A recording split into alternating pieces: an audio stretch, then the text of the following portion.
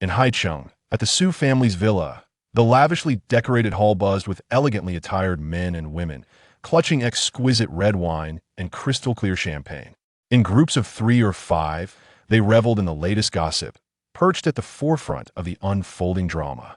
You abandoned me for 2 years, and now I have found someone else to cherish me. Those you disregarded are now sought after by others. Suju elevated his chin haughtily, his arm firmly encircling the waist of the woman beside him, resolutely resisting the urge to bow his head in submission to the woman across from him. How desperately he wished to disregard everything and embrace her once more. Yet, he was a domineering figure, a master of control and power. He possessed his own pride. How could he easily forgive the woman who had forsaken him so callously? Such an act would undermine his authority. Opposite him, and Xiao Xiao felt a swell of emotion at Suju's words, her eyes glistening with unshed tears, resembling a delicate white flower swaying in the breeze.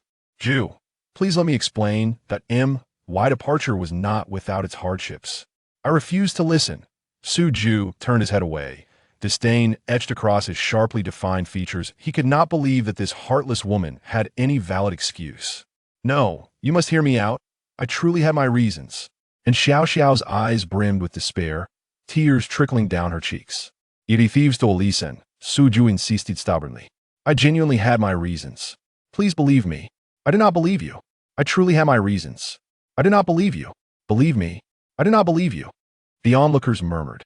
If you have your reasons, then speak up instead of repeating yourself. In a corner of the banquet, Quan Qingqing, like other gossiping guests, watched the dramatic scene unfold with a furrowed brow. Yuan Xiao, are you certain that these two are the leads? They seem rather lacking in intellect. Indeed, they're the leads. Yuan Xiao shook her plump form, fluttering her tiny wings as she lifted her gaze from the script. Well, it truly is unfortunate to be indirectly brought to ruin by such individuals. Quan Qingqing sighed, observing the bickering couple with a resigned expression, her round face betraying her acceptance of fate. Once a mere insignificant fairy in the celestial realm, Quan Qingqing served in the palace of the matchmaker, her daily task to prepare the red threads of fate. She relished this position, as it required only 2 hours of work each day, leaving her ample time to indulge in leisure. Thus, her days were spent napping, dining, and frolicking with fellow fairies, leading a carefree existence, akin to a languid salted fish. Her superior, the matchmaker, was not so fortunate. He rose before dawn to connect lovers, toiling tirelessly until nightfall, embodying the essence of a workaholic. Despite his daily efforts to unite others, the matchmaker, a venerable figure of 36,000 years, with white hair and beard, remained a solitary soul, a truly lamentable fate. At long last, on the 36,001st day of his tenure, this diligent and industrious worker, who had toiled tirelessly, finally rebelled and cast aside his burdens, departing from all responsibilities without a backward glance. The god of love felt a sense of relief, while the newly appointed official, Quan Qingqing, found herself in dire straits. With the previous deity's departure, all duties fell squarely upon her shoulders, transforming her from a mere bystander into a new laborer. Pressure to assume her role without delay, Quan Qingqing quickly embarked on her responsibilities. However, trouble soon arose. Being youthful and lacking in substantial inner strength, she found herself ill-equipped to manage the vast obligations of the Moon Elder's palace. To fulfill her duties, she needed to traverse various realms to cultivate her powers. Thus, shortly after taking office, Quan Qingqing hastily set off with her system companion, Yuan Xiao, to navigate through a minor realm for her trials. Her task was straightforward: to alter the fate of her next incarnation, which was destined to perish prematurely, to instead live out her natural life. The realm she currently inhabited was a modern one. Her previous incarnation was a wealthy young woman suffering from a heart condition, and the gathering she attended marked the pivotal moment of her demise. At the birthday banquet of the matriarch of the Su family, the young master, Suju, arrived with his companion, only to encounter the leading lady who had abandoned him years prior. Their reunion was charged with emotion, intertwining love and resentment, resulting in the absurd scene that Quan Qingqing now witnessed. Following this encounter, Suju's companion, the secondary female character, grew anxious that the leading lady's return would jeopardize her standing. In a desperate attempt to disgrace the leading lady, she secretly laced the latter's drink, hoping to ruin her reputation at the banquet. However, fate took a twist. As the servant approached with the tainted drink, Quan Qingqing inadvertently passed by and mistakenly consumed the spiked champagne. Given her existing heart condition and the potency of the drug, her emotions surged, leading to a tragic and abrupt end. As Quan Qingqing mentally reviewed the unfolding narrative, she realized the plot was rather simple. By merely discarding the drugged champagne and abstaining from drinking it, she could easily secure a safe passage to the conclusion of the story. The simplicity of the situation was almost comical. With this thought, she relaxed, sprawled comfortably on the banquet's couch like a languorous cat, her delicate face radiating contentment as she envisioned her future, blissfully idle life. Ah, the delightful life of leisure. Here I come. Oh no, master, we're in big trouble. As Quan Qingqing reveled in her daydreams, Yuan Shao, who was watching the scene unfold, suddenly shouted in alarm, flapping its wings frantically like a large goose. What's the trouble now? Quan Qingqing responded nonchalantly, thinking it was merely a matter of discarding a glass of wine. What could possibly go awry? That glass of drugged wine is about to be consumed by someone else, Yuan Shao exclaimed, its fluffy form bristling with urgency. What? Who is so quick to seize it? I haven't even had the chance to dispose of it, and they're eager to drink, literally courting disaster. Upon hearing the words Lantern Festival, Quan Qingqing abruptly rose from the sofa, the delicate dessert in her hand tumbling to the ground, her expression one of sheer astonishment. The guests nearby, intrigued by her sudden movement, turned their attention toward her. Realizing her lapse in composure, Quan Qingqing composed herself, her gaze sweeping across the banquet hall. As anticipated, in a secluded corner of the hall, a tall man stood alongside a server, the former poised to down a glass of champagne, while the server appeared notably distressed. Without hesitation, Quan Qingqing dashed toward the corner. In their celestial existence, the principle of cause and effect held paramount importance. The tainted drink was originally intended for the protagonist, yet in this unfolding narrative, it had been consumed by her, a mere bystander. Now, with her abstaining from the drink and the protagonist partaking instead, it did not alter the storyline. Rather, it allowed the narrative to progress along its intended path. However, should another bystander partake, the situation would become far more complex. Although the narrative would continue, it would now involve an additional character. As the original bystander deliberately choosing to refrain from alcohol, Quan Qingqing would inevitably bear the burden of causality for the innocent bystander's misfortune. After all, every individual within this small world was a living entity. With this thought in mind, Quan Qingqing quickened her pace. What an utterly vexing predicament. Chapter 2. The Overbearing President's Deep Schemes 2. Good evening, gentlemen. Qian Qingqing greeted, her breath slightly labored, as she flashed a poised smile at the man before her, deftly seizing the wine glass from Su Wang's hand. Both Su Wang and the waiter were momentarily taken aback by the unexpected appearance of Qian Qingqing. Before they could collect their thoughts, they witnessed her downing the wine that Su Wang had just intended to drink. I apologize. I find myself rather parched, she remarked. The waiter whispered, this is utterly disastrous. Su Wang responded, she must be extremely thirsty. Qian Qingqing's captivating charm was unforgettable, her delicate features adorned with sparkling round eyes reminiscent of twinkling stars. Her lips, of vivid crimson, resembled the most exquisite of roses, enchanting and mesmerizing.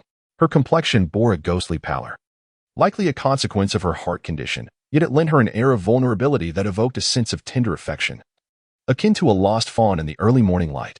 As Su Wang gazed at Qian Qingqing, a rare flicker of astonishment graced his eyes, momentarily rendering him spellbound. It felt as though he had known this young woman for an eternity. His heart raced, an unfamiliar sensation that left him bewildered. He was struck by the inexplicable realization that he had fallen head over heels in mere seconds. Unbeknownst to Qian Qingqing, she had unwittingly captured a heart. She maintained her polite smile, preparing to make her exit. Goodbye, gentlemen. Wishing you a delightful evening. If she could just flee swiftly enough, none would notice what she had done. Her movements were fluid, yet Su Wang, wide-eyed, realized that his future bride was about to depart. Stop, he commanded. Upon hearing his voice, Qian Qingqing's figure stiffened momentarily, yet she pretended not to hear and continued onward. He. I didn't hear anything. I said halt. Su Wang shouted again. With long, elegant strides, he advanced toward the petite Qian Qingqing, swiftly closing the distance between them. He extended his powerful hand, seizing her delicate one with a firm grip. Qian Qingqing found herself utterly immobilized, her frail form yielding to his strength. An unfamiliar trepidation coursed through her as Su Wang's aggressive gaze bore into her. She felt as though she were prey under the watchful eye of a predator. His eyes, so fearsome, seemed to promise that he would devour her whole. Standing at an impressive height of 190 centimeters, Su Wang loomed over Qian Qingqing like a towering mountain. His chiseled nose, thin lips, and piercing gaze exuded a potent masculinity. Today, having meticulously prepared for the old matriarch's birthday banquet, he donned an impeccably tailored, expensive suit that complemented his sculpted features, rendering him flawless in appearance. Through the luxurious fabric, Qian Qingqing could sense the raw power and volatility of the man before her. He is a man embodying both power and elegance. Even in the celestial realm, it is rare to encounter such a paragon of masculinity. Sir, may I inquire what brings you here? Qian Qingqing smiled stiffly, straining her wrist in an effort to extricate her hand from Su Wang's grasp. Such behavior may be perceived as disrespectful towards women. The young lady's voice was soft and sweet, her small hand as tender as a fluffy cotton candy, dancing in the palm of Su Wang's hand. For the first time in his life, he found himself inexplicably tempted to squeeze that delicate hand. Realizing this, Su Wang hastily released his grip, feeling a twinge of shame mingled with a hidden sense of regret. I apologize, I did not mean to offend. I merely, Qian Qingqing feigned curiosity, winking at Su Wang. She gazed at him with her wide, expressive eyes, eagerly awaiting his explanation. Su Wang, feeling the weight of her gaze, was engulfed in a warm flush as ripples of emotion surged within him. Her eyes were enchanting, seemingly filled with countless twinkling stars. I simply wish to make your acquaintance. Having navigated the tumultuous waters of the business world for many years, Su Wang had encountered countless trials and tribulations, becoming as cunning as a seasoned fox. Yet now, he felt an unsettling nervousness, his palms slick with sweat. How could he have acted so impulsively? Carelessly calling out to a stranger? He was on the verge of being labeled a lecherous cad.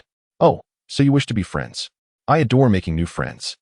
Qian Qingqing replied, her breath releasing a long sigh of relief. However, please refrain from seizing a young lady's hand upon first meeting. I nearly mistook you for a wolf in sheep's clothing. Sir, I must inform you that I already have a boyfriend. Should he learn of your actions, I fear he would not take kindly to it. At this revelation, Su Wang's expression dimmed momentarily. She has a boyfriend. How unfortunate for him that such a young and lovely woman is already taken. He couldn't help but wonder what kind of man she was involved with. After finishing her words, Qian Qingqing strode confidently out of the banquet hall, leaving Su Wang behind in a state of melancholy. Master, why did you drink the spiked wine yourself? Yuan Shao exclaimed, flapping her wings in distress upon seeing Qian Qingqing consume the drink. It is of little consequence. I still possess a modicum of spiritual energy capable of purifying the effects of the potion, Qian Qingqing mused, her heart heavy. I had hoped to preserve this last bit of energy, but alas, it seems I have failed. Oh, then why did you claim to have a boyfriend? That man was a rogue. When he grasped my hand, he lingered as if by design or accident. I feigned having a boyfriend to deter him. Alas, being a woman is truly a challenge. Qian Qingqing gently scooped the lantern in the air into her embrace, contentedly squeezing it a few times, her expression languid. Fortunately, everything has been resolved. Our mission is accomplished, and henceforth, life shall be a leisurely affair. Huzzah! The mission is complete. Upon hearing Qian Qingqing's words, Yuan Shao could not help but feel joyous, bouncing in her arms, prompting Qian Qingqing to playfully squeeze her a few more times. Chapter 3. The Overbearing CEO's Deceptive Schemes. 3. After the banquet, Qian Qingqing transformed into a completely idle soul. Each day, she remained alone in the grand villa, engrossed in dramas and video games, only occasionally leaving her sanctuary for the restroom, spending the entirety of her time nestled in her spacious bed. The parents of Qian Qingqing were perpetually occupied, flitting around the globe. Aside from regularly transferring a substantial sum of money to her each month and occasionally sending a WeChat message to inquire about her well-being, there was no further communication. Throughout the year, she scarcely encountered her parents. Such a lifestyle was precisely what she had always yearned for, and she wished for eternity to be spent in this little realm. Qian Qingqing's days were exceedingly comfortable. In contrast, Su Wang's existence was far from pleasant. Ever since that banquet, The image of that enchanting young woman lingered in his mind, her gentle smile, her soft hands, and everything about her. At night, he often dreamed of her, embracing and kissing each other, indulging in all that was meant to be done and that which ought not to be. However, upon awakening, he found himself engulfed in a sense of emptiness, the room filled only with an overwhelming void and the shameful remnants of his dreams. That banquet seemed like a beautiful encounter, leaving Su Wang in a state of unrest. He cursed himself for not keeping a closer watch on her, for allowing her to slip away. He had dispatched his subordinates to investigate the guest list from that day, but it would require time. When would he finally see that young woman from the banquet again? Qian Qingqing lay in bed all day, absorbed in her phone, her body beginning to ache from prolonged inactivity. Clutching her sore waist, she astonishingly realized that she ought to venture outside for a stroll. On this sunny day, she donned a light dress, applied sunscreen, adorned her face with subtle makeup, and placed a sun hat atop her head before stepping outside. Not far from the villa lay a large park, where the air was fresh and fragrant with the songs of birds and blooming flowers, creating a delightful ambience. After being cooped up indoors for so long, Qian Qingqing inhaled the refreshing air, as if her decaying spirit had been cleansed. However, due to her inherent health issues and extended periods of inactivity, coupled with the fact that she wore a pair of modest heels today, she felt fatigued after just a few steps, her body bathed in perspiration. She could only find respite on a bench in the park, resting for a while. Seated on the bench, she savored the essence of nature, her spirits lifted. It seemed that an occasional outing was indeed quite delightful. The park is so secluded that few individuals venture here, leaving her entirely alone in the vast expanse. No, that is not quite accurate. There appears to be a dog. A husky, whose origins remain a mystery, is diligently digging a hole not far from the bench where she sits, with an expression of profound seriousness. It seems to be engaged in a task of great importance. Observing the husky's fervent efforts, she cannot help but chuckle. The sight of the dog excavating is undeniably amusing. One cannot help but wonder where it came from. Yet, judging by its sleek, glossy coat, it is evident that this canine enjoys a sumptuous diet, likely belonging to a well-off family. As she watches the husky persist in its digging, her laughter escapes her lips, filling the desolate park with sound. Suddenly, the husky's keen eyes fixate on her, drawn by her mirth. Its sharp gaze seems to reproach her for finding amusement in such a spectacle. Instantly, she suppresses her laughter. The two, human and dog, locked in a silent standoff. A sense of foreboding washes over her. In the next moment, she watches as the dog vigorously scratches the ground with its powerful hind legs, then takes off towards her. "Please, don't come over here. I'm not someone to be trifled with," she warns, trembling at the sight of the dog's approach. Yet, her pleas fall on deaf ears as the husky continues its charge. Her pupils dilate in panic, her heart races. And as she leaps from the bench to evade the oncoming canine, her fragile heart stops at the sudden movement. A chill of dread courses through her. But it is too late. She is soon enveloped in an abyss of darkness. In the final moments before losing consciousness, she feels the damp warmth of the husky's tongue as it licks her soft cheek, her mind racing with one thought: whose dog is this? And why is it not on a leash? In a lavish hospital room, a sleeping beauty lies in tranquility, her exquisite features serene, as if lost in a deep slumber. Soon, her delicate lashes flutter, revealing eyes like glass glistening in the sunlight. As she awakens from her stupor, the sharp scent of disinfectant invades her nostrils, causing her to involuntarily frown. Where am I? It appears to be a hospital. Her mind momentarily falters. But clarity returns as she recalls the husky from before her fainting spell, prompting a surge of indignation. If that husky were to appear before her now, she would undoubtedly give it a stern reprimand, teaching it a lesson about the perils of society. With these thoughts in mind, she gingerly rises from her bed, her heart aching, in search of water to quench her thirst. As soon as Qian got out of bed, she gently felt her foot kick against something soft. And then a familiar object sprang up beside the bed with a yelp. That wretched, foul creature, the dog. Just wait until I pluck your fur. Upon seeing the creature, Qian instantly transformed into a furious version of Godzilla, hands on her hips, fiery eyes ablaze, and lunged towards the Siberian husky. "How dare you show your face before me?" Sensing the impending danger, the husky immediately took flight, darting chaotically around the room. Qian, filled with indignation, relentlessly pursued the dog. In an instant, the ward was in disarray, a chaotic scene of flying feathers and barking. Chapter 4. The Overbearing CEO's Deep Schemes. 4. As Su Wang stepped into the ward, The frantically running husky unexpectedly collided with Su Wong's long, athletic leg. The sturdy limb left the dog momentarily dazed, stars swirling in its eyes, rendering the already dim-witted creature even more befuddled. Su Wong glanced down at the foolish dog at his feet, his eyes glinting with menace. He bent down, seizing the husky by the scruff of its neck and effortlessly lifting it before Qian-Qing, as if it were a mere chick. After a lengthy pursuit with no success, Qian-Qing felt utterly insulted. Here you go. You may deal with it as you wish.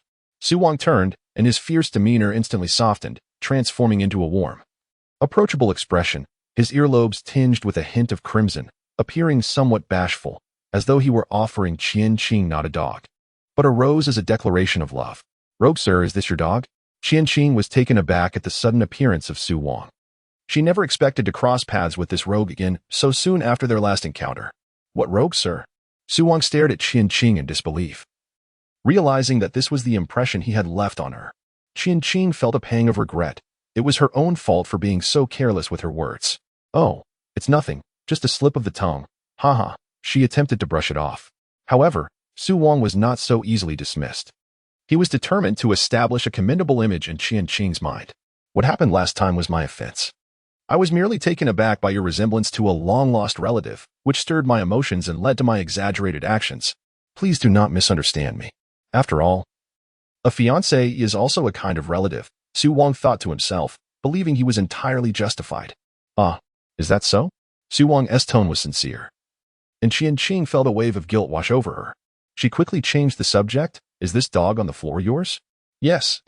I truly apologize for Potato scaring you. The doctor mentioned that you fainted due to excessive fright. I was walking the dog in the park when Potato suddenly broke free from the leash and ran off. When I found him, you were unconscious beside him. So I brought you to the hospital. I am truly sorry for what happened. Recalling the doctor's words, Su Wong felt a wave of anxiety. He had not realized that this young woman bore such a serious congenital condition, her slight frame carrying a burden that most could not endure. A girl as endearing as her deserves to be tenderly sheltered within a gilded abode, lovingly cared for throughout her life, free from worries. With this thought, Su Wong's gaze towards Qian-Qing became increasingly gentle and affectionate, so much so that it felt almost viscous. He had already perused her background and discovered that she had no so-called boyfriend. It was fate that led him to her. As if the heavens had deliberately delivered her into his grasp. He must hold on to her firmly. By the way, I am named Su Wong, the president of the Su Group in Haicheng. Please refrain from addressing me as Mr. It feels too distant. Very well, Mr. Su, Qian-Qing replied, acquiescing to his request. Su Wong was momentarily taken aback, feeling a tinge of displeasure. He did not wish to be referred to as Mr. Su. However, it mattered little. There would be ample time for her to learn to address him differently in the future. Qian-Qing sensed the excessive warmth and concern in Su Wong's gaze, finding it somewhat peculiar. It felt as though his eyes bore an intensity that was almost unsettling. Her instinctual wariness sounded an alarm within her. No worries, I forgive Potato. That's its name. Isn't it? She affectionately stroked Potato, inadvertently pulling away a handful of fur. This dog shed quite a bit. She believed Potato meant no harm and would not repeat the offense, chuckling lightly. Rest assured, there will be no next time. While Qian-Qing chose not to pursue the matter further, Su Wong had no intention of letting Potato off so easily. He cast a fierce glare at the dog. It won't survive the night. The smile on Qian-Qing's face faltered, disbelief washing over her. Were dog owners truly this ruthless? Was this even his dog? The demon gradually tightened his grip around Potato's neck, and the dog began to resist vigorously, its fur bristling in alarm. Help! Someone is trying to kill the dog. Help! Despite the dog's desperate cries, Su Wong remained unmoved, his heart as cold as stone. No matter how pitiful Potato's yelps became, he refused to relent, tightening his grip as if intent on crushing it. Originally, the dog had been sent out to amuse Qian-Qing, feigning an accidental encounter, as it was said that girls adored fluffy creatures. Yet now, it had inadvertently offended her. Su Wong was not a kind-hearted individual.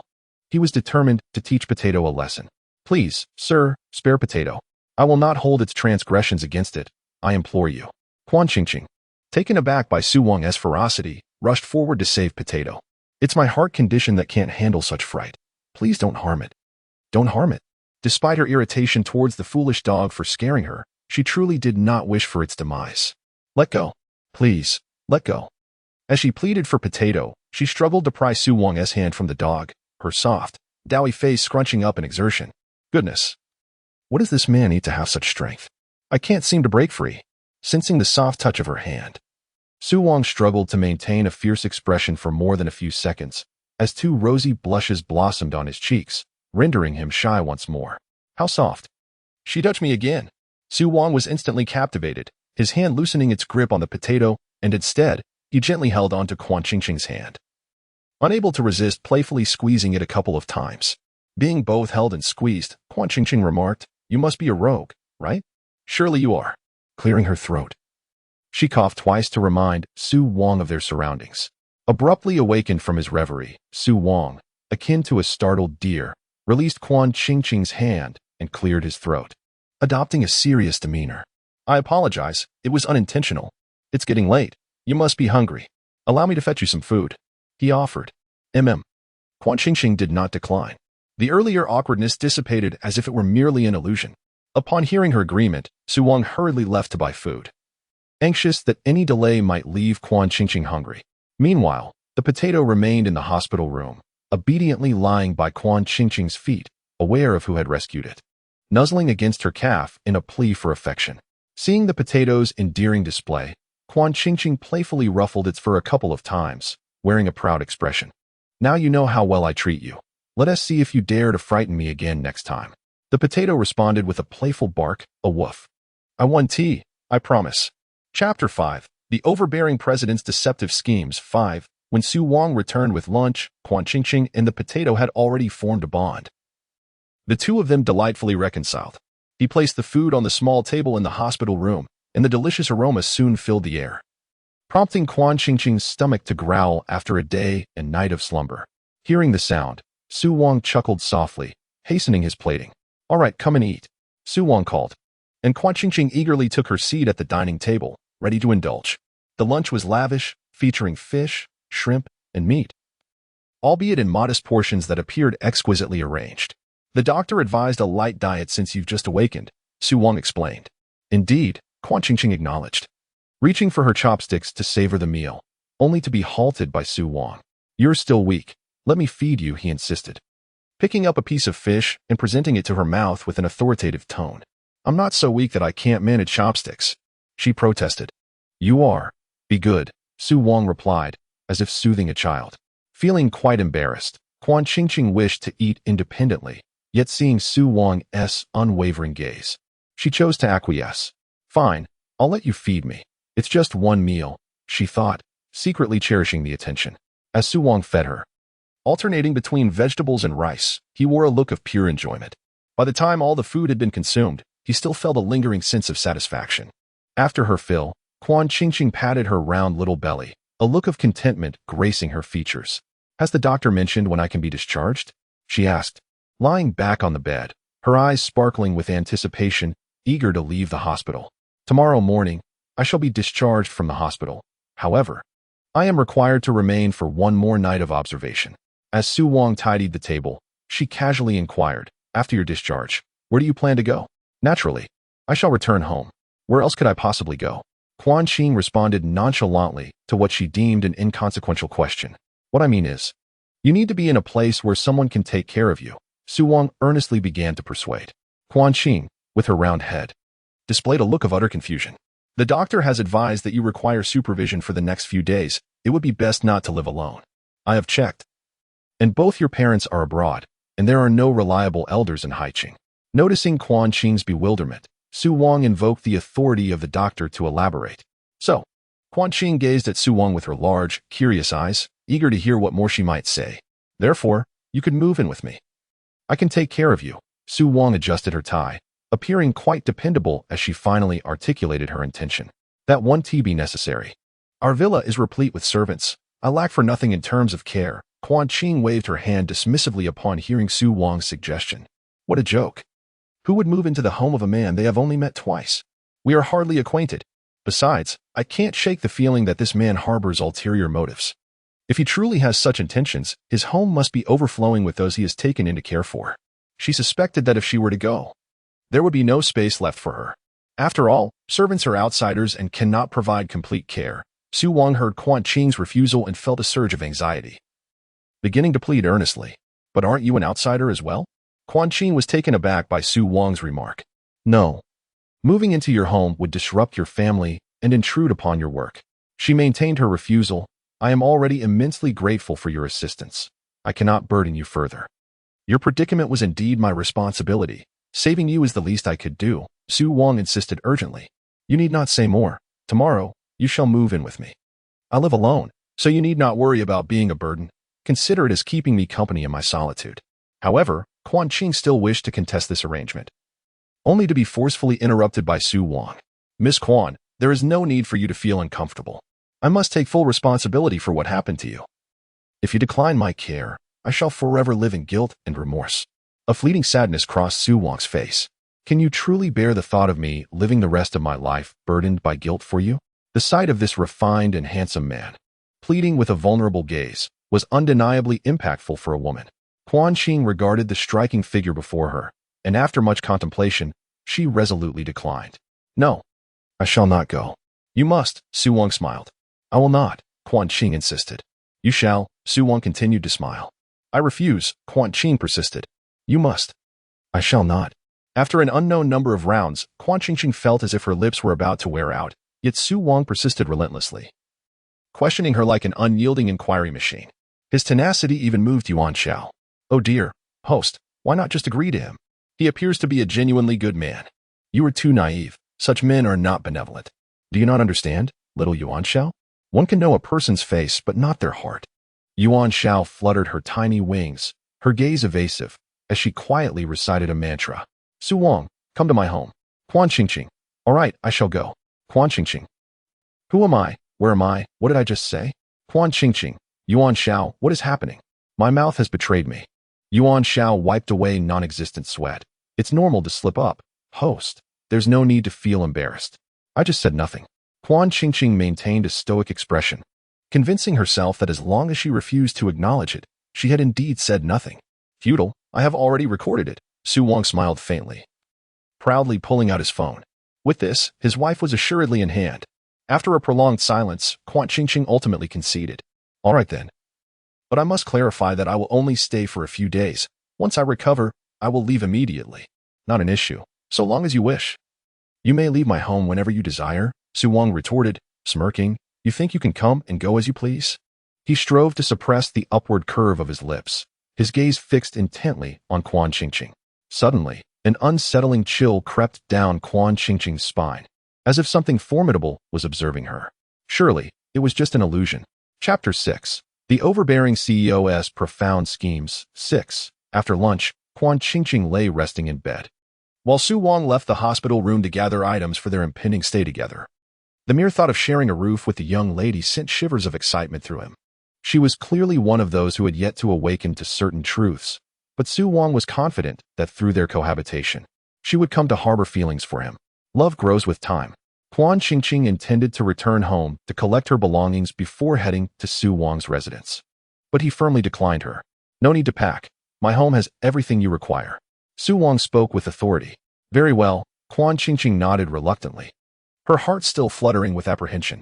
The million-dollar luxury car glided leisurely down the road, and after what felt like an eternity, they finally arrived at Su Wang's abode.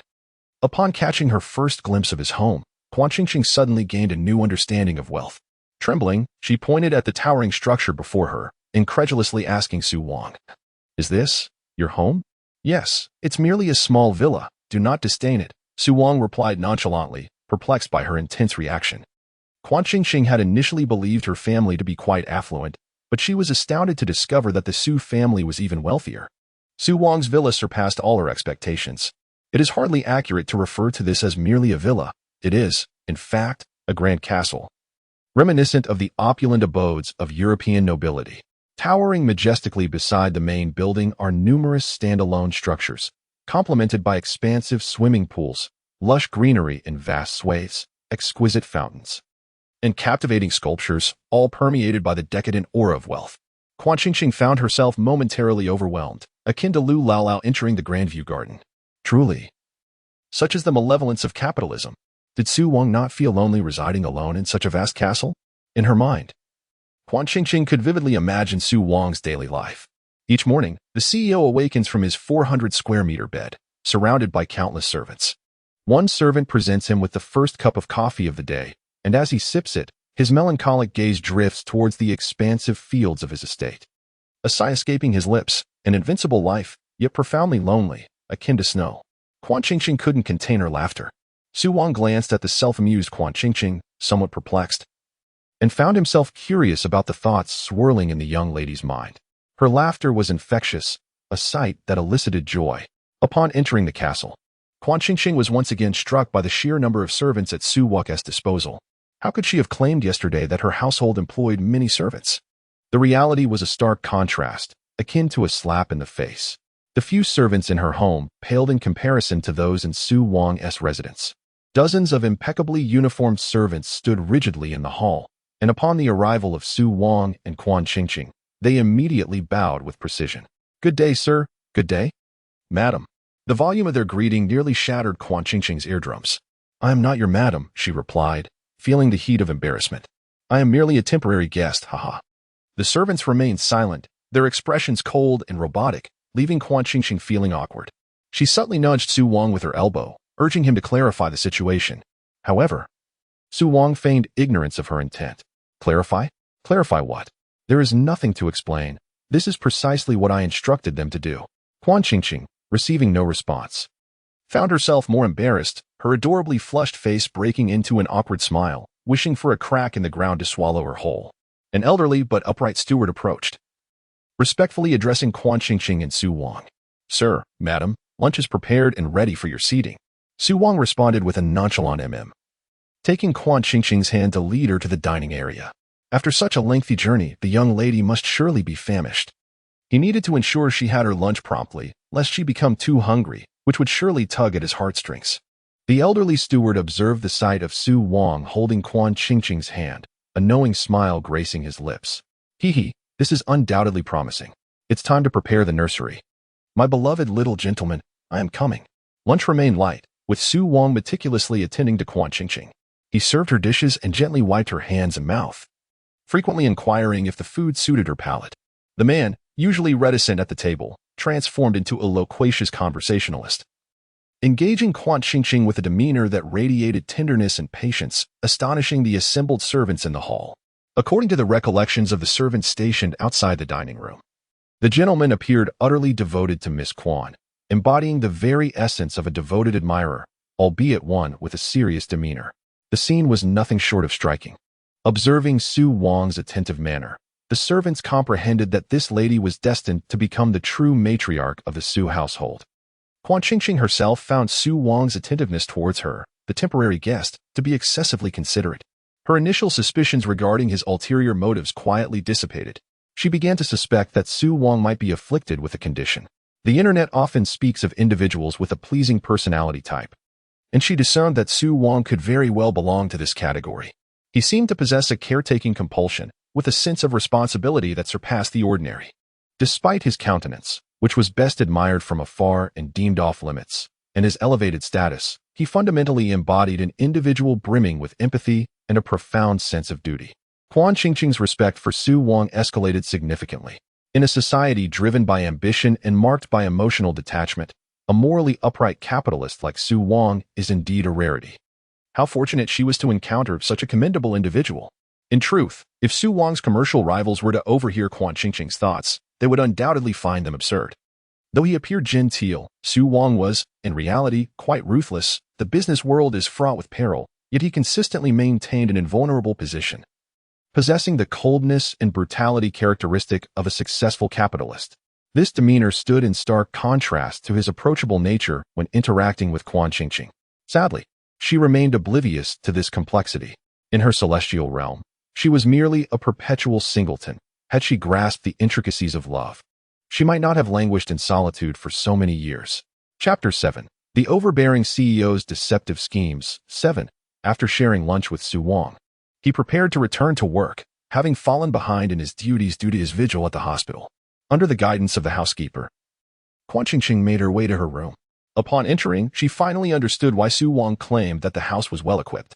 The room was adorned with a distinctly feminine charm, dominated by warm yellow hues, a style any young girl would adore. The corners overflowed with plush toys, An innumerable array of clothing, bags, and shoes cluttered a spacious wardrobe, while an abundance of expensive cosmetics and skincare products filled the vanity. The price of each item in this room was astonishingly steep. Qian Qingqing suddenly felt that the room was suffused with the acrid scent of money. A stark reminder that she was amidst a pile of banknotes. How sinful. She reclined onto the enormous bed at the center of the room. The moment she sank into its embrace, she was captivated by its softness, as though lying upon a heap of fluffy white clouds. She had thought the bed at her family's home was already exquisite, yet she discovered that there were indeed greater luxuries beyond her previous experience. The bed she now lay upon was far superior in comfort. Lying here, she imagined that any activity would be rendered enjoyable. For Qian Qingqing, the most crucial element of a room was the bed, as she spent the majority of her day languishing and scrolling on her phone. Now that she possessed a bed of even greater quality, she found herself reassured about her relocation to Su Wang's place.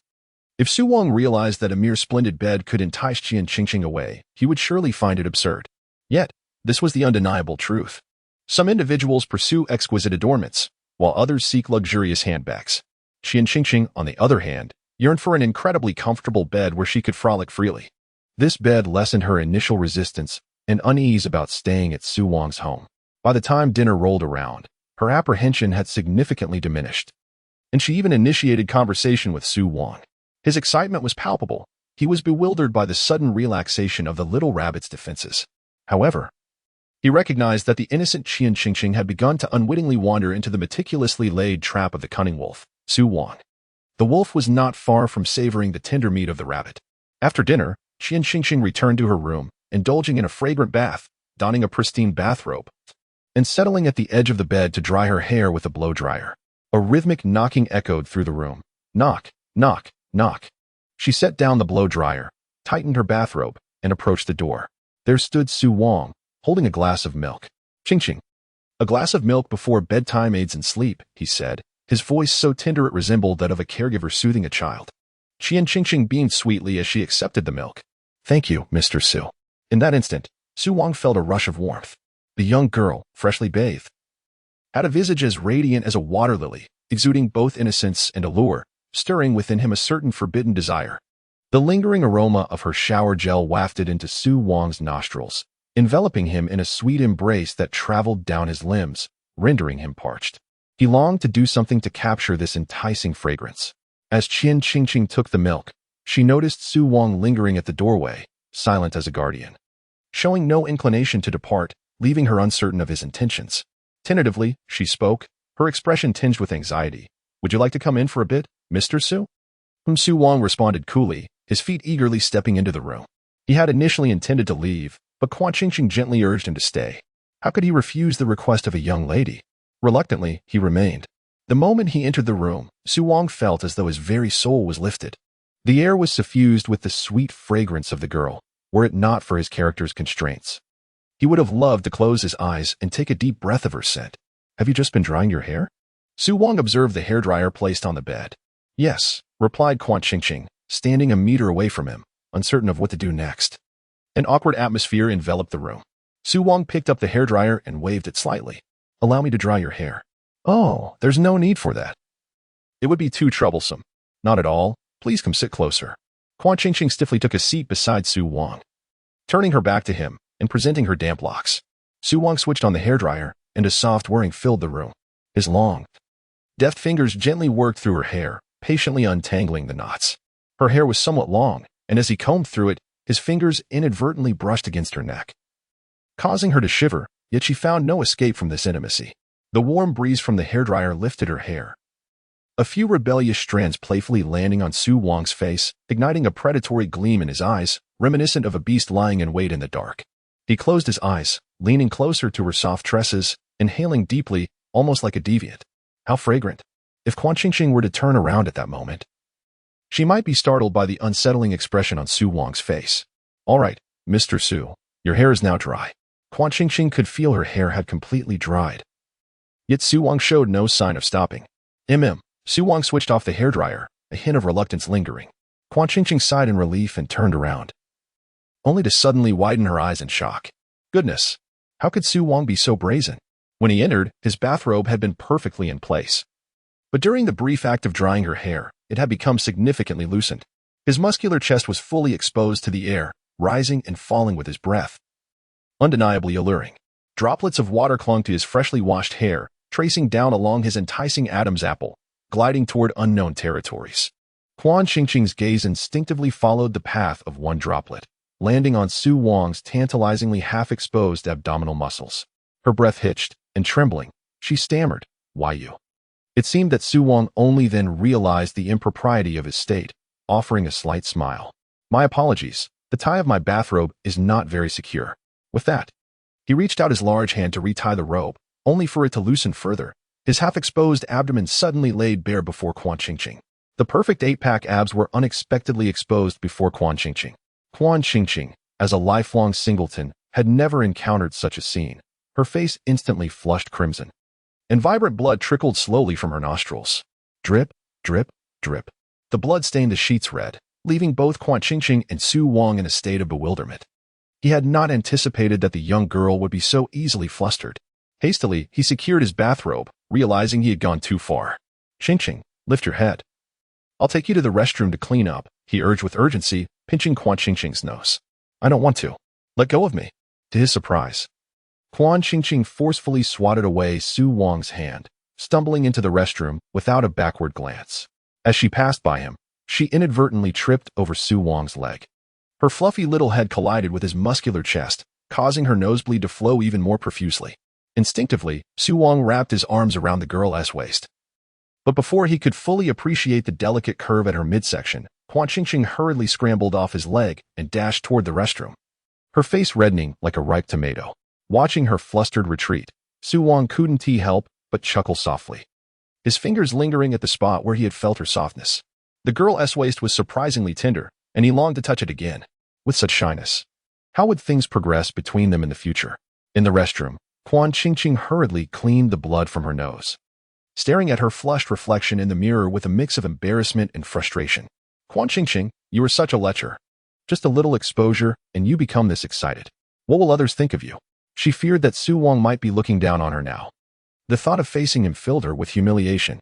After tending to her nosebleed, she timidly emerged from the restroom, relieved to find that Su Wang had already left.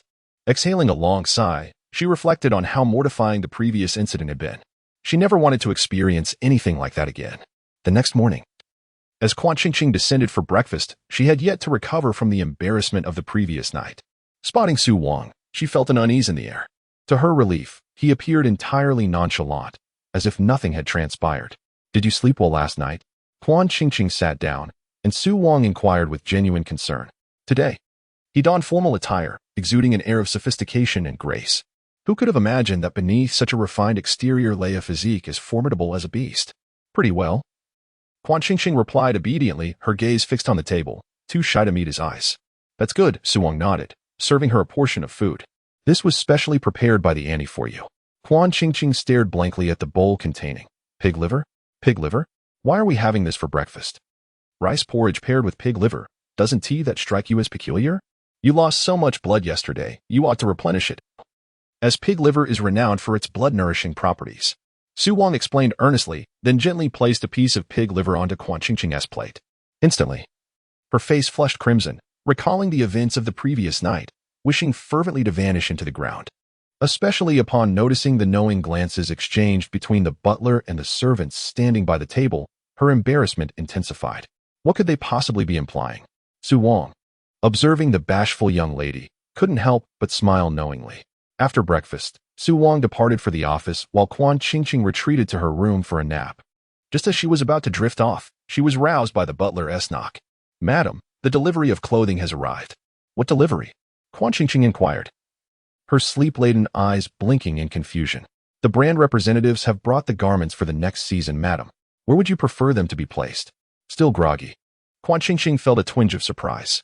The Su family was indeed affluent. The current season's attire had yet to be worn, and already the next season's collection had arrived. "Then let us place them in the adjoining dressing room." However, the butler's face was fraught with difficulty. "I'm afraid the dressing room is already full. My apologies, madam.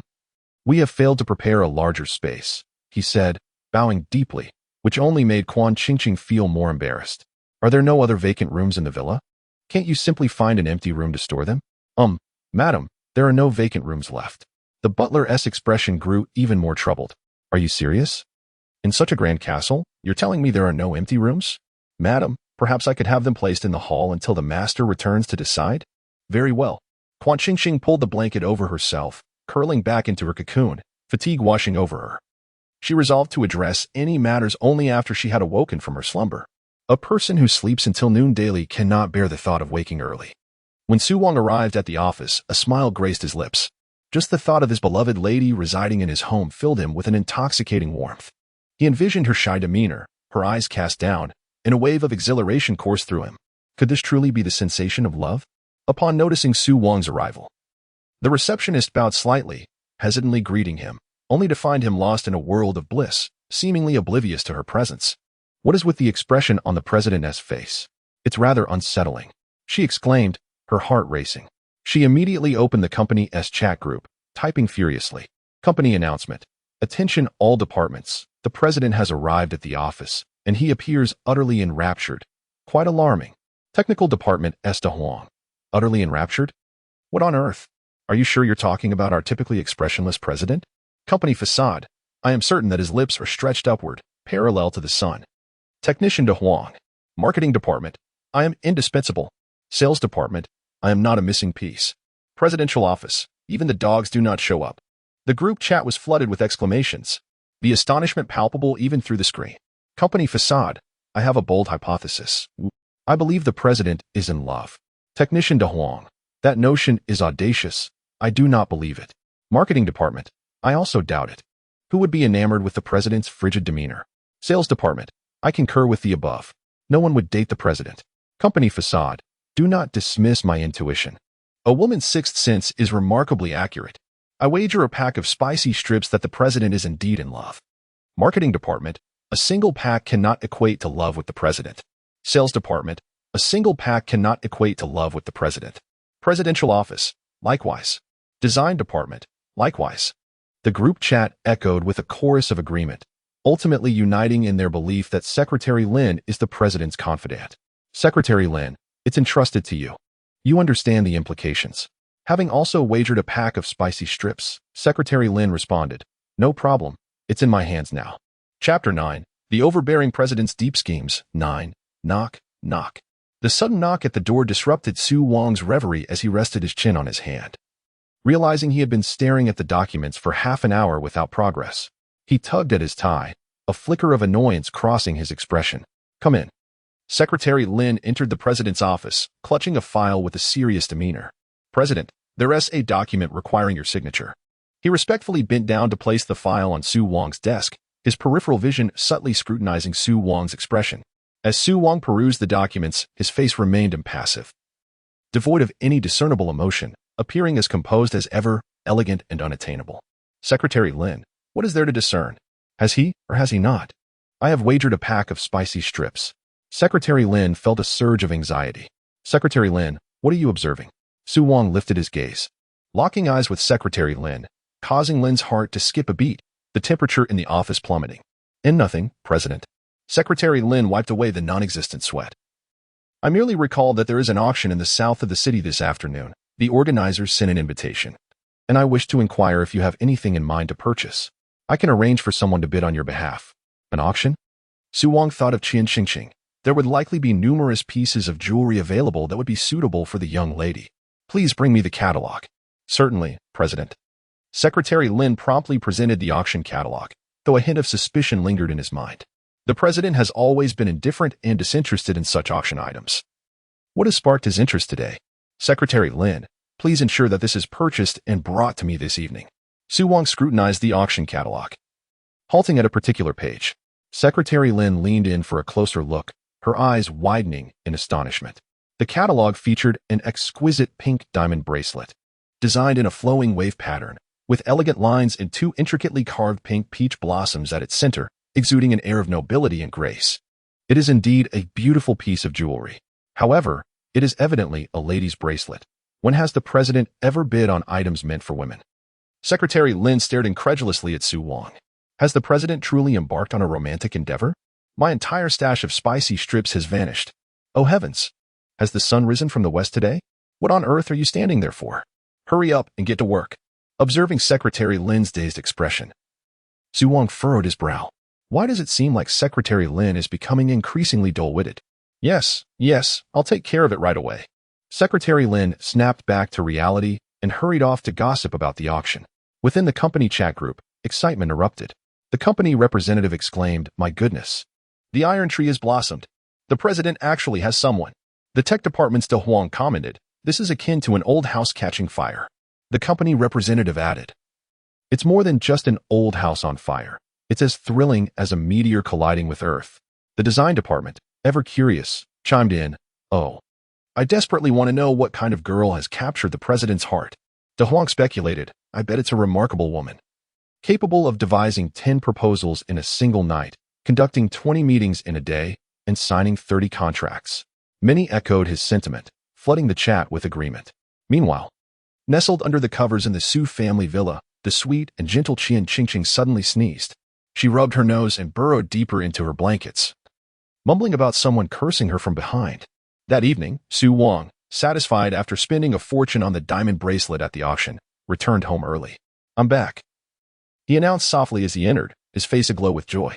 The elderly butler, witnessing Su Wang leave work early for the first time in years, rubbed his eyes and looked again to confirm he was not mistaken.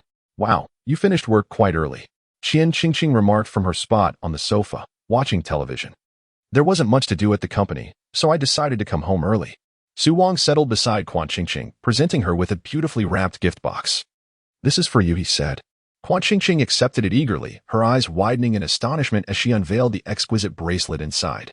"Wow, it's so beautiful," she exclaimed.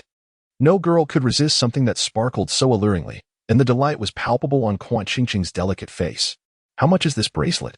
"I'll transfer you the money," she inquired. "It's not expensive, merely a trinket," Su Wang replied, affectionately ruffling her hair. His voice was deep as he added, "What matters is that you like it. Allow me to put it on for you."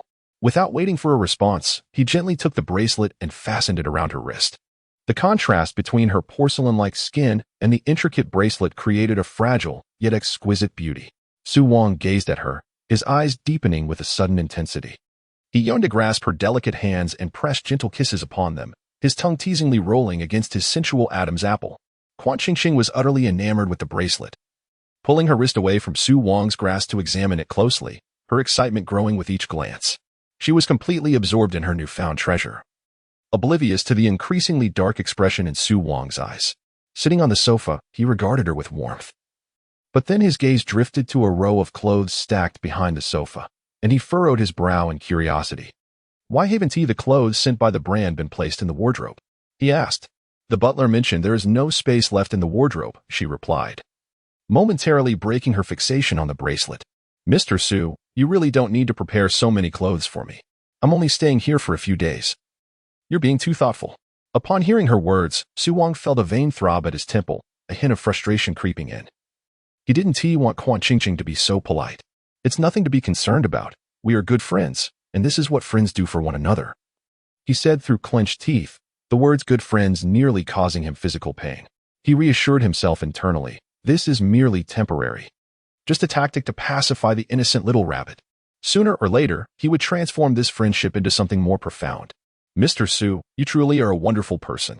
I am fortunate to have met someone like you," Quan Qingqing declared, her small face a mixture of gratitude and determination as she patted her chest. "Oh, how could I, Quan Qingqing, be so lucky to encounter someone as kind as Mr. Su in this world? Truly, there is genuine affection to be found." Yet, she pondered aloud. "But where are we going to put all these clothes? They can't remain in the living room indefinitely, can they? Perhaps we could store them in one of the other empty rooms, as the castle has numerous vacant spaces," she suggested. Su Wang was perplexed by the butler's actions, questioning why the clothes were cluttering the living room. "But the butler insists there are no empty rooms left in the castle," he responded, and hearing his confusion, Quan Qingqing felt her own bewilderment deepen. How could this be? Su Wang suddenly recalled something and changed the subject. "Indeed, there are no vacant rooms in the castle. I remember that at the beginning of this year, we reorganized the spaces in the main building, converting all the available rooms into fitness areas and saunas." Su Wang waved his hand, displaying a look of resignation. The butler was correct. The butler in the kitchen, with ears perked up, finally relaxed upon hearing Su Wang's explanation. It seems that after all these years, I still share a tacit understanding with the master. My efforts to create opportunities for him were not in vain. But what shall we do with all these clothes? Quan frowned slightly, and despite her doubts upon hearing Su Wang's explanation, she could only trust him due to his resolute demeanor. Why not place them in my room? There is still ample space there. Su Wang feigned contemplation for a moment before casually proposing this suggestion. That seems inappropriate. It would be quite disruptive for you. Quan gently fiddled with the hem of her garment, feeling that her presence had caused Su Wang considerable inconvenience. There is nothing wrong with it. I don't mind at all. Su Wang perceived Quan's discomfort, but that was precisely what he desired. At that moment, the butler emerged from the kitchen, skillfully directing the maids in the living room to swiftly move the clothes to Su Wang's bedroom. In the blink of an eye, the once overflowing pile of clothing in the living room had vanished, leaving Quan in a state of bewilderment. How could this be so quick? Indeed, the efficiency of the staff in this grand household is remarkable.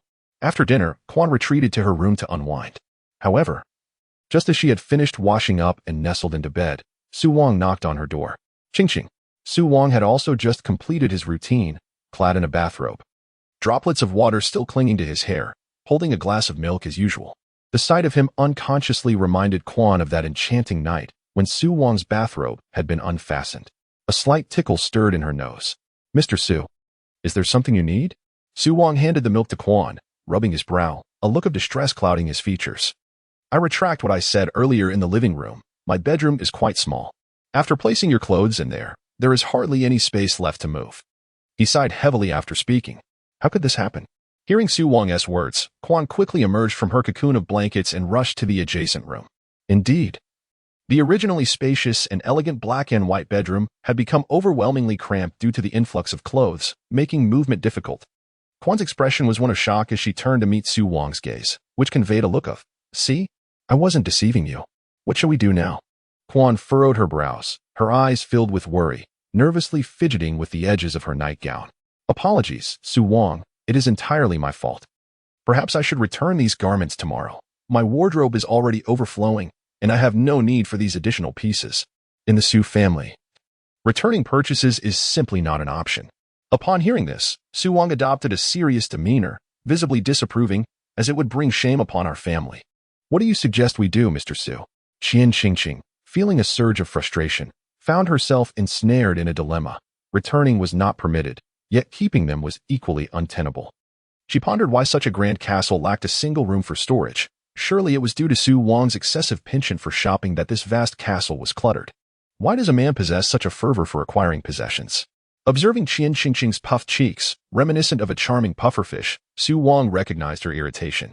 "Qingqing, I actually have a solution." He began to articulate his thoughts. "How about I share a room with you? Your bed is quite spacious, and we can each have our own blanket. It would pose no issue. However, isn't it customary for only married couples to share a bed?" Though Qian Qingqing had never been in a romantic relationship, her time at the matchmaker's palace had imparted her with certain knowledge. It was inappropriate for her to take advantage of Mr. Su's lack of reservations. "Not at all, Qingqing. As long as our intentions are pure, friends can indeed share a bed," Su Wang replied, adjusting his bathrobe, his serious expression imbued with an irresistible conviction. "Qingqing, we share a platonic friendship, correct?" "Indeed." With Su Wang's assurance, Qian Qingqing began to feel that perhaps she was overreacting. After all, she would not be staying long. What harm was there in sharing a bed with Su Wang? They were all friends, after all. "Then let us sleep together tonight." Seeing that Qian Qingqing was receptive, Su Wang's lips curled into a subtle smile, suppressing his inner excitement as he hurried to his room to fetch his blanket, eager to get into bed before Qian Qingqing could change her mind. "Qingqing, let us turn off the lights and retire for the night." Su Wang extended his invitation. Witnessing Su Wang swiftly retrieving his blanket, Qian Qingqing felt an inexplicable sense of theatricality. Something about the situation seemed amiss, yet she could not articulate what it was. Shaking her head, she resolved to dismiss her thoughts and climbed into bed.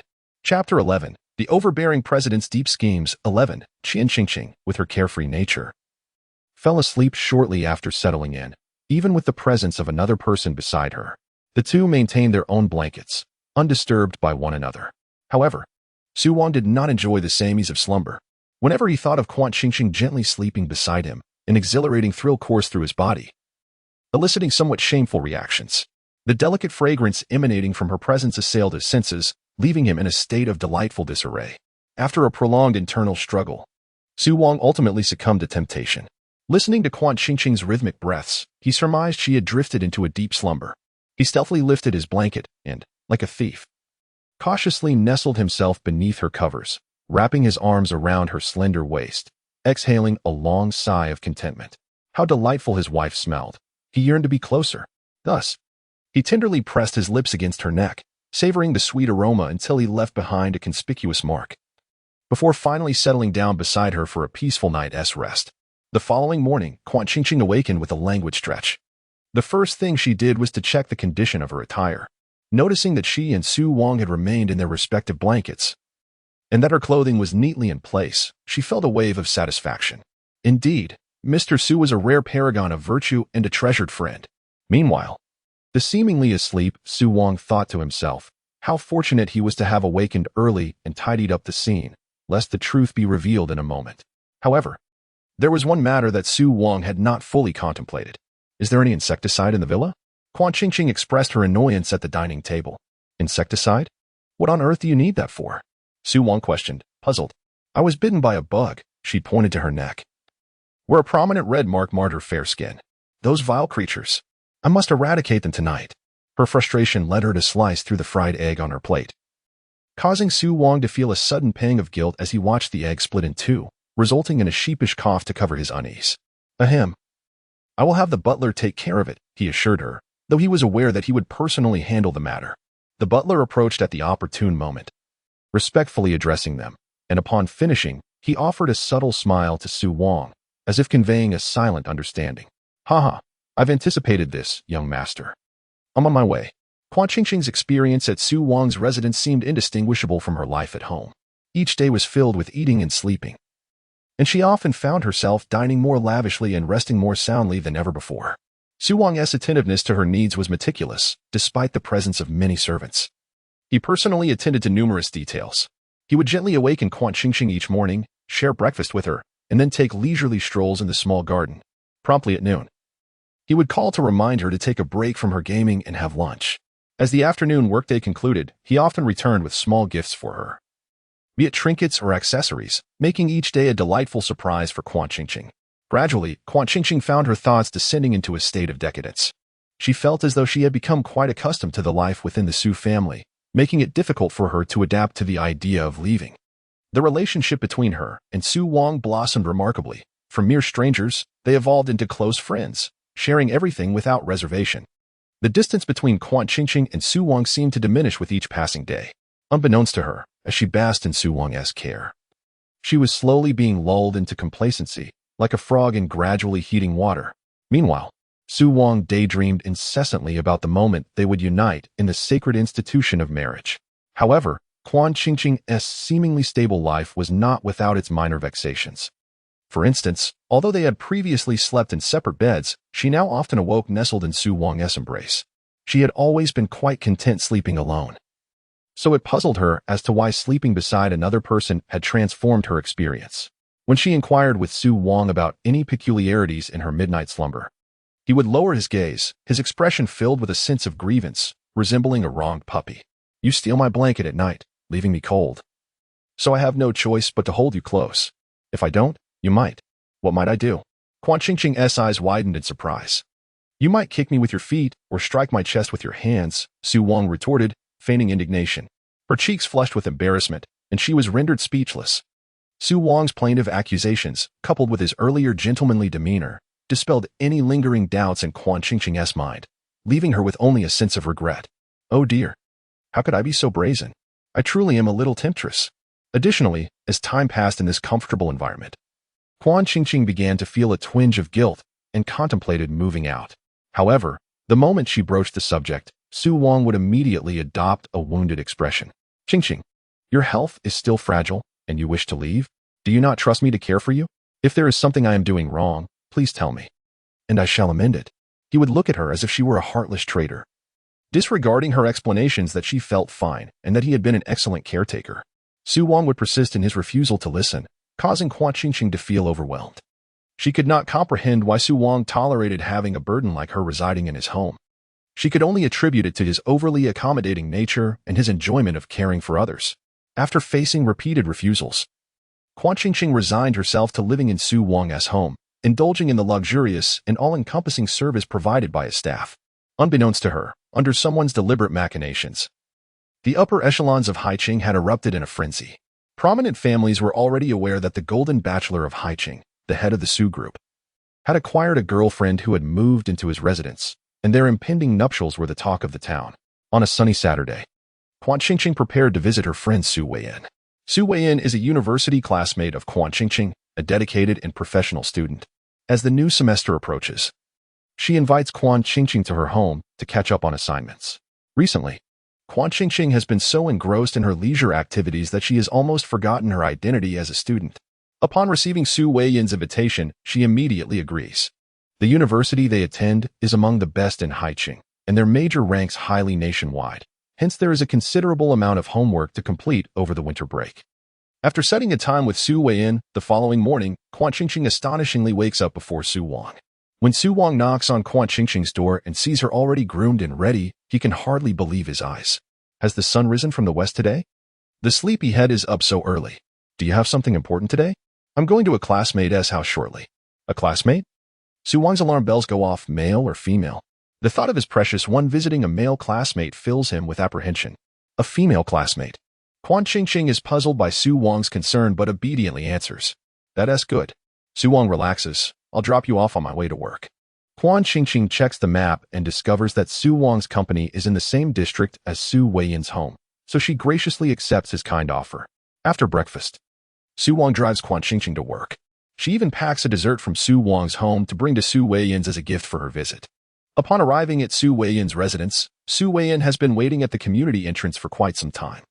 Quan Qingqing recalls the memories of her original self and recognizes the stunning girl with long hair, waving her hand out of the window. As Su Wang parks the car, Quan Qingqing steps out, and Su Weiyan immediately rushes to her side, enveloping her in a tight embrace. Taken by surprise, Quan Qingqing's dessert slips from her hands and falls to the ground. Su Weiyan is the epitome of a charming and confident woman, towering over Quan Qingqing. As she hugs Quan Qingqing, the latter's face embarrassingly buries itself in the softest part of Su Weiyan. Is this a 36? So soft. Quan Qingqing internally squeals like a gopher. What girl could resist snuggling with someone so voluptuous? Thus, she playfully reciprocates, wrapping her arms around Su Weiyan and burying her little face further into her softness. So soft, so blissful, oh my, after 2 months apart. How has our little Qingqing turned into a little rogue?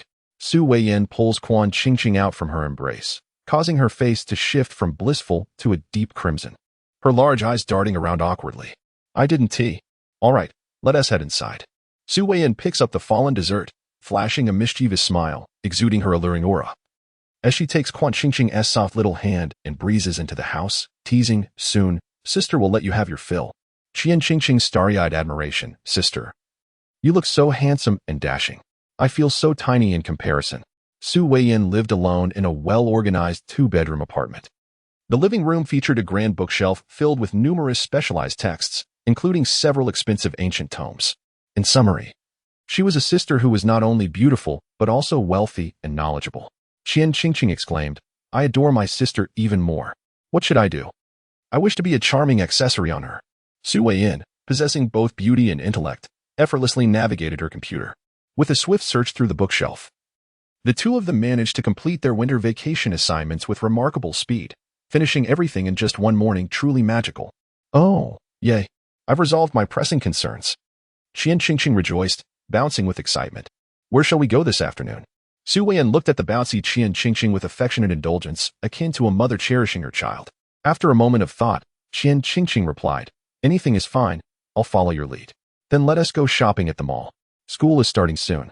And we need to buy some clothes, Su Weiyan suggested. Although Qian Qingqing felt her closet was already overflowing, she refrained from voicing her concerns upon seeing Su Weiyan's enthusiasm. Thus, the two swiftly drove to the mall, with Su Weiyan at the wheel and Qian Qingqing munching on snacks in the passenger seat. Thanks to Su Weiyan's exceptional driving skills, they soon arrived at the most upscale shopping center in Haiqing. Su Weiyan eagerly led Qian Qingqing into a top-tier luxury clothing store. Settling into the plush sofa, she waved her hand decisively, exuding confidence. Bring out all your new arrivals for her to try on. The sales associate's eyes lit up. Recognizing a valuable customer, Qian Qingqing felt a sudden wave of apprehension. Before long, her foreboding was realized as she numbly tried on outfit after outfit, each time emerging from the fitting room to receive a barrage of compliments from Su Weiyan. Darling, this outfit suits you perfectly. Sweetheart, you look absolutely stunning. My dear, you are simply enchanting. Then came the indifferent voice of the sales associate. Wrap this one up for me. Followed by the obsequious reply, certainly, my esteemed customer. When it was time to settle the bill, Qian Qingqing was astonished to see a hefty total with numerous zeros.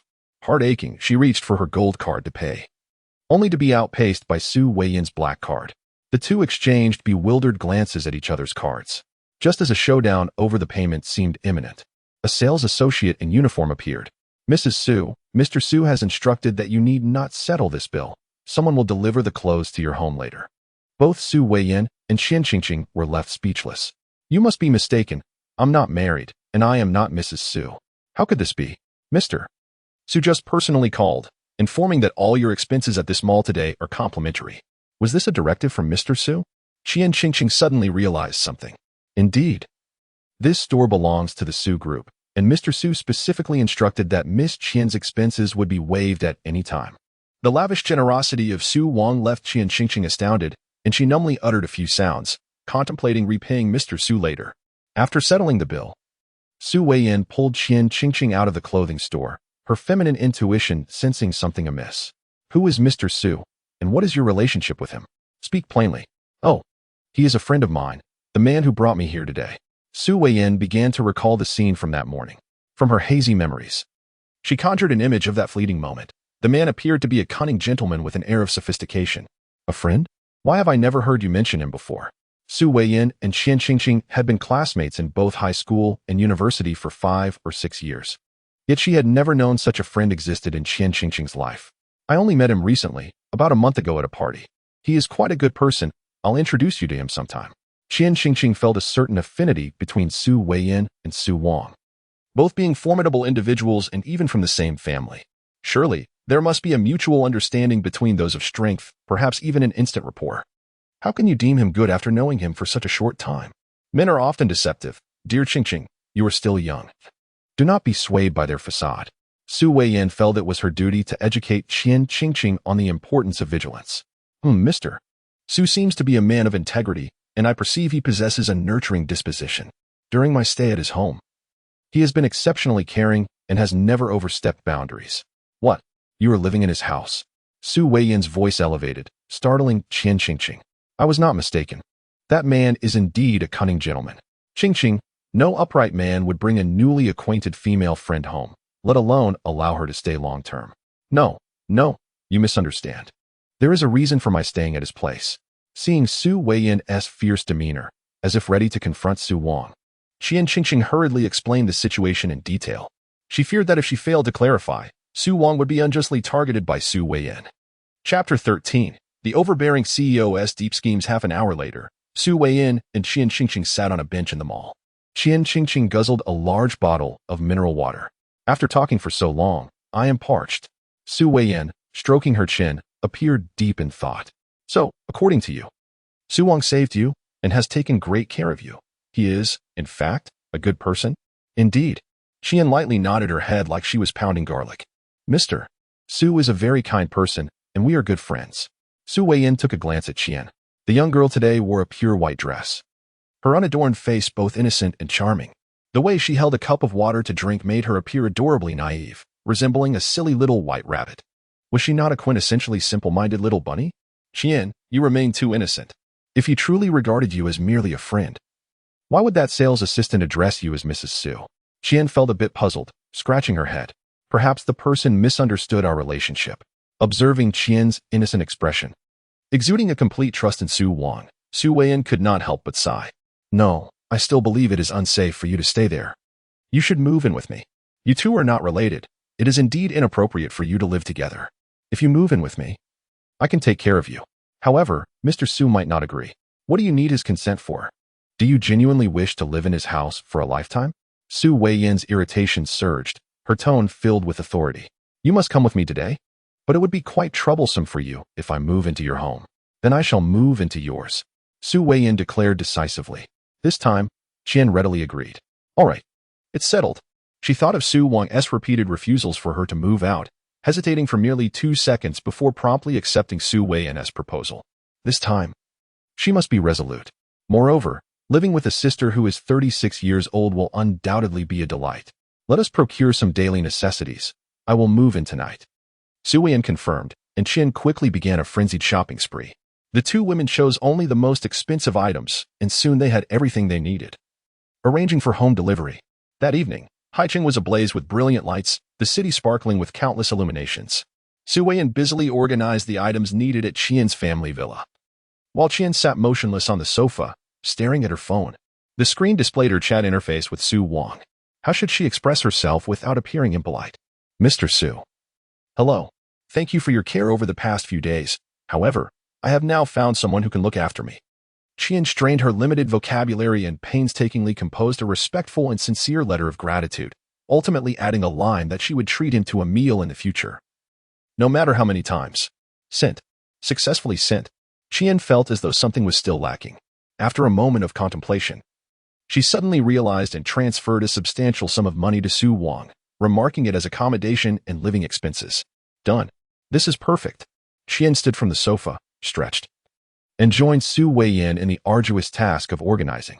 At the Su Group's top-floor conference room, a group of bald elites, clad in suits, sat nervously on either side of the conference room, their faces awash with trepidation, each fearful that their lives could be forfeit in the next moment. Is this the proposal you have crafted? Su Wang, seated in the president's exclusive position, wore an expression of indifference, his gaze fierce. A stark contrast to his demeanor before Quan Qingqing. He resembled a ravenous wolf, ready to devour. Su, a Mediterranean shareholder, burdened with immense pressure, attempted to speak, but the mere intensity of Su Wang's predatory glare caused him to falter, completely forgetting his intended words. The atmosphere in the conference room was suffocating. Su Wang surveyed the executives on either side, itching to unleash a torrent of invective. Truly, they were a bunch of inept fools, excelling only in failure. Ding dong, ding dong, ding dong. Just as Su Wang was on the verge of erupting, a sudden WeChat notification shattered his pent-up frustration. Realizing that this distinctive chime signified a message from Quan Qingqing, a subtle smile graced his lips, breathing life into his otherwise expressionless face. And the conference room instantly blossomed with warmth. This astonishing transformation ignited a flicker of hope among the shareholders and executives who furtively fixated on the phone before Su Wang, silently praying. Could this be their savior? Had heaven sent a deliverer to rescue them? They remained acutely aware of Su Wang's every movement and expression. Under the watchful eyes of the assembly, Su Wang triumphantly reached for his phone to unlock it, eager to discover what message his wife had sent him. In the next moment, his anticipatory expression shattered completely. His fingers frantically scrolled across the screen, unable to believe the sight before him. Quan Qingqing was planning to move out. She had grown weary of him. She no longer loved him. Su Wang's insides churned violently, especially upon seeing the transfer from Quan Qingqing. As the terror in the conference room reached a fever pitch, was she severing ties with money? Who had taught her such a thing? The assembly, which had just ignited with hope, sensed an ominous shift. Su Wang slammed his phone down onto the table. Everyone, we will work overtime tonight to redo this proposal. If it is not completed, no one is permitted to leave. With that, Su Wang hastily exited the conference room, leaving a group of stunned individuals, utterly bewildered by what they had just heard. They had expected a savior, only to find a death knell. Upon stepping outside the conference room, Su Wang immediately retrieved his phone to call Quan Qingqing. The call connected, but it was not her. Who are you? Su Wang's tone was icy enough to freeze. Who I am is inconsequential. What matters is that Quan Qingqing is currently living with me. The words from Su Wei were like a bombshell. And Su Wang felt an overwhelming urge to reach through the phone line and eliminate her. What dog is barking on the other end? Qian Qingqing, naive and unsuspecting, was oblivious to the ulterior motives at play. However, I am not so easily deceived. I am fully aware of your intentions, so keep your distance from her. With that, Su Weiyan abruptly terminated the call, his face contorted in disdain. After only 2 meetings, this man had already ensnared her in his web. What could he possibly be worth? Ugh. On the other end, Su Wang was beside himself with frustration. He cast aside his phone, abandoning any thoughts of calling again, and drove straight to Qian Qingqing's residence. In his luxury car, worth millions, he sped along the road, causing other vehicles to swerve in haste, fearful of colliding with him and facing financial ruin. A whirlwind of confusion and indignation filled Su Wang's mind. He could scarcely comprehend that Qian Qingqing had left so easily. After more than a month of companionship, had she truly not a shred of affection for him? What a despicable woman! If Qian Qingqing could hear Su Wang's inner monologue, she would surely cry out in protest. When had she ever wronged him? Chapter 14. The overbearing CEO and his deceptive schemes. Su Wang swiftly maneuvered his vehicle to a halt outside Qian Qingqing's home. The lavish car screeched to a stop at the villa's entrance, and for the first time, he felt a semblance of calm. He retrieved a pack of cigarettes from his pocket, lit one, and soon the vehicle was enveloped in a haze of smoke. It had been ages since he last indulged. But this rare moment of smoking helped bring him back to a state of composure. He needed to remain composed. Impulsiveness was not an option. As he gazed at the illuminated balcony of Qian Qingqing's home, he fancied he could discern her silhouette. It was apparent that he needed to hasten his efforts. He could not afford to let the situation fester any longer, lest she slip away entirely. Meanwhile, on the balcony, Qian Qingqing was hanging laundry when she noticed the familiar luxury car parked below. A frown creased her brow. Could it be Su Wang's vehicle? No, that was impossible. He should be at home. Even if it were his car, he would not be hiding inside it, would he? Thus, she dismissed the thought and returned to her bedroom, leaving Su Wang to languish in the depths of the night. Late into the night, Qian Qingqing extinguished her lights and lay in bed, tossing and turning, unable to find sleep. Having grown accustomed to the spacious bed at Su Wang's home, she felt disconcerted in any other. Meanwhile, Su Wang had finished an entire pack of cigarettes, the ground littered with the remnants of his smoking. Upon noticing the lights extinguished in Qian Qingqing's bedroom, the pent-up beast within him could no longer be contained. Resolute, he pried open the villa's front door and strode confidently toward Qian Qingqing's room. In the darkness, she sensed the presence of a formidable creature entering her sanctuary. Her sharp instincts alerted her to the impending danger. She rolled over, attempting to rise from the bed, only to be forcefully restrained by a powerful figure. It was Su Wang. Qian Qingqing's eyes widened in disbelief. How had he entered her bedroom? The acrid scent of smoke wafted towards her, rendering her speechless. Gently, why did you leave today? Su Wang's magnetic voice resonated throughout the room. Is it because I have faltered in some way that you wish to move out? I can change. Please do not go. Su Wang buried his head in Qian Qingqing's neck, his tone muffled and deeply aggrieved. I am not. Just as Qian Qingqing was about to explain, her lips were suddenly silenced. She widened her eyes in disbelief at Su Wang's audacity. He had no intention of hearing her out. The potent scent of tobacco mingled with unfamiliar saliva invaded her mouth, forcefully stifling her words. The man's kiss was fervent and intense, laced with a hint of aggression, almost overwhelming her tongue. She struggled to wriggle free from this inhuman treatment. But Su Wang's strength was terrifyingly formidable, far beyond her petite frame's capacity to resist. As he kissed her passionately, his large hands tentatively ventured downward, seeking to draw closer. Panic surged through Qian Qingqing as she noticed his hands fumbling with the buttons of her nightgown. With a swift motion, her right hand found its moment and violently struck Su Wang's face. Su Wang, you rogue. What are you trying to do? The girl's eyes brimmed with fury as she vigorously wiped her mouth. Who gave you permission to kiss me? Your breath reeks of tobacco. It is utterly repulsive. Su Wang lowered his gaze, a faint smile gracing his lips as he touched his reddened cheek and asked with feigned concern, Does your hand hurt? Qian Qingqing looked at him as if he were deranged. What was wrong with him today? He seemed far from his usual self. In truth, Su Wang's mental state was indeed unstable. Stripped of his usual gentleness and patience, he was now volatile and unhinged, as if he had transformed into an entirely different person. The mere thought of Qian Qingqing leaving his side ignited a murderous rage within him. Gently, he once again buried his head in her neck, calling her name with a tone imbued with sorrow. I am sorry. I did not mean to. Please do not leave. Su Wang, what is your purpose in coming here today? Qian Qingqing pushed his head away, feeling an unsettling strangeness in him. She had always perceived Su Wang as a refined gentleman. Yet tonight he had morphed into a frenzied maniac. Gently, you truly lack compassion.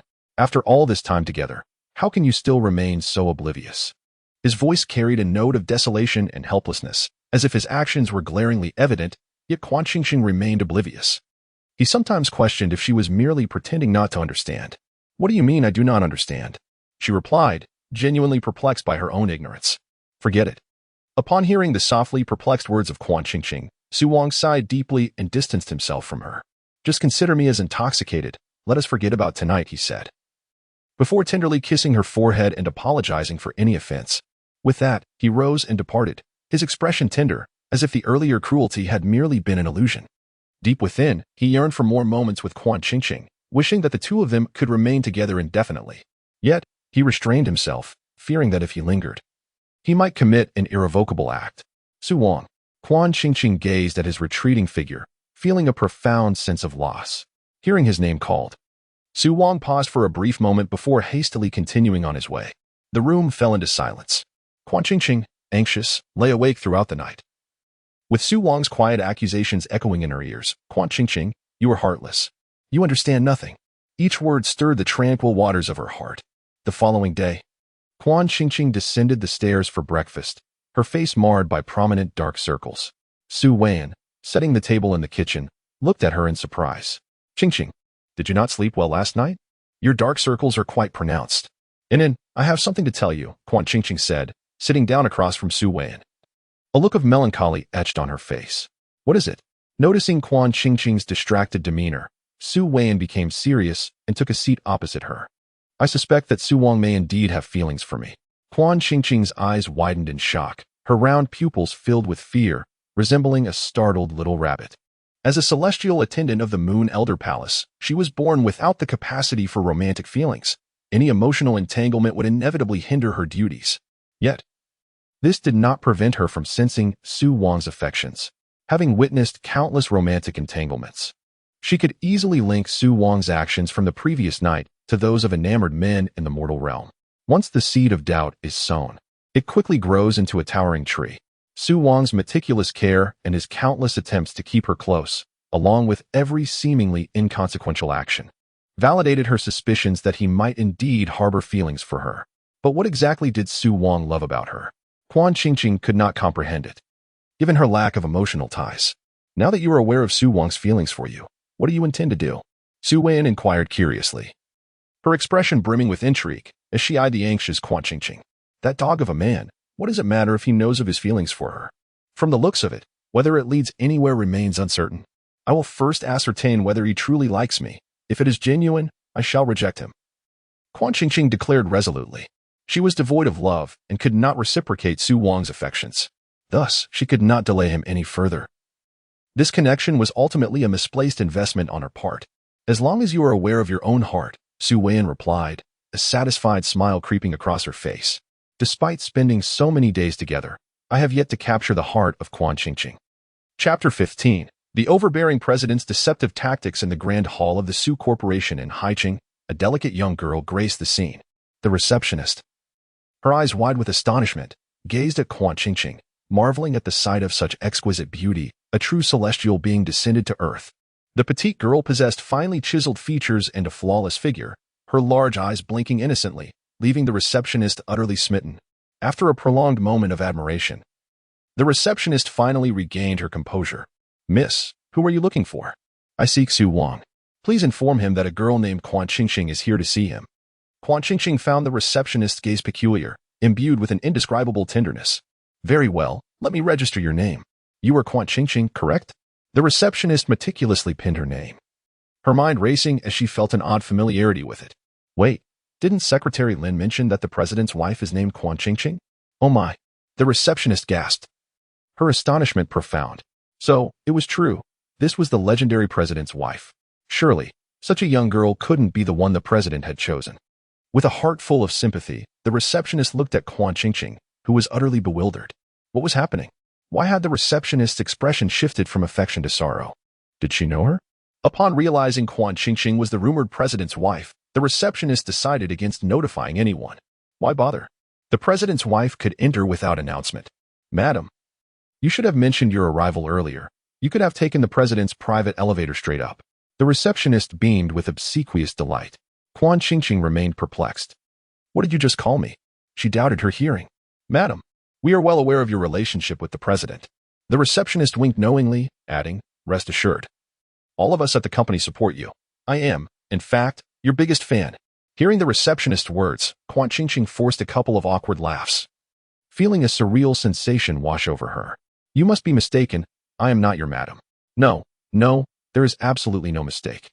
We are well aware of your relationship with the president, the receptionist insisted, her conviction leaving Quan Qingqing in a state of confusion. Was this merely a misunderstanding on the receptionist's part, or was it a deliberate act by Su Wang? Soon, Quan Qingqing would discover that it was indeed Su Wang's intention.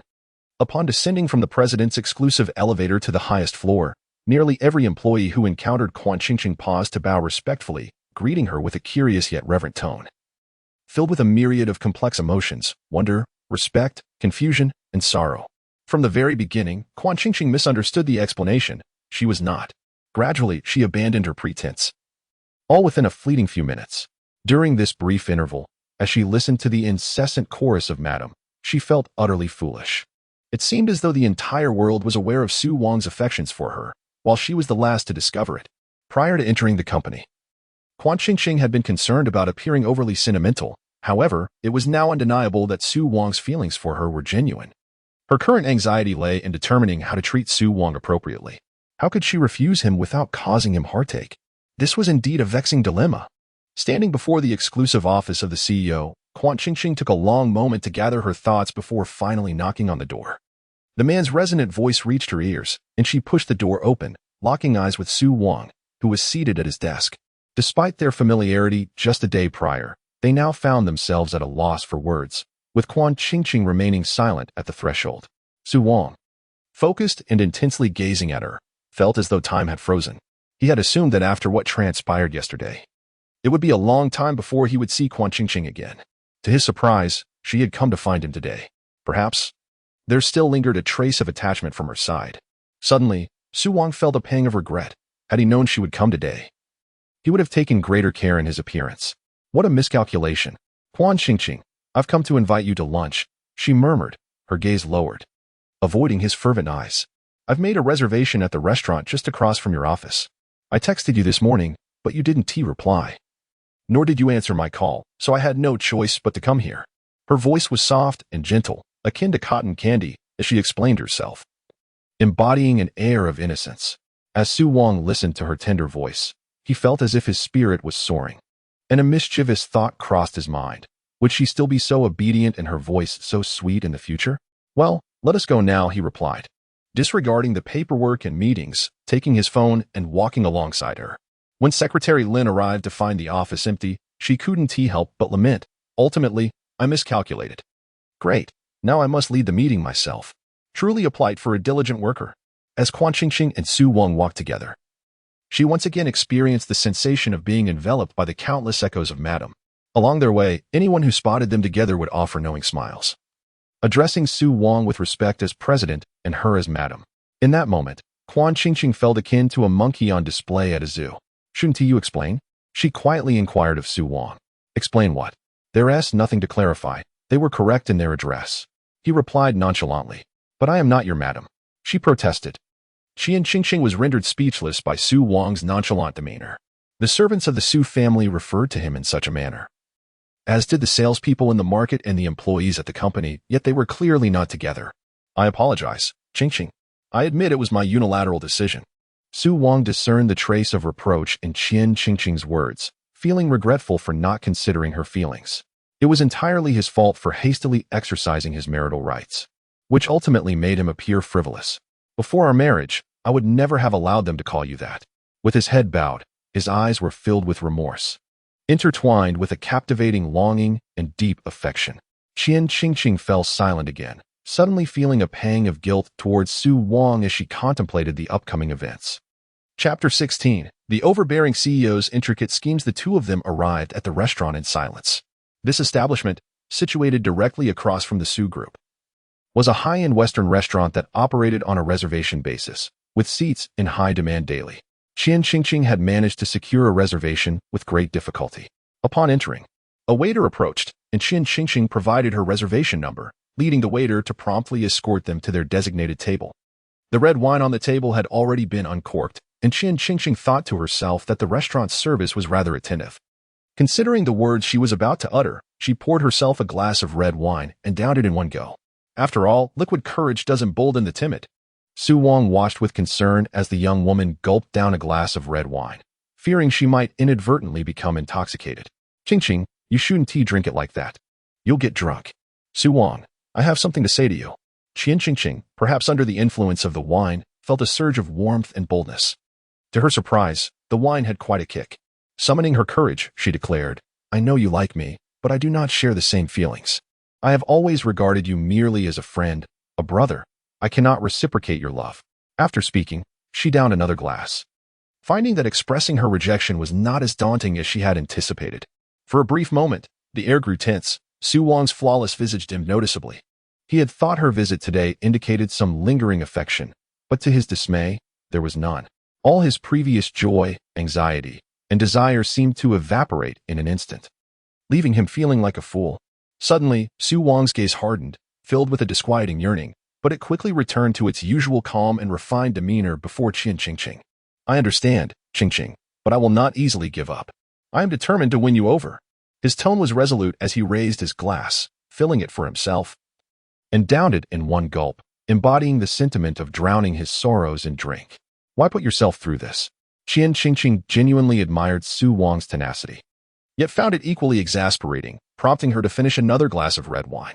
The appetizers had yet to arrive when Su Wang and Ching raised their glasses, each downing a bottle of red wine. During this time, Su Wang, overwhelmed by sorrow, consumed far more than Ching. He found it perplexing. The lingering effects of the wine were indeed potent. Normally, he could drink 1,000 cups without feeling intoxicated, yet today, just a few sips had left him dizzy. By the time the appetizers were served, both Su Wang and Ching were significantly inebriated. In a haze, Ching seemed to hear a commotion erupting from a nearby table in the restaurant. Ju, why are you treating me this way? I told you. I was merely discussing a collaboration with her. And Xiao, we are not what you think we are. How are you not what I think? Who discusses collaborations in a romantic restaurant over red wine? Who knows what filthy substances might be in that wine? Ju, Xiao, please stop arguing over me. Xiao. She is truly discussing a collaboration with me. Get lost. You vixen. This is not your place to speak. With her mind clouded, Ching clung to the remnants of her memory. The voice was hauntingly familiar. It seemed to belong to the male and female protagonists along with the second female lead. Had they not already stepped out of the narrative? What misfortune had led to this encounter? No, they mentioned red wine? Reflecting on the wine she had just consumed, a wave of heat coursed through her body, and an ominous premonition washed over her. Su Wang, do you feel a bit overheated? In a similarly foggy state. Su Wang replied, it seems so. Just then, the waiter who had previously guided Ching approached once more, this time with a look of deep apology. I sincerely apologize. Sir, madam, I mistakenly led you to the wrong table. The one next to you is indeed yours. While the table you are currently at was reserved by the gentleman who is currently arguing, and the red wine belongs to them. Boom. Ching's mind erupted in realization. The truth was painfully clear. The wine she had just consumed was intended for the male and female lead, merely delayed by the female lead's unexpected confrontation. Recalling the second female lead's notorious penchant for drugging, she suddenly comprehended the nature of her accidental consumption. It was a potent aphrodisiac. Thus, despite her efforts to evade the original plot, she found herself ensnared, on the brink of succumbing to overwhelming stimulation without an antidote. Feeling as though the sky had fallen upon her, Ching was momentarily lost. Sir, madam, I deeply apologize. The waiter continued to murmur apologies as Ching, in a whirl of confusion, caught sight of the equally bewildered Su Wang, and an idea struck her. The antidote was right before them. Grasping the hand of the apologetic waiter, she inquired, is this a couple's restaurant? Caught off guard, the waiter responded, yes, madam. Are there any couples hotels nearby? The waiter paused for 2 seconds, displaying an official smile. Yes, there is a hotel on the second floor, with options priced at $888 and $1888-2888. Ching waved her hand dismissively. No need to mention those. I want the most expensive one. After all, it is my first time, and the experience must be exquisite. The waiter beamed brightly. Of course, esteemed guest, we shall arrange that for you immediately. With that, he promptly ushered Ching and Su Wang upstairs. Su Wang was still bewildered by the unfolding events, his mind in a haze. He merely followed closely behind Ching.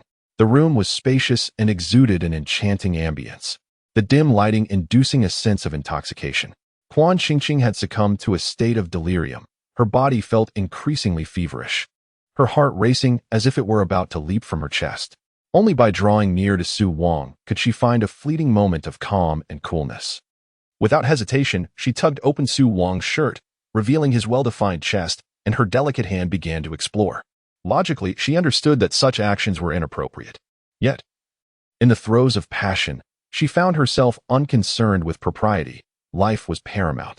She promised herself that she would make amends to Su Wang later, and besides, he was also deriving pleasure from this encounter.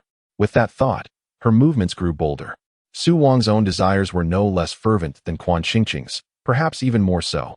As he had consumed more red wine, a singular thought consumed his mind. He wanted Quan Qingqing. "Qingqing, do you regret it?" he asked, his voice hoarse and eyes reddened. "No regrets," she replied, her actions unwavering. Did she not comprehend the weight of innocence versus life? Those 3 words seemed to strike a chord within Su Wang. He ceased to suppress his urges and, without hesitation, took the initiative, drawing closer. "Well, you were rather fierce," Quan Qingqing exclaimed. "No, I must be on top." With remarkable determination, she successfully claimed dominance for the night. An evening of ardor ensued. The next morning, as dawn broke, Su Wang awoke before Quan Qingqing. The events of the previous day felt like a dream. Yet the stinging marks on his body and the warmth of the soft figure in his arms confirmed the reality of it all. Chapter 17. The overbearing CEO's profound schemes. He held Quan Qingqing in his embrace, letting out a foolish chuckle. However, the moment he recalled her rejection from the previous day, his smile faded and his expression darkened. "Qingqing, it has come to this. You cannot escape now. Without love, surely there must be some compassion." Thus, when Quan Qingqing finally stirred awake, she found Su Wang sitting at the edge of the bed, wrapped in blankets, looking aggrieved. His brow was furrowed, and his upper body bore the marks of her earlier fervor, presenting a hauntingly beautiful image of someone who had been ruthlessly subjected to torment. Seeing Su Wang's victim-like demeanor and recalling her own boldness from the night before, Quan Qingqing felt a twinge of guilt. Su Wang carefully began to speak, patiently observing Su Wang's expression. Su Wang lifted his head, responding with a sense of grievance, his demeanor dim. "Gently, last night it was your initiative. How do you wish to address this matter?" Upon hearing Su Wang's words, Quan Qingqing felt a jolt in her heart. "Oh dear, how could I be such a scoundrel? Rejecting someone only to end up sleeping with them shortly after? Look at how confused Su Wang has become." "Su Wang, I acknowledge that I was the one who acted first yesterday, but we were also ensnared by circumstances. There is a reason for everything. Perhaps we should just let this matter pass, considering you have not suffered any loss," Quan Qingqing tentatively suggested, yet as she spoke, a sense of clarity washed over her. Indeed, while it was true she had acted first, if she had not, Su Wang would have had no remedy. What was the point of Su Wang feigning such a victimized expression? Does a grown man truly place such weight on his honor? Instantly, Quan Qingqing's gaze towards Su Wang shifted. Noticing the confusion in Quan Qingqing's eyes, Su Wang thought, "Oh no, she has seen through my facade. No, I must hold my ground. I can still prevail." Gently, "Do you say this because you believe my honor is worthless in your eyes?" "That is not the case," Quan Qingqing replied after a long silence, resignedly sighing. "Very well, I did act first. Tell me, how much do you want?" As she uttered these words, her heart ached. She wished she could smoke a cigarette to ease her distress. Su Wang could hardly believe what he had just heard. "Is that truly what you mean?" Gently, "Do you think my honor can be purchased with money? Then what else can it be bought with?" Quan Qingqing retorted, anger creeping into her voice. "What do you desire?" Su Wang smiled meaningfully. "The honor of the men in the Su family is reserved solely for their wives, so you understand. Is that a fabrication of yours?" Quan Qingqing looked utterly incredulous. "Not at all. This is an undeniable truth," Su Wang declared earnestly. "Therefore, gently, you must take responsibility for me." Su Wang felt as though he had become impervious to any scalding. He had come to realize that expecting Quan Qingqing to understand was as futile as hoping a sow would climb a tree. The heavens had presented him with a splendid opportunity, one he must seize firmly. Should he let it slip away, he would truly deserve a life devoid of companionship. "You are a toxic man. In the end, it is always the woman who bears the brunt of such matters. I have already shown you enough leniency. Now you audaciously seek more. My refraining from demanding accountability from you is already a display of magnanimity." Quan Qingqing was genuinely incensed by Su Wang's shamelessness. Her face flushed with indignation, nearly compelled to confront him fiercely. "Regardless of how you spin it, you acted first yesterday. You have tarnished my honor. A man who has been soiled is worth little. You must compensate me with a wife." "Goodness, you shameless creature." Qian Qingqing could no longer endure it. She emerged from her cocoon of blankets and slapped Su Wang across the face. How had she never realized before that Su Wang was such a shameless creature? You scoundrel! The moment I rejected you, your true nature was revealed. She delivered a resounding slap to his face, momentarily forgetting that she was still entirely unclothed. As she sat up to strike him, Su Wang's gaze inadvertently fell upon her form, and instantly, his eyes deepened with intensity. His tongue pressed against the roof of his mouth, a smirk playing at the corners of his lips. Qian Qingqing, you are mine now. He then advanced toward her. In the dimly lit room, the sound of a woman's low sobs intertwined with a few angry exclamations echoed, persisting from day into night without cease. Before the Civil Affairs Bureau, Qian Qingqing held a red booklet in her hands. She could hardly fathom how a mere night spent with an upstanding young man had led to such an unexpected turn of events. How had she become so entangled in this situation? Su Wang gazed at the freshly minted booklet with uncontainable joy, hastily capturing a photograph to share on social media, where an avalanche of well wishes soon followed. As he beheld the screen filled with messages wishing them a century of happiness and early offspring, his heart swelled with satisfaction. This group was rather perceptive. Su Wang, have you truly thought this through? I cannot provide you with what you desire for a lifetime. Countless thoughts raced through Qian Qingqing's mind as she observed Su Wang's exuberance, leaving her feeling perplexed. All I want is for you to be by my side. Su Wang sighed, his eyes filled with deep affection. Not all couples share mutual feelings. His love for Qian Qingqing was sufficient. In this life, he was content.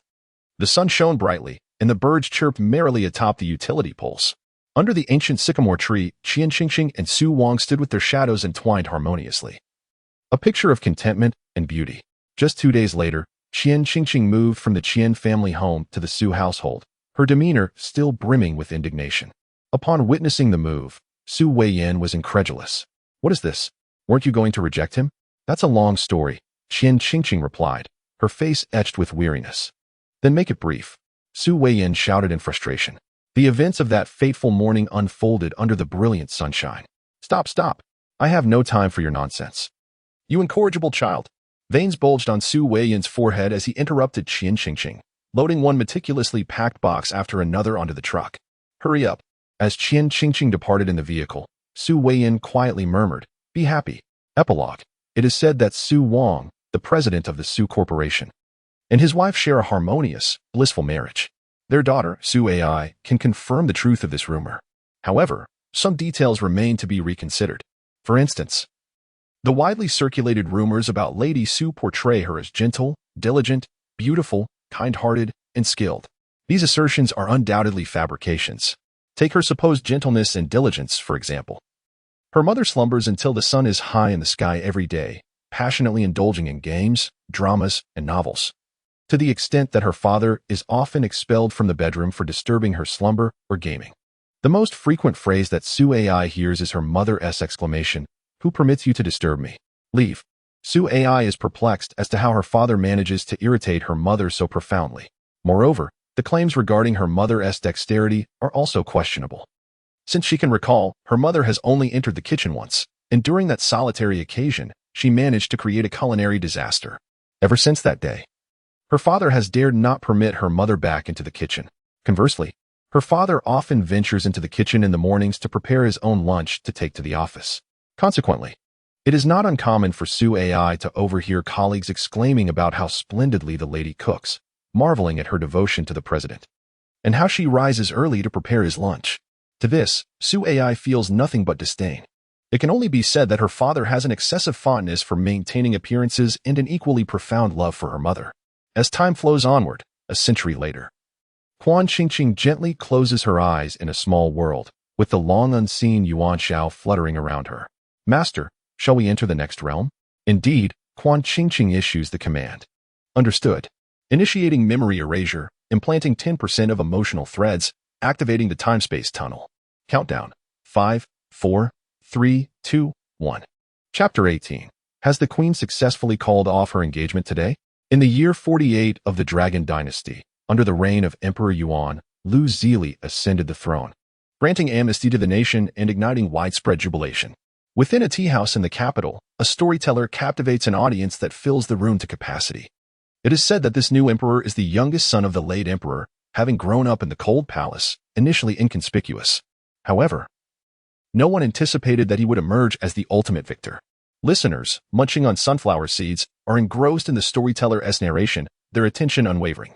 This new emperor, during his time as Prince Yang, had a fiancée, the illegitimate daughter of the prime minister.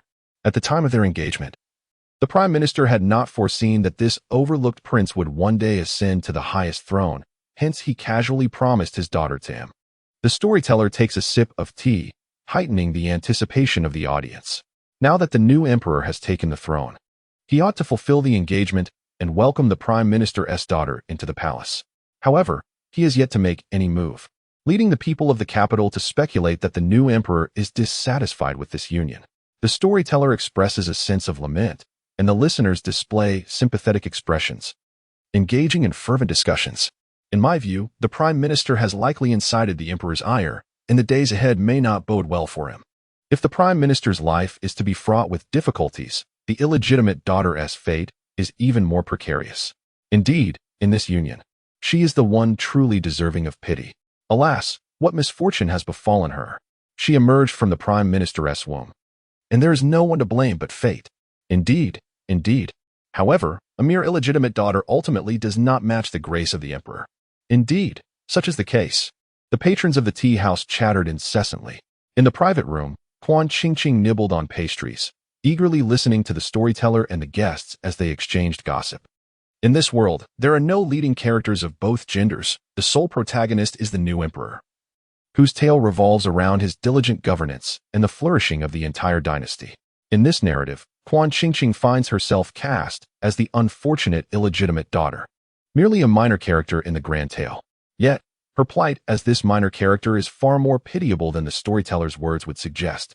Bearing the title of the emperor's betrothed while being an unloved illegitimate daughter, she has become a target for ridicule in the capital, inevitably destined for a swift exit from the stage. Throughout the story, she is perpetually referred to as the emperor's deceased fiancée. Contemplating this, Quan Qingqing could not help but sigh, raising her teacup to drink deeply. "Master, you must not drink that tea." The glutinous rice dumpling, Yuan Xiao, promptly halted Quan Qingqing's action. "Why not? It contains a laxative brewed by the legitimate daughter of the Minister of Rights." "The legitimate daughter of the Minister of Rights?" Quan Qingqing exclaimed in disbelief. "Do I know her? Why would she poison me?" "She must harbor a deep-seated hatred. It appears you remain rather oblivious to your current predicament," Yuan Xiao remarked, retrieving information from the database regarding this realm. "According to the plot, you will soon be pushed into the water by the legitimate daughter of the Minister of Revenue. Spend a night with the second daughter of the general, and have your garments torn by the granddaughter of the grand tutor." As Yuan Xiao recounted the impending misfortunes, Quan Qingqing felt overwhelmed, her brows furrowing in concern. "Enough. I understand now. We are caught in a web of entrapment, are we not?" "Indeed. Congratulations, host. You have answered correctly. This realm does not present a clear death point, which means that in order to survive, you must evade all potential threats to your life. Alas, how cruel fate is." Quan Qingqing lamented inwardly, burying her face in her sleeves, unwilling to confront the tribulations of this world. The tea house soon closed its doors, and Quan Qingqing rode swiftly back to the prime minister's residence. Along the way, she narrowly escaped an ambush and evaded a runaway horse, enduring countless trials before finally arriving at the prime minister's estate. Although the sky had not yet fully darkened, the gates of the residence stood firmly shut. Quan Qingqing realized that her troublesome legitimate sister was up to no good again. With resignation, she dismounted the carriage and, just as the day before, knocked on the heavy door of the prime minister's residence. After a long wait, the door creaked open, revealing Quan Ruyue, the legitimate daughter of the prime minister, standing in the courtyard, with her hair styled in twin buns adorned with exquisite golden hairpins, and dressed in a newly tailored garment from Lingyun Pavilion. Embellished with intricate golden thread embroidery, she exuded an air of opulence and authority, striking a pose befitting her status. "Third younger sister, why have you returned so late today? The prime minister's residence has already closed its doors. If you continue to arrive at such late hours, do not expect to be welcomed tomorrow." Qi Ru's voice, gentle yet resolute, carried an unmistakable edge of dissatisfaction as her beautiful eyes scrutinized Qin. For the past few days, with the prime minister absent, the household was effectively governed by the prime minister's wife and Qin Ru. They had frequently made things difficult for Qing's elder sister, and Qing's was well aware of it. With a respectful demeanor, Qian felt a flicker of discontent within. You said the same yesterday at noon. It seems the opening and closing of the Prime Minister's residence rest solely in your hands. Qian possessed a classic oval face, with a hint of baby fat on her cheeks, making her anger quite endearing, almost inviting playful teasing. Yet, Qian, upon beholding her charming visage, felt an inexplicable surge of irritation. How could this mere concubine's daughter possess such beauty that outshone me, the legitimate daughter? Truly, a child born of a secondary wife, naturally endowed with a beguiling allure. Third younger sister, the household has its regulations. To ensure you do not repeat this mistake, you shall kneel here for 2 hours. Qian declared with an icy demeanor, exuding an air of noble authority, her words leaving no room for dispute. The distinction between legitimate and illegitimate offspring was clear. She was inherently more esteemed than the other daughters of lesser status, who would never dare defy her.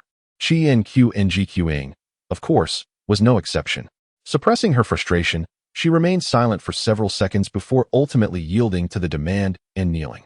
Observing this, Qian let out a derisive laugh. A concubine's daughter, born to be lowly. How could Qian ever aspire to become a consort in the emperor's harem, let alone a queen? With a casual sweep of her sleeve, Qian returned to her own courtyard, leaving Qian to kneel in the chilly courtyard. Mistress, why do you not resist? It is evident that Qian is deliberately making things difficult for you.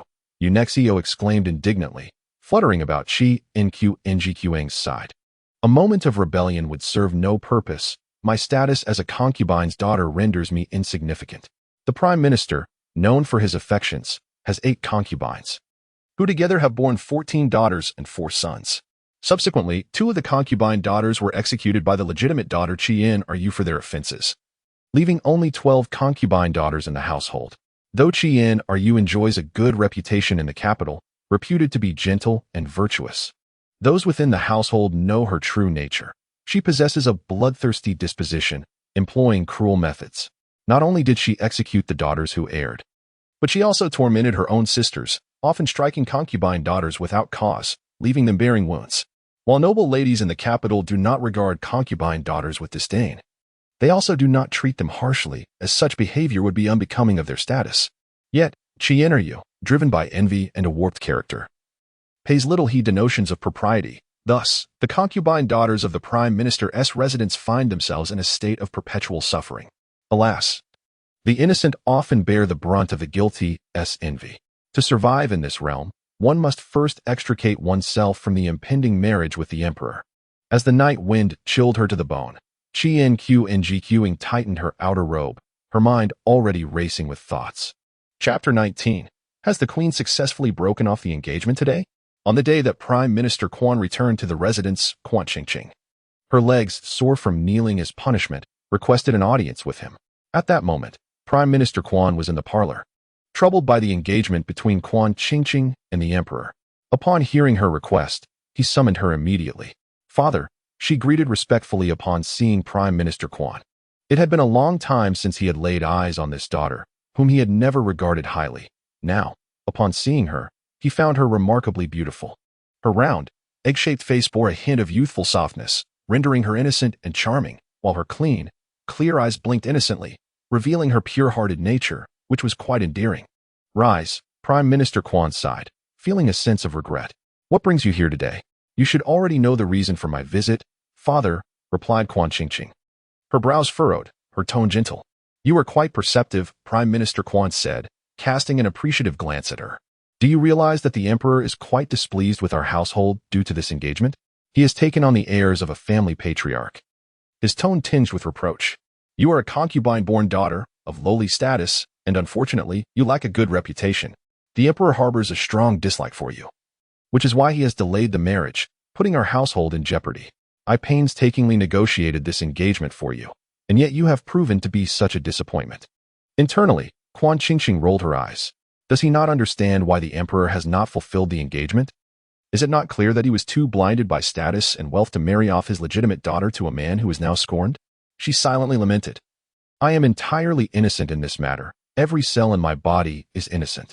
Yet, she maintained a facade of gentleness and grace. Then what should I do?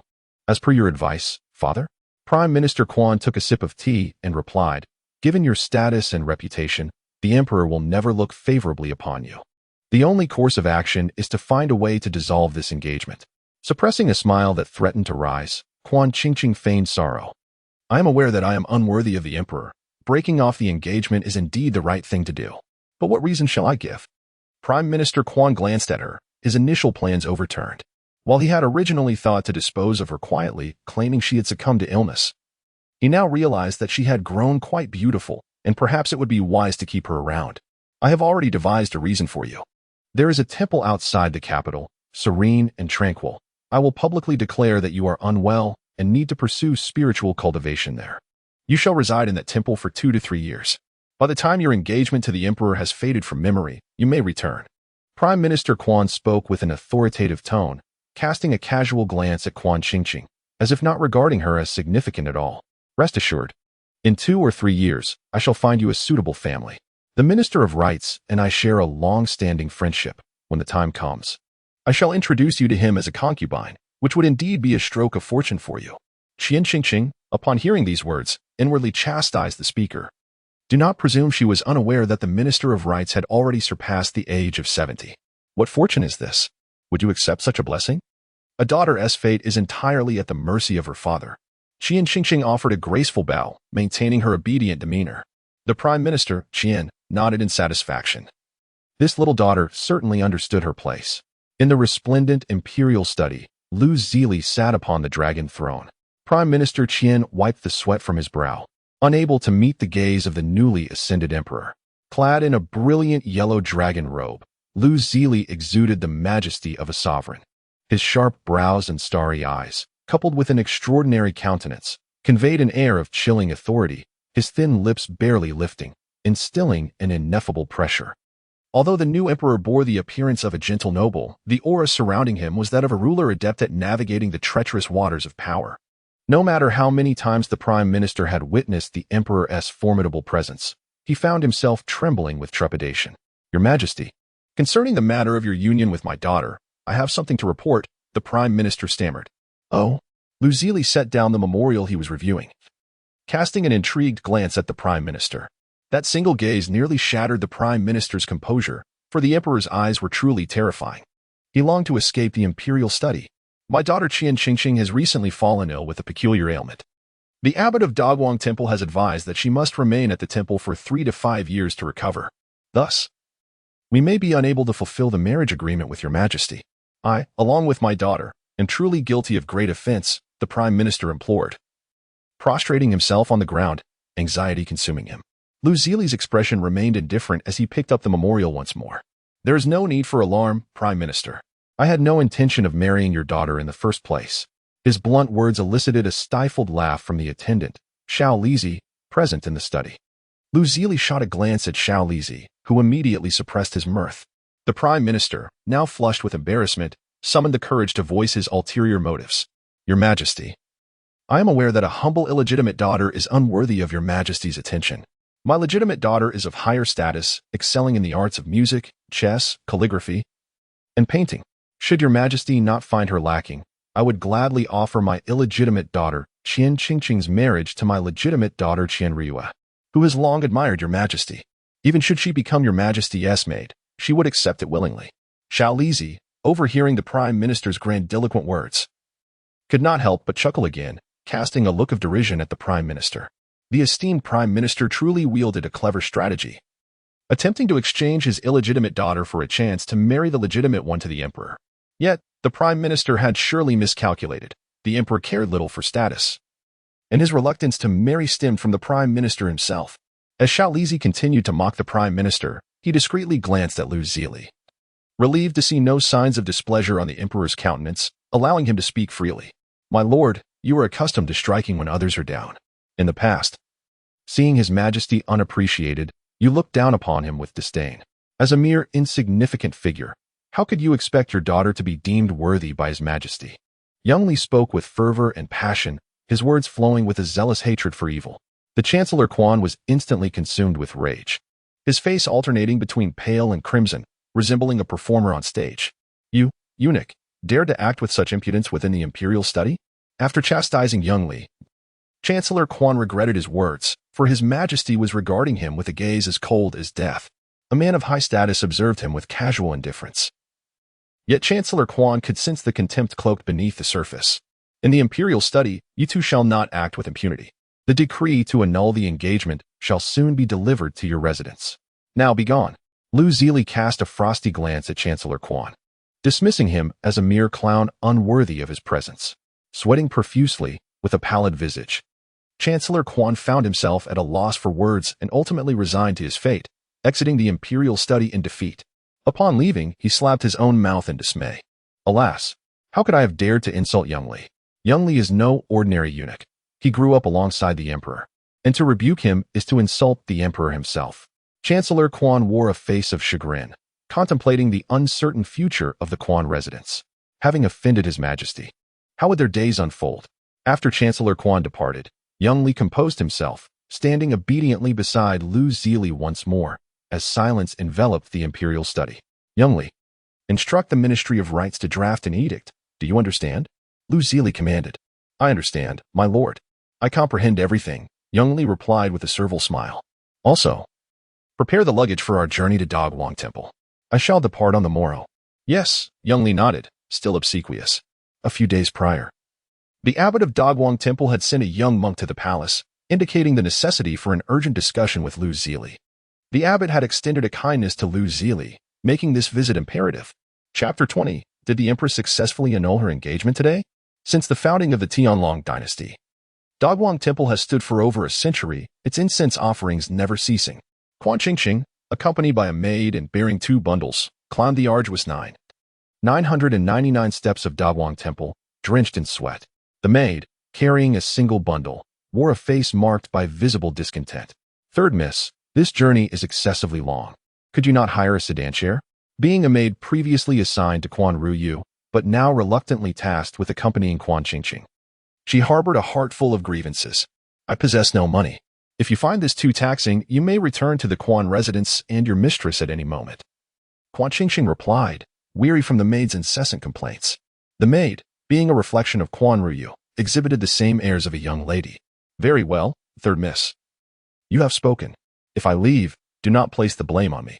The maid, despite her temperament, handed her bundle to Quan Qingqing without a moment's hesitation and turned away, showing no signs of reluctance. Quan Qingqing accepted the parcel, remaining silent for several moments, a look of anguish crossing her face. The weight of the bundle was burdensome, and she longed to cast it aside. Taking a few deep breaths to calm her spirit, she resigned herself to her fate and, with 3 parcels in tow, ascended the stairs with fervor. Not far away, in a pavilion, stood 2 men. One boasted thick eyebrows and large eyes, sporting a beard and clad in armor, exuding an intimidating presence. The other, with delicate features, wore a simple linen outfit and held a feather fan, occasionally waving it about. It was outrageous. How could a maid bully her mistress in this world? The bearded man, witnessing the entire scene of Quan Qingqing being abandoned, could no longer suppress the anger that surged within him. Without hesitation, he approached Quan Qingqing with righteous indignation. The elegantly featured man sighed, offering no resistance. The general truly was unafraid of trouble. One could only hope he would not find himself entangled in a pledge of love once again. Quan Qingqing, overwhelmed by the weight of the 3 parcels, was about to set them down for a moment of respite when a man with a bandit-like appearance snatched one away. Rage flared within her. As if being abandoned was not enough, now she faced robbery. Truly, misfortune had come knocking at her door. Did they think her frail appearance indicated true weakness? In a sudden surge of strength fueled by her anger, she shoved Fu Mingyi, who was about to greet her, to the ground. You scoundrel! How dare you rob in broad daylight? Fu Mingyi, caught off guard and suddenly on the ground, instinctively grasped a nearby pillar to stabilize himself. Wait, a pillar? Where did that come from on these stone steps? As he shifted his gaze, he was met with the sight of a porcelain white ankle belonging to the young lady. No. Miss, I am Fu Mingyi, he stammered, panic rising within him. Quan Qingqing, now even more enraged, had no interest in Fu Mingyi's explanations. It was one thing to rob her of wealth, but to assault her dignity as well? Did he not know that a lady's ankle should not be touched? Rogue, she exclaimed, swinging her right leg and delivering a decisive kick to Fu Mingyi. What do you mean? You should leave, she commanded, calling him a lecher.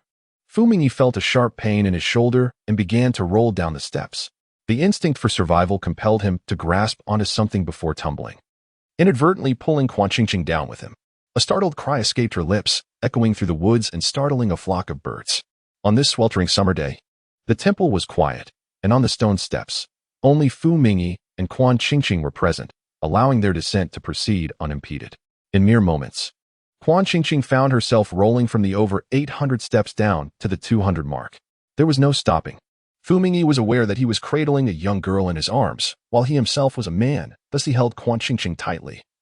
Despite feeling the strain in his back, down the mountain, Lu Zili and Xiao Lizi had just ascended over 100 stone steps. The observant Xiao Lizi soon noticed an indistinct object rolling down from the mountain. In the sweltering heat of summer, there were still individuals engaging in a game of kuju on the mountain. Xiao Lizi chuckled, revealing his broad white teeth, but soon after, he sensed something amiss. As the object came into sharper focus, he shouted, "Not good, Your Majesty. There are 2 people, assassins.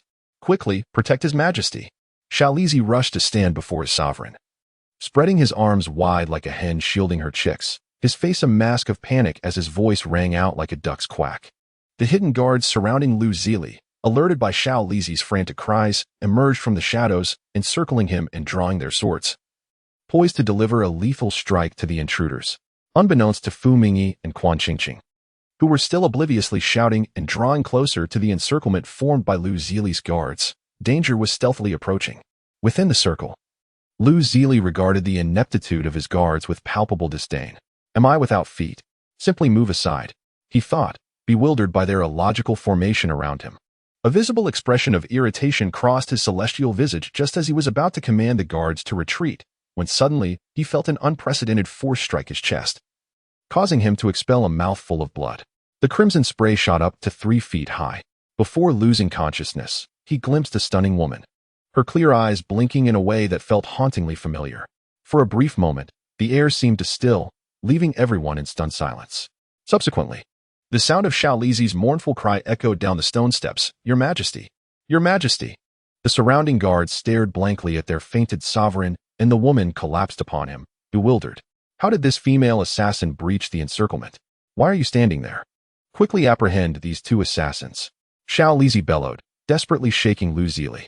The unconscious Quan Qingqing and Fu Mingyi, who was still unaware of the situation on the steps, were swiftly subdued.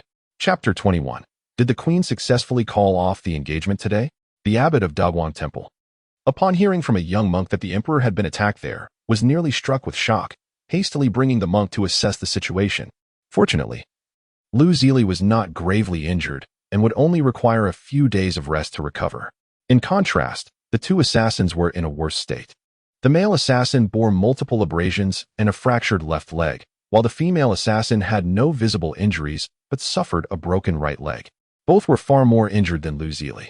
Without Lu Zili's orders, the abbot dared not tend to Quan Qingqing and Fu Mingyi's wounds, instead confining them separately in the woodshed on the rear mountain, awaiting Lu Zili's awakening for interrogation. In the stillness of the night, the Great Light Temple was enveloped in serene tranquility. Lu Zili, having dozed in the guest room on the back mountain for the entire day, finally awoke. As he opened his eyes, still in a haze, he noticed Xiao Lizi, who was weeping quietly at the head of the bed. With sorrowful eyes, tears the size of beans cascaded down his cheeks, occasionally calling out "Your Majesty" in a strained voice, evoking a poignant image akin to a pear blossom amidst rain. A chill crept over Lu Zili at the sight of Xiao Lizi. "Xiao Lizi," he called out, propping himself up. Lost in his grief, Xiao Lizi did not hear him. "Xiao Lizi," Lu Zili called again, and this time Xiao Lizi turned, staring in disbelief at the figure rising from the bed. "Your Majesty, you're awake," he exclaimed, his voice bursting forth with delight. As Lu Zili endured the deafening shriek of Xiao Lizi, a throbbing headache ensued, almost inducing a desire to faint once more. The news of Lu Zili's awakening swiftly spread throughout the temple, disrupting its tranquil ambience. The abbot hurriedly arrived, checked his pulse, and prescribed 2 doses of herbal medicine before departing. After consuming the concoction prepared by the abbot, Lu Zili, after a moment of contemplation, casually inquired, "How is that girl from earlier?" He pressed his lips together, his earlobes slightly reddening. "The girl?" Xiao Lizi pondered for a moment before realizing the reference. "You mean that assassin? She is currently confined in the firewood shed at the back of the temple, awaiting your interrogation, Your Majesty." "The firewood shed?" Who instructed you to confine her there? Upon hearing this, Lu Zili's expression darkened, and he hastily rose from the bed, donned his shoes, and rushed outside. An unusual urgency evident on his typically cold visage. Xiao Lizi watched in bewilderment as Lu Zili hurried away, perplexed by the sudden intensity of his demeanor. After a few seconds, a realization struck him, and he smacked his forehead. How could the merciless nature of His Majesty tolerate confining an assassin in such a decent place? Surely he would prefer to strip her of her garments and bind her to a tree, allowing wild dogs to terrify and torment her. The urgency now made sense. It was a fervent desire to interrogate the criminal. Understanding this, Xiao Lizi stomped his foot and hurried after Lu Zili. Your Majesty, please slow down. You have just recovered from illness. It is unwise to act in anger. His voice boomed, though his steps were less than nimble. Lu Zili dashed ahead, leaving Xiao Lizi panting and unable to keep pace, until he eventually vanished from sight. Lu Zili sprinted to the back mountain of the Great Light Temple, halting before the two firewood sheds, grappling with a dilemma. After a moment's hesitation, he pushed open the door of the nearer shed. The light within was dim, and as he entered, he vaguely discerned a plump figure seated in the corner. His heart raced suddenly as he recalled the fleeting glimpse from the day. His footsteps tinged with trepidation. The man, resplendent in his moonlight-white robe adorned with golden threads, adjusted his attire and tidied his tousled hair from running. His demeanor was composed, exuding an air of tranquility as he slowly approached the figure in the corner. Miss, Lu Zili advanced towards the bound figure, poised to speak, when an imposing face, bristling with a thick beard, abruptly filled his vision. For the first time in his life, the usually unflappable Lu Zili was startled. The words he intended to utter trapped in his throat, the color draining from his cheeks, leaving him ashen. Fu Mingyi, upon seeing someone approach, struggled violently against his bindings. His muffled protests erupted into an angry roar, his dark, piercing eyes seeming to blaze with fury. Let me out! Let me out! Let me out! He silently screamed. Lu Zili remained oblivious to his silent pleas. Instead, he scrutinized the burly man before him. Recalling the sight of him rolling down the stone steps with the girl earlier that day, he removed the cloth from Fu Mingyi's mouth, pressed his lips together, and coldly inquired, "What is your relationship with the girl you tumbled down the steps with today?" Fu Mingyi, unaware of Lu Zili's identity or the intent behind the question, replied, "Let me out. Do you even know who you've captured? Who ordered you to bind me?" His agitation escalated, his voice rising in Lu Zili's ear, prompting Lu Zili to lose his patience and deliver a sharp kick. "Answer my question directly. Spare me the nonsense," he commanded. "Hey, you little scoundrel. I will divulge nothing," Fu Mingyi retorted defiantly. Lu Zili, slightly displeased, scrutinized the man before him, and after a moment of consideration, he finally struck. Following a one-sided beating, Fu Mingyi, with a face swollen like a steamed bun, finally relented. Stop. I'll tell you. Lu Zili ceased his assault, standing regally as he urged. "Quickly, what is your relationship with the girl from earlier? Don't lie, or you shall face dire consequences."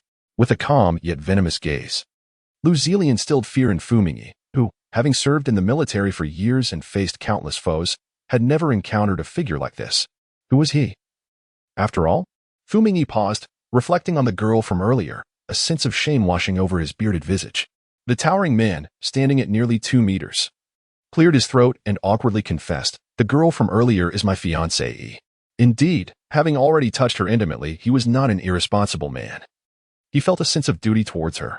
For the first time in his life, Fu Mingyi felt embarrassment. Upon hearing this, Lu Zili's earlier fervor extinguished completely, his expression chilling to the frigidness of ice. He extended his right foot and forcefully stomped on Fu Mingyi's fractured left leg. Lu Zili exerted considerable force, and Fu Mingyi immediately cried out in pain. "I have already made myself clear. Why do you persist in tormenting me?" Fu Mingyi's face was a portrait of fury. "It matters not. You may tread upon me as you wish." Lu Zili ground his foot into the very spot where Fu Mingyi had been injured, nearly causing him to succumb to the pain, and in his mind, he fervently cursed Lu Zili's ancestors for generations. What had he done to deserve such treatment from this man? For the first time in many years, Fu Mingyi felt a sense of grievance. Chapter 22. Did the Empress successfully break off her engagement today? 5. Lu Zili had subjected Fu Mingyi to a merciless torment before striding away. As he exited the woodshed where Fu Mingyi was confined, his initial anticipation had morphed into a profound melancholy. The man within the woodshed was so disheveled, inferior to himself in every aspect, yet he possessed a fiancée of such exquisite beauty. Truly, a delicate flower placed amidst dung, harboring feelings of vexation and sorrow. Lu Zili pushed open the door to another woodshed in the rear courtyard of the Grand Light Temple. Inside, Qian Qingqing was indeed bound tightly. Her predicament was scarcely better than Fu Mingyi's. Lu Zili's shadowy subordinates, showing no leniency simply because she was a woman, had bound her with such severity that every inch of her body throbbed with pain. A foul cloth, sourced from unknown origins, was stuffed into her mouth, nearly causing her to faint from the stench. To make matters worse, her right leg ached as if it might explode. She was in dire need of a physician to tend to her injury. Yuan Shao had long since returned to the celestial realm, where affairs were complex and demanding.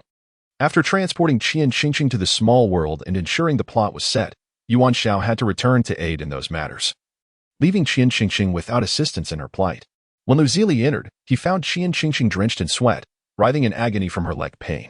Though he was aware that she was another's betrothed, he could not bring himself to distance himself from her. Shamefully, he yearned to draw nearer. Seeing Qian Qingqing so helplessly bound, he rushed to her side, bending down to her, who looked at him like a savior, and began to untie the ropes binding her while removing the foul cloth from her mouth. This little Li was utterly incompetent. How could he treat such a delicate girl in this manner? Lu Zili's heart ached for her. "My lady," Lu Zili spoke softly, "I shall take you away." With a visage as refined as jade and a demeanor unparalleled, Lu Zili embodied elegance and grace. His features, sharp and striking, resembled the finest orchids and jade trees. Qian Qingqing gazed at Lu Zili, who had suddenly appeared before her, momentarily entranced. Was this a deity descending from the heavens to rescue her? After several moments, she finally found her voice. "Thank you, my lord," she said, her voice weak. "May I ask who you are? Why do you find yourself here?" Qian Qingqing had been knocked unconscious while tumbling down the steps. Before losing consciousness, she remembered a burly man robbing and harassing her. But she had no recollection of later colliding with Lu Zili. She instinctively assumed that the one who had bound her was Fu Mingyi. Before her stood not Fu Mingyi. Yet her reaction was surprisingly calm as she spoke gently. I heard Qian Qingqing's soft inquiry, and Lu Zili remained rooted in place, momentarily at a loss for words. Should I admit to being the one who bound you? That would be utterly inadvisable, as it would undoubtedly tarnish my initial impression in the young lady's eyes. Alas, it was all due to Xiao Lizi's impulsiveness that I now felt so uneasy. Lu Zili contemplated deducting a month's wages from Xiao Lizi upon his return.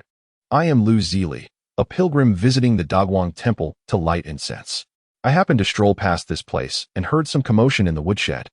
So I came in to investigate, only to discover you here. Upon hearing Lu Zili's explanation, Qian Qingqing breathed a sigh of relief, for she had harbored fears that Lu Zili might be an accomplice of Fu Mingyi. Thankfully, he was not. After all, how could such a brutish and fierce man possess a companion as gentle and handsome as Lu Zili, who even helped her untie her bonds? You have truly saved my life. Thank you so much. Gratitude can wait. I must carry you out. Your leg requires immediate attention. Lu Zili immediately noticed the issue with Qian Qingqing's right leg. She appeared fragile, and with her leg injured, she must be in considerable pain. Upon returning, I must ensure Xiao Lizi's entire year's salary is docked. How could such a delicate girl be left wounded without a doctor? It is indeed heartless. How could I be so compassionate while having such cruel subordinates? As Lu Zili pondered, he reached out to lift Qian Qingqing. I can walk on my own, she protested, refusing his offer of assistance and managing to stand with her left leg, though she limped and moved slowly. Do not be stubborn. I can carry you more swiftly, Lu Zili insisted, stepping decisively beside her and lifting her into a princess carry. Taken by surprise, Qian Qingqing gasped. Lu Zili cradled her securely, striding toward the exit of the woodshed. While she nestled into his embrace, her small face flushed. His hold was warm and strong, pressed against his chest. Qian Qingqing could faintly hear the rapid beat of his heart. This was the first time she had ever been carried by such a handsome gentleman, and she felt a surge of excitement. Lu Xiong, you possess remarkable strength, she remarked with a smile. Thank you for the compliment, Miss Qian, Lu Zili replied, a rare smile gracing his typically aloof face. Lu Xiong, you are truly beautiful in both appearance and heart. Such admirable individuals are indeed rare these days. Qian Qingqing thought to herself, nestled in his embrace, reflecting on the day's events. During the day, I encountered a robber with a full beard, whose appearance was as unappealing as his intentions. Not only did he seize my possessions, but he also cast covetous eyes upon my beauty. Truly, the ugly often provoke mischief. A stark contrast to you, dear Lu. I, Qian Qingqing, feel immensely fortunate to have met someone as noble as you." Her words echoed with the relief of having survived a perilous encounter, leaving Lu Zili momentarily stunned. A bearded brute? This description sounds eerily familiar. After a brief silence, Lu Zili's expression darkened suddenly. The man from the woodshed had deceived him. How audacious for someone to toy with him. Realizing he had been tricked ignited a fury within him, causing an icy aura to radiate outward. Quan Qingqing nestled in Lu Zili's embrace, sensed the sudden shift in his demeanor and fell silent, unsure of what had provoked his ire. The complexities of a man's heart are indeed as elusive as a needle in the ocean. Chapter 23. Did the queen successfully break off her engagement today? As Lu Zili returned to his chamber with Quan Qingqing in his arms, Xiaoli stood frozen in shock. Surely, I must be mistaken. My master, who shuns women and is devoid of romantic attachments, is actually holding a woman. As Lu Zili approached, Xiaoli snapped out of his astonishment. "Your Majesty," he began, but was swiftly silenced by a single glance from Lu Zili, prompting him to amend his words. "My lord, is this not the female assassin from earlier?" Xiaoli inquired. Bewildered. "Wasn't your Majesty supposed to interrogate the assassin? Why bring her back? Surely, interrogation does not necessitate a nocturnal confinement in one's quarters?" Then, a sudden realization struck Xiaoli. This female assassin must be plotting something tonight. Hence, the Emperor intends to monitor her movements personally. What an intriguing endeavor. One might even say, the Emperor has become increasingly eccentric. Xiaoli, refrain from asking unnecessary questions and promptly fetch the healer. This young lady requires medical attention. Lu Zili instructed. Xiaoli, dismissing his previous musings, hurried off to find the healer. Lu Zili gently placed Quan Qingqing on his couch, covering her with a blanket with great care. Having been bound for so long, she could finally lie down and released a sigh of comfort. "I truly trouble you, Lord Lu." "No need for thanks," Lu Zili replied with a faint smile, captivating in its charm. "I shall repay the life-saving grace you have bestowed upon me today. But may I inquire where you hail from, my lord?" "From the capital," Lu Zili replied succinctly, choosing not to elaborate further. Quan Qingqing nodded. Her curiosity about Lu Zili's true identity piqued. The chamber was spacious, adorned with luxurious furnishings, distinctly different from ordinary accommodations, unaffordable for the average pilgrim. Moreover, Lu Zili himself was extraordinary in stature, appearance, and demeanor, qualities that could only be cultivated within esteemed aristocratic families. It seemed that fortune was indeed on his side. Having encountered such a remarkable ally, Qian Qingqing pondered quietly to herself. Little Li moved swiftly, and before long, the abbot hurried in. The abbot had visited twice that evening. Feeling somewhat helpless, preoccupied with the desire to conclude his duties and return to rest. "Where is the patient?" he inquired. "Here," Lu Zili replied, gesturing toward Qian Qingqing, who lay upon the bed. The abbot instantly recognized her as the female assassin from the daytime. Wisely, he refrained from speaking, approaching silently to administer treatment. The patient had a fractured right leg that required immediate attention. The abbot signaled to Lu Zili. "Well then, please assist this young lady with her injury," Lu Zili responded. The abbot nodded, and Lu Zili along with Little Li exited the chamber, allowing space for the abbot and Qian Qingqing. Inside the chamber, the abbot attended to Qian Qingqing's injury. Outside, Lu Zili questioned Little Li. "Have you gathered information on that young lady inside?" Lu Zili's tone was displeased. He found his subordinates increasingly inept, still lacking the necessary documentation after such a lengthy period. "We will have it by tomorrow morning," Little Li replied, wiping the sweat from his brow respectfully. Lu Zili replied, his tone inscrutable. "As for the man in the woodshed, send someone to teach him a severe lesson tonight. Show no mercy. If he dares to sleep tonight, you may as well take your own lives in the morning to atone." Lu Zili's anger flared as he recalled Fu Mingyi's deceitful words. A loathsome bandit dared to utter such hubris, foolishly fantasizing about a beautiful maiden. It was simply outrageous. A toad aspiring to consume swan meat. "Yes, your Majesty, we will certainly torment him thoroughly tonight, ensuring he does not dare to close his eyes," Little Li assented eagerly. After years of serving the Emperor, he had mastered the art of inflicting torment. "Have someone move the bed from the neighboring chamber into this one." "I shall share the night here with the young lady," Lu Zili commanded. Little Li's eyes widened in shock upon hearing this, a hint of worry crossing his fair face. "Your Majesty, this is against protocol. Even if you wish to monitor the assassin, such measures are unnecessary. You are of noble blood. How can you share a chamber with an assassin for an entire night?" Little Li implored. "I understand that this assassin is cunning, Yet your hidden guards are not inept. With them surrounding this chamber, any slightest movement from the assassin will not escape their notice. You need not worry, just rest easy tonight." Upon hearing Little Lee's words, Lu Zili fell silent for a moment. Observing Little Lee's fair and handsome visage, he couldn't help but voice a question. "Little Lee, do you have any food in the palace?" "No, Your Majesty." Little Lee scratched his head, perplexed by the Emperor's inquiry. The topic shifted so abruptly. No wonder. Lu Zili sighed and shook his head, urging him to find someone soon after returning to the palace. "Your Majesty, you truly are a benevolent ruler. I never expected you to be so concerned about my lifelong affairs," Little Lee said, tears brimming in his eyes. "I am not concerned for you. I simply cannot bear to see you in such a foolish state," Lu Zili replied coldly, casting a disdainful glance at Little Lee. Instantly, Little Lee's tears ceased, leaving him in a state of shock. "Wipe your tears and quickly move the bed," Lu Zili ordered impatiently. "Yes," Little Lee sniffled, wiping his nose and tears as he descended with a sense of grievance. Chapter 24. Did the Empress successfully call off the engagement today? Little Lee worked swiftly. As soon as the abbot departed, he promptly brought the bed from the adjacent room. "Young Master Lu, it seems we have to share a room today," he said. "The abbot mentioned there are no spare rooms available." Lu Zili feigned sincerity, speaking casually, while in reality, the Great Light Temple had an abundance of guest rooms. "Oh, I see." Qian Qingqing suddenly remembered that she had a long-term guest room at the Great Light Temple. She had come today intending to stay there, but unforeseen circumstances arose. "You may inquire with the abbot to find out where my room is. I can tidy up and move in shortly." Qian Qingqing's words piqued Lu Zili's interest. "Do you often stay long-term at the Great Light Temple? I didn't know there were long-term guest rooms." The temple was bustling with visitors daily, many of whom would stay for a night or two, but only those who remained for months or even years would be specially accommodated by the abbot. It was curious for a young girl like Qian Qingqing to reside in a monastery for several months.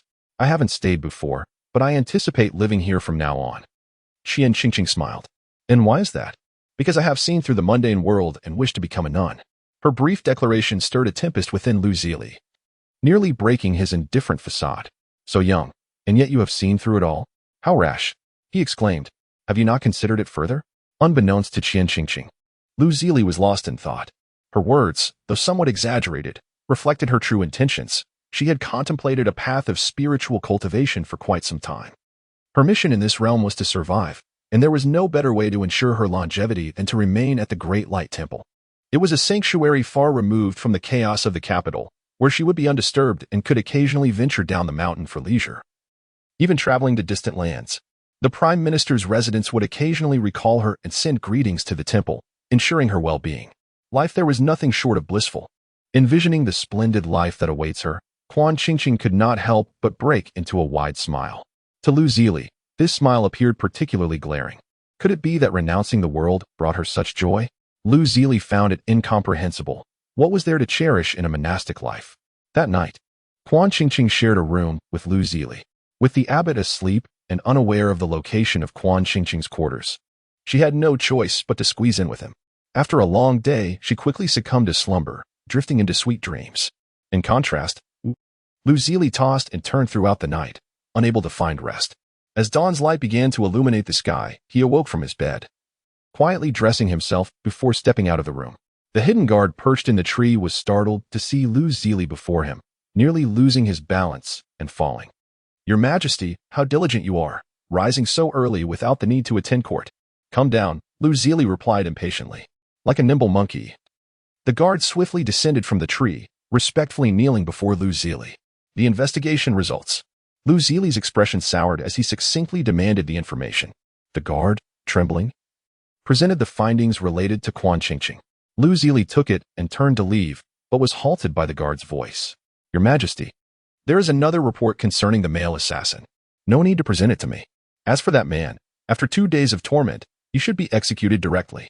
Lu Zili's disdain surged as he recalled Fu Mingyi's audacity in seizing a woman's possessions and shamelessly claiming that Qian Qingqing was his fiancée. What purpose did such a man serve, but to waste precious air? "Your Majesty, I implore you to review the report before making a decision," the guard urged. Wiping the sweat from his brow, feeling the weight of the investigation's findings, the identities of the 2 chance encounters turned out to be more bizarre than anticipated. A fateful entanglement. No, wait. Based on the investigation results, They were not assassins at all. This was utterly absurd. Upon hearing the guard's words, Lu Zili furrowed his brow. Silently, he seized the report concerning Fu Mingyi from the guard's hand, separating it from Quan Qingqing's findings. With the results in hand, Lu Zili settled onto a stone chair in the courtyard to peruse the documents. What he discovered was astonishing. His entire being felt as though it were unraveling. His phoenix eyes widened, seemingly attempting to pierce through the delicate paper. Quan Qingqing. She was, in fact, his betrothed. A wave of disbelief mixed with exhilaration surged within him, as if a fawn were leaping wildly in his heart, making it race uncontrollably. Yet, he quickly regained his composure, realizing the course of action he must take. Xiao Lizzie, come here. Hastening at the call of His Majesty, Xiao Lizzie approached, bowing respectfully. Has the marriage of the Chancellor Quan's illegitimate daughter been annulled? Lu Zili asked this with an expressionless face, though his grip on the paper was so tight that he nearly tore it apart. Not yet. The Ministry of Rights has already drafted the edict, awaiting Your Majesty's review before it is proclaimed. Lu Zili let out a sigh of relief in his heart. He instructed the Ministry of Rights to nullify the decree and urged the Astronomical Bureau to hastily calculate an auspicious date. He desired to marry the illegitimate daughter of the Prime Minister with utmost urgency. Xiao Li raised his head, a look of astonishment plastered on his face. Has His Majesty encountered a ghost? Wasn't he disinclined towards the Prime Minister's illegitimate daughter? Why then would he wish to wed her? I find this utterly perplexing. Yet I am deeply astonished. What are you standing there for? Hurry and get to work. Seeing Xiao Li's dazed expression, Lu Zili felt a surge of irritation and kicked him sharply. The kick jolted Xiao Li back to reality. Your Majesty, I will go at once. Without delay. Xiao Li hurried away. Lu Zili remained rooted in place, his expression a whirlwind of confusion. Chapter 25. Did the Empress successfully call off her engagement today? In the inner chamber, Quan Qingqing had just awakened, blissfully unaware that her true identity had been exposed. After a restful slumber, she felt rejuvenated, though the pain from her fractured right leg still plagued her. Gritting her teeth against the discomfort, she attempted to rise, unable to suppress a soft gasp. The sensation is quite intense. Hearing her muffled exclamation, Lu Zili, disregarding the norms of decorum between genders, boldly pushed the door open. I shall assist you. Dressed only in her undergarments, Quan Qingqing thought to herself, is Lu Gongzi truly so unreserved? No need, I can manage on my own. I kindly ask you to step outside, she replied, feeling quite awkward. Yet Lu Zili remained unmoved. I need to put on my outer garments. It is inappropriate for you to remain here. Still, Lu Zili did not budge, standing like an immovable post. Frustrated, Quan Qingqing finally resolved to raise her voice. Leave. Lu Zili slowly lifted his foot, and seeing this, Quan Qingqing breathed a sigh of relief. However, to her surprise, he approached her directly, showing no intention of vacating the room. Lu Gongzi. Was he hard of hearing, or simply unable to comprehend human speech? Your leg is injured. Let me help you dress. Despite his strikingly handsome visage, akin to a celestial being, his words were anything but decorous. Perhaps it would be best if you refrained from this, Lu Gongzi. I can manage on my own. Startled by his sudden closeness, Quan Qingqing retreated to the bed, adhering to the principle that men and women should maintain a respectful distance. But your leg is in pain, is it not? Lu Zili regarded her with a look of confusion, his gaze innocent and clear. I am not in such agony that I cannot dress myself. You are overthinking this. Quan Qingqing patiently explained, finding Lu Zili's intellect somewhat lacking. Very well. Recognizing her resolute stance, Lu Zili realized he was unlikely to assist her in dressing. His expression tinged with regret. What exactly are you regretting? She inquired. Lu Zili turned back thrice, lingering hesitantly as he exited the room. Inside, Quan Qingqing endured the pain in her leg as she dressed herself. Outside the chamber, Lu Zili's gaze deepened as he thought of the maiden within. He fought against the overwhelming urge to return to the room, reminding himself that his betrothed had yet to enter his household.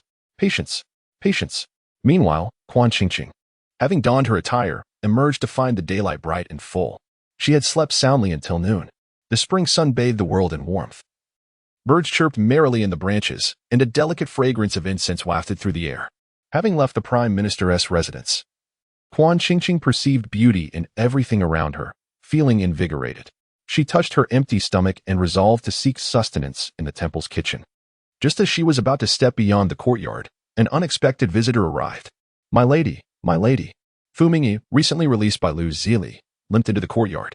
He had not slept a wink all night, dark circles under his eyes, appearing disheveled and ragged like a beggar. He rushed into the courtyard, shouting, startling Quan Qingqing. Who is this beggar? She thought. My lady, I have finally found you. Upon seeing Quan Qingqing, Fu Mingyi broke into tears, limping toward her. Memories of his torment from the previous day flooded back, bringing a pang of sorrow, but he felt relief in finally being freed and reuniting with his betrothed. My lady, Fu Mingyi cried, his face a picture of grievance. Who are you? I don't know you. Quan Qingqing was bewildered, utterly unfamiliar with the man before her.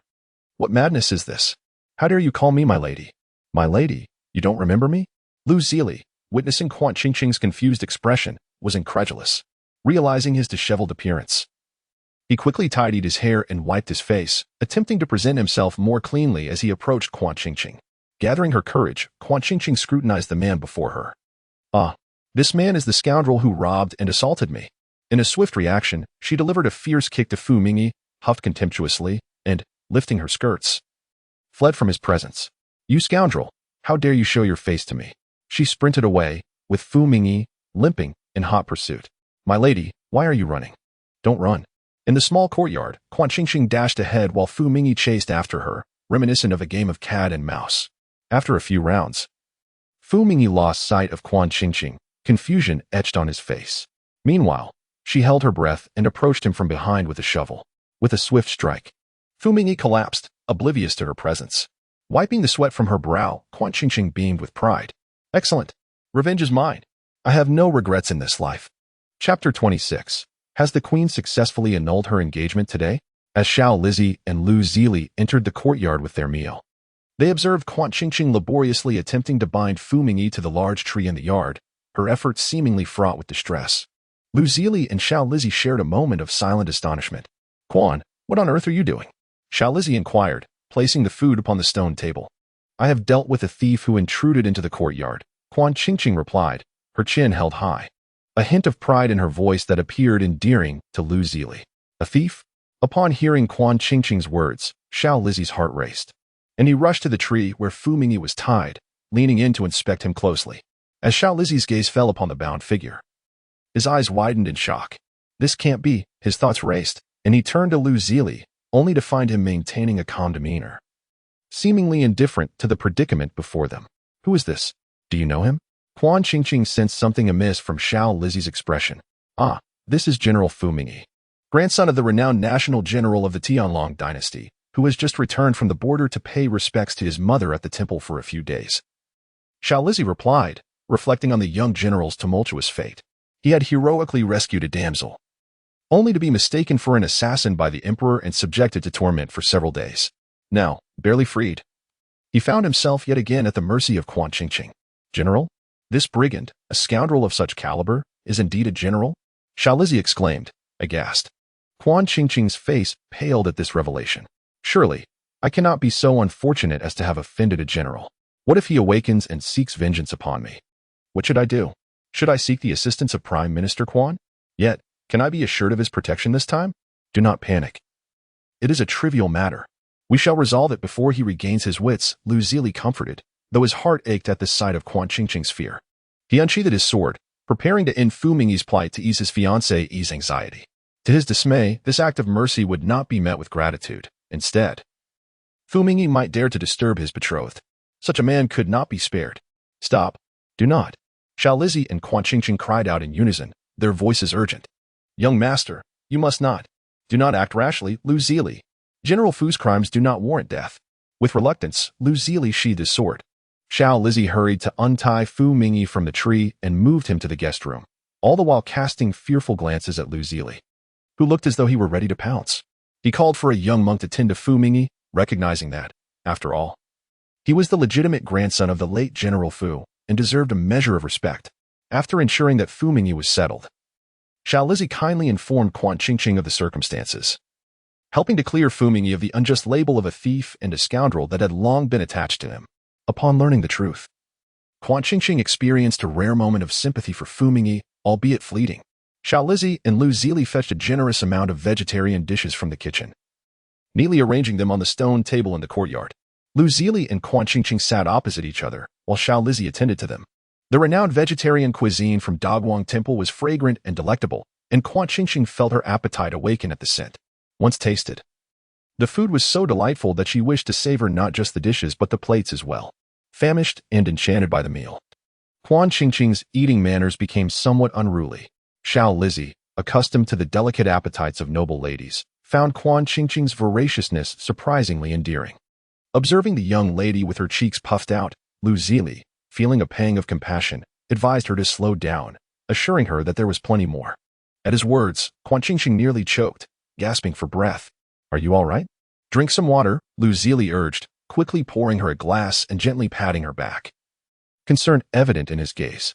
After a sip of water to soothe herself, Quan Qingqing's embarrassment flushed her cheeks. "I'm fine, Lu Gongzi. I just choked a bit." How embarrassing to be so uncouth in company. I must have spoiled your appetite. Regaining her composure, she shifted to a more refined demeanor, eating delicately and with decorum. "I apologize, Lu Gongzi. I'll eat more slowly now. I didn't mean to disturb your meal." Noticing her sudden formality, Lu Zili pursed his lips in displeasure. Quan Qingqing gazed at him with her large, round eyes. "What do you mean by that? Eating too quickly hampers digestion. You eat charmingly and exhibit excellent manners." Lu Zili replied, his earlobes turning crimson. "Oh," Quan Qingqing replied, her face buried in her bowl, surprised by Lu Gongzi's unexpected attentiveness towards young ladies. Chapter 27. Did the queen successfully break off her engagement today? As days leisurely passed, Quan Qingqing remained comfortably recuperating at Dogwang Temple. Lu Zili, reluctant to return to court due to a certain someone being at the temple, resisted departing despite Xiao Lizzie's persistent entreaties. Ultimately, he resorted to having his official duties conducted at the temple daily. It turned out that Lu Zili's chamber had been designated for Fu Mingyi, while Quan Qingqing returned to her own quarters, with Lu Zili residing next door.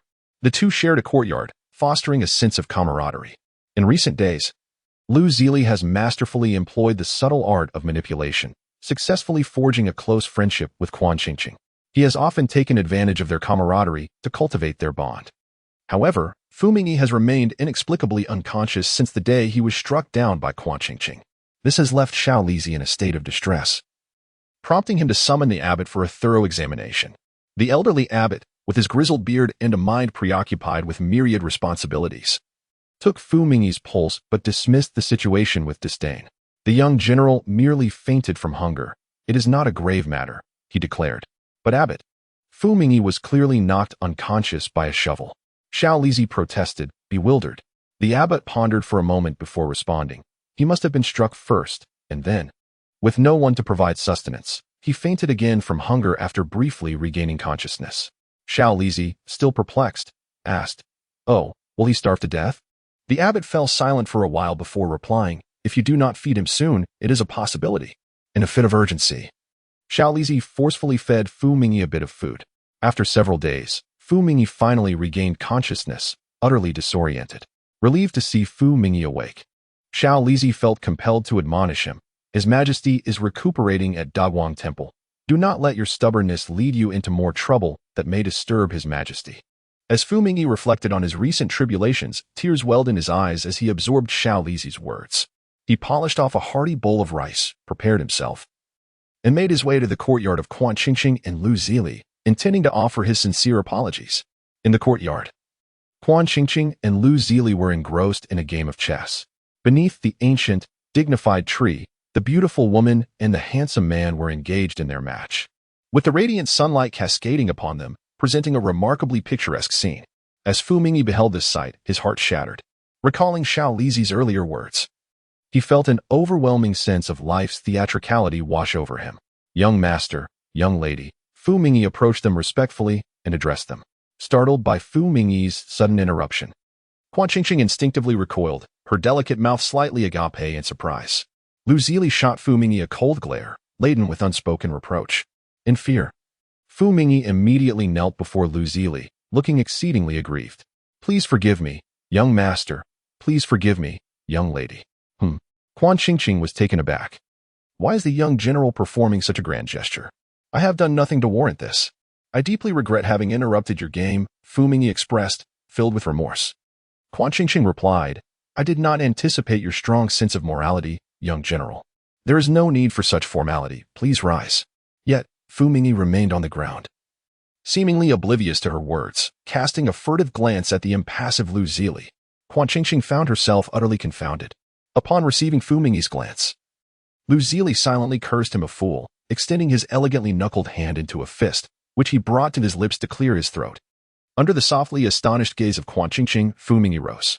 Quan Qingqing's eyes flitted back and forth between Fu Mingyi and Lu Zili. Even with her usual obliviousness, she sensed the unusual nature of the relationship between the two men. Considering Lu Zili's exquisite lifestyle and his noble demeanor in every gesture, along with the peculiarities of Xiao Lizzie and the occasional appearance of shadowy bodyguards beside Lu Zili, it all hinted at the extraordinary nature of Lu Zili's identity. Initially, Quan Qingqing might have viewed Lu Zili as merely an ordinary noble, but Fu Mingyi's actions suggested that Lu Zili's status was far more sensitive and unattainable than she had imagined. Could someone who commanded the obedience of the grandson of the national general be an ordinary individual?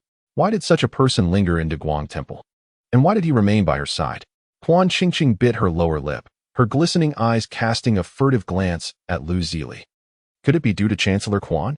After all, the Chancellor's residence was indeed a place of great influence. The situation had become increasingly complicated. Quan Qingqing furrowed her brows in distress. Qingqing, what troubles you? Lu Zili's gentle smile drew her attention back to him. His eyes, filled with warmth and affection, seemed to regard her as his entire world.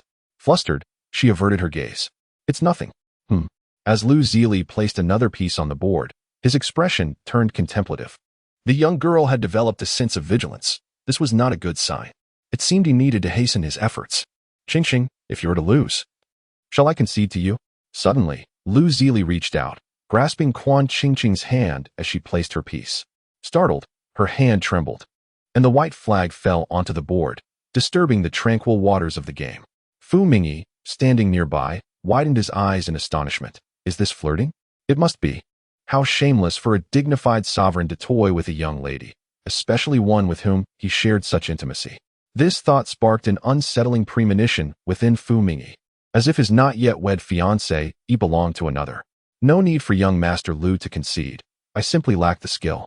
Quan Qingqing withdrew her hand from Lu Zili's grasp, placing her piece down, thus conceding the entire game. Lu Zili sighed in regret. What a pity. The young lady is not easily swayed. I had hoped to charm her into granting me some favors. It appeared that his path to love would indeed be long and arduous. After finishing the game with Lu Zili, evening had fallen. Back in her room, Quan Qingqing took out her needle and thread, beginning to embroider. The Prime Minister's residence provided only a modest sum of money to Quan Qingqing. After paying the accommodation and meal fees at the Great Light Temple each month, little remained. Quan Qingqing did not possess any particular talents, except for her exceptional skill in embroidery, which aligned with her duties as a thread weaver in the Moon Elder Palace. She excelled in all matters related to needle and thread. In the past few days, she had embroidered numerous items, intending to sell them at the upcoming Lantern Festival to improve her financial situation. With the festival approaching, she spent an entire evening embroidering, and by dawn, she felt somewhat disoriented from lack of sleep. The next day, as the sun rose, there was a knock at the door. Lu Zili was there, as usual, bringing breakfast for Quan Qingqing. Qingqing, are you awake? I brought you breakfast. His voice was deep and gentle, laced with a hint of eagerness to enter the room. I'm awake. Come in, Quan Qingqing replied, suddenly realizing she had spent the entire night embroidering, neglecting to wash up or change her clothes. A peculiar sense of guilt washed over her, intensifying as Lu Zili entered. Qingqing, why are you up so early today? He asked, smiling. Typically, he had to wait outside her room for quite some time before she was ready to greet him. The young girl was both delicate and lazy, often preferring to sleep in and skip breakfast, which was detrimental to her health. Thus, he made it a point to bring her breakfast daily. Yet, she would invariably still be asleep upon his arrival, necessitating a prolonged wait outside. Today, however, was different. I woke up a bit earlier today, Quan Qingqing stammered. Lu Zili chose not to challenge her fib, merely offering a faint smile. He set the tray down on the table and noticed the array of embroidered items before him. The pieces were exquisite, including sachets, round fans, handkerchiefs, and various small ornaments. Predominantly sachets. Each item showcased remarkable craftsmanship, a testament to years of embroidery experience. Lu Zili picked up a sachet, a glimmer of surprise crossing his eyes. I didn't expect your skill to be quite so refined. This craftsmanship rivals that of the more seasoned embroiderers in the palace. Of course, my skills have been nurtured from a young age, Quan Qingqing replied, lifting her chin with a hint of pride. Feel free to choose any piece you like. Oh, how generous of you, Qingqing, Lu Zili remarked, observing her proud demeanor akin to a small, contented cat. He felt an urge to pat her head, but restrained himself, instead examining the embroidered items one by one. Finding nothing particularly appealing, he reluctantly declared, perhaps it's best if you keep them all.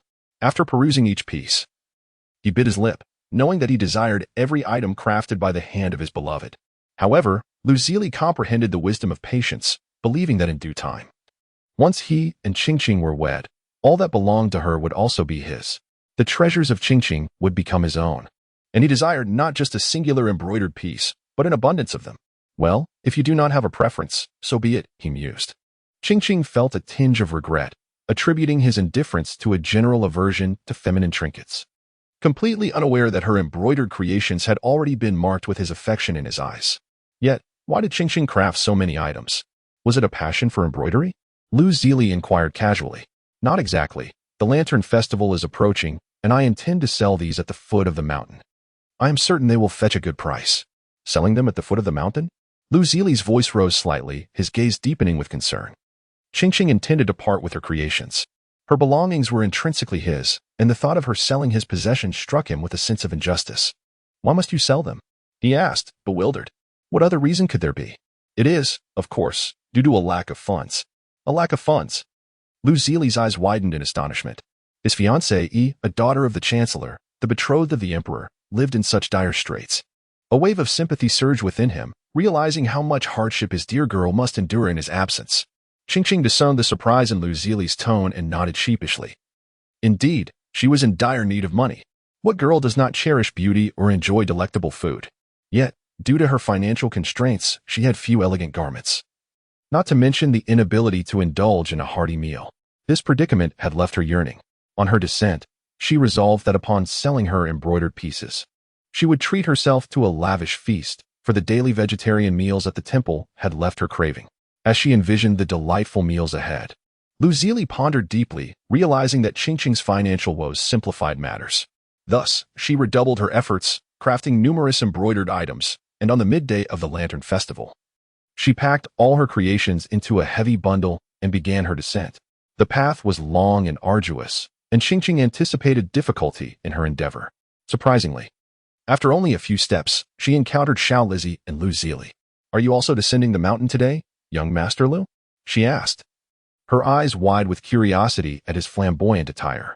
Lu Zili had transformed from his usual aloof elegance into a captivating figure, adorned in a deep purple robe threaded with gold, exuding an alluring charm.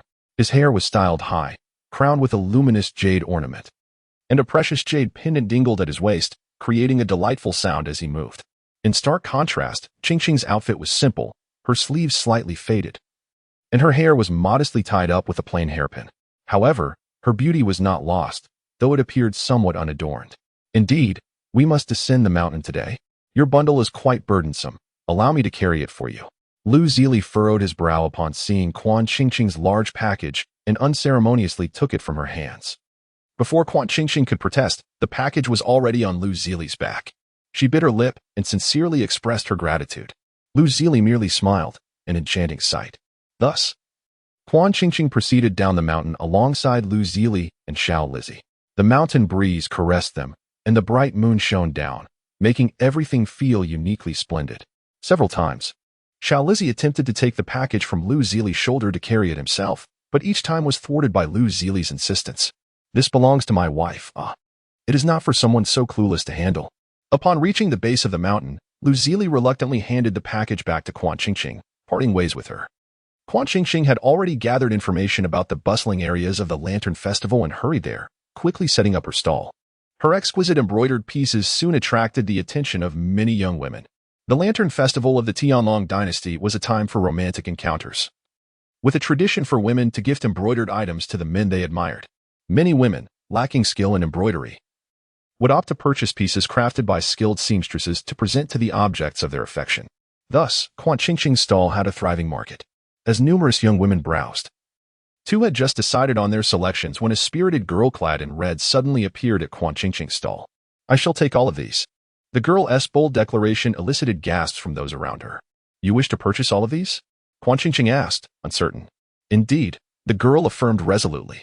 "It is unnecessary to gift so many embroidered pieces to a secret crush. The items on this stall could suffice for an entire village's worth of suitors," remarked a young girl nearby, unable to contain herself. "I intend to gift them to an entire village's worth of men. The one I admire has a line stretching from here to the city gates. It would not suffice to buy fewer pieces," the girl in red replied defiantly. The surrounding women were astonished, their mouths agape in admiration. "Truly, you are a heroine among women, a model for our generation." The girl who had voiced her doubts earlier offered her sincere admiration. In this manner, within less than half an hour of opening, Quan Qingqing's stall was nearly sold out, bringing her great joy.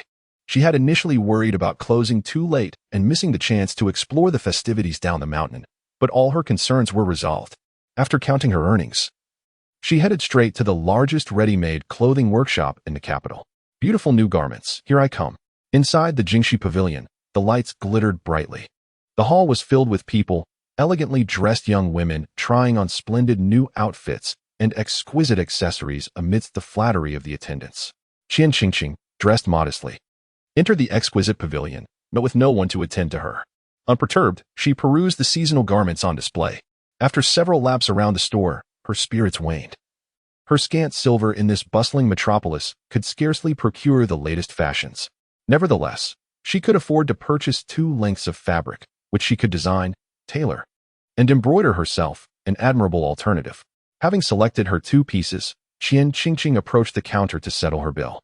The shopkeeper, upon seeing her, greeted her with an exuberance that bordered on overwhelming.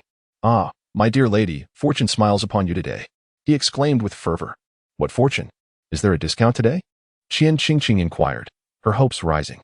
"More astonishing than a mere discount," the shopkeeper exclaimed, thumping his thigh and winking conspiratorially. "The fabrics you have chosen are our store's treasured heirlooms. Though they may appear ordinary, their true worth is immeasurable and exceedingly rare." "And so?" Qian Qingqing responded, perplexed. "And so, my dear, you are now the new proprietor of our establishment." "What? Why?" Qian Qingqing gasped, utterly astonished. The shopkeeper's sudden proclamation left her in disbelief. Surely, he must have lost his senses. "Ah, young lady, you are unaware of the circumstances. These fabrics are family heirlooms passed down through generations, meant for the next of kin. Regrettably, in my lifetime, I have been unable to bear children, leaving me without heirs. Thus, I devised a plan to place these 2 lengths of fabric on display, and whoever claims them would be deemed the destined one, the new steward of our pavilion. You, my dear, are the serendipitous soul I have long sought." With tears welling in his eyes, the shopkeeper clasped Qian Qingqing's hands, his face radiant with sincerity. Stunned, she stood there, speechless and incredulous. Seeing her silence, the shopkeeper pressed on with fervor. "Would you accept the role of the proprietor of the grandest apparel shop in the capital? Would you desire a wardrobe without end, adorned with jewels aplenty and wealth beyond measure? Which woman could possibly decline such an offer? It was an impossibility to refuse." Thus, in a daze, Qian Qingqing murmured her consent. "I am willing." "Splendid. You are now the new proprietor of our exquisite pavilion," the shopkeeper declared with finality, his satisfaction evident. He retrieved from beneath the table a prepared deed, property documents, and a flurry of assorted papers, thrusting them into Qian Qingqing's hands. "Oh joy! The task entrusted to me is complete." The shopkeeper reveled in his triumph. Qian Qingqing, bewildered, pondered, had she lost her mind, or had the world gone mad? Stumbling out of the exquisite pavilion, she clutched her newfound fortune, questioning how she had suddenly acquired such wealth. "Am I dreaming?" Qian Qingqing gently pinched herself, a sharp pain radiating from her arm. It hurt. How could this be real? In disbelief, she remained silent for a while. Never mind, she thought. It was best to set this aside and go have a meal first. Rubbing her empty stomach, she resolved to indulge herself for once and dine at the most luxurious restaurant in the capital, a small consolation for her long-deprived appetite for meat. Heaven knew how much she had craved meat during her time at Daguang Temple. Half an hour later, Qian Qingqing emerged from the restaurant, her face aglow with wonder, clutching the deed to the establishment. The proprietor had informed her that she had won a prize, the deed to the restaurant, meaning she was now the owner of the largest restaurant in Jingxing. What was happening in this world? Everything felt surreal. Wandering aimlessly through the bustling streets, she felt as if she were the subject of a cruel jest. Suddenly, someone patted her shoulder. Turning around, she discovered it was Lou Zealy. "What's wrong with you? You look utterly lost," he remarked, frowning. Given that he had gifted her the largest restaurant and a clothing shop in the capital, he wondered why she appeared so discontented. Was it not enough? "Master Lou, you arrived just in time. With your vast knowledge, could you please help me verify if this deed is genuine?" Qian Qingqing pressed the document into his hands. "It's authentic, undoubtedly so," Lou Zealy assured her confidently, unfolding the deed. You're holding it upside down," Qian Qingqing pointed out gently. "My apologies." Unfazed, Lou Zealy calmly adjusted the document. "From my experience, this deed is 100% genuine. You can rest assured." He then placed the deed back into Qian Qingqing's delicate hands, casually brushing against her soft skin. "You've struck it rich." A flicker of contemplation crossed Qian Qingqing's eyes as she cautiously assessed Lou Zealy's expression. Why was he so certain? She couldn't shake the feeling that he knew everything. Enough of that. Don't think too much about it. The Lantern Festival is about to begin. Let us hurry to the riverbank. In the Tianlong dynasty, the Lantern Festival held a tradition where couples would release a lantern together, inscribing their names upon it, symbolizing a wish for lifelong companionship. Before meeting Qian Qingqing, Lou Zealy had been skeptical of such beliefs. However, having met her, he was now willing to embrace the notion. He was eager to partake in the lantern release with her. "I'm not prepared with a lantern, nor do I have a beloved," Qian Qingqing waved her hand dismissively. She had no desire to go to the crowded riverbank. There was nothing appealing about it. "You should go by yourself, Master Lou." Upon hearing her refusal, a fleeting shadow of disappointment crossed Lou Zealy's eyes, only to vanish swiftly. "Aren't we close friends? Is it too much to accompany a dear friend to release a lantern?" "Indeed, it is feasible," Qian Qingqing replied, casting a hesitant glance at the throng gathered by the riverside. "Listen closely, Qian Qingqing." Lou Zealy's voice resonated like a melodious chime. "I am not seeking your opinion. For 10,000 taels of gold, accompany me to the riverside to release the lanterns." "Agreed," she nodded immediately, realizing that even a moment's hesitation would be a disservice to such wealth. 10,000 taels of gold, enough to purchase this splendid Jingxiuge. Mr. Lou is indeed extravagantly wealthy. Satisfied with her prompt response, Lou Zealy smiled and took her hand, leading her to the riverbank.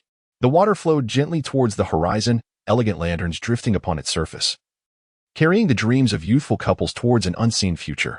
Lou Zealy looked down at the petite girl beside him, his gaze soft as flowing water.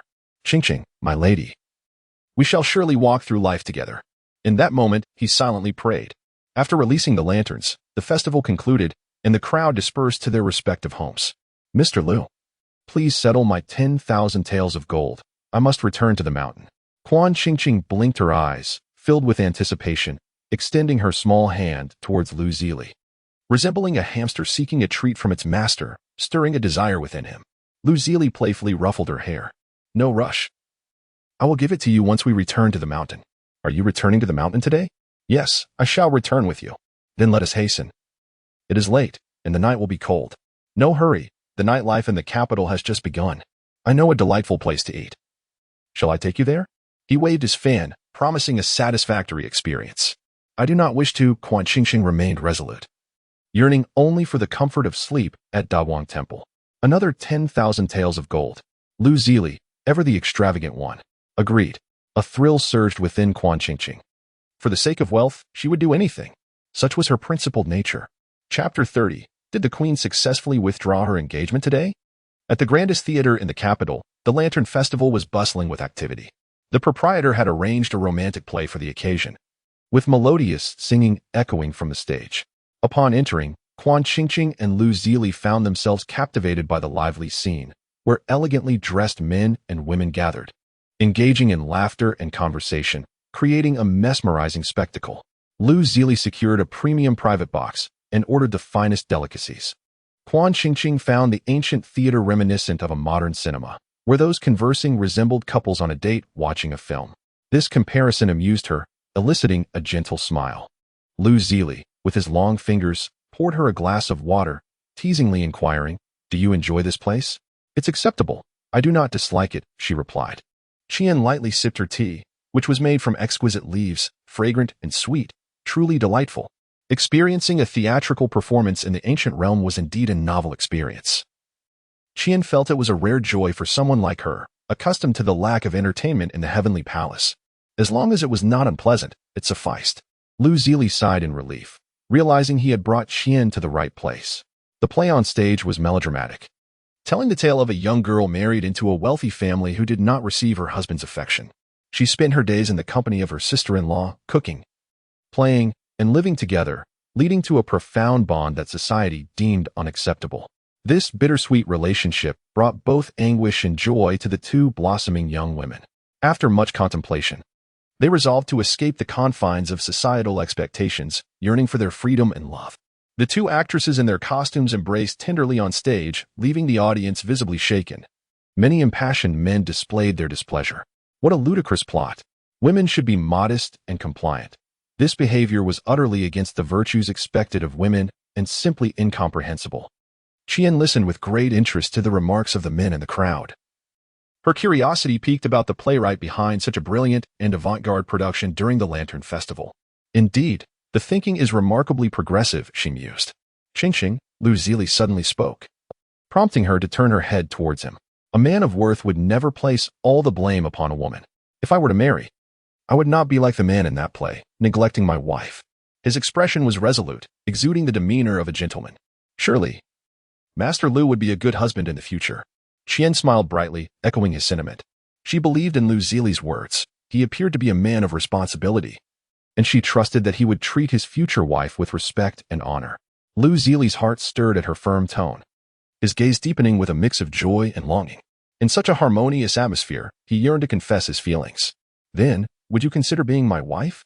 Master Lu, please sit for a moment. I must step out for a moment. Qian interrupted, unable to contain her pressing need. Very well, Lu Zili replied, his lips pressing together, feeling a pang of disappointment, silently reassuring himself that there would be future opportunities.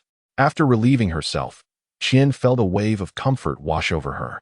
After holding it in all afternoon, she had finally found relief. Stepping out of the restroom, she unexpectedly collided with an elderly figure. He was an old man, his face lined with wrinkles, appearing to be in his 70s. Dressed in a deep purple robe, he stood upright, his expression serious, exuding an air of scholarly dignity. I apologize, sir, she said. Qian lightly bowed her head in respect, feeling a deep sense of humility in the presence of the imposing elder gentleman. It's nothing, my dear, he replied generously, waving his hand dismissively, his expression warm and seemingly indifferent to the minor incident. Just as Qian was about to exhale in relief and depart, the authoritative elder placed his hand upon her shoulder, causing her to recoil in shock and astonishment. You scoundrel, she gasped, bewildered by how such a dignified and stately elder could commit such an affront to decorum. The impact on her worldview was overwhelmingly jarring. Li Mu observed the wary Qian with a glint of intrigue in his aged eyes. It had indeed been a long time since he encountered a young woman so strikingly beautiful and spirited. Speaking of which, his 18th concubine had recently passed away unexpectedly, and he deemed it an opportune moment to acquire a new one. He scrutinized Qian with an appraising gaze, a hint of avarice flickering across his stern visage, which left her feeling profoundly uncomfortable. Qian, unable to contain her temper, instinctively clenched her small fist in preparation to strike the old rogue, but was fortunately restrained by the arrival of another. My lord, it is indeed a challenge to locate you. The private room awaits your presence, called out Qian Ruyue. Adorned in a fresh gown of soft yellow, her hair styled elegantly, and her exquisite makeup accentuating her commanding presence as a noble lady of the capital. Oh, sister, what brings you here? Qian Ruyue greeted Li Mu with a respectful bow, then turned to see her long unseen sister, Qian lightly lowering her head, feigning weakness, inwardly lamenting her ill fortune at encountering the calamity that was Qian Ruyue. I grew bored on the mountain and thought to descend today for the Lantern Festival. Qian replied meekly. Alas, Qian Ruyue sighed upon hearing this. How cold-hearted our father is to leave you, such a delicate beauty, alone in that desolate mountain. How could you possibly endure such solitude? She regarded Qian with a concerned expression, her tone laden with faux sympathy. A warning bell rang in Qian's mind. Sensing trouble as Qian Ruyue's demeanor shifted, her tears vanishing as she grasped Qian's hand with an air of delight. But fortunately, dear sister, you are still young, with many opportunities ahead. Fate has smiled upon you. You have encountered a person of significance. This esteemed gentleman is none other than the illustrious Minister of Rights. Quick, greet him. Chapter 31. Has the Empress successfully broken off her engagement today? Rarely did a flattering smile appear on Qian Ruyue's proud face. Although the position of the Minister of Rights did not rival that of the Prime Minister Qian, it was still of considerable esteem. Moreover, the Prime Minister had, in private dealings, engaged in some questionable transactions with the Minister, making the Qian family particularly invested in their relationship. "Greetings, Minister." Qian lightly responded obediently with a bow.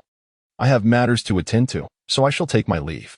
Qian Qingqing was eager to leave this place, feeling a deep-seated discomfort upon seeing Quan Ruyue and the elderly man before her.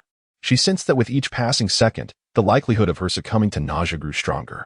"Don't be in such a rush to depart, little girl," Li Shangshu said, gripping Qian Qingqing's delicate hand, squeezing it with an unsettling glimmer of lust in his murky eyes. Instantly, Qian Qingqing's face turned pale. A wave of intense nausea surged from her stomach, causing a light sheen of sweat to form on her forehead. This old man was utterly repulsive. Her evident distress seemed to amuse Li Shangshu, who grew even more enthusiastic. Tightening his hold on Qian Qingqing's hand and audaciously shifting it to her shoulder. Having lived for so many years, Li had become astute, a humble, exiled concubine was nothing but a trampled plaything. Quan Ruyue observed the scene with a cold, enigmatic smile, betraying a hint of satisfaction. "Don't touch me," Qian Qingqing exclaimed, mustering all her strength to break free from Li's grasp, fleeing with the speed of the wind. In her panic, her skirt was caught under Quan Ruyue's foot, causing her to stumble and fall into the dirt. Ignoring the pain on her forehead, she scrambled to her feet and continued to run, relieved that neither Quan Ruyue nor Li Shangshu pursued her. Qian Qingqing's thoughts were filled with curses directed at the two behind her. Why was her luck so wretched? Why was her identity so lowly? She vowed that next time, she would have Yuanshao arrange for her a more illustrious status. Having been born in the heavenly realm, where most people were kind and pure-hearted, she had seldom encountered any malefactors. Now, thrust into a feudal era as a lowly concubine, she felt an overwhelming sense of helplessness and timidity, a sentiment that compelled her to conceal her brilliance, shun political intrigue, and yearn for a pastoral life. She could not conceive of any means to trample Quan Ruyue and the Chancellor beneath her feet. Returning to the private room in disarray, her hair a mess and a large bump swelling on her forehead, Qian Qingqing caught the attention of Lu Zili. His phoenix eyes darkened immediately, and he stood up abruptly, his gentle aura shifting to one of palpable anger, causing the atmosphere in the room to plummet to freezing levels. Lu Zili was furious, an emotion he had rarely experienced in his 20-odd years. The sight of Qian Qingqing in such a state ignited within him an urge to unleash his wrath upon the world. Who did this? Lu Zili's cold expression and tone struck fear into Qian Qingqing. Why did young Master Lu suddenly appear so enraged? It was terrifying. She instinctively recoiled. It seemed that everyone she encountered today was rather abnormal. Who did this? Your forehead injury, Lu Zili inquired, stepping closer to Qian Qingqing and examining the wound with keen eyes. His long, defined fingers tentatively reached out to touch it. A faint sting emerged, and it was only then that Quan Qingqing realized her forehead had been grazed. In her haste to flee, she had overlooked it. Now that she had come to a halt, the subtle pain on her forehead served as a reminder of her injury. She had encountered two unsavory individuals, hastily departed, and had stumbled in the process. Nothing to fret over, truly. Stammering, Quan Qingqing noticed that Lu Zili's expression darkened ominously, as if he were ready to devour someone. She felt a pang of anxiety, uncertain how to articulate the recent events. Where are they? Lu Zili's gaze was lowered, his large hand resting upon the hilt of his sword, prepared to unleash it at a moment's notice. He was grateful to have carried his sword today, as it would facilitate retribution for Quan Qingqing. He would not permit anyone to harm his beloved maiden. She was the one he dared not even touch. And yet someone had the audacity to injure her. Such recklessness was intolerable. Huh? Quan Qingqing's mind struggled to grasp Lu Zili's inquiry, unsure of its purpose. They've probably already left. Left? Fear not. My lightness of foot is exceptional. I shall certainly catch up. Lu Zili murmured with a voice imbued with menace, resembling a demonic figure. What do they look like? A man and a woman. The woman wears a dress of pale yellow, and the man is clad in a gray robe. Under the oppressive pressure of Lu Zili's imposing aura, Quan Qingqing divulged the descriptions of Quan Ruyue and Li Shangshu like a dutiful student. Why do you ask this? You wouldn't truly. Wait, don't go. Quan Qingqing's exclamation fell on deaf ears as Lu Zili's figure darted out of the private room like a specter. At that moment, Quan Ruyue had just inquired with the innkeeper about Quan Qingqing's room and stood at the door, ready to knock. when the door swung open spontaneously. A handsome yet unfamiliar man leapt forth, exuding an air of aggression as if she had stolen his beloved, and with a swift kick, he sent her tumbling down from the second-floor room. In disbelief, Quan Qingqing watched as Quan Ryue fell in an astonishing arc to the ground below, chaos erupting instantly. Surely I haven't kicked the wrong person? Lu Zili's somber expression lightened significantly, revealing a hint of joy. Although his tone was inquiring, Quan Qingqing detected an unmistakable confidence. With so many in yellow attire, how can you be certain it is her? She swallowed hard, genuinely intrigued by this detail. She does not appear to be a person of good character. I hold no affection for her, Lu Zili asserted with sincerity. At this, Quan Qingqing fell momentarily silent. And after a pause, she extended her thumb, giving Lu Zili a vigorous thumbs up. You truly possess a keen eye for character. That wretched man. I shall slay you. The furious roar of Quan Ryue echoed from below, and while Quan Qingqing felt a surge of satisfaction, she also recognized the urgency of their departure. Young Master Lu, let us leave swiftly. She grasped Lu Zili's hand, eager to make their exit. Lu Zili still wished to descend and deliver another strike to that detestable woman below.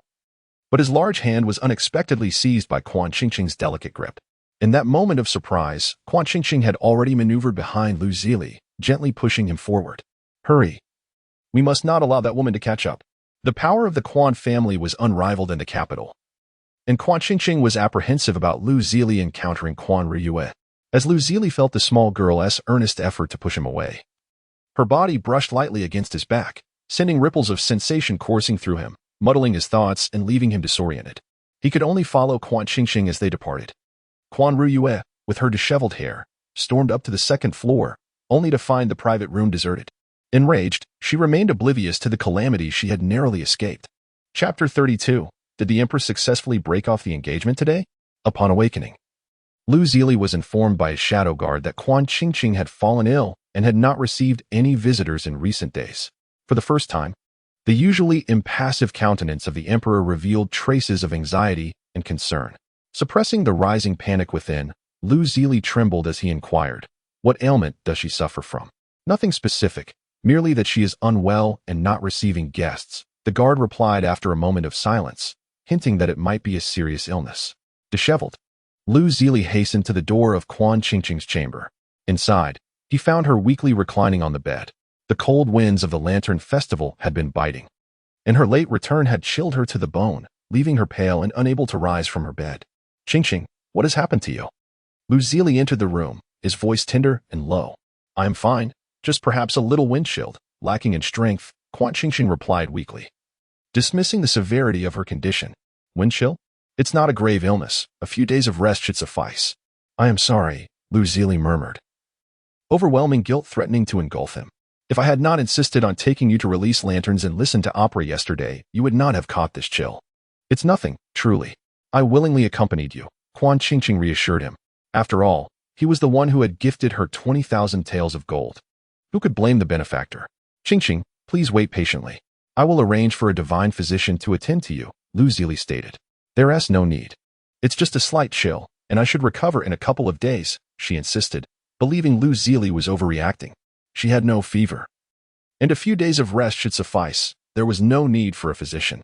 Lu Zili, however, disagreed, believing that even minor ailments should be treated with utmost importance. In his heart, no one was more significant than Quan Qingqing, not even himself. She and Qingqing would rather transfer any wounds or illnesses she bore onto herself. Well, as she listened to Lu Zili's motherly admonitions, she felt that if she did not acquiesce soon, he would continue to nag her interminably. Early in the morning, the imperial physicians were dispatched to the Dogwang Temple by the Little Li. Each physician assumed that something had befallen His Majesty at the temple, and they arrived with trepidation, armed with an array of herbs and elixirs. Upon reaching the Dogwang Temple, they discovered it was a stranger, a young lady, who sought their consultation. They breathed a sigh of relief, but curiosity quickly took hold. "Oh, a mysterious maiden. The young lady. Indeed, His Majesty has finally indulged. What are you all dawdling for? Quickly attend to her." Lu Zili callously interrupted the physician's silent exchange, prompting the head of the Imperial Medical Department to step forward and examine Qian Qingqing. A pristine cloth was draped over her wrist as the head physician bowed his head, diligently taking her pulse. Qian Qingqing, taken aback by the number of doctors crowding her chamber, was momentarily stunned, Lu Gongzi truly was generous to have summoned so many physicians in such a short span. However, having so many doctors to treat her common cold did seem somewhat excessive. The head physician soon completed his examination and turned to Lu Zili, stating that the young lady was afflicted with a cold due to the intrusion of chill into her body, but it was not a serious ailment. However, he noted that she had suffered from malnutrition since childhood, leaving her constitution rather frail, which posed a more challenging issue and would be difficult to remedy. Lu Zili remained silent. Upon hearing the head physician's words, Qian Qingqing recalled the original owner's experiences, having been subjected to beatings by Qian Rumen and often mistreated by servants. Enduring a meager diet was indeed commonplace, resulting in her malnourished and weakened state. Would her future longevity be affected? Lu Zili inquired, hitting upon a crucial point. Those with frail constitutions inevitably face diminished lifespans, the head physician replied. In truth, Qian Qingqing's frailty stemmed from years of malnutrition, and it would take time to mend. Prolonged weakness would lead to persistent ailments, inevitably impacting her longevity. Is there a remedy? Lu Zili's gaze darkened, his disdain for Prime Minister Qian reaching a boiling point. It was all the Prime Minister's fault that his little lady was in such a state. He felt a sharp pain in his chest. The remedy was not insurmountable. With careful nurturing of the young lady henceforth, her health would gradually improve over time, the head physician mused. Lu Zili exhaled in relief. Contemplating Qian Qingqing's plight, living alone in a monastery, subsisting on a vegetarian diet, and occasionally toiling late into the night to create embroidery for income. Her life was indeed arduous. How could her health possibly improve? After merely 2 seconds of thought, an idea crystallized in his mind. He had initially intended to cultivate a bond with Qian Qingqing over time before marriage, but now he felt an urgent need to act without delay. He yearned to marry Qian Qingqing immediately, wishing to keep her under his watchful eye day and night, safeguarding her from the tumult of life and shielding her from suffering and abandonment. The imperial physicians prescribed medicine for Qian Qingqing, and after a brief consultation, they exited the chamber. Qian Qingqing, sitting up weakly, expressed her gratitude to Lu Zili. Thank you, young Master Lu, for bringing so many doctors for my minor ailment. I truly apologize for the trouble. Do you consider this a mere triviality? Lu Zili replied, his expression revealing his disapproval. Did you not hear the physician's words? If you do not take care of your health, it will affect your lifespan. At that moment, Qian Qingqing fell silent. Realizing she was indifferent to how long she would live. Her mission in this realm was to meet a natural death. Even dying from illness was part of that. She simply did not care whether she lived a few more days or not. She had not anticipated Lu Zili would be so concerned. In an instant, her heart felt as though it had been touched by something, a warm current flowing gently within her. Forget it. I shall discuss it later, she thought. Seeing her hesitance, Lu Zili felt a pang of helplessness. I will step out to prepare your medicine.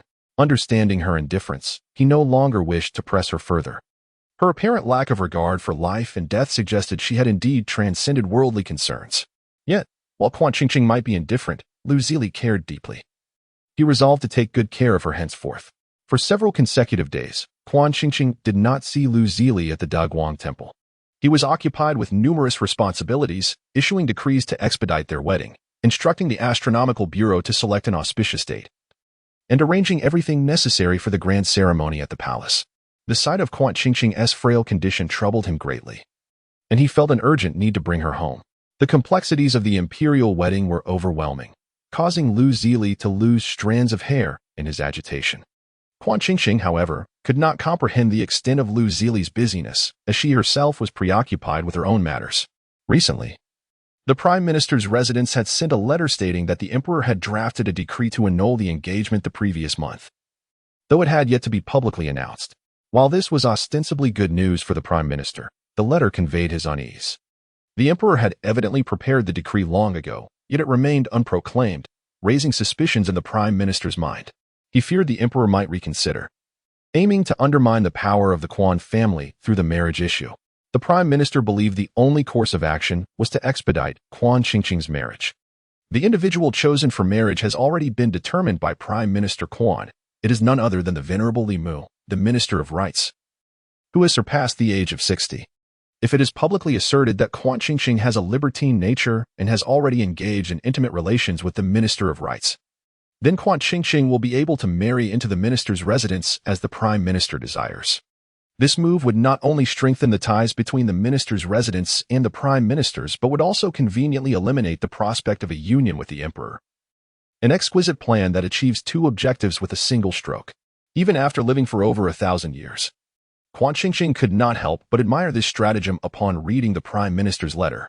Having feigned illness and been relegated to the Great Light Temple, the Prime Minister is still unsatisfied, seeking to extract the last vestige of her worth. Truly, he is a remarkable father. Quan Qingqing nearly succumbed to the impulse of tearing the letter to shreds. She furrowed her brows and, amidst a whirlwind of thoughts, quickly grasped the current situation. To successfully extricate herself and attain complete freedom from the Prime Minister's clutches is indeed a formidable task, yet not without its solutions. She gazed at the serpentine jade pendant in her hand, bold ideas already forming in her mind. On this day, as dawn broke, Quan Qingqing made her way to General Fu Mingyi's courtyard. General Fu, where's the young general? Fu Mingyi was in the midst of dressing when he heard Quan Qingqing's call, hastening his preparations. Miss Quan, I shall be with you shortly. Please wait a moment.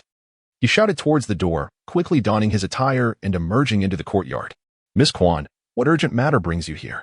I have no pressing issues. But at the Lantern Festival yesterday, I acquired a peculiar object, and given your extensive knowledge, I wish for you to assess its value. Her voice was sweet and delicate, melting the heart of the 7-foot-tall man, causing a flush to spread across his bearded visage. You are too kind, Miss Quan.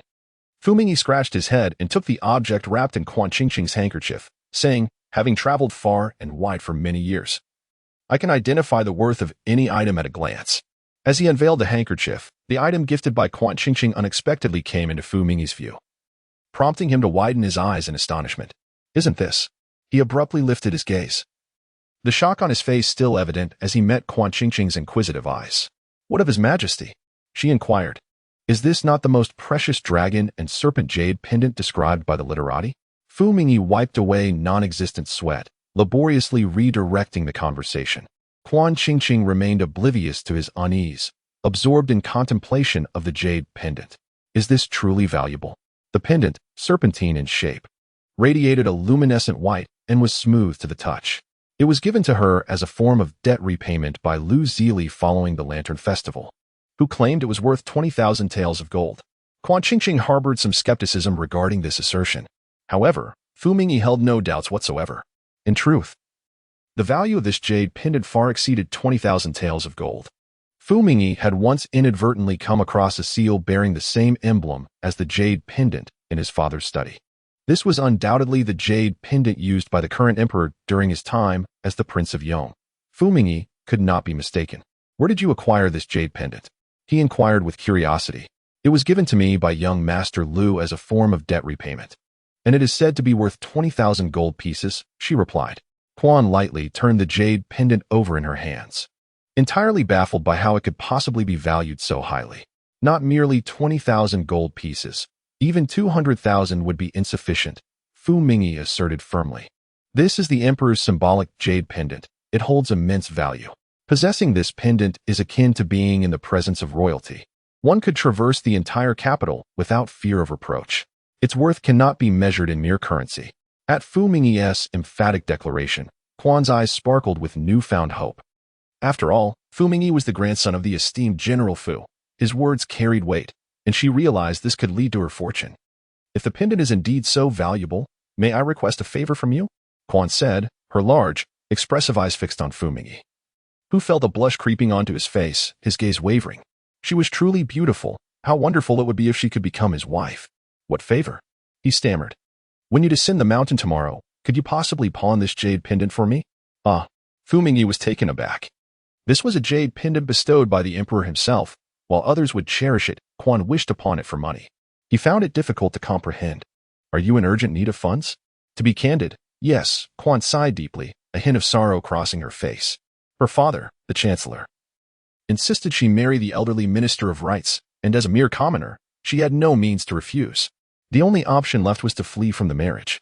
Escaping required resources, and with no money at her disposal, she felt compelled to pawn the only valuable item she possessed, the jade pendant given to her by Lu Zili.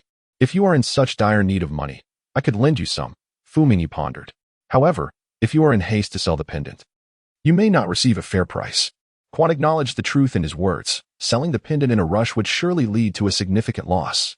To secure a good price, one must take time to find a buyer. Fu Mingyi's proposal intrigued her greatly. General Fu, if you are willing to lend me the money, that would be splendid. But I am curious about the interest, she said, rubbing her small hands together, hoping for leniency from him. Ah, Miss Quan. You needn't be so formal. Fu Mingyi waved his hand generously. We are friends. Among friends, there should be no scruples about such matters. I shall not charge you interest. You may repay me whenever you are able. Before Quan could express her gratitude, Fu Mingyi swiftly added a caveat. However, Miss Quan, you must explain to me why you are in such urgent need of money. Understanding the circumstances will assure me in lending it to you. Won't it?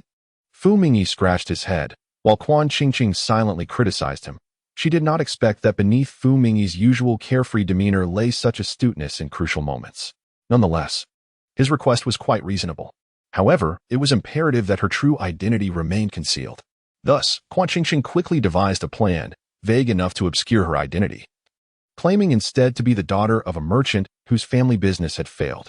Her father, in desperation, sought to sell her to an old man, leaving her with no choice but to flee, and fleeing required funds. Quan Qingqing possessed a profound skill in storytelling, her narration infused with emotion, complemented by an array of expressive gestures that could elicit tears from the listeners and stir their hearts. Upon hearing her tale, Fu Mingyi was incensed. How could such a cruel father exist, willing to sell his own daughter for money? It was utterly unconscionable. Ah, yes, yes, Quan Qingqing wiped away her tears, nodding in agreement. So, can you lend me the money? Rest assured, Miss Quan, I have a superior solution to this predicament. You are my friend, and I shall never allow you to wander the world alone as an orphan, Fu Mingyi declared, exuding an air of confidence that left Quan Qingqing momentarily speechless. What is the solution you speak of? I shall marry you, Fu Mingyi proclaimed with grandiosity. Quan Qingqing was left dumbfounded, unable to close her mouth.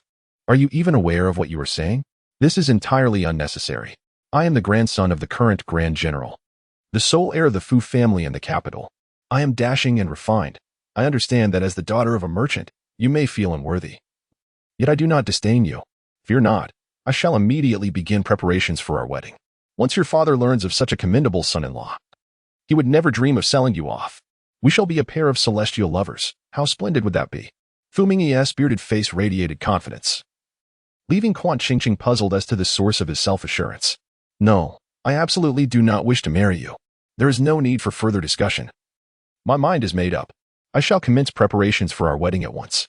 Fu Mingyi interrupted, darting out of Quan Qingqing's sight with remarkable speed, heading down the mountain. Oh yay. Today I have found a beautiful bride, and I must promptly arrange our wedding. Fu Mingyi was no fool. He had taken an instant liking to Quan Qingqing. Now that she found herself in such a predicament, was it not the perfect opportunity for him to seize? Meanwhile, Quan Qingqing, watching Fu Mingyi disappear from view, felt as though events were slipping from her grasp. It seemed time to hasten her escape. With Fu Mingyi being unreliable, Quan Qingqing resolved to rely on herself. She would descend the mountain to pawn her jade pendant for the money. Though it would take a toll on her knees, she decided to endure the cost.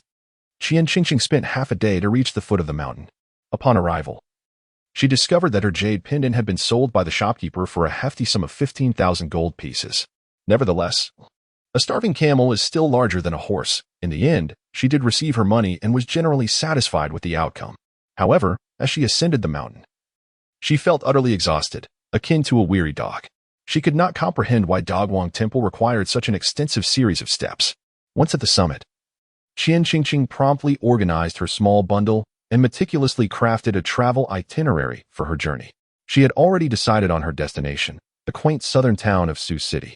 With its warm climate and simple folk, Sioux City offered a spring-like atmosphere year-round, making it an ideal place for a young girl like her to settle down.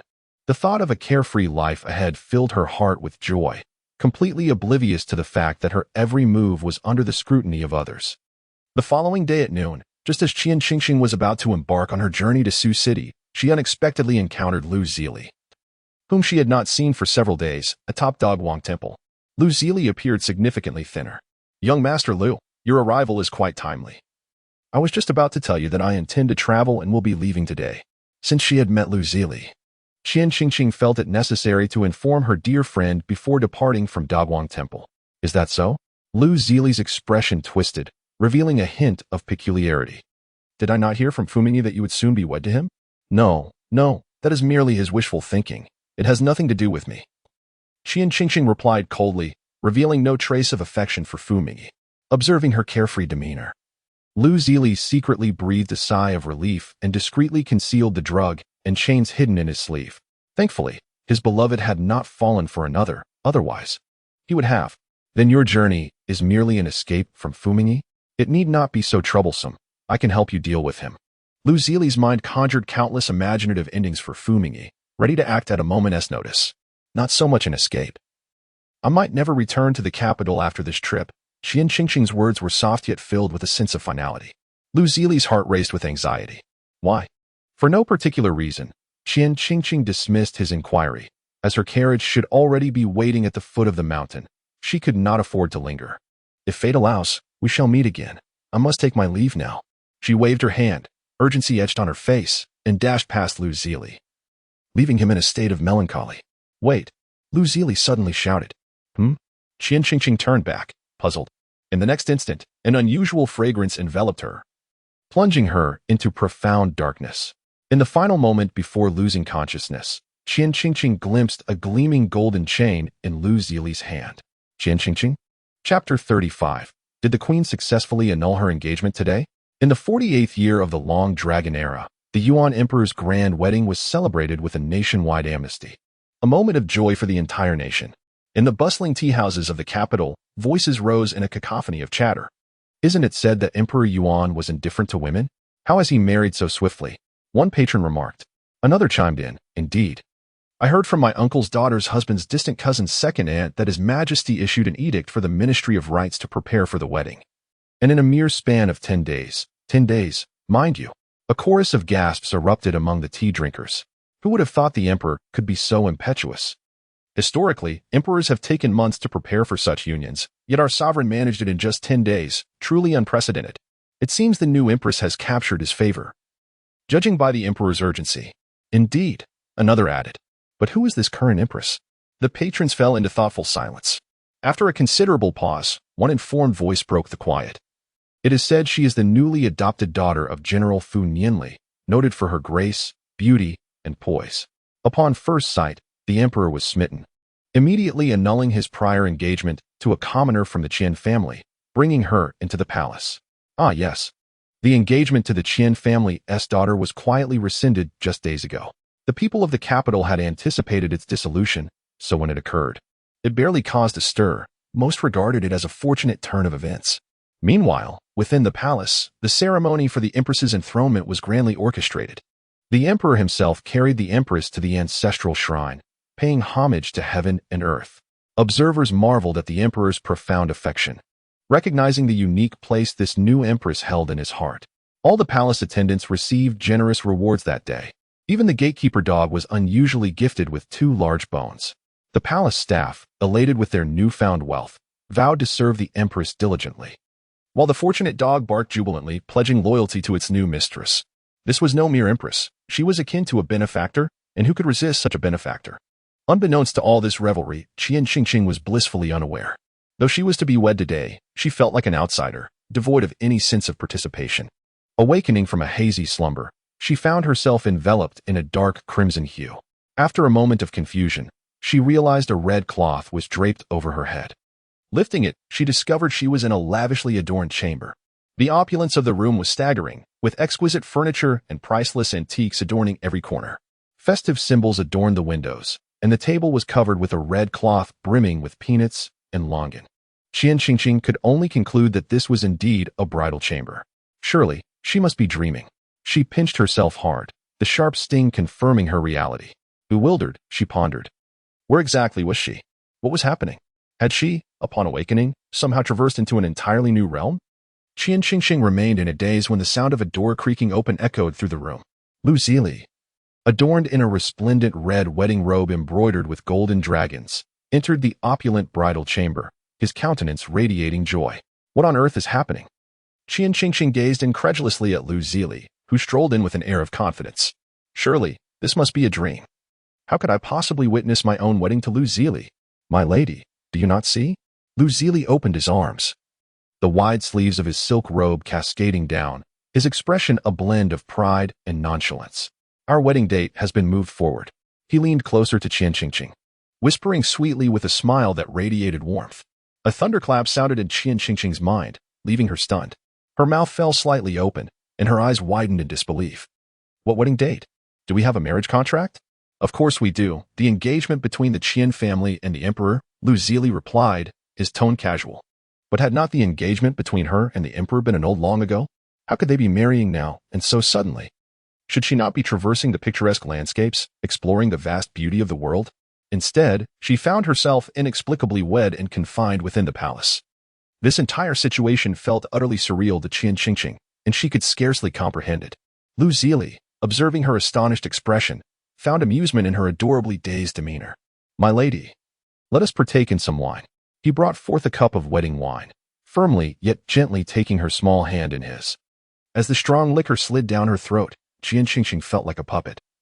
Utterly numb until Lu Zili's rough yet tender hand brushed against the button of her wedding gown, jolting her into awareness. In a sudden panic, she pushed him off the bed. No. Lu Zili tumbled to the floor in a heap, bewildered. Why? He looked up at Qian Qingqing, his expression darkening. Confusion etched across his face. Qian Qingqing's complexion paled, her voice tinged with tension. There is no reason. We do not love each other, do we? My lady. This union was decreed by the late emperor, a match arranged by our parents, a matter of fate. Love is not a requisite for marriage. Your naivety is quite endearing.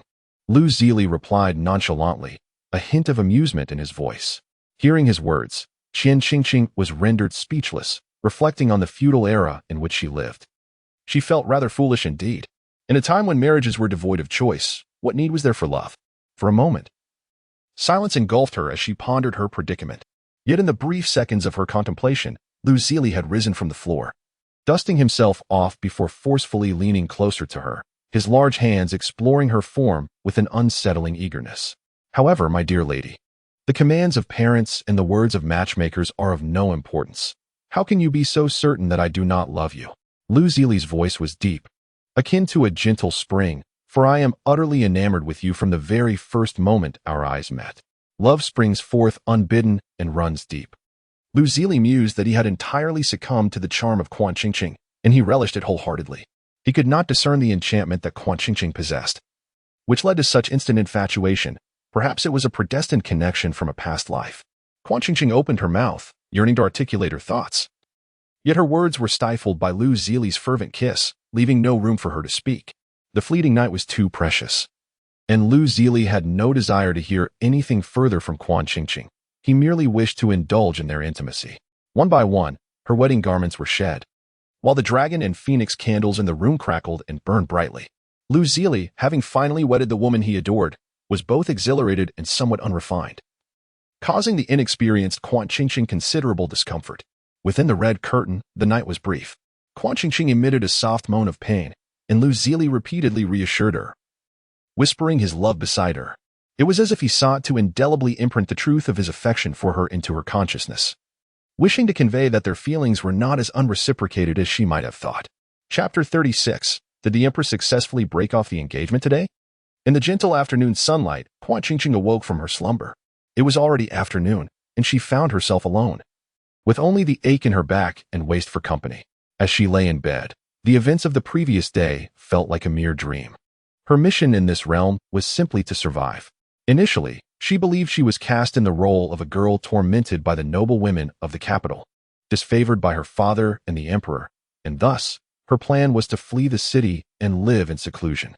However, it was now evident that her plans were futile, as the emperor had unexpectedly fulfilled their engagement. Qian Qingqing fell into contemplation, her clever mind quickly discerning how to maximize her benefits and safeguard herself. Since she had already become the empress, deeply entrenched in the power struggles, there was no turning back. Given the current circumstances, the only way to fulfill her mission was to bravely move forward, contend with the concubines, secure her position, capture the emperor's heart, and establish her standing in the palace, ensuring that no one dared to harm her. Qian Qingqing clenched her fists, a surge of ambition igniting within her.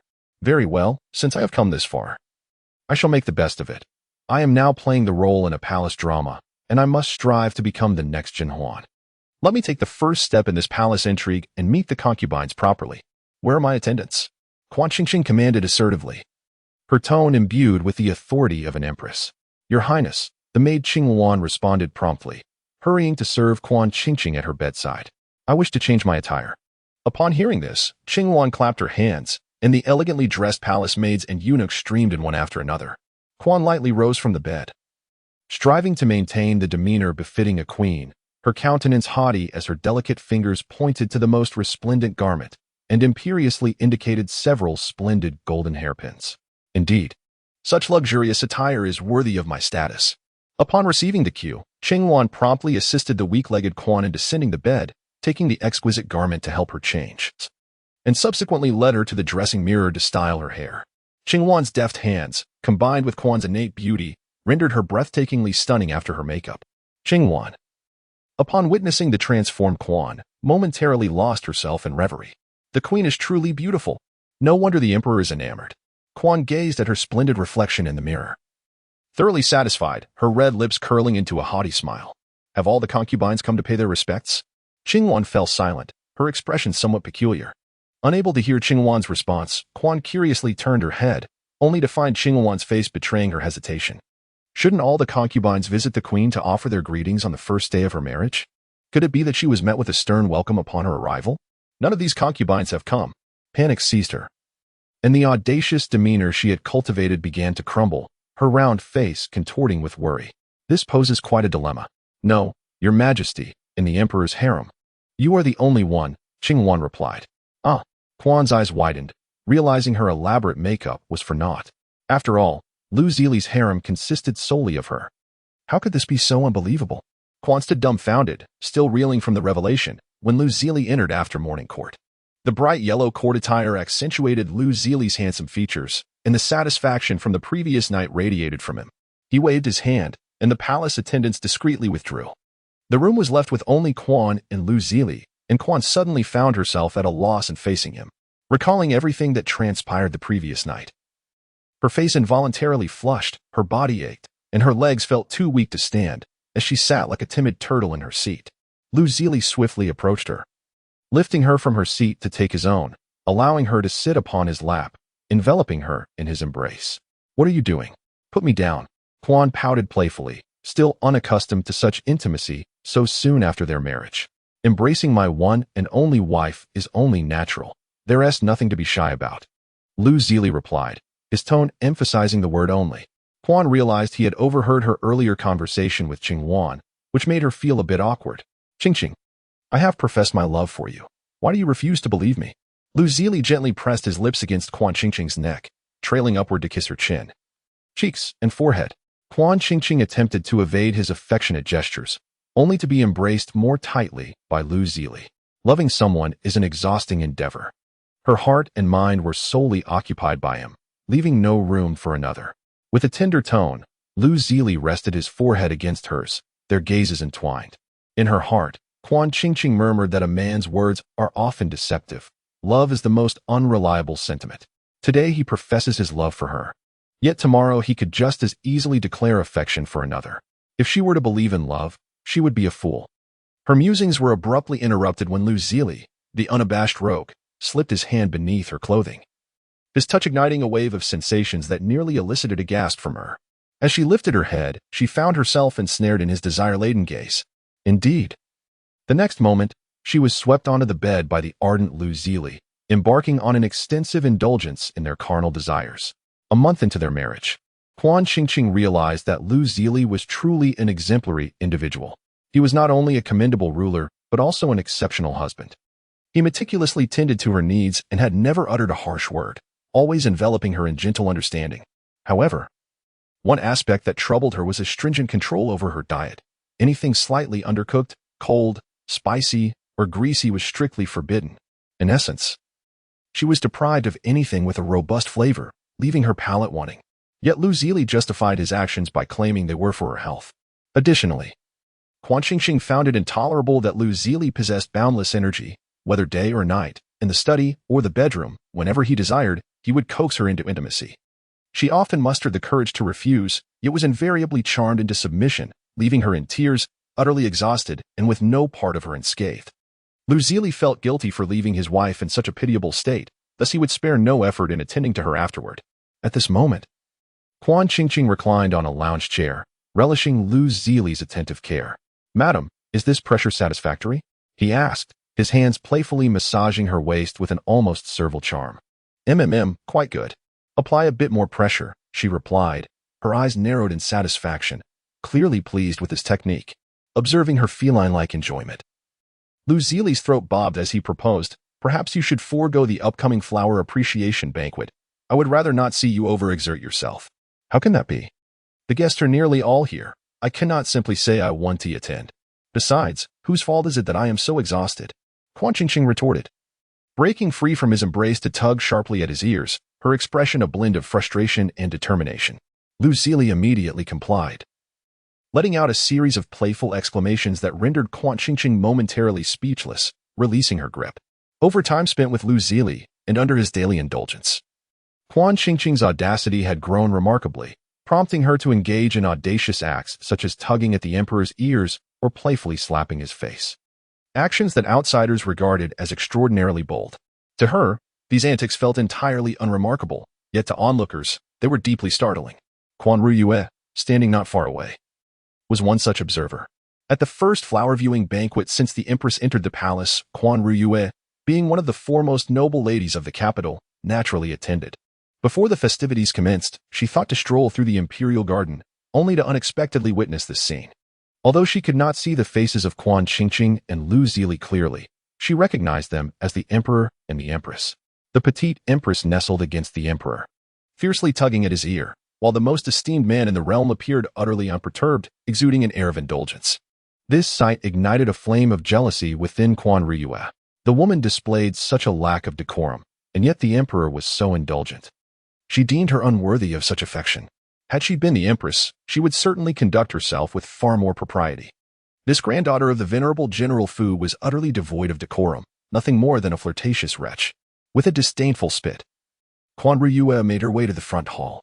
Upon entering the front hall, her face bore an unmistakable expression of jealousy, even more fearsome than before, resembling a malevolent spirit risen from the depths of hell.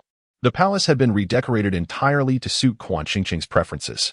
In the absence of the empress, the palace had exuded a serious and austere atmosphere, feeling rather desolate. Now, in deference to Quan Qingqing, the palace was adorned with seasonal blossoms. Soft blankets graced the main seats of each hall, and exquisite vases filled the corners.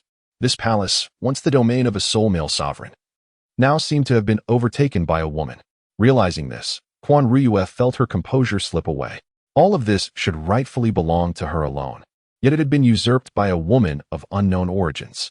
Truly, the heavens were unjust. "Ruyue, what troubles you?" An acquaintance approached. Concern etched across her face upon noticing Quan Ruyue's disheveled demeanor. "Nothing, merely encountering a wretched flirt, which has left a sour taste," Quan Ruyue replied, her tone dripping with disdain. "Ruyue, you ought to curb your loose tongue. The palace is not like the outside world. Walls have ears. Be wary of provoking the wrong individuals," cautioned a kind-hearted companion seated beside her. I, Quan Ruyue, am the sole legitimate daughter of the Prime Minister and the granddaughter of the Minister of Revenue. Even the Emperor must heed my presence." Suddenly, Quan Ruyue fell silent. Her companion, intrigued, turned to see her face contorted in disbelief and fury, directed at a particular spot. The young lady followed the gaze of Quan Ruyue and beheld the protagonist of today's flower banquet, the newly appointed empress, who radiated an astonishing beauty. Quan Qingqing was elegantly adorned, her resplendent yellow gown exuding opulence, complemented by two maidens trailing behind her, holding up the hem, creating an imposing aura. Adorned with emerald-hued hairpins that swayed gracefully atop her head, her exquisite visage rendered onlookers transfixed. Naturally, Quan Qingqing took her place at the head of the table, commanding an impressive presence. From her position, Quan Ruyue watched the scene unfold, her handkerchief twisting in her grip, nearly torn apart by her fury. How could this wretched woman be here? Was she not supposed to have perished at Daguang Temple? How could she, under the guise of the Quan family, metamorphose into the adopted granddaughter of General Fu, now standing as the empress? How cunning of you, Quan Qingqing, to ensnare his majesty and usurp my rightful place. Truly, you are an audacious woman. The expression on Quan Ruyue's face contorted with rage as she forced herself to maintain composure and, alongside the other noble ladies, bowed to Quan Qingqing, secretly wishing to have dispatched her 1,000 times over. "Please rise. Today is a family gathering. and there is no need for formality," commanded Quan Ching Ching, initiating the flower banquet. The palace maids entered in procession, presenting an array of dishes, and soon the sounds of silk and bamboo instruments mixed with laughter resonated throughout the hall. The melodies were melodious and captivating, yet Quan Ching Ching, exhausted from her earlier tribulations with Lu Zili, found herself drowsy, barely able to stay awake in her chair. The noble ladies seated below noticed her fatigue, quieting their conversations lest they disturb the empress. Observing the cautious demeanor of the crowd, Quan Ruyu's anger flared anew. How could they be so enthralled by this mere wretch? They were a pitiful lot.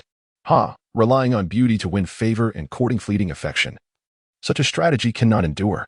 With her back straightened and a haughty expression, she resembled an aloof moon in the heavens, casting a sidelong glance at Quan Ching Ching. The noble ladies of the capital were particularly disdainful of such behavior. Was it not so, sisters? The ladies at the table widened their eyes at Quan Ruyu's sudden outburst, one noble lady even choking on her drink from the shock of her audacious remarks. Why did you suddenly speak so recklessly? Do you even comprehend who sits before you? The Empress of the realm is not one to be disparaged lightly. Your Majesty, do you not think what this young lady says holds some truth?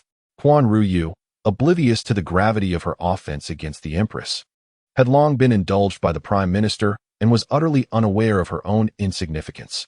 She harbored a deep-seated disdain for Quan Ching Ching, perceiving her merely as the lowly concubine she once bullied in the courtyard, unworthy of recognition. I find Miss Quan's assertions quite valid, Quan Ching Ching replied, massaging her aching back, straightening her posture with a serious expression, acknowledging the truth in Quan Ruyu's words. Yet, despite their validity, the tone was undeniably irksome. Chapter 38. Has the Queen successfully broken off her engagement today?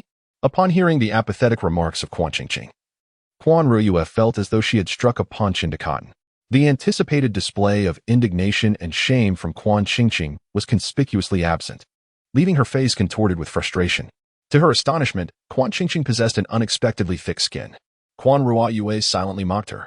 In truth, Quan Ching Ching had dismissed Quan Ruyu's words entirely. Instead, she found herself engulfed in a state of regret for not heeding Lu Zili's advice to cancel the flower viewing banquet, and regret for not having kicked Lu Zili a few more times. She was so fatigued that her eyelids felt as though they could barely remain open, reminiscent of her days working at the Moon Elder's palace, where she had to rise at 8 in the morning. Since Miss Quan's words are so reasonable, let us ensure that they are remembered by all present. How about this? Since the flower viewing banquet is rather dull, we invite Miss Quan to recite her earlier statements live. Perhaps 500 times. Good words. After all, merit repetition, she suggested nonchalantly, yet the impact of her words rendered Quan Ruyu's expression one of shock. What? Infuriated. She leaped to her feet. Quan Ching Ching, how dare a mere illegitimate daughter speak to your legitimate sister in such a manner? In the realm of the Tianglong dynasty, lineage and the distinction between legitimate and illegitimate offspring were held in the highest regard, making Quan Ching Ching's comments seem nothing short of blasphemous in Quan Ruyu's eyes. You bear the blood of the Quan family.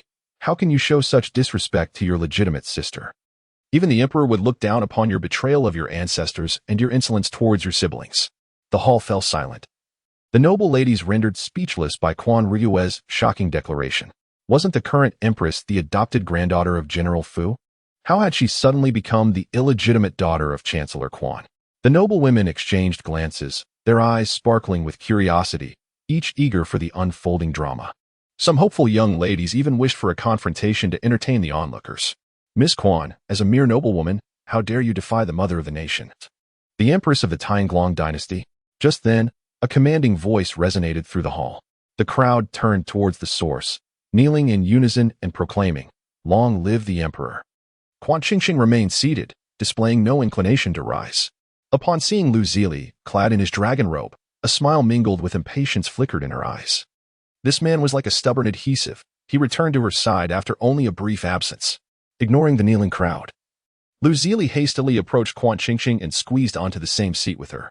The noble women below, too intimidated to lift their heads, caught sight of two pairs of feet nestled together, leaving them momentarily dazed. When had the imperial court fallen to such depths that the emperor and empress had to share a single chair? The current empress, being the adopted granddaughter of General Fu, is virtuous and graceful, and I hold her in high esteem. Miss Quan, showing disrespect to the empress is equivalent to showing disrespect to me. Do you comprehend this? Lu Zili, having taken a seat, embraced Quan Qingqing, drawing her into his arms, and without hesitation, placed a hat atop Quan Rumun's head. A cold sweat instantly broke out on her brow. Your Majesty, how could you be so blind to the truth, shielding Quan Qingqing's identity? It appears that her beguiling tactics are indeed quite effective. I am guilty, yet what I say is all true, and I speak solely for your benefit. Quan Rumun knelt, her voice laced with resentment. Your Majesty, do not be deceived by this enchantress. Oh, do you imply that I cannot discern right from wrong? I assure you, that is not my intention, stammered Quan Rumun. I see that you clearly mean just that. Lu Zili glared fiercely at her, his voice menacing. The noble ladies kneeling on the ground dared not breathe, while only Quan Qingqing lazily yawned, burying her head in Lu Zili's embrace. Casting a cold glance at the quivering noblewomen, feeling somewhat drowsy. How tired I am, Lu Zili's warmth is so inviting. I long to sleep. When will he resolve this matter? Lu Zili, relishing the soft fragrance in his arms, recognized that Quan Qingqing was utterly exhausted, her mind clouded, and his heart ached for her. Someone. Quan Rumun speaks nonsense. She shall be punished to repeat her previous words 50 times, followed by 50 lashes, executed immediately. The matrons, upon receiving the command, gathered around. Your Majesty, hearing this. Quan Rumun turned pale. How could the emperor be so heartless? 50 lashes would surely cost her life. She lifted her head, hoping to plead, only to meet Lu Zili's gaze. This was her first time seeing the emperor's true face, as handsome as she had imagined. Yet, this beauty sent shivers down her spine, reminding her of the man who had kicked her in the tavern. It was the emperor. She recalled that day, where Quan Qingqing had been present. It seemed the two had already been together. Lu Zili carried Quan Qingqing away from the hall, not sparing a glance at Quan Rumun. Instantly, despair enveloped her, she realized. For the first time, that Quan Qingqing would no longer be the meek girl she could torment. Everything had changed. A profound fear for her future destiny gripped her heart. The Quan family was utterly finished. Lu Zili gently placed Quan Qingqing on the bed in his chamber. This night, he did not disturb her. He simply cradled her within his arms, like a fierce beast guarding a precious rose. Qingqing, I shall not let anyone who has harmed you go unpunished. He pressed a tender kiss on her forehead. Quan Qingqing murmured in discontent, and Lu Zili smiled indulgently. From now on, no one shall bully our Qingqing. Outside. The moon was full, and the flowers were in bloom, a gentle breeze wafting through the fragrant garden. Inside, the couple embraced, their affection profound. Epilogue. A peculiar tale has emerged in the capital that has captured everyone's attention. In the esteemed household of Prime Minister Quan, the legitimate daughter, Quan Ruyue, inexplicably chose to marry a destitute scholar. Though the scholar treated her with utmost kindness, Quan Ruyue remained discontent, incessantly nagging him about his lack of material possessions. Their tumultuous relationship became a daily topic of gossip in the capital. Tales circulated of Quan Ruyue striking the scholar, of his purported desire to seek a divorce, and rumors of his success in examinations, each day yielding a fresh scandal, all quite the spectacle. In stark contrast stood the current emperor and empress, whose harmonious union was the envy of many. The emperor, devoted solely to the empress, refrained from establishing a harem, despite the empress's inability to bear children. Instead, he adopted an heir from the royal lineage, eliciting admiration from countless women in the capital for their profound love. Subsequently, the romance between Quan Qingqing and Lu Zili was inscribed into history, becoming a cherished tale passed down through generations. As time flowed, a century later, the Lantern Festival arrived beside Quan Qingqing. Master, shall we proceed to the next realm? Yes. Sighing, the aging Quan Qingqing gazed at Lu Zili, who lay beside her with closed eyes. Very well, initiating memory retrieval, implanting emotional threads, and opening the temporal tunnel. Countdown begins. 3, 2, 1. Chapter 39, A Guide to Nurturing Little Spirits. Quan Qingqing awakened once more in a quaint wooden cottage. The system, Lantern Festival, transmitted the narrative to her before returning to the celestial realm. This was a world of cultivation, where power reigned supreme and all aspired to ascend. The most likely candidate for ascension was the esteemed elder of the prominent Qingshan sect, known as the fated child of this realm, Ziyiqing.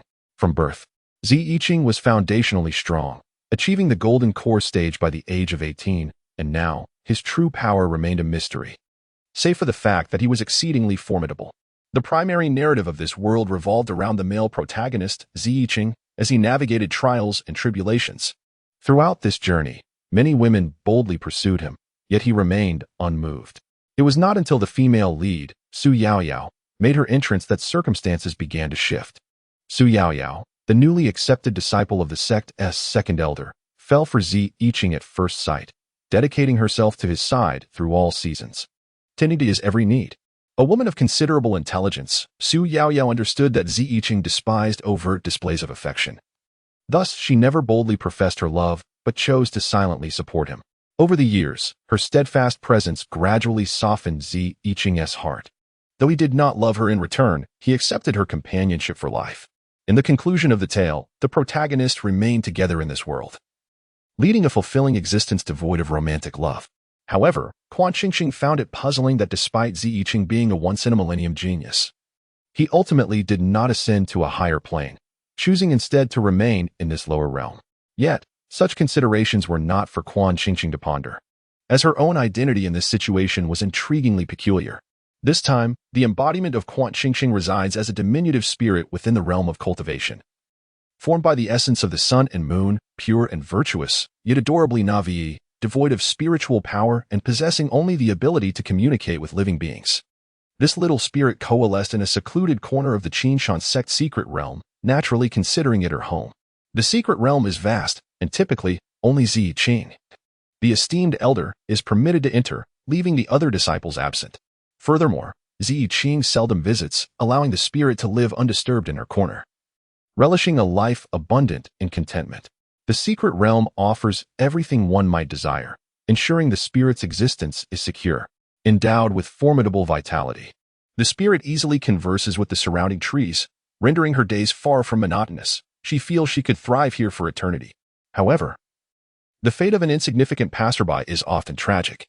During one of Zi Yiqing's ascensions, an explosive surge of spiritual energy caused a tumult throughout the Qinshan sect, injuring numerous disciples.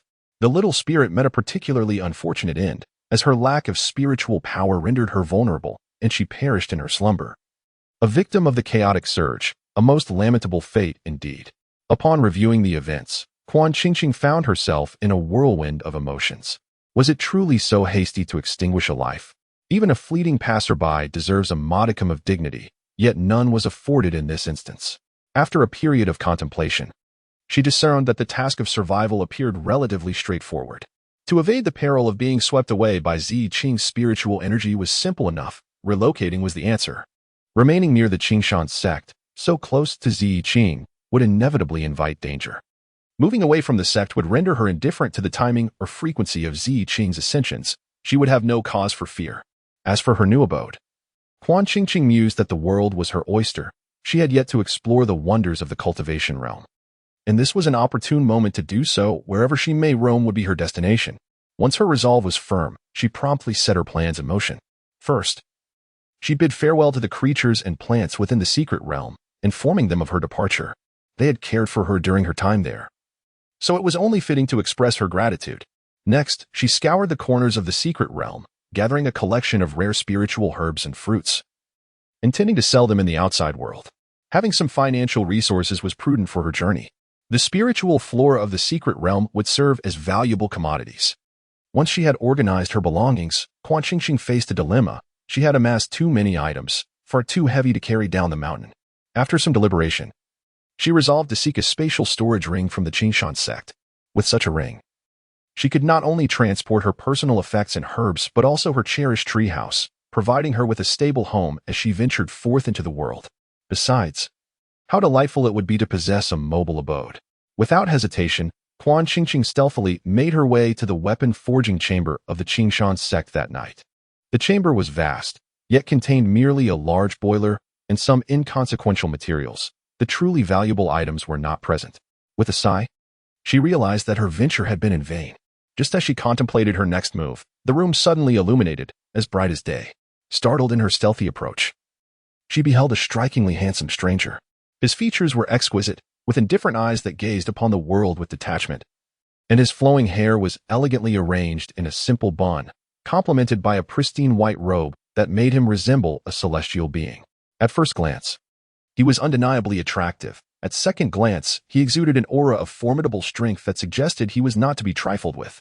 Quan Qingqing's heart raced. "Who are you? And why are you here at such a late hour?" The man, Zi Yiqing, spoke, his voice as pure as the snow lotus atop a mountain, clear and unattainable. I am a disciple of the forging chamber. Earlier today, I inadvertently left something behind, so I returned to retrieve it, Quan Qingqing fabricated with a calm demeanor. Oh, what is your name? He inquired. I am Quan Ergu, she replied, tightening her grip in an effort to maintain her composure while continuing her ruse. A flicker of curiosity crossed Ziyiqing's face, as if he wished to speak further but refrained. Sir, it is getting late, and I have matters to attend to.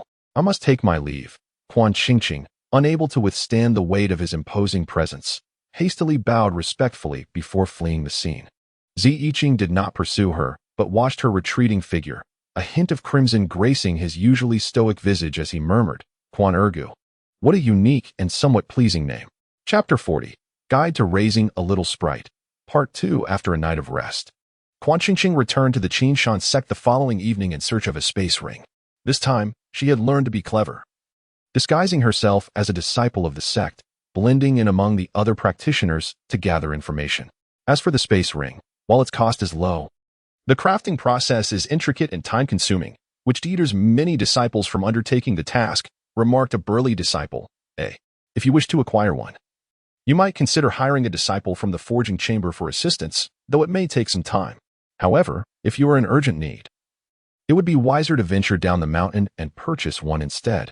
A slender disciple, B, observed the beautiful and graceful Quan Qingqing, scratching his head in embarrassment. By the way, which peak do you belong to? I have never seen you before. Oh, I am from the alchemy room. Just arrived, she replied, donning the male disciple's attire with an impassive facade, speaking ambiguously. No wonder. However, junior brother, your beauty is striking, and your slender form bears a resemblance to the woman Elder Z sought this morning. If you were indeed a woman, you would surely be the one he was looking for, Disciple A remarked, scrutinizing Quan Qingqing's face while stroking his chin, lost in contemplation. What woman is Elder Z searching for? Quan Qingqing, keenly attuned to the significance of the disciple's words, inquired. Her inquiry seemed to unlock the door to a new realm, instantly prompting a cacophony of voices among the disciples. Good brother, how could you be so uninformed? Your news is terribly outdated. The slender disciple B swiftly pushed aside the burly disciple A, his eyes gleaming with curiosity, and began to enlighten Quan gently. It is said that Elder Z has, for centuries, shunned the company of women, yet this morning, quite inexplicably, he has set out to search for a female within the Qinshan sect, which is indeed a peculiar event. Everyone in the sect is eager to discover the reason behind Elder Z's quest for this woman. Junior brother, you are woefully behind on the latest news. Disciple C interjected. I have a senior brother who is under the tutelage of Elder Z, and he informed me that last night, a female thief broke into Elder Z's quarters and absconded with his treasured possessions. In a fit of rage, Elder Z has now embarked on this grand search. Quan furrowed her brow. Could this Elder Z be the male protagonist, I Ching? The notion of I Ching fervently searching for a woman was indeed a curious affair. Oh, so that's how it is. The other disciples nodded in understanding after hearing Disciple C's account. That thief is extraordinarily audacious. Indeed, to steal from Elder Z himself, surely she must be courting death. But you know not the full story, you Navi fools. Do you know what precious item was taken from Elder Z? Young heir, unable to contain himself, joined the gossiping throng. What treasure? The others eagerly inquired, and Quan leaned in with bated breath, her curiosity piqued. She was keen to learn what extraordinary artifact had been stolen to incite such fury from the male protagonist. The treasure is, in fact, the most vital possession of a man. The crowd's eyes widened in astonishment. The most vital possession of a man. How intriguing. Young heir, feeling the penetrating gazes of the crowd, swallowed hard before elaborating, chastity. As those two words echoed, a stunned silence enveloped the group. Quan could scarcely believe what she had just heard. What a ludicrous assertion. Oh, do not dismiss it so easily. That female thief had long set her sights on Elder Z, who, however, rebuffed her advances repeatedly. Driven to desperation, she resorted to administering a love potion, claiming his virtue, and then vanished, resulting in this uproarious search for her. In my opinion, this woman has not only stolen Elder Z's purity, but also his heart. Otherwise, why would he be seeking this thief? Young heir proclaimed with an air of sagacity, as if he were a sage of love, leaving the others profoundly astonished. What is the audacious thief's name? Finally, one disciple emerged from this shocking revelation, posing the question. Well, the name of the thief is quite peculiar. It seems to be Quan Ergo. Quan Ergo? That name sounds rather amusing, remarked the disciple, his expression contorted. Indeed, a name so ridiculous is bound to be memorable. The gaze of the elder was truly unique. The disciples once again embarked on a fresh round of gossip regarding the female thief. Quan Qingqing stood amidst the crowd of disciples, her expression numb as she listened to the rumors circulating about her. From the moment she heard the name Quan Ergu, her worldview had shattered. Now, three thoughts occupied her mind. First, she had been the subject of outrageous slander. Second, the male protagonist, Ziyiqing, was searching for her, and her fabricated lies had been exposed, which boded ill for her. Third, she needed to flee from Qingshan's sect immediately, right now, with a sense of urgency. Quan Qingqing rushed back to her treehouse, hastily grabbing a handful of precious herbs. She planned to purchase a spatial ring at the foot of the mountain, return, and pack her belongings into her treehouse, escaping under the cover of night. The moonlight shone brightly, casting a delicate veil over the ground, ethereal and enchanting. In the secret realm of Qingshan's sect, a petite figure darted through the woods like a mischievous sprite, lively and charming.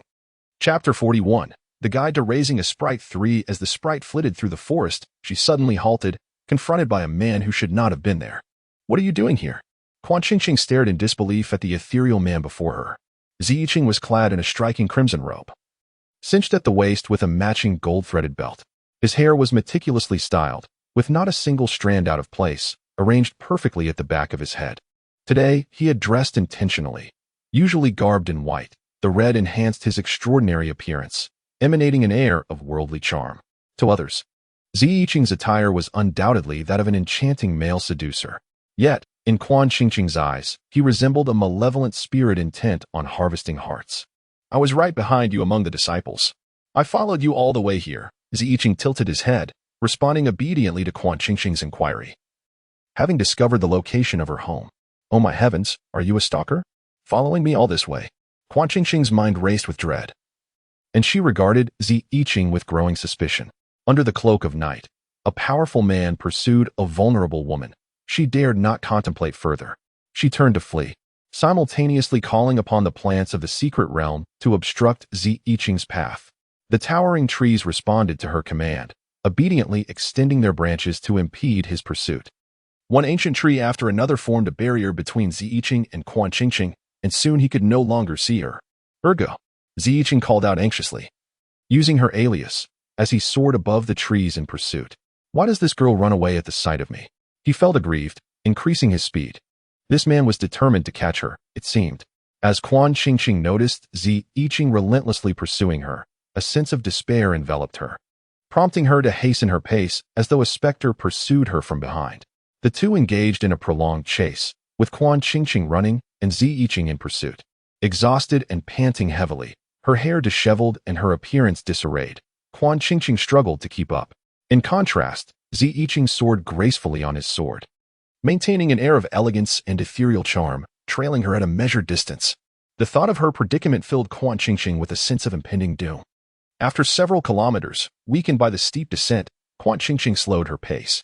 Suddenly, a nearby tree, unable to retract its outstretched branches in time, pierced her calf. With a sharp cry, blood flowed profusely as she collapsed to the ground.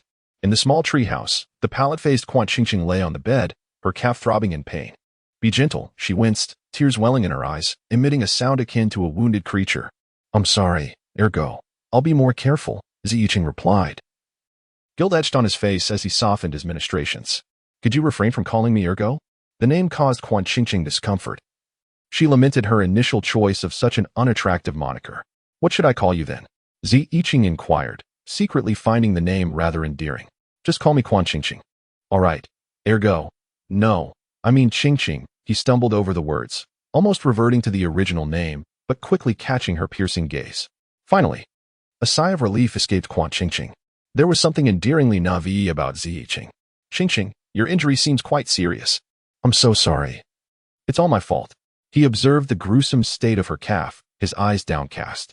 At that moment, I had no ill intentions. I merely wished to make your acquaintance. I never anticipated you would flee upon seeing me. A hint of grievance tinged his voice. Was he truly that intimidating? Why did she run at the sight of him? He had meticulously dressed today in his finest attire, looking rather dashing, with a look of exasperation. Quan Qingqing regarded Ziyiqing's expression of both grievance and guilt, exhaling deeply. I was merely frightened you would confront me about deceiving you last night. Ziyiqing pressed his lips together, remaining silent but feeling a quiet relief wash over him. Thankfully, it was not his appearance that repulsed her. But who exactly are you? What brings you to reside here? He surveyed her quaint treehouse with curiosity, intrigued by her presence in this secluded realm. I am an elf born of this place. Thus I have always dwelled here. Quan Qingqing candidly revealed her identity to him. Oh, a little elf, Ziyiqing nodded, indicating his understanding. The elven race possesses feeble magical powers and fragile physiques, their only notable ability being a faint connection with trees. They have long been regarded with disdain by practitioners of cultivation. Ziyiqing recalled the rumors surrounding elves, glancing at the delicate young girl before him. His ears tinged with a hint of crimson. This petite elf, despite her frailty, exuded a certain charm. Such a tender and endearing creature required meticulous care. Chapter 42. A guide to raising elves. Quan Qingqing's plans for a gentle relocation had been utterly dashed. Her leg was severely injured, rendering her incapable of even the slightest movement as she lay in bed. Meanwhile, Ziyiqing diligently brought precious medicinal ointments daily to tend to her wounds and assist with her daily needs. Quan Qingqing felt quite embarrassed by this. Yet her immobility necessitated assistance in various matters, such as laundry. Qingqing, where are the clothes you changed out of yesterday? I shall wash them for you. Ziyiqing inquired naturally. In the corner, Quan Qingqing replied, her cheeks flushing with shyness. Being devoid of magical power, the little elf could not employ cleaning spells and had to rely on changing her clothes daily. Elder Z, do not practitioners of cultivation possess cleaning spells? Could you not simply use one to clean my clothes instead of washing them by hand? Quan Qingqing, sitting on the bed with her legs swinging curiously, posed the question to Ziyiqing. For a fleeting moment, Ziyiqing's expression faltered before he swiftly regained his composure. Cleaning spells are quite taxing on one's magical energy. Hand washing is far more efficient, he replied in a tone that suggested he was merely stating a fact. Oh, Quan Qingqing nodded, indicating her understanding. Previously, she had read tales asserting that cleaning spells were a simple skill mastered by all in the world of cultivation. It appeared those stories could not be wholly trusted. Carrying a wooden basin, Ziyiqing made his way to a small river within the secret realm to wash the clothes. The morning sunlight bathed the water in a warm golden hue, the gentle current flowing towards an unknown destination. Ziyiqing knelt by the riverbank, solemnly beginning the task of washing Quan Qingqing's garments. The man possessed an aristocratic visage, his crescent moon-patterned robe enhancing his ethereal presence, rendering him more akin to a celestial being than a mortal. With a dignified expression, one might mistakenly believe he was engaged in a momentous endeavor, when in truth, he was merely doing laundry. The little elf emitted a delightful fragrance, her clothes imbued with the same enchanting scent. As he washed, Ziyiqing found himself somewhat entranced. Consequently, whenever he beheld Quan Qingqing's garments, unwelcome thoughts would arise, casting a hint of desire upon his typically composed countenance, rendering it all the more captivating. As he concluded the washing, Ziyiqing, unable to resist, lifted Quan Qingqing's small garments to his nose, inhaling the fragrant aroma that enveloped him, causing him to feel lightheaded. His face turned a deep shade of crimson, silently chastising himself. How shameful, he thought, to behave so brazenly, akin to a lecherous fool. Truly, what absurdity. Z had been washing clothes for quite some time, and when he finally stood up, the pristine white shirt he wore had become soiled with dirt from the ground due to his prolonged squatting, now marred with dark stains. He gazed at the soiled hem of his shirt, furrowed his brow, and then cast a cleansing spell. Instantly, the shirt appeared as immaculate as new. He smiled once more and stepped into the quaint wooden cottage of Quan Qingqing. Gently now, I have finished washing your clothes. Let us bask in the sun, he said. Being an ethereal spirit born of the essence of the sun and moon, Quan Qingqing was innately attuned to nature, sharing its breath and fate. Thus, she could not remain cooped up in the cottage for long. She needed to frequently soak in the sunlight. Z.E., dedicated to nurturing this little spirit, was acutely aware of this. All right, Quan Qingqing responded, her anticipation palpable at the thought of sunbathing, her favorite pastime. Z.E. hung the freshly laundered garments, and then scooped Quan Qingqing into his arms in a princess carry. Elder Z, you need only support me. There is no need for this every time, she said, her adorable face slightly pouting in displeasure as she was cradled like a child. Truth be told, as an adult, being carried this way felt a tad embarrassing. This is simply convenient, Z.E. replied succinctly, firmly refusing to admit his desire to hold Quan Qingqing. She was so petite and soft, cradling her in his arms brought him immense comfort. Very well, Quan Qingqing relented, deciding she would overlook her embarrassment as long as he did not mind. The sunlight outside was perfect, and a gentle breeze wafted through as Zi carefully placed her on the rattan chair he had crafted a few days prior, then stood beside her to soak in the sun together. The ancient tree beside their treehouse observed this scene, its leaves rustling as if it felt a sense of connection. Quan Qingqing reclined in the chair, inhaling the fresh air deeply, feeling utterly at ease. Suddenly, a rustling sound emerged from the grass beside the chair, and a flicker of understanding crossed Quan Qingqing's face. However, Zi remained on high alert, his expression serious, ready for any confrontation. The rustling grew louder, and soon, a white orb shot out from the grass. Zi drew his sword, poised to strike, but was halted by Quan Qingqing. A round, plump little fox gracefully landed in her arms. "Goodbye," Quan Qingqing exclaimed with amusement as the beautiful little fox playfully rolled in her embrace, gleeful beyond measure. Dabai was a strikingly attractive fox residing in the secret realm, well acquainted with Quan Qingqing, often visiting her little courtyard to play. "Dabai, you returned from visiting relatives so quickly," Quan Qingqing remarked, having thought it would take much longer for Dabai to return after visiting the neighboring hill. "Oh, dear Quan Qingqing, I missed you terribly, so I hurried back," the fox replied with a playful twinkle in its eye. Dabai rolled playfully beside Quan Qingqing, while Zi Qing, observing this scene, felt an overwhelming desire to skin the little vixen and discard her. He had not even held the fairy's hand. Yet this vixen was tumbling in her embrace. Quan Qingqing, adept at communicating with flora and fauna, could easily comprehend the little fox's words. She nodded and planted a gentle kiss atop the furry head of the small fox. "Thank you for missing me, Dabai." Receiving a sweet kiss from Quan Qingqing left the fox blushing with delight. "No need to thank me, dear bipedal creature. I have returned with several little ones from my relatives, and they may be staying here for a while." A question mark slowly formed in Quan Qingqing's mind. "Your relatives' little ones? Are they little fox cubs? Where are they? I haven't seen any." Dabai shyly smiled, scratching the ground with her paw. Instantly, numerous little fox cubs surged forth from all directions, filling the woods with their excited yelps.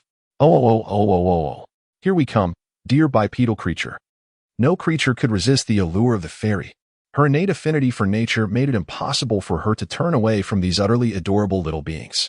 Thus, she opened her arms, bracing herself to embrace a bundle of fox cubs. Zi Qing's expression darkened further. This fairy truly lacked any sense of propriety.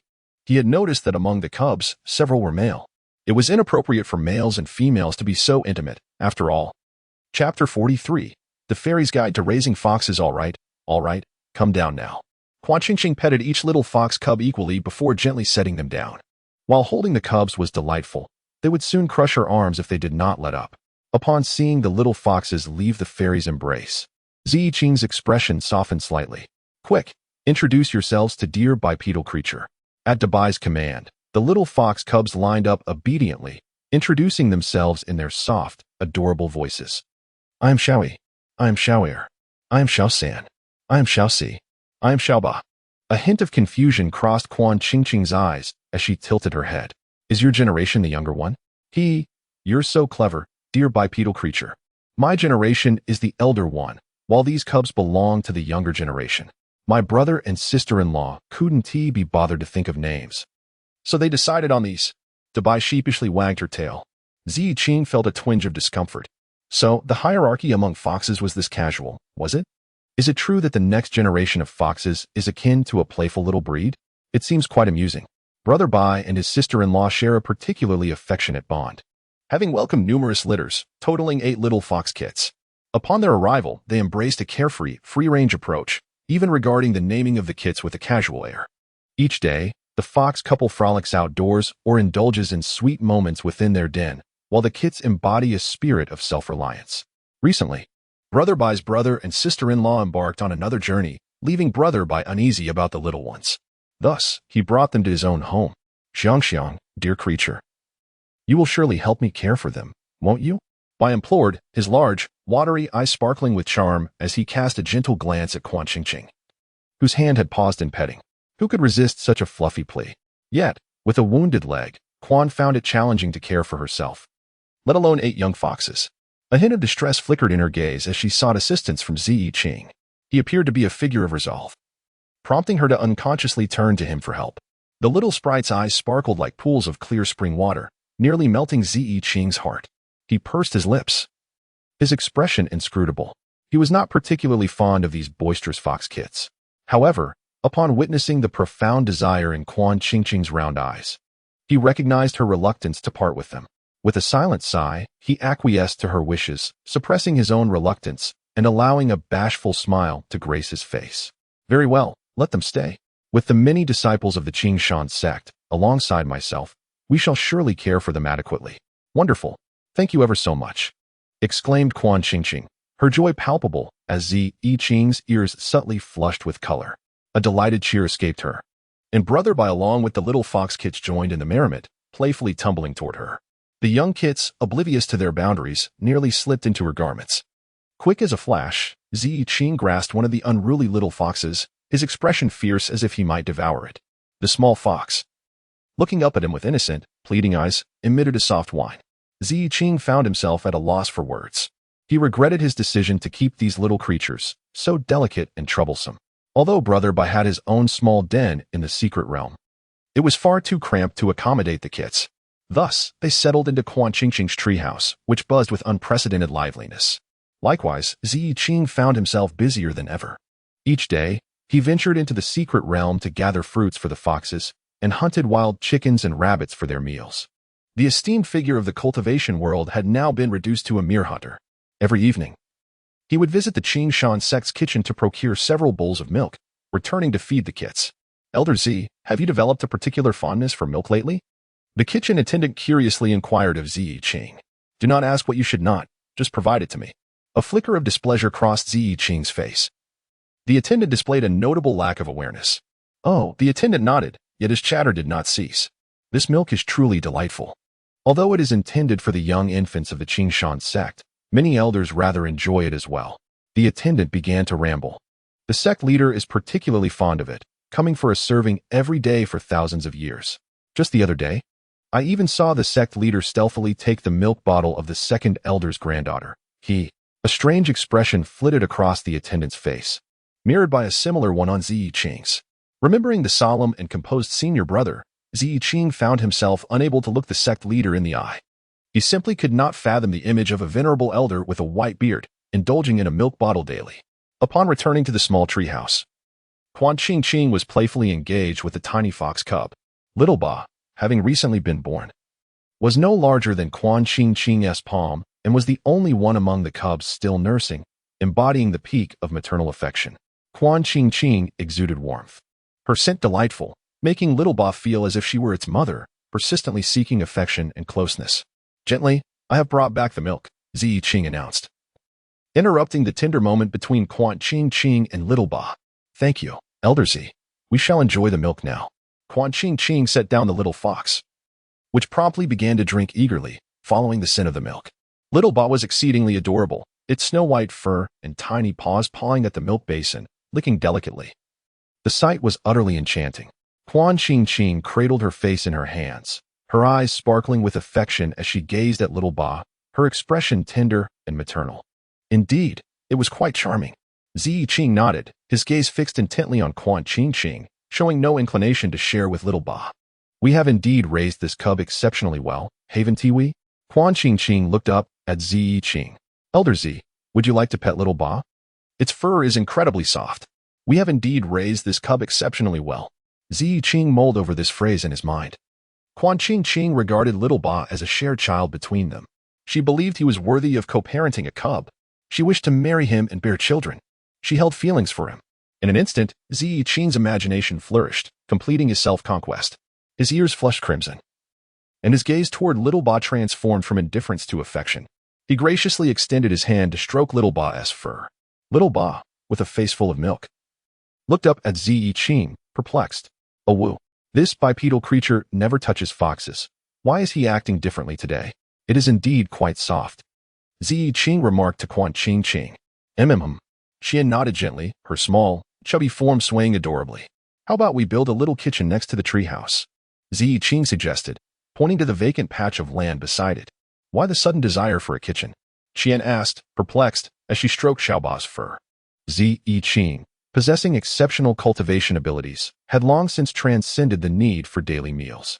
As an ethereal being, she was transformed from the essence of the sun and moon, requiring only the absorption of their energies and a sip of dew each day, rendering the notion of a kitchen rather superfluous for them. The little ones need to eat. Having a kitchen would be quite convenient, Ziyi began to persuade her. His naturally noble visage lent him an air of authority, making his words resonate with truth. If you are willing, then so be it, Qian replied, her gaze lingering on Ziyi, whose brown eyes sparkled with determination, prompting her to agree despite her lingering doubts about the necessity of such a venture. A gentle smile illuminated Ziyi's face, warm as the sun, as he reached out to pat Qian's small head, promising, I will take good care of it. Ziyi was a man of his word. The kitchen was constructed swiftly, completed in just 2 days, leading Qian to suspect that he might have been a master carpenter in a past life. However, once the kitchen was finished, Qian found herself engulfed in doubt.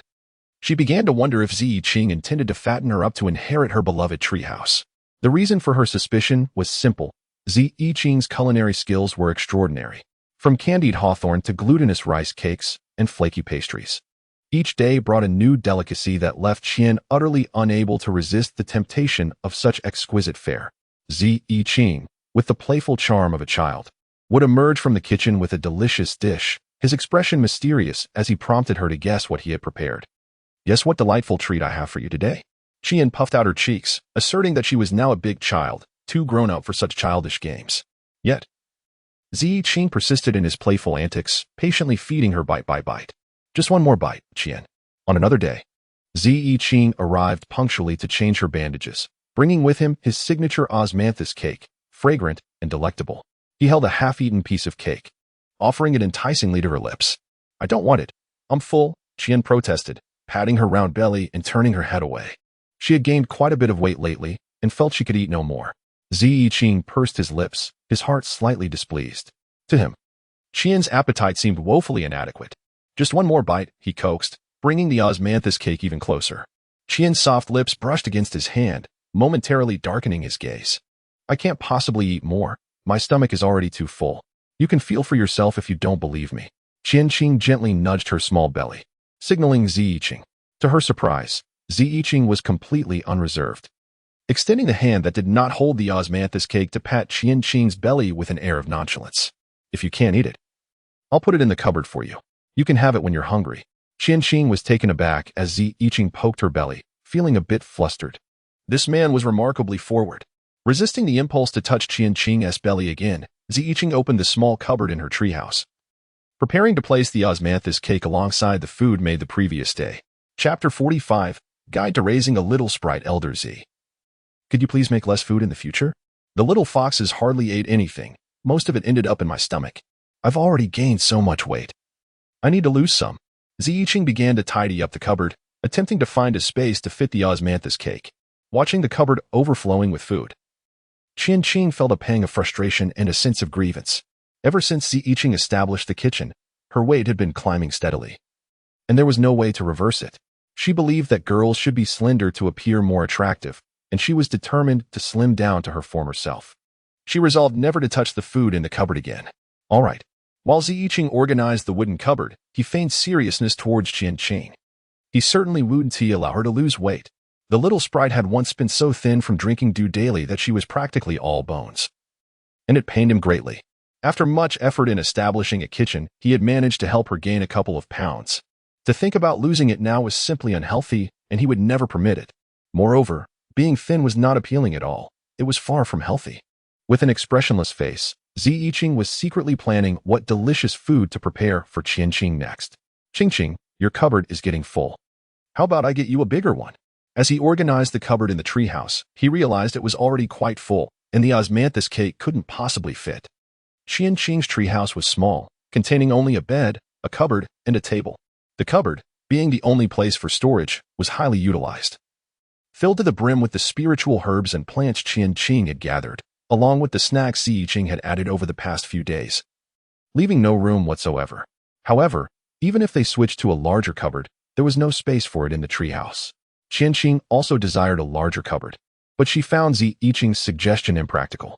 Since we have a new kitchen, Let's just store all the food there and not keep any in the treehouse. Yet, if all the food were stored in the kitchen, what would happen if she felt hungry at night with nothing to eat in the treehouse? Ziyiqing turned to her, hitting the nail on the head. As expected, upon hearing this, Qianqing's expression immediately turned conflicted.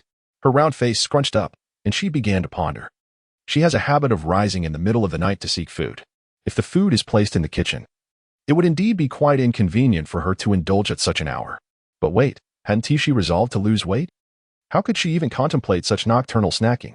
Yet, the pangs of hunger are undeniable at night. Abstaining would lead to discontent. What should she do? Ziyiqing remained silent, observing Qianqing's contemplative expression, and within his heart, the answer began to crystallize. He gazed at her with a bemused smile.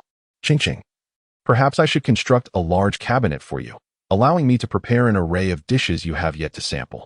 His words seemed to possess a certain enchantment, striking a chord with Qianqing's preferences and liberating her from her inner turmoil. All right. As she spoke, a blush crept across her cheeks, and Ziyiqing looked at her with affectionate indulgence. The little sprite was truly delightful. Creating a large cabinet for Qianqing was no small feat. However, the treehouse was limited in size, leaving little room for such an endeavor. Nevertheless, Ziyiqing was resourceful and swiftly devised a plan. His approach was straightforward yet effective. He expanded the little sprite's treehouse. Originally modest in size, built upon an ancient tree, the enlarged abode now spanned 3 venerable trees, a remarkable sight to behold. Ziyiqing also infused the treehouse with his spiritual energy, ensuring that it would remain safe and sound, impervious to the elements. When Qianqing beheld the marvel he had crafted, her round face lit up with astonishment. Elder Z, you ought not to pursue cultivation. You should become a carpenter. For that path holds far greater promise. She exclaimed sincerely.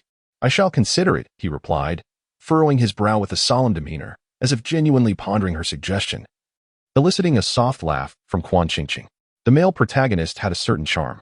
However, with the expansion of the house, she would need to acquire an exceptionally spacious storage ring to transport it. Move it. Why would you want to relocate it? When my leg heals, I aspire to descend the mountain and explore.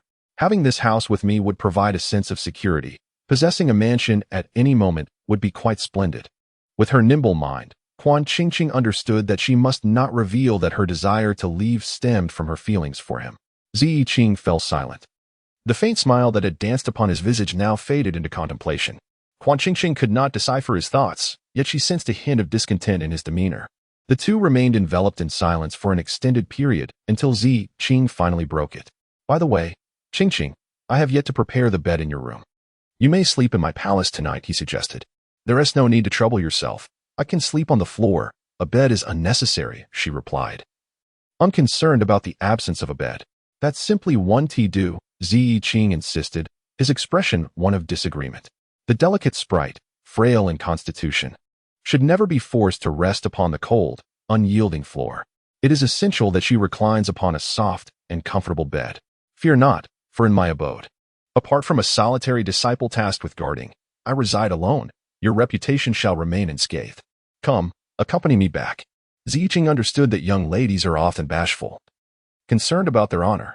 Indeed, upon hearing his words, Qianqing pondered for a brief moment and nodded in agreement. After all, a bed and safety are far preferable to the floor. Through their days spent together, Qianqing had grown to trust Ziyiqing profoundly. Chapter 46. A Guide to Raising the Sprite. Ziyiqing held a prominent position within the Qingshan sect, commanding his own peak, known as Yiqing Peak.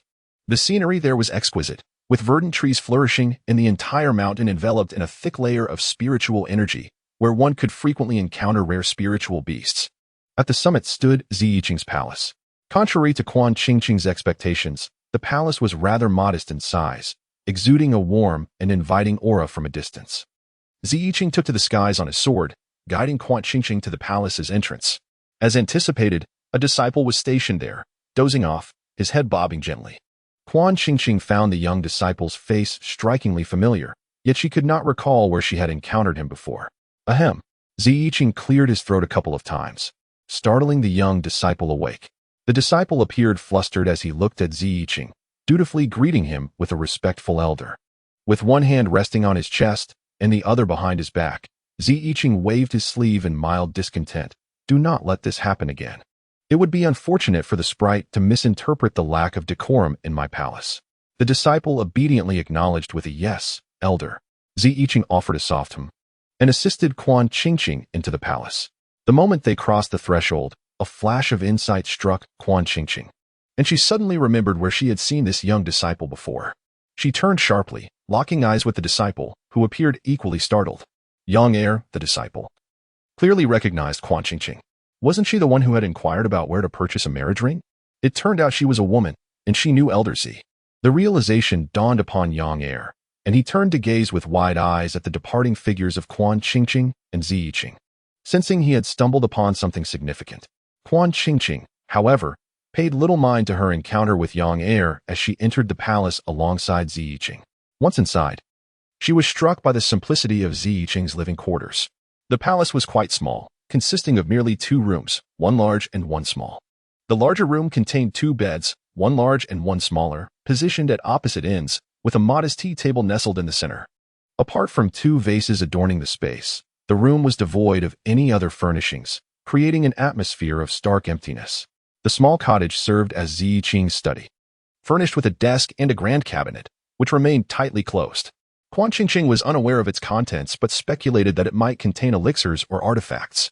Ziyiqing's palace, upon which Quan Qingqing cast her gaze, proved to be rather unremarkable. As a formidable figure in the realm of cultivation, Ziyiqing's abode was strikingly austere, exuding an air of simplicity and monotony, lacking the delicate warmth of Quan Qingqing's own little treehouse. "Do you not fancy my palace?" Ziyiqing inquired, sensing a flicker of disappointment as he noted the disinterest on Quan Qingqing's face.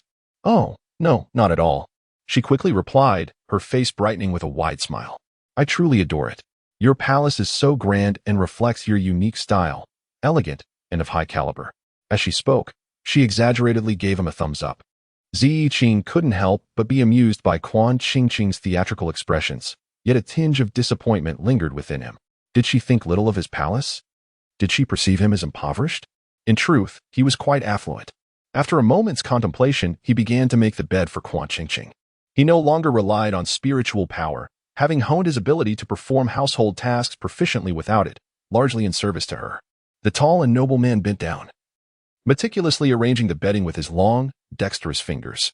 His exquisite crescent-white robe trailed on the floor, gathering a hint of dust, yet Ziyiqing remained unfazed. His demeanor calm and focused, as if the proper arrangement of the bed was crucial to the fate of the cultivation realm. Seated atop Ziyiqing's expansive bed, Quan Qingqing munched on the treats he had provided, watching him with a rising sense of guilt. Ziyiqing's character was exceptionally kind. Though he appeared somewhat aloof, he was, in reality, gentle and considerate.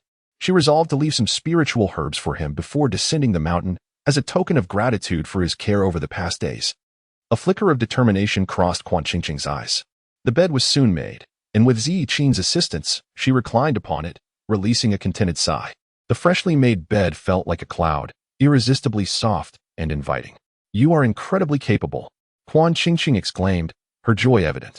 "I'm glad you like it," Ziyiqing replied, observing her playful antics upon the pristine sheets.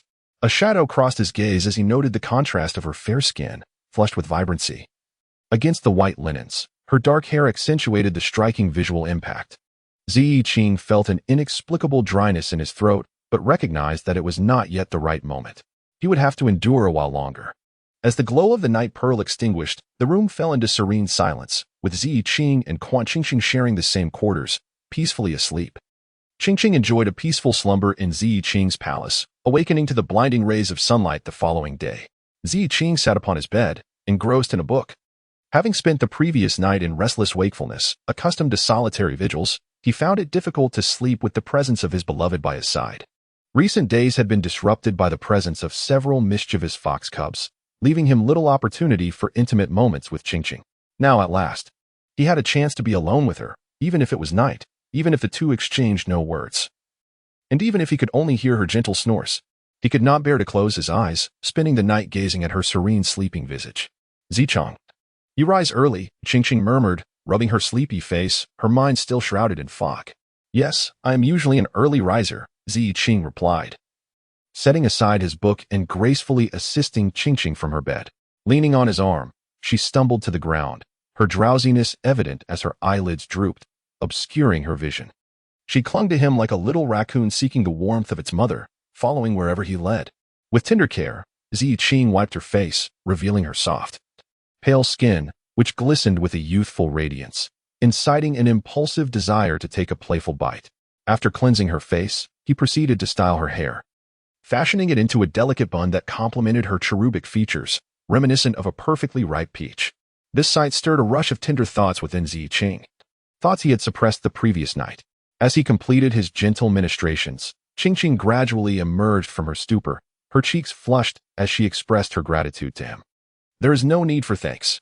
Let us venture outside," Ziyi replied.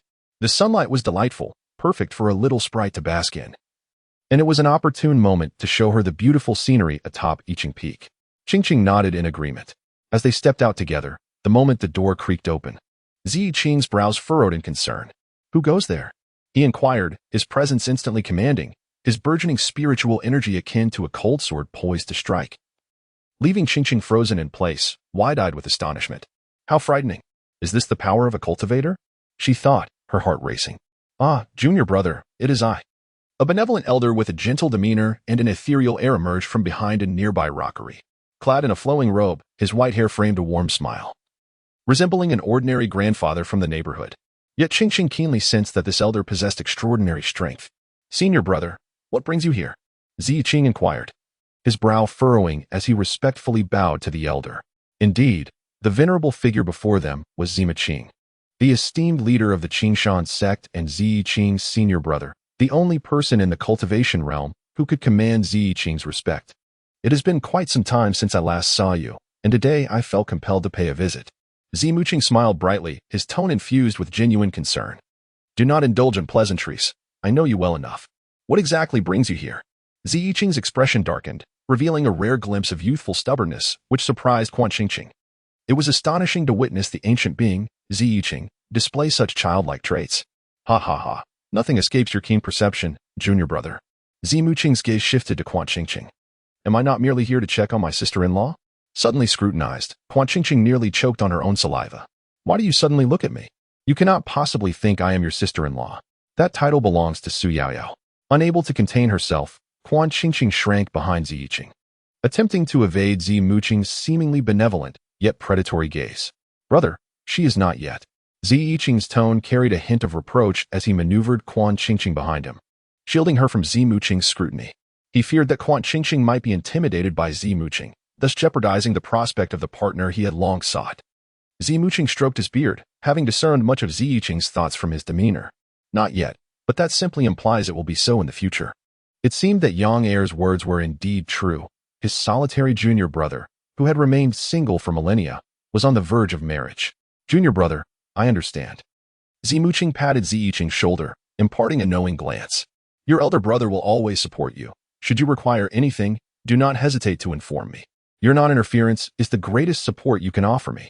Ziyi brusquely brushed away the hand resting on his shoulder, his brows furrowing in irritation. Meanwhile, Qingqing, hiding behind Ziyi, gazed with confusion at the exchange between the two brothers. Why was she unable to comprehend their conversation? Were they speaking in riddles? Her round, sparkling eyes flitted between Ziyi and Ziyi, inadvertently locking on to Ziyi's probing gaze, which prompted her to quickly avert her eyes. Ziyi, intrigued, surveyed Qingqing.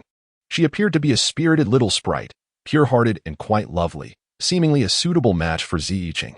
Her brief lifespan, however, posed a concern, though it could easily be remedied with longevity elixirs. "Enough of your staring. It is time to leave."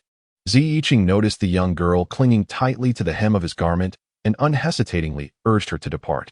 Ziyi felt a twinge of nostalgia. Indeed, those in love were markedly different, as once indifferent beings now displayed protectiveness. "TSK, TSK, TSK. Very well, I shall take my leave." Aware that prolonging his stay would only lead to his own discomfort, Ziyi waved his sleeve and prepared to depart. Before leaving, he cast a few lingering glances at Qingqing and Ziyi, reflecting on young heir's words with a sense of sentimentality. Alas, the love between the two of you is profoundly poignant, evoking sorrow in the listeners and tears in the hearers. Qingqing and Ziyi ventured together toward the dining hall of the Qingshan sect, intending to return to their little treehouse to procure some sustenance for the fox cubs at home. You weren't frightened by my senior brother, were you? Ziyi inquired with concern. The sight of the little sprite, gripped by terror and clutching at its garment, had indeed unsettled him. I was startled just a tad. But it's nothing to worry about, Qian replied, gesturing with her fingers to indicate a slight degree of fright, which elicited a chuckle from Ziyi. In truth, my senior brother possesses a childlike spirit. Despite his age of over 10,000 years, he still enjoys cradling a milk bottle. Ziyi resolved to cultivate an image of his esteemed elder, Zi Muqing, in Qian's mind as a kind, benevolent figure with a youthful heart. After all, he was the only elder he revered, and he wished for his portrayal in her eyes to be favorable. I never would have imagined the sect leader could be like this, Qian mused, associating the milk bottle with Zi Muqing, and finding the notion somewhat unsettling. She refrained from sharing her thoughts with Ziyi, yet silently vowed to keep her distance from Zi Muqing in the future. However, she pondered the implications of the sect leader's final remarks. Did he misunderstand something between them? And how could he possibly know that a girl had stayed in the palace just the day before? I cannot say, Ziyi replied, pursing his lips, equally perplexed. He too found it strange how his senior brother was aware of his dealings with Qian. As they continued to walk, lost in thought, a throng of disciples surged past them. Hey, have you heard? One exclaimed. The tale of Elder Zi and Qian Ergo is utterly moving. Ziyi and Qian exchanged glances and instinctively edged closer to the group of disciples. Who would have thought that the exalted Elder Zi could one day be ensnared by love? The one who spoke wiped his eyes, and Qian felt that he might burst into tears at any moment. Indeed, one is a naturally heartless elder, while the other is a lowly thief in unrequited love. She flees, he pursues, and neither can escape their fates. How thrilling! Qian found the story somewhat familiar, as if she had heard it before. Whenever I think of the cross-dressing female thief who constantly accompanies Elder Zi, sacrificing her dignity, my heart aches, a female disciple lamented. Fortunately, they ended up together. Elder Zi recognized his true feelings, and the thief found solace in his embrace. Their intimacy is truly something to feel shy about, another added. Indeed. The descriptions in the books are rather blush-inducing, a male disciple chimed in, his cheeks flushed. What book are you speaking of? Ziyi interjected, seizing upon the crucial point. Chapter 48. A Guide to Raising Elves. 10. The disciple who had just spoken was taken aback upon encountering an unfamiliar face. Yet his surprise quickly morphed into sorrow. My friend, you have yet to peruse the tales of the Elder Zi and the female thief. You are woefully behind the times. Without further ado, he added, in the spirit of our serendipitous meeting, I present to you a book, a gift that you must not refuse. The disciple produced a yellow-covered book from his storage ring and offered it to Ziyi, who accepted it without hesitation. Quan gently leaned over to glimpse the book in Ziyi's hands. It appeared to be an unremarkable yellow tome, emblazoned in the center with characters that read, The Must-Know Tales of Elder Zi and the Female Thief. Within its plainness lay a hint of intrigue. Just as Ziyi was about to open the book, the disciple restrained his hand. My friend, this book is rather provocative. It is best savored by night. He chuckled with an unseemly grin. Ziyi furrowed his brow. I understand. Thank you. He replied coolly, taking Quan's delicate hand as they prepared to leave. With the book in hand, there was little else worth hearing. Hastily, Quan and Ziyi departed, while a group of disciples watched their retreating figures and suddenly felt something amiss. Do you not find that man somewhat familiar? One remarked. Indeed. I do, another replied. Ah, is that not Elder Zi? The disciples gasped in unison. And the woman beside him is none other than the female thief. Heavens, they are indeed real. They are truly together. Could it be that joyous tidings are soon to grace the Qingshan sect? Most certainly. Hurry, spread the word. Elder Zi is on the verge of marriage. An unprecedented fervor enveloped Qingshan sect, with each peak bustling in preparation for Ziyi's impending nuptials. Upon returning to the Secret Grove's treehouse after retrieving milk and provisions from the kitchen, Ziyi and Quan opened the book titled The Must-Know Tales of Elder Zi and the Female Thief. Instantly, their eyes widened in astonishment. What on earth? Quan gasped, covering her mouth in disbelief as she struggled to articulate her shock. The book was illustrated, and the first page depicted a handsome man and a beautiful woman locked in a kiss. The artist's skill was remarkable, capturing the rapture on their faces with exquisite detail. Alarmingly, the figures bore a striking resemblance to Ziyi and Quan, sharing 7 or 8 similarities. Suppressing her astonishment, Quan trembled as she turned to the next page, relieved to find text rather than more illustrations. Meanwhile, the playful fox cubs, having returned from frolicking outside, joined them in perusing the tale. The must-know tales of Elder Ji and the female thief primarily narrates the story of a woman named Quan Ergo, who falls head over heels for Ziyiqing and, in a bid to be near him, disguises herself as a man to serve as his humble attendant. Ziyiqing remained unmoved by the advances of the servant, Quan Ergo. In a fit of rage, Quan Ergo resorted to administering a drug, thereby violating Ziyiqing's purity, leading to tumultuous consequences. Enraged by the loss of his virtue, Ziyiqing resolved to take vengeance upon Quan Ergo. However, upon capturing him, Ziyiqing discovered that he could not bring himself to deliver the fatal blow, unbeknownst to him. He had fallen deeply in love with Quan Ergo during their daily interactions. Torn between love and hatred, Ziyiqing devised an exquisite plan for revenge.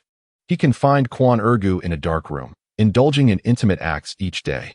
A significant portion of the narrative elaborates on their entangled relationship, interspersed with Quan Ergo's struggles, attempts to escape, and Ziyiqing's coercion, all accompanied by intricate illustrations. You are too young to witness this.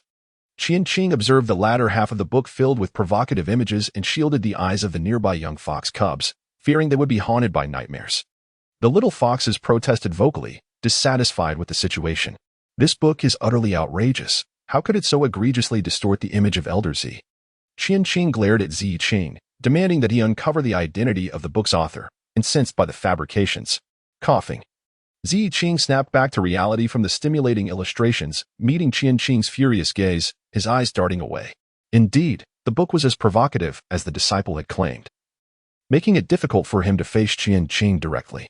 Each time he beheld the enchanting face of the little sprite, the shameful illustrations would flood his mind. Even more alarmingly, a hidden desire to put those fantasies into practice began to stir within him.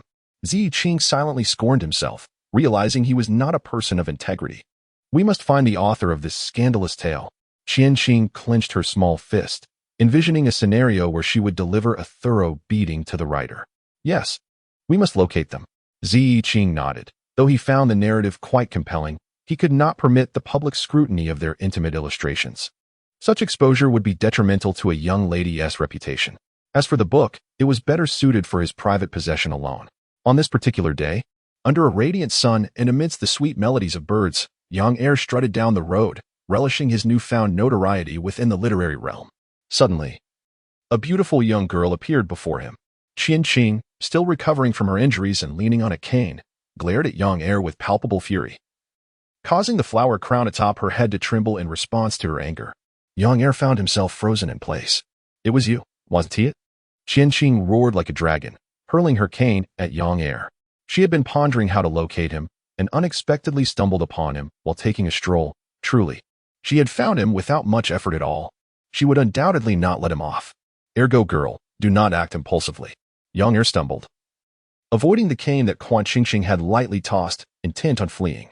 You still wish to escape? Quan Qingqing's sweet voice brimmed with unprecedented fury, akin to a rampaging Godzilla. In the next moment, young heir found himself ensnared in the air by robust branches, rendered immobile. The towering ancient trees along the path extended their limbs, binding him tightly. As he widened his eyes, his feet flailing helplessly in the air. Grandma, please spare me. Young heir shouted hoarsely. As a lowly outer disciple, he lacked the spiritual power to free himself from these branches. No. Upon seeing young heir trapped, Quan Qingqing revealed a gleeful smile.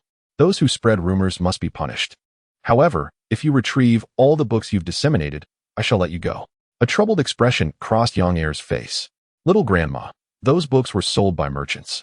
Once sold, they cannot be reclaimed. Then stay up there and do not come down. No. While I cannot retrieve the sold books, I can offer you half of the proceeds from their sale. Young heir's face contorted in distress. What amount could that possibly be? I have no use for your tainted money. It is ill-gotten. Quan Qingqing scoffed, displeased with young heir's proposal. It isn't much, merely 1,000 spirit stones. What? Quan Qingqing was taken aback. Then I shall take 2/3. She quickly adjusted her stance. Please, that's 1,000 spirit stones. Who wouldn't be tempted? Very well. Young heir's face displayed 2 lines of deep distress as he reluctantly tossed down a storage ring, which Quan Qingqing deftly caught, grinning as she prepared to return to her little treehouse. Hey, you haven't let me down yet. Young heir struggled in midair. Do not worry. In 2 hours, you shall naturally come down, Quan Qingqing replied with a mischievous smile. Chapter 49. Guide to Raising a Little Sprite. As she walked back to her little treehouse, Quan Qingqing hummed a cheerful tune. Tossing the storage ring gifted by Yang Er as she limped along. The spirit stones took her by surprise. She hadn't expected that little broken book could yield such wealth. It appeared that Yang Er had some skills after all. The thrill of newfound riches dulled the sorrow of the unrecoverable books. If anyone were to inquire, she would adamantly deny any connection to the person in the book. Who is Ergo? What relation could he possibly have to me? Quan Qingqing. She mused silently. She quickened her pace, eager to return to her little tree house and boast to Zi about the 1,700 spirit stones she had earned. Just a few hundred meters from her tree house, she encountered a strikingly beautiful woman. You must be Quan Ergo.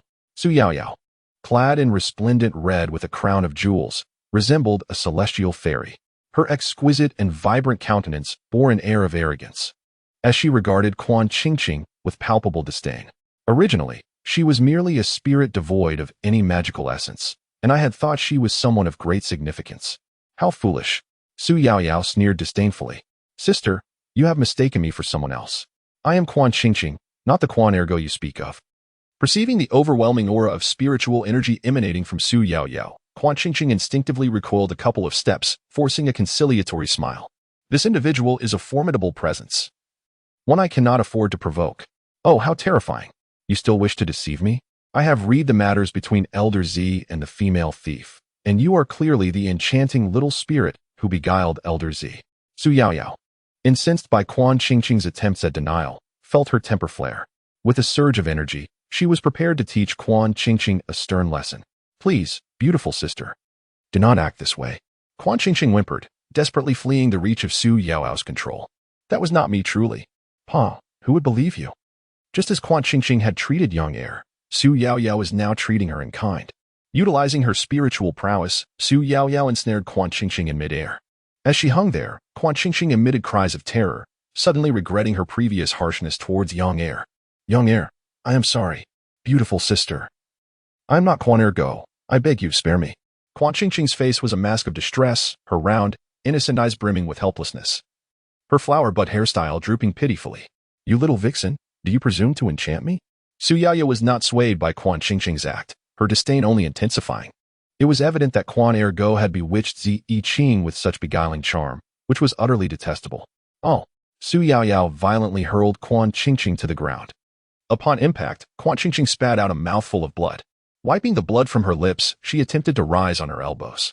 Before she could regain her footing, Su Yaoyao struck once more, rendering Quan Qingqing utterly incapable of standing. She lamented that she had been too lenient towards Yang Er. Vile wretch. This is the price of your reckless seduction, Su Yaoyao exclaimed, her expression animated as she gazed at the fallen Quan Qingqing. At this point, Quan Qingqing abandoned her pretense of innocence, enduring the pain in her chest as she struggled to catch her breath. Are you out of your mind? How dare you insult me?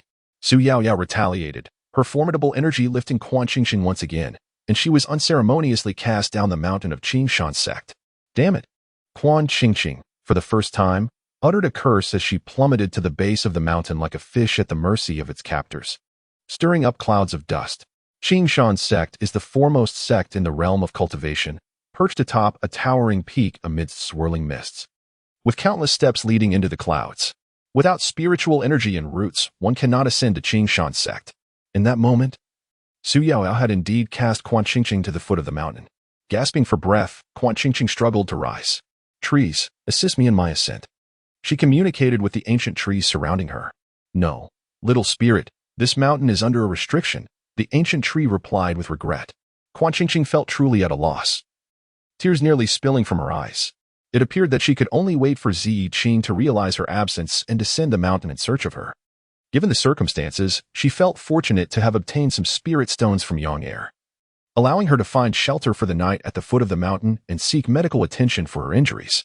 Upon arriving at the clinic, the elderly physician with gray hair examined her pulse, his expression troubled. My dear, your injuries are rather severe. I am aware, Quan Qingqing responded, spitting out a mouthful of blood.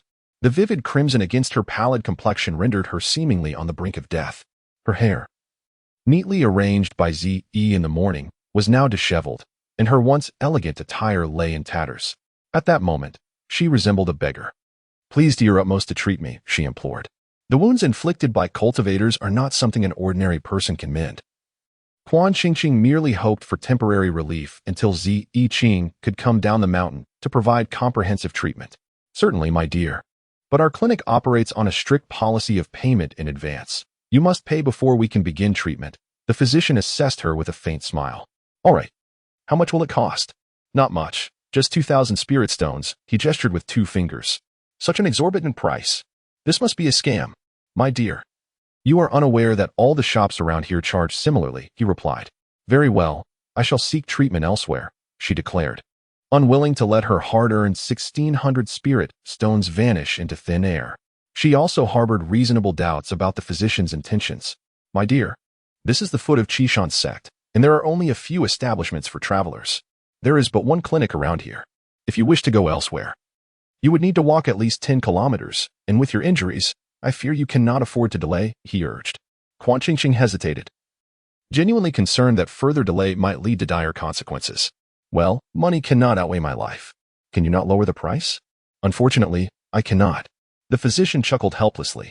Grinding her teeth in frustration, Quan Qingqing thought him a cunning merchant. What am I to do with only 1,600 spirit stones?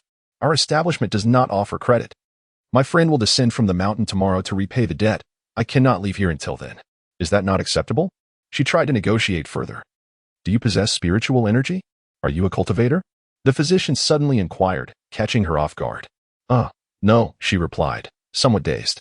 Are you not aware that the flow of time on Qingshan's sect differs from that of the mortal realm? The physician stroked his beard, his demeanor scholarly. I do not know. Quan Qingqing shook her head, feigning ignorance. The passage of time on Qingshan's sect is unequal to that of the mortal realm. One day here equates to an entire year there. Even if your friend descends, for those in the mortal realm, it will already be a year later. A silence enveloped Quan Qingqing as she absorbed this information. If she could, she truly wished to give Su Yaoyao a good beating. Chapter 50, A Guide to Raising a Little Sprite. 12. The physician at the medical clinic ultimately consented to treat Quan Qingqing, despite her still owing 4,000 spirit stones. However, upon completion of the treatment, Quan Qingqing would have to remain at the clinic to assist the physician with menial tasks. Adjacent to the clinic stood an inn, owned by the physician's wife, indicating that while she worked for the physician, she would also be required to serve the innkeeper. The monthly wage was merely 1 spirit stone, meaning she would need to toil for 33 years to repay her debt. Quan Qingqing was at a loss for words. Although she initially intended to descend the mountain, being forced down due to injury was a far cry from descending with ample funds. The mere thought of her valuable spirit plants and herbs amassed in her little treehouse filled her with profound sorrow. Was she destined to live her life burdened by debt? Working illicitly, Quan Qingqing sat on the steps of the inn, on the verge of tears. Quan Qingqing, what are you doing sitting on the steps? Get to work. The innkeeper's wife shouted at her from above. Are you slacking off again? Be careful, or I'll dock your pay. Coming. Please don't deduct my wages. Quan Qingqing scrambled to her feet and scurried into the inn. Sister, you're the best. Please don't dock my pay. I'll go clean the guest rooms right away. With wide, pleading eyes, she tugged at the innkeeper's arm and grabbed her cleaning tools to ascend the stairs. The innkeeper was a cold, stout woman who had never softened at Quan Qingqing's charms. Little brat, your please 1T work. If you slack off again, I 1T hesitate to discipline you. The innkeeper raised her robust arm, glaring at Quan Qingqing in a threatening manner. Terrified, Quan Qingqing shrank back. The innkeeper possessed spiritual power surpassing that of Yang Er, whom Quan Qingqing had previously taught a lesson. She stood no chance against her and had often been on the receiving end of her strikes, which were exceedingly painful. Feeling aggrieved, Quan Qingqing dared not resist. Resigning herself to her labor, she labored all day without rest. At night, clad in her tattered garments, she crouched in the firewood room of the inn, shedding tears with a forlorn expression. I'm so tired. I long to return to my little treehouse. I miss Zi Yiqing. When will Zi Yiqing come with money to rescue me? A small sprite, a little sparrow, perched at the head of her bed. What's wrong, little sparrow? Quan Qingqing wiped her tears. I just overheard the innkeeper and the physician discussing plans to marry you off to their son. Marry their son? Where did they get a son? Quan Qingqing's eyes widened in disbelief, her lips parting in shock. You must have misheard. No. I distinctly heard them say their son lives in Taohua village, several kilometers from here, and they want to take a concubine to bear him a child. Qian Qingqing stood frozen in place, her delicate face as pale as a ghost. Are you certain you did not mishear? Absolutely, little K is quite adept at hearing. This won't do. I must leave this place. In a flurry of panic, Qian rose from the ground, only to discover that the door to the storage room was locked from the outside. She turned towards the window, her feet just about to touch the sill when her gaze met that of the fierce landlady. The landlady cast a sidelong glance, accompanied by a disdainful smile, while the physician stood before her, maintaining a facade of benevolence. Yet only Qian understood that beneath this seemingly kind exterior lay a heart as rotten as it could be. Trembling, Qian resignedly descended from the window and returned to the storage room. It's over. I am destined to become someone else's concubine. Retreating into the confines of the storage room, she curled up in a small corner, unable to suppress her tears. When would Ziyi arrive to rescue her? Qian had never before contemplated Ziyi in such a light. She recalled his meticulous care for her, his readiness to fulfill her every wish, and the joyful moments they shared with the little fox cub. Her tears flowed like a torrential flood, an unstoppable deluge. Qian felt that spending a lifetime by Ziyi's side would be quite wonderful. Even if he were to ascend and leave her behind, it would matter little. Thus, she silently prayed for his swift arrival, burying her head in her knees.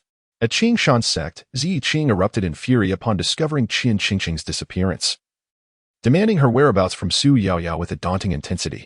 Su Yaoyao, however, stubbornly refused to divulge where Qian had been taken, ignoring the objections of those around him.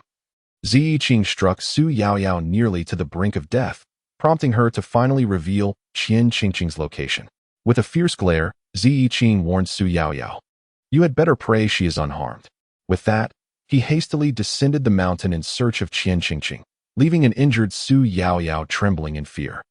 In the inn at the foot of Qingshan's sect, Qian found herself ensnared in a cheap bridal gown, forcefully bound and gagged by the powerful landlady, and unceremoniously stuffed into a bridal sedan chair. The landlady, eyeing the struggling Qian with dissatisfaction, declared, "Becoming a concubine to my son is a privilege you should cherish." Qian glared with fury. If she were able to speak, her words would undoubtedly be laced with profound disdain. In response, the landlady slapped her, causing blood to trickle down Qian's cheek, an unsettling sight. Bound within the bridal sedan chair, she was transported to an unknown destination. At that very moment, Ziyi was racing down the mountain. Chapter 51, Guide to Raising a Little Spirit. 13. On the rugged mountain path, a small sedan chair moved slowly. The bearers, two muscular men with bare torsos, were engaged in conversation. "If you ask me, this young master is quite fortunate, though not particularly handsome. He has managed to acquire one concubine after another. Who is to blame for having a fortunate lineage, affluent enough to choose any bride they desire? Alas, it is the unfortunate women, in the prime of their youth, who suffer under the torment of young Master Zhang. It is said that he is quite merciless. All the concubines in his household rarely survive beyond 6 months. How terrifying." Inside the enclosed floral sedan chair, Qian heard the words of the bearers and felt a wave of despair wash over her. She feared her fate was sealed. What should she do to escape? In the midst of her anxiety, the bearers outside ceased their chatter, and with a sudden jolt of realization, Qian's eyes widened in shock as the sedan chair came to a halt. A pair of slender, trembling hands lifted the curtain of the chair. Realizing the gravity of the situation, Qian burst into tears. Ziyi, clad in a pristine white robe stained with blood, trembled as he removed the cloth from Qian's mouth and untied her bindings. Sensing the metallic tang of blood on her, he yearned to embrace her but hesitated, standing before her in a state of helplessness akin to a lost child. His little sprite appeared to be in dire straits, and an overwhelming tide of guilt engulfed him. "Ziyi, why did it take you so long? I was on the verge of becoming someone else's concubine." Qian wept as she flung herself into his arms, wiping her tears on the unblemished fabric of his clothing. Unable to contain her sorrow, she felt a profound sense of injustice and fear. Ziyi gently stroked her back, whispering, "Do not be afraid, do not be afraid, I am here." He longed to share the torment of the past months with her, during which he endured hunger, sleepless nights, and beatings, all while grappling with an emptiness in his stomach. Feeling a familiar face always triggered a wave of pent-up grievance. Qian poured forth her recent tribulations like a torrent of beans. "I have grown thin. I have become haggard. I feel so pitiful. I ache for myself." Ziyi, at a loss for words, could only wipe her tears away, murmuring, "Do not be afraid, do not be afraid," his heart heavy with sorrow and guilt. Qian dealt with the innkeeper and the physician in a rather brutal manner, exacting revenge, and reclaiming the 16 million taels that had been swindled from her. She harbored a deep-seated animosity towards these individuals, wishing she could flay them alive. As Zi chastised them, Quan Qingqing joined in, delivering several kicks until they begged for mercy. Feeling a sense of release and clarity, young Master Zhang, rumored to have taken numerous concubines, was not spared either. Zi stormed into his residence and delivered a thorough beating. Caught off guard, Zhang shouted about reporting to the authorities, to which Quan Qingqing swiftly retaliated with a kick to his groin, nearly incapacitating him. Report to the authorities? Go report to your mother. Zi indulged in her wrath, fully supporting her as she exacted her vengeance. Qian Qingqing felt a lightness in her heart, as the pent-up resentment of the past few months dissipated like mist. With a sense of joy and no regrets, she followed Zi Qing back to the Qingshan sect. Upon their return, Zi Qing utilized his spiritual energy to heal the numerous scars on Qian Qingqing's face and body. After enduring arduous labor at the foot of the mountain for so long, her body bore many wounds, and Zi Qing's eyes glistened with emotion as he treated her. The little foxes, having not seen her for a day, surrounded Qian Qingqing, their tiny mouths whimpering incessantly, clearly missing her and feeling sorry for her. Qian Qingqing affectionately patted each of their little heads, finally experiencing a profound sense of peace. She had finally escaped the depths of suffering, a feat not easily achieved. How is Su Yaoyao? Qian Qingqing inquired. Upon hearing the name, a surge of fury ignited within Zi Qing. She is at the cliff of reflection, and I have rendered her half of her cultivation useless. Qian Qingqing was taken aback. Su Yaoyao was the genius heroine of the original story. How could the male lead have crippled half of her cultivation? What had transpired to warrant such a severe punishment? Was the plot diverging?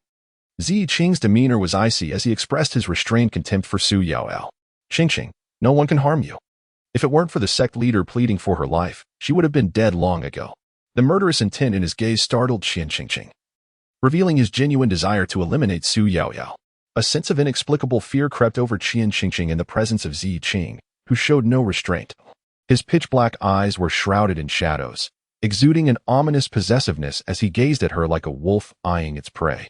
A sudden foreboding washed over her. What had caused this drastic change in Zi Qing's character? Did it seem as though he might devour her? The narrative seemed to have taken an unsettling turn, and she found herself worrying for her own safety. Qian Qingqing's treehouse had been beautifully refurbished. No longer a single-room dwelling.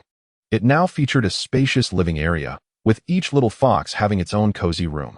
Her master bedroom was particularly grand, with a bed large enough to comfortably accommodate 3 or 4 people. Upon seeing such a vast bed, an uneasy feeling surged within her.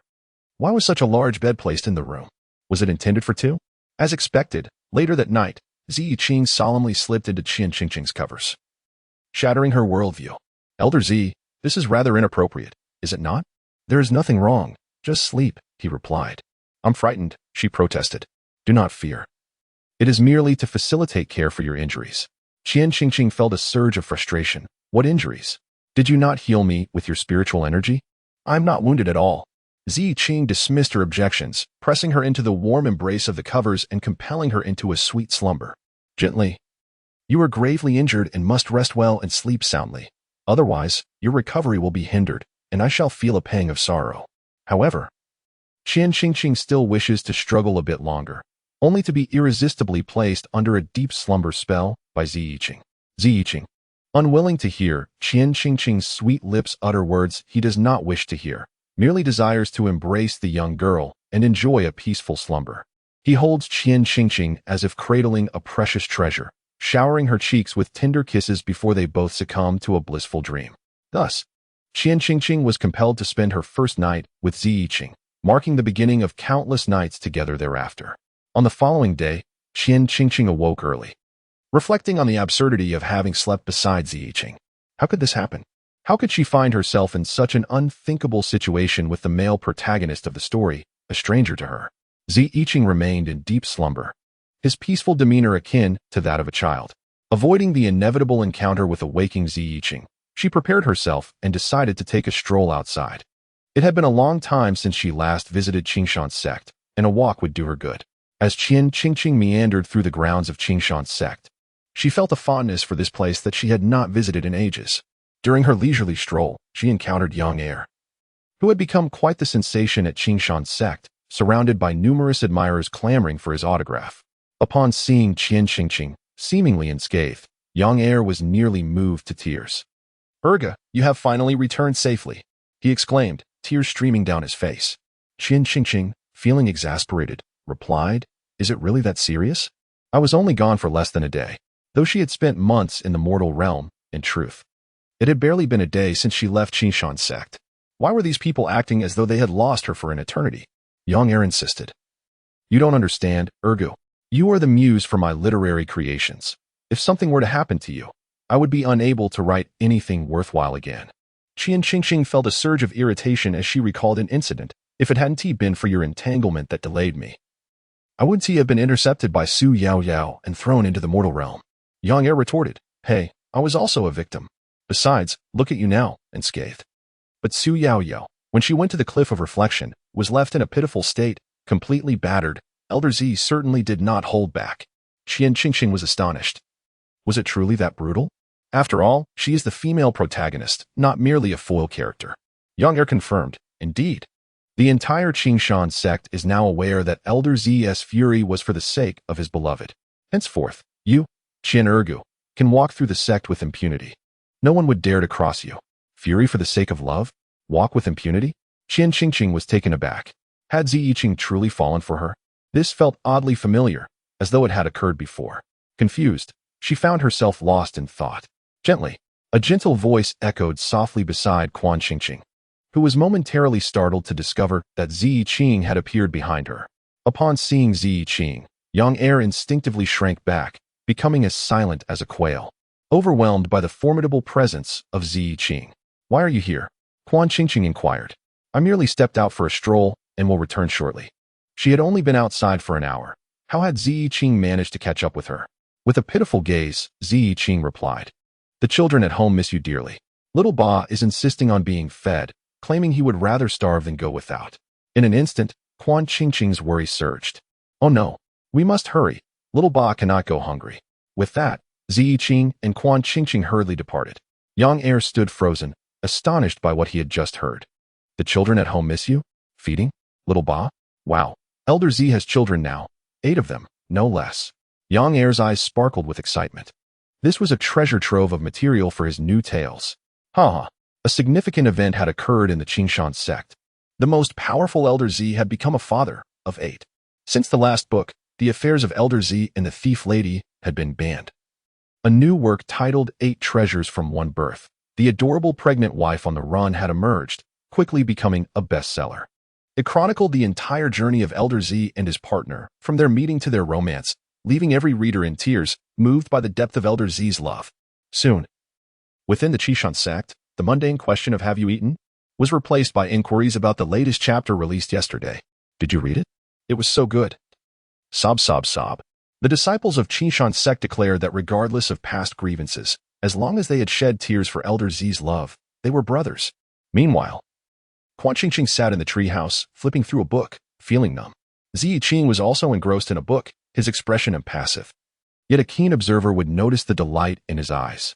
The previous work had been too explicit and vulgar for his taste, and he had dealt with it. This new book, however, was quite commendable. It resonated with him, devoid of crass illustrations, focusing solely on the poignant love between the protagonists. Ziyiqing was thoroughly satisfied. Quan Qingqing, however, was fuming, her cheeks puffed up as she placed her hands on her hips. "This is outrageous. That detestable young heir must be behind this." "Indeed. It is quite unacceptable," Ziyiqing concurred. "Such a wonderful tale should be shared across the entire continent, not just within the Qingshan sect. I want everyone to shed tears for our love." Yet, there was no rush for that. The pressing matter at hand was that Qingqing. "My senior brother has already inquired about when we will host the wedding banquet." Quan Qingqing's mouth fell open in shock. Isn't this discussion a bit premature? If her memory served her right, she and Ziyiqing were not even officially a couple yet. How had they leaped to the topic of a wedding banquet? How fantastical!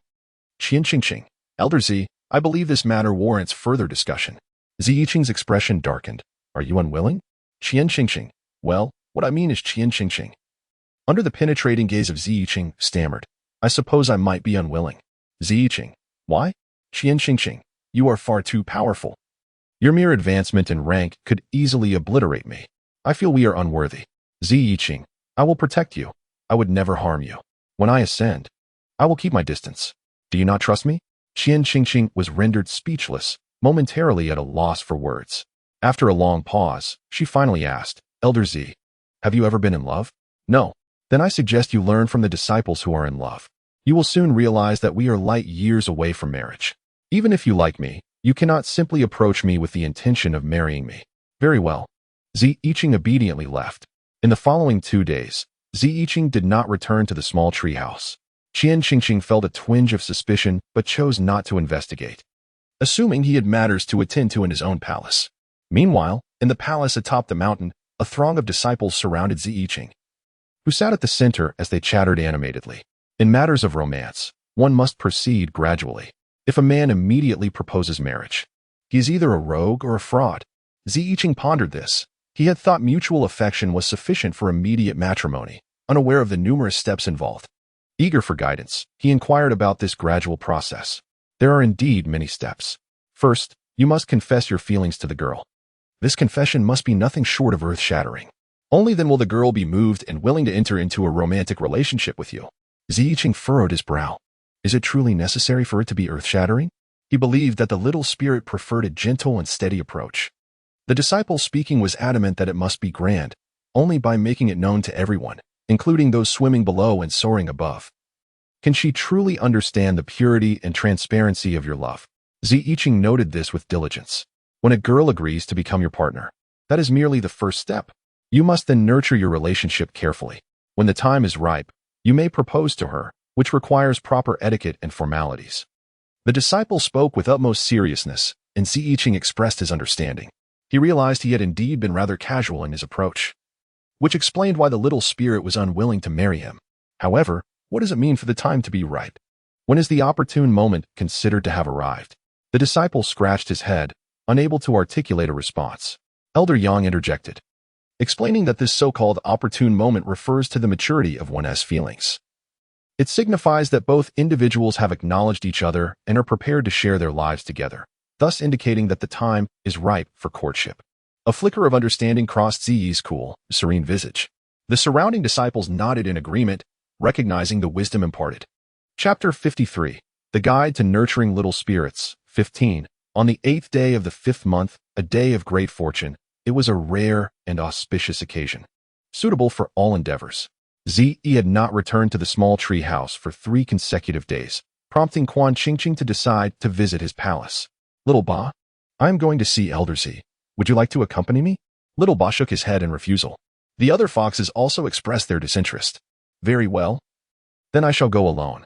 With that, Quan Qingqing departed from the small tree house, while the little foxes exchanged glances before swiftly vanishing within. Today, the Qingshan sect appeared unusually tranquil, with not a soul encountered along the way, which struck Quan Qingqing as peculiar. Upon reaching Ziyi's palace, she knocked on the door, but received no response. How odd. Even Ziyi is absent.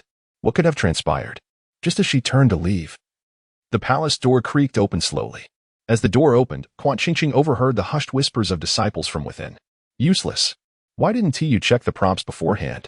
Now look, we're stuck. Oh no, I was wrong. Quan Qingqing was puzzled. What had become stuck? In the next moment, a cascade of petals burst forth from the wide-open door, exploding outward in a vibrant display, enveloping the entire mount in a sea of blossoms. Dazed by the sudden floral onslaught, Quan Qingqing now comprehended the nature of the obstruction. Yet, the spectacle was far from over. Following the deluge of petals, an innumerable throng of disciples surged from the palace, each struggling to break free, with exclamations of frustration echoing around her. We told you to lose weight. Now look. You can't even get out. Do you not bear any responsibility? Why are you so tall if you cannot escape? Standing behind the disciples, Zi suddenly regretted inviting them. After much effort, the disciples finally emerged, forming an orderly line beside Quan Qingqing. To her astonishment, the little foxes she expected to find in the study were also among the ranks. Each disciple held a tray covered with a red cloth, the contents concealed from view. Stunned, Quan Qingqing marveled at how Zi's palace could accommodate such a multitude. It seemed as though all the disciples of the Qingshan sect had gathered here. What is it that you are all doing? The disciples exchanged knowing glances and chuckled. Miss Quan, you shall find out shortly. Zi Yiqing emerged, adorned in a splendid purple robe, his head crowned with a warm jade diadem, and his feet encased in boots reminiscent of a rainbow cloud. every detail of his appearance exuding refinement. He knelt gracefully before Quan Qingqing. A moment of silence enveloped them, and she suddenly comprehended his intentions. Frankly speaking, it felt rather mundane. What do you seek? Ziyiqing smiled and snapped his fingers. In the next instant, a resounding explosion echoed throughout the mountain. Quan Qingqing trembled. Had the Qingshan sect truly exploded? Golden fireworks erupted from the palace, catapulting the roof skyward, and in the heavens above, they formed the bold proclamation, Quan Qingqing, be my Dao partner. Beneath the cascade of golden fireworks, Ziyiqing appeared somewhat bashful. Qingqing, these fireworks were meticulously commissioned at great expense. The entire continent can witness them. Do you like it? The thought that the entire continent could see this left the bashful Quan Qingqing momentarily dizzy, nearly losing her footing. A disciple in the corner remarked, "Look, Miss Quan is so moved she can hardly stand. It's yet another day of tears for their love." Ziyiqing continued, "Qingqing, will you be my Dao partner?" With a sigh, Quan Qingqing replied, "Yes, yes, just a word from you will suffice. There is no need for such a grand spectacle." She did not oppose the idea of being with Ziyiqing. After all, she would remain in this realm until the end. And being with him provided a sense of security. A simple confession would have sufficed. This extravagance felt utterly unnecessary. Ziyiqing's face lit up with joy. "Qingqing, I knew you would agree." He snapped his fingers once more. Unable to restrain herself, Quan Qingqing took a step back, and indeed, another burst of fireworks erupted from the palace. In the sky, they formed another line of text, "Quan Qingqing, let us marry." Quan Qingqing clutched her chest, exclaiming, "But we have only just begun our courtship." Ziyiqing responded, "Indeed, but the time has come to propose. Come, present the offerings." Quan Qingqing replied, "So you do understand the notion of timing." The disciples unveiled the red cloth covering their trays, and an overwhelming brilliance of gold dazzled before Quan Qingqing. An array of jewelry, crowns, glistening gold ingots, and countless rare treasures and elixirs left her utterly astonished. Was Ziyiqing truly this wealthy? It would not be an exaggeration to say he was as rich as a nation. Had he stated his wealth earlier, she would have agreed to marry him without a moment's hesitation. Did he not realize that wealth can move mountains? Ziyiqing said, "Qingqing, as we both lack parents, I have come to personally seek your approval. If you agree today, I promise not to rush you in the future. I shall adhere to the 3 letters and 6 rites, ensuring every tradition is honored." Quan Qingqing replied, "All right." Ziyiqing, a bit bewildered by her ease of acceptance, asked, "If you do not agree, wait, did you just accept?" In truth, when his wealth lay before Quan Qingqing, she had already been swayed. How could one possibly refuse such an immense sum? Who could? To hesitate for even a moment would be a disservice to the riches. Quan Qingqing acquiesced to Ziyiqing, and an uproar of cheers erupted around her. The disciples' faces lit up with joy. "Oh my, Miss Quan has agreed. How wonderful. Goodness, I am witnessing their love firsthand. It is so moving. Another day of shedding tears for someone else's romance." Yang Er declared, "I must pen another book. It will undoubtedly be a bestseller." To which Quan Qingqing replied, "That may not be necessary." Once the dust settled, the wedding of Quan Qingqing and Ziyiqing was swiftly arranged. A grand banquet was held at the Qingshan sect, unparalleled in history. The sect leader officiated, beaming as he gazed upon the couple. Feeling that they were indeed a match made in heaven, Ziyiqing wore an endearing smile, while Quan Qingqing looked at him, contemplating that spending a lifetime together with Ziyiqing might not be so bad after all. Years later, as Quan Qingqing and Ziyiqing grayed with age, the Lantern Festival arrived in this dimension. Preparations were underway for the next realm, as the host's memories were being clarified and romantic entanglements implanted. The countdown began. 3, 2, 1, and the dimension unfolded. Chapter 54, The Darling in the Hands of Twin Brothers. 1. Quan Qingqing sat in a lavishly decorated hall, her demeanor anxious. It was the second day since she had arrived in this dimension, and she awaited her nominal husband's return to finalize their divorce. Her current incarnation was that of an orphan, yet this orphan held the remarkable status of being married to the second son of the prominent Lu family in the capital. Lu Songyan, the grandfather of Lu Songyan, and Quan Qingqing's grandfather were long-standing friends. Upon learning of Quan Qingqing's orphan status, he disregarded Lu Songyan's protests and compelled him to marry her. Although they were wed, Lu Songyan and Quan Qingqing had never met. The marriage certificate was procured solely by the elder Lu's arrangements. Post-marriage, Lu Songyan never once visited Quan Qingqing, placing her in a grand villa without a glance back. After the elder Lu's passing, Lu Songyan promptly sent over a divorce agreement, seeking to end their union. In the original narrative, Quan Qingqing, enamored by the Liu family's wealth, refused to relinquish her status as Mrs. Liu, adamantly resisting the divorce. After several unsuccessful negotiations, Liu Songnian resorted to drastic measures, ultimately leading to Quan Qingqing's demise. Now, for Quan Qingqing, the first step to survival in this dimension was to divorce Liu Songnian. Granting each other freedom could offer a chance at life. She patiently awaited the impending divorce agreement at the table in the hall. Shortly, a lawyer, impeccably dressed, entered with a briefcase in hand. "Madam, here is the divorce agreement drafted by Mr. Liu for your review." Quan Qingqing accepted the document and promptly turned to the section regarding asset distribution. 100 million in cash, a luxurious car. Along with the villa she currently inhabits, this constitutes an astronomical fortune for an ordinary individual, sufficient to sustain a lifetime. Qian Qingqing felt immensely satisfied. "I have perused the contract. There are no issues. We can proceed to sign," she announced. The lawyer responded, "Very well, madam, allow me to fetch a pen." As the lawyer handed the pen to Qian Qingqing, she silently scoffed at the prevalent rumors that depicted the lady as vain. They were evidently unfounded. The lady was, in fact, quite unpretentious. The sum provided by Mr. Liu was modest, yet she was willing to embrace divorce, truly a testament to her lack of materialism. To the lawyer, the amount, which an average person would toil a lifetime to amass, seemed rather paltry, especially given the absence of shares or profitable assets, clearly indicative of Liu Songnian's harshness and disregard towards Qian Qingqing. With alacrity, Qian Qingqing completed the divorce agreement, and the lawyer departed, satisfied with the smoothness of the transaction.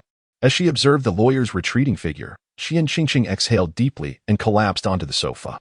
It was finally over. She could now embrace a life of leisure. What a simple affair this had proven to be. The first order of business post-divorce was to renovate her villa. Qian Qingqing engaged a renovation team according to her tastes, for she had long been displeased with the villa's austere design. The dark hues that dominated the space were to be transformed into a delightful pink princess room. However, this decision was met with disapproval from the villa's steward, He Lianxin. Dressed in formal attire, with an appealing demeanor, she furrowed her brow and voiced her dissent. "Miss Qian, I am the steward of this villa. How can you undertake renovations without my consent? Forgive my candor, but your actions are rather unorthodox. Do you not consider my position?" Qian Qingqing regarded He Lianxin with astonishment. "Do you not comprehend the implications of your words? This villa is my property, and I shall manage it as I see fit. It is not within your purview to intervene." She refrained from voicing her irritation, for she was acutely aware of the role He Lianxin played in this small world. He Lianxin was the protagonist. In the original narrative, following Qian Qingqing's demise, her villa was sold, resulting in the dispersal of the servants. As the steward, He Lianxin was reassigned to work at the Liu family's ancestral home. During her tenure there, she fell in love with a young master of the Liu family, who was the nephew of Liu Songnian and the heir to his fortune. In middle age, Liu Songnian met an untimely death, and his nephew along with He Lianxin inherited all of his wealth, emerging as the ultimate victors in this small world. Qian Qingqing had no desire to provoke He Lianxin. After all, she had already signed the divorce agreement with Liu Songnian. Once the lawyer completed the necessary procedures, He Lianxin would soon be reassigned back to the Liu family estate. She deemed it prudent to avoid any conflict at this juncture, opting instead for a temporary peace. After He Lianxin reprimanded her several times, expressing discontent over the discarded apple peel on the floor, the extravagant request for 4 dishes and a soup for dinner, and insisting that she wash her own dishes, Quan Qingqing chose to leave discreetly to avoid further confrontation. Sighing, she found herself unwilling to endure any more of He Lianxin's words, as nothing she did seemed to please her. Unable to confront her, she retreated to the Jingming Mall, a place her alter ego used to adore. This shopping center was characterized by one word: exorbitant. Its prices were outrageously high. Before arriving, Quan Qingqing was filled with enthusiasm, determined to indulge in a shopping spree, for she was a woman with a fortune of 100 million yuan. Yet upon her arrival, she felt like a mere jester. A necklace was priced at 5 million, a ring at 10 million, and a handbag at 20 million. Taking a deep breath, she finally comprehended why her lawyer had found it so easy to negotiate during the divorce proceedings. Her previous spending habits could have easily depleted her fortune in mere moments. Clutching her chest, she felt a pang of regret, realizing she should have demanded more. Although the items in Jingming Mall were costly, they were undeniably exquisite. Each piece of jewelry and every handbag was designed to captivate a woman's heart. She nearly yearned to purchase everything in the store. Fixating on a golden panda doll worth 10 million, she wrestled with her desires, but ultimately turned away in pain. She had come to terms with reality. This was not a realm meant for her, and she felt utterly humiliated. Puffing her cheeks in frustration, she exited the mall, deciding instead to explore the adjacent budget-friendly shopping center. As she departed Jingming, a man in a suit observed her retreating figure and issued orders to those around him. Soon after, the expensive golden panda she had coveted found its way into the man's possession. He murmured to himself, was it really necessary to hesitate over such a trivial item? Walking towards the budget mall, Quan Qingqing felt an unsettling sensation, as if someone were following her. Fear gripped her, and thoughts of gruesome crimes flickered through her mind, driving her to abandon her shopping plans and head home immediately. She opened her car door, only to discover it was too late. A well-dressed man sat inside her vehicle. "Hello, sweetheart," he greeted, his golden hair and deep blue eyes reminiscent of the vast sea. With a smile, he handed her a golden panda doll, saying, "This is a gift for our first meeting." A cold sweat drenched Quan Qingqing's back. When had this man entered her car? What were his intentions? What should she do now? Run swiftly. She must leave this place immediately. Everything is too late. The man, exuding an irresistible force, gently pulled Quan Qingqing into the car. "Sweetheart, do not move, and quickly tell me where you live." As she was drawn into the vehicle, Quan Qingqing noticed that there were others seated in the back, two towering foreign men, armed. Her phone, which could have summoned help, was confiscated, and with a trembling voice, she inquired, "What do you want?" The man smiled charmingly, reminiscent of a celestial being enchanting mortals. "You see, I have just returned from abroad and have no place to stay. I wish to borrow your home for a night. However, you seem to have no lack of accommodations." Aside from his peculiar demeanor, the man appeared impeccably refined, exuding an air of nobility. Such a person could hardly be without a residence. He must harbor ulterior motives. "Ah, sweetheart, in fact, I not only wish to stay at your abode but also desire to marry you and have children. Do you agree?" He winked, his profound gaze brimming with sincerity. Quan Qingqing found this utterly ridiculous. "I'm sorry, sir, but I am not inclined to agree. We are strangers, are we not? In our country, we do not conceive children with unfamiliar individuals, especially not on the first meeting." The man seemed to grasp the situation. "I believe I now understand what I should do." Quan Qingqing retorted, "Have you finally realized that you should exit the vehicle? Pervert." The car started and halted before the Civil Affairs Bureau. Staring at the bright red marriage certificate in her hands, Quan Qingqing felt utterly bewildered. The man smiled. "I think we are no longer strangers, madam. Let us now return home and begin our family." A torrent of curses brewed within Quan Qingqing, yet she could not articulate them. The absurdity of the world weighed heavily on her. How could anyone bully her so? When would she finally rise to assert her own agency? He Lianqing gazed in astonishment as Lu Sihua and Quan Qingqing entered. When had the esteemed gentleman returned to the country? She had received no news. How could he be with Quan Qingqing? And why did he appear so indulgent towards this divorced woman? Indeed, indulgent. Lu Sihua held Quan Qingqing's delicate hand tenderly, his heart in disarray. The verdant ring, emblematic of the family patriarch, silently found its way onto Quan Qingqing's slender finger, appearing oddly fitting. A wave of jealousy surged within He Lianqing. What was happening? How could Quan Qingqing, a woman with such aspirations for vanity, presume to stand beside the esteemed gentleman? How audacious to have stolen the patriarch's ring. Truly shameless. In a fit of anger, she approached, respectfully addressing the gentleman while reproaching Quan Qingqing. Once more, Quan Qingqing was left in a state of confusion. So, the man she had just married was the elder brother of her ex-husband. The Lu family truly seemed devoid of normalcy. Lu Sihua. Oh my. He has married his former sister-in-law. How exhilarating. Is Lu Songyan truly blind? The world is fantastical, as Quan Qingqing lies languidly on her pink princess bed.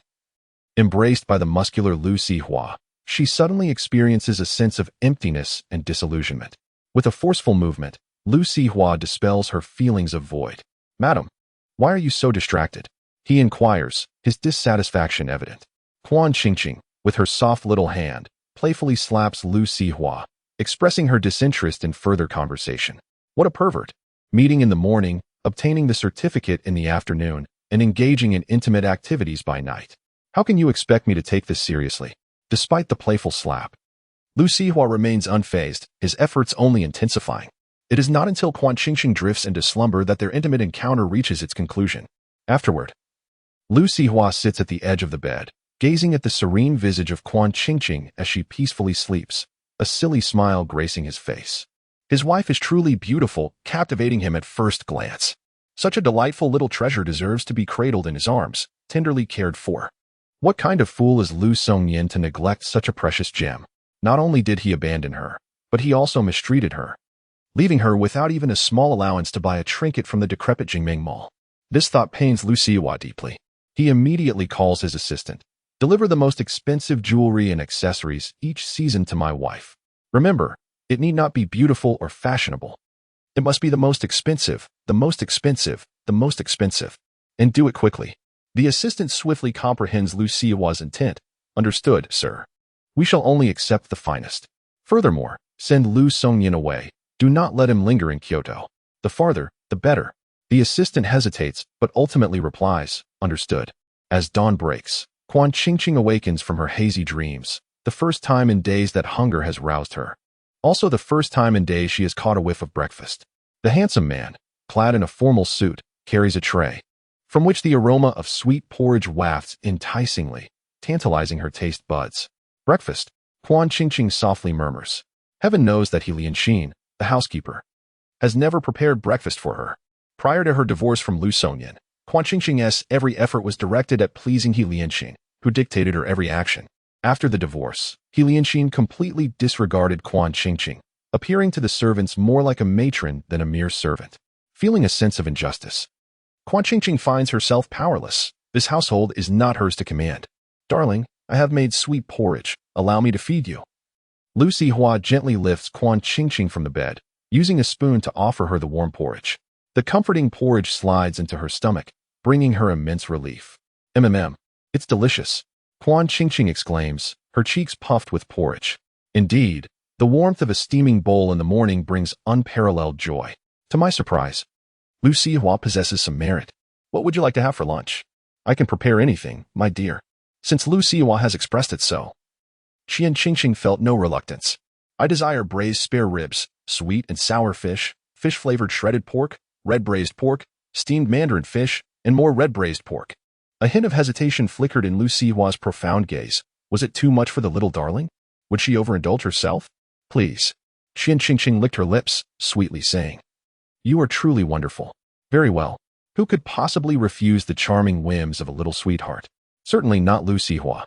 He donned an apron and busied himself in the kitchen, while Qian Qingqing drifted into a delightful slumber. Chapter 56. The Cherished One in the Hands of Twin Brothers. 3. Lu Sihua toiled in the kitchen. Sir, you should not be doing such menial work, He Lianxin lamented, watching him with concern. This was a man she revered as a god. How could he toil for that wretched woman, Qian Qingqing? Such a man ought to be catered to by women. Lu Sihua regarded He Lianxin coldly. Were you summoned by Qian Qingqing? No, I was sent by the young master. There was no way she would admit to being summoned by that wretched woman. She was sent by the esteemed young master. Oh. No wonder you share the same arrogance as Lu Songyan, sleeping until 9 in the morning. You are merely a dog raised by the Lu family. Do you truly believe yourself to be the master? Lu Sihua shed the genteel demeanor he displayed in front of Qian Qingqing, the fury in his eyes almost palpable, as if it could pierce He Lianxin. How could that fool, Lu Songyan, have brought such a simpleton here? His judgment was truly lacking. Or perhaps, he had done so to vex Qian Qingqing? He Lianxin's face turned pale with fear. No, sir, it is not like that. Miss Qian rises late every day, yet expects us, her subordinates, to rise before dawn to prepare her breakfast. It is simply unfair. It is Miss Qian who is overly indulgent, not us. Enough. I do not wish to hear your explanations. Silence yourself. Sir, no, it must be that Qian Qingqing spoke ill of me before you. She is a deceitful person, filled with vanity. It is precisely for this reason that the young master divorced her. Her words cannot be trusted. Lu Sihua, growing impatient, declared, I have stated that I do not wish to hear your explanations. Merely inform me when you shall return to Lu Songyan. He Lianxin could hardly believe that Lu Sihua would demand her departure. Next week, once butler Lu makes arrangements, we shall leave.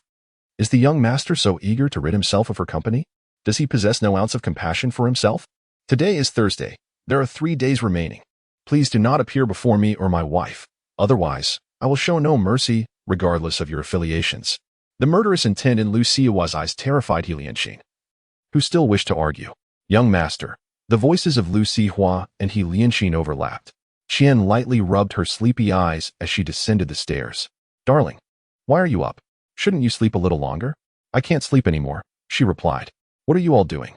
Lu Sihua gestured to He Lianxin, who reluctantly walked away, casting a subtle glare at Qian. I won't let you off easily, you divorced woman. Lu Sihua quickly switched to a gentle demeanor. Sweetheart, why don't you watch some television on the sofa while I prepare some fruit for you? You can enjoy it while you watch. Qian's eyes sparkled with excitement. Fruit? Yes. Yes. I want blueberries, grapes, dragon fruit, pineapple, cherries, and strawberries. All right, whatever you desire, I shall provide, Lu Sihua responded. Amused by her sweet tooth and her elaborate request for fruit, he pondered if she might burst from her little belly filled with so much. Lu Songyan began slicing the fruit, donned in an apron, exuding the warmth of a caring partner. Little sweetheart, after lunch, I'll take you to the amusement park, all right? It's said that couples often visit amusement parks, especially haunted houses, as they can ignite a girl's affection for a boy. I read that online. After the amusement park, we can go watch a movie. How does that sound? Qian danced with joy. Yes, that sounds wonderful. You are just the best. She had longed to go out. But He Lianxin had always been overly strict, often lecturing her whenever she ventured out. Over time, Qian had become reluctant to go out. Little did she know. Marrying Lu Sihua came with such delightful perks. It was simply fantastic. In the afternoon, the assistant delivered a plethora of luxurious clothing, bags, and jewelry, filling the entire hall with their dazzling presence. Please inform Mr. Lu that these are the finest and most expensive items. The bags and clothing are one-of-a-kind worldwide, ensuring that the lady will never be seen in the same outfit as another. Oh, yes, of course, He Lianxin responded dully, thanking the assistant. These items made her envious. Although the housekeeper of the Lu family earned a handsome salary, her own monthly earnings could barely afford the cheapest bag here, leaving her unable to purchase anything else. With Qian and Lu Sihua out, she felt like the queen of the house. Surely, if she took one or two items, no one would notice. When Qian was still married to the young master, she often treated herself to jewels and bags.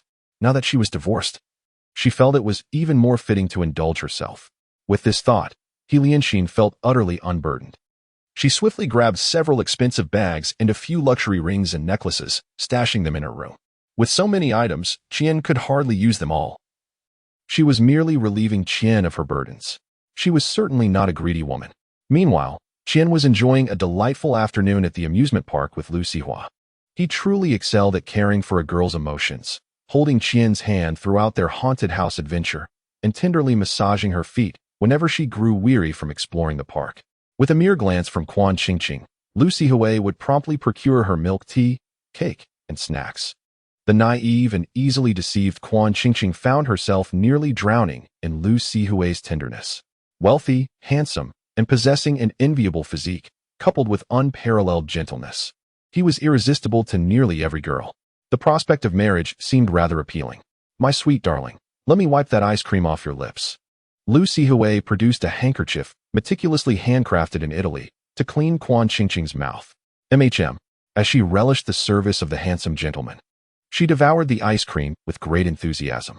Life felt blissful. Buzz, buzz, buzz. Lu Sihua's phone vibrated. A flicker of impatience crossed his emerald eyes as he spoke fluent English. What? He refuses? Then we'll make him submit by any means necessary. Just don't kill him or leave him maimed. Anything else will do. In the midst of this, Quan Qingqing's ice cream fell to the ground. Useless fool. You can't even manage this simple task. Perhaps you should jump into the sea and feed the sharks. Quan Qingqing silently took 2 steps back. Well, tonight, I shall personally go and face the consequences. Once Lu Sihua ended the call, Quan Qingqing was already out of his sight, her wide, fearful eyes eliciting sympathy. How unfortunate. She had been frightened. My sweet darling, I apologize for my anger. You understand, don't you? I am not usually like this. Quan Qingqing offered a polite smile. I understand, but I cannot accept this. Your gentle facade is shattered, dear brother. How could she perceive Lu Sihua as gentle and kind when he was capable of the audacity to forcibly marry someone on the street? Such a man could not possibly be normal. Who knows, he might even resort to domestic violence in the future. Truly, deceitful men often attempt to ensnare others with a false gentility. That was a close call. She nearly fell for it. Divorce. Divorce. This marriage must end. She would hastily initiate the separation. Chapter 57. The Twin Brothers' Precious Darling 4. Unbeknownst to Lu Sihui, his beloved little sweetheart was preparing to divorce him. He was busy clearing obstacles for their love. In the dimly lit study, Lu Songyan sat opposite Lu Sihui. As twins, they bore a striking resemblance, however. Lu Sihui inherited their mother's golden hair and blue eyes, while Lu Songyan took after their father, with dark hair and eyes. Apart from this, they were indistinguishable, even sharing similar temperaments. "I will not leave the capital," Lu Songyan said, adjusting his gold-rimmed glasses and offering a slight smile to Lu Sihui. "Sending people to strike me is futile." Lu Songyan's demeanor exuded a scholarly charm. Dressed in a tailored suit, his features strikingly handsome, resembling a refined gentleman straight from a novel, creating an aura of both distance and pressure. Yet, as the elder brother, Lu Sihui was unperturbed by him. He held a disdain for Lu Songyan's hypocritical facade, with a duplicitous exterior masking a brutal interior, making him quite loathsome. The sole regret of his life was that when their mother was pregnant with them, she hadn't terminated Lu Songyan while still in the womb. Otherwise, he would not be burdened with so many vexations now. Lu Sihui adjusted his mindset and gently spoke. "Oh, my dearest brother, I believe you have misunderstood my intentions. I do not wish to drive you away. Rather, I feel that if you were to go to Europe, you would undoubtedly experience greater opportunities. As for me, I find myself increasingly overwhelmed in the European market. I genuinely believe it would be more suited for you. This is my humble request." Lu Songyan replied with a scoff. "You sent someone to harm me and even struck me. Is this what you call a request?" Lu Sihui felt a touch of embarrassment. "What, my beloved brother? You've been attacked? Who did this? Speak their name, and I shall seek vengeance on your behalf." Lu Songyan retorted. "Stop pretending, you hypocritical man. Who are you calling hypocritical? Isn't it obvious? Have I not shown you enough courtesy?" Lu Sihui removed the suit jacket that his beloved had helped him wear that morning. Lu Songyan rolled up his sleeves, and the two stepped toward each other simultaneously. The room descended into chaos. "Damn it, don't hit the face. What are you doing? You talk too much while fighting. You worthless. What did you say? Who was the worthless one?" After a tumultuous scuffle, both bore various injuries. Lu Sihui said, "Let us call it a day. We can meet again next time." Lu Songyan wiped the blood from his face in agreement. As Lu Sihui departed, Lu Songyan retrieved his phone, which had been vibrating incessantly, and answered. "Oh, such a thing has occurred?" He raised an eyebrow at the voice on the other end, glancing at Lu Sihui driving away below. It seemed the situation was becoming increasingly intriguing. Returning to the villa with a face marred by injuries, Quan Qingqing felt a momentary repulsion towards Lu Sihui, who appeared disheveled after the altercation. He resembled a pitiful stray dog, burying his head in her neck despite her averted gaze. "My dear, shall we move?" "Where to?" "Europe." "Europe?" "Indeed." Quan Qingqing replied, "I'm not particularly keen on that. I don't speak English. Living in Europe would be quite inconvenient for me." She did not wish to go. Lu Sihui, feeling disheartened, said, "All right then, my dear. What if we simply leave this villa?" This villa was the marital home of Quan Qingqing and the hypocritical Lu Songyan, and she felt discomfort in staying there. "But I just renovated this villa. I don't want to leave." She was reluctant to part with her opulent, princess-like decor. "That's easily remedied. I will ensure the new place is 100 times more beautiful, and I will even provide you with an extravagant new bed." Qian Qingqing pondered for a brief moment before decisively agreeing. After all, it did not matter where she resided, especially since she would be granted a lavish bed at no cost. Lu Sihui immediately expressed his excitement. "Sweetheart, you are truly wonderful. Let us commence our move right away." With Lu Sihui's financial prowess, the relocation proceeded swiftly. Aware of Qian Qingqing's penchant for decor, he encouraged her to select her own furniture from the market. Armed with Lu Sihui's limitless black card, Qian Qingqing adorned herself beautifully and set off to shop, embodying a carefree spirit, unburdened by any sense of guilt. Spending her man's money brought her no remorse. It was her rightful indulgence. Sofas, tables and chairs, decorative pieces. Aesthetics were secondary, price was paramount. After perusing just 2 counters, the general manager of the Jingming Mall was astounded by Qian Qingqing's extravagant spending. Who was this affluent lady, buying without regard for cost? Such a woman of her caliber warranted exceptional service, for one could never tell what opportunities might arise. The manager respectfully trailed behind her. "Miss, we have recently acquired a collection of antique oil paintings, each a masterpiece. Would you care to take a look?" Qian Qingqing confidently replied, "No need to browse. Just bring me the most expensive ones to my home." The manager, eager to please, responded, "Certainly. Miss, your generosity is indeed admirable.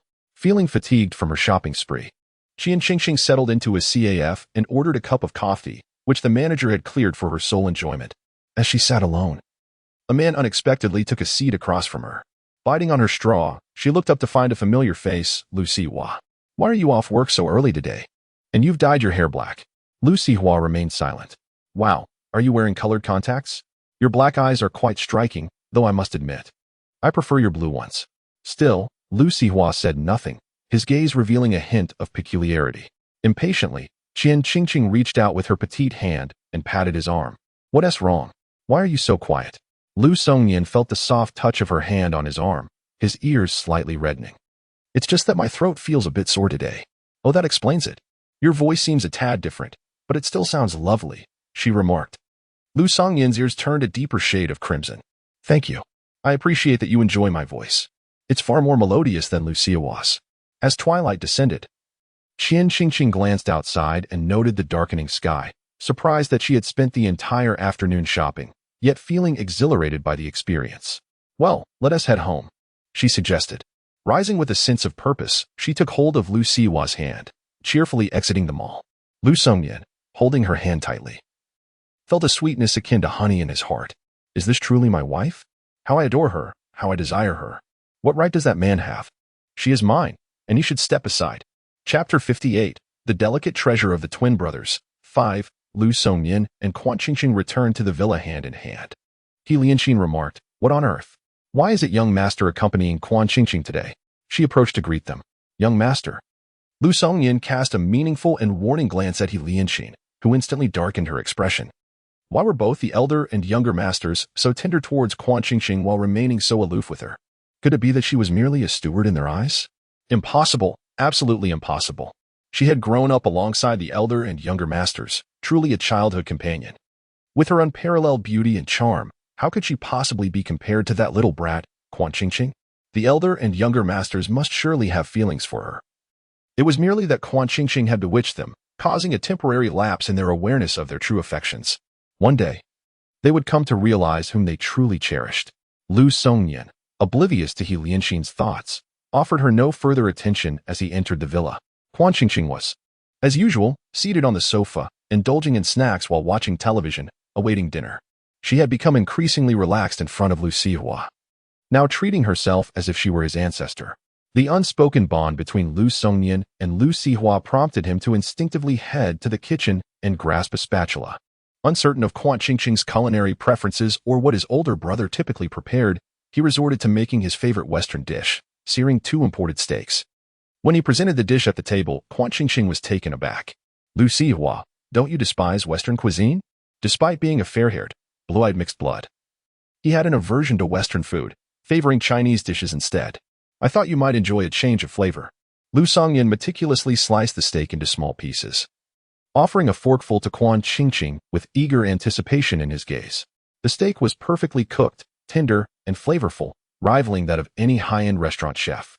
Delicious, Quan Qingqing exclaimed, giving a thumbs up. Really great. Then do have more, Lu Songnian replied, feeling his anxiety dissipate as a smile graced his face. If you like it, I shall prepare it for you often. I can certainly fatten you up better than Lu Sihua, who has kept you as thin as a rake. He could only wonder how Lu Sihua managed to keep his wife so slender, surely a case of neglect. Lu Songnian secretly plotted a scheme to deal with Lu Sihua. As Quan Qingqing enjoyed her steak, Lu Sihua, bound by unknown kidnappers, simultaneously sneezed. He felt an inexplicable sensation that someone was speaking ill of him from behind. After dinner, Quan Qingqing prepared to head upstairs to wash up and rest. Having spent the day shopping, she felt a bit weary. Lu Sihua, won't you sleep with me tonight? She watched Lu Sihua enter the adjacent room, bewildered. Wasn't that the place where her former husband used to reside? What could Lu Sihua possibly want there? Especially with new bed linens in tow. Did he intend to sleep there? It was as if the sun had risen from the west. He was unusually quiet today. Perhaps she was simply too exhausted from work, her mind foggy. Lu Songnian, with an unchanging expression, turned on his heel, gliding into Quan Qingqing's bedroom with an outward calmness. Yet, internally, he was engulfed in a tempest of madness. Lu Sihua, that scoundrel, was now sharing a bedroom with my wife. Wasn't he the one who prided himself on being a paragon of virtue, shunning all female company? Hadn't he declared that he would never engage in relations with a woman before marriage? What on earth was happening? Did he not understand the sanctity of a brother's wife? My beloved wife was being wronged. How infuriating. Lu Songyan ground his teeth, shadows lurking in his eyes, appearing as though he were on the brink of violence, nearly tearing the bed sheet in his grip. Quan Qingqing stepped back, retracting her neck. Lu Sihua, what is wrong with you? You seem quite strange today, even a bit frightening. Your demeanor appears rather unhinged. Lu Songyan forced a gentle smile. Do not fear me. My dear wife, I am merely a bit fatigued. Quan Qingqing remained skeptical. Perhaps Lu Songyan truly was exhausted from work today, his mind seemingly worn thin. However, her thoughts were swiftly contradicted when she noticed that Lu Sihua displayed no signs of fatigue. On the contrary, he was more vigorous and enduring than usual. Typically, he would be considerate of her, but today he was particularly aggressive, leaving her overwhelmed. The moonlight poured through the window, illuminating the room, and Quan Qingqing felt as though she were a small boat adrift in a vast ocean, lost and disoriented. In her hazy state, she glimpsed Lu Sihua's chiseled features and sensed a stirring within her. Suddenly, everything felt surreal, distinctly unlike the past. She began to realize something. Her eyes widened. Yet all she saw was Lu Sihua offering her a soft smile. In the next moment, she succumbed to a deep slumber. Her final thought before losing consciousness being, the person before her was not Lu Sihua. As the golden sunlight of dawn bathed the villa, the scent of blooming roses enveloped the air, and the handsome man and beautiful woman led a seemingly harmonious life within the villa. Everything appeared idyllic. But it was merely an illusion. Quan Qingqing, dragging her weary body like a limp mass, sank onto the sofa to watch television, plotting her escape from the villa without alarming anyone. She had deduced Lu Songyan's true identity. He bore an uncanny resemblance to Lu Sihua. Who else could he possibly be but her former husband? She had come to see through the two brothers of the Lu family, both of whom had their own issues. Staying with them would surely drive her mad. She needed to leave this place. Lu Songyan was in the kitchen preparing breakfast, preoccupied with thoughts of how to send Lu Sihua abroad, never realizing that Quan Qingqing was already plotting her escape. He Lianxin, adorned with exquisite makeup, appeared like a specter behind Quan Qingqing. Miss, if I may be frank, a woman should not be too lazy. She cannot let a man do everything. A man like Xiao Xiansheng deserves your service, and your laziness is quite off-putting. Off-putting? Quan Qingqing glanced at Lu Songyan, who was cheerfully bustling about in the kitchen, and saw no evidence of that. He Lianxin, frustrated by Quan Qingqing's indifference, continued, Miss, do you not understand? Even if you are skilled enough to seduce two men at once, relying on beauty alone is ultimately fleeting. Quan Qingqing retorted, relying on beauty? That requires beauty to begin with, and you, my dear, possess none. With that, she arrogantly assessed He Lianxin from head to toe. Chapter 59. The Darling in the Hands of the Twin Brothers. 6. Quan Qingqing had mastered the art of provoking others, capable of infuriating He Lianxin in an instant. He Lianxin twisted in frustration. Miss, if I may be blunt, both the elder and younger gentlemen are proud individuals. Being with either will only hurt the other. Do not play with fire. With that warning, she left as Lu Songyan approached, bringing breakfast. Quan Qingqing curled her lip in disdain. Oh, being with either? I'm sorry, but I do not wish to be with either of them. Both of these men can go far away. Lu Songyan kissed the corner of Quan Qingqing's mouth and helped her onto the dining chair. Darling, what did the housekeeper say? You seem rather unhappy. It's nothing, she replied, her displeasure evident. While Lu Songyan soothed her, he also began contemplating how to get rid of He Lianxin. She seemed far from virtuous. All right, don't be upset. Please try my breakfast. I made rice porridge and eggs to replenish your energy. Lu Songyan's rough hands pinched the soft flesh at her waist. You must be tired. Quan Qingqing shot him a glare, forcefully cracking the eggshell, as if she wished to peel someone alive. Do you not know why I need to replenish my energy? Lu Songyan remained unfazed, ruffling her hair. So soft, it feels quite nice. Darling, stay home and rest well. I have important matters to attend to today, and one TB here to keep you company. Be good. With that, he ruffled her hair once more. Quan Qingqing's eyes sparkled. Yes, I'll be very good. You can rest assured. I will stay home and not go anywhere. She blinked her eyes, already calculating her next moves in her mind. Lu Songyan naturally noticed, yet he remained silent, confident that Quan Qingqing could not possibly escape his grasp. After all these years, he had not idly spent his time. When venturing into the world, what is of utmost importance? Certainly, it is money.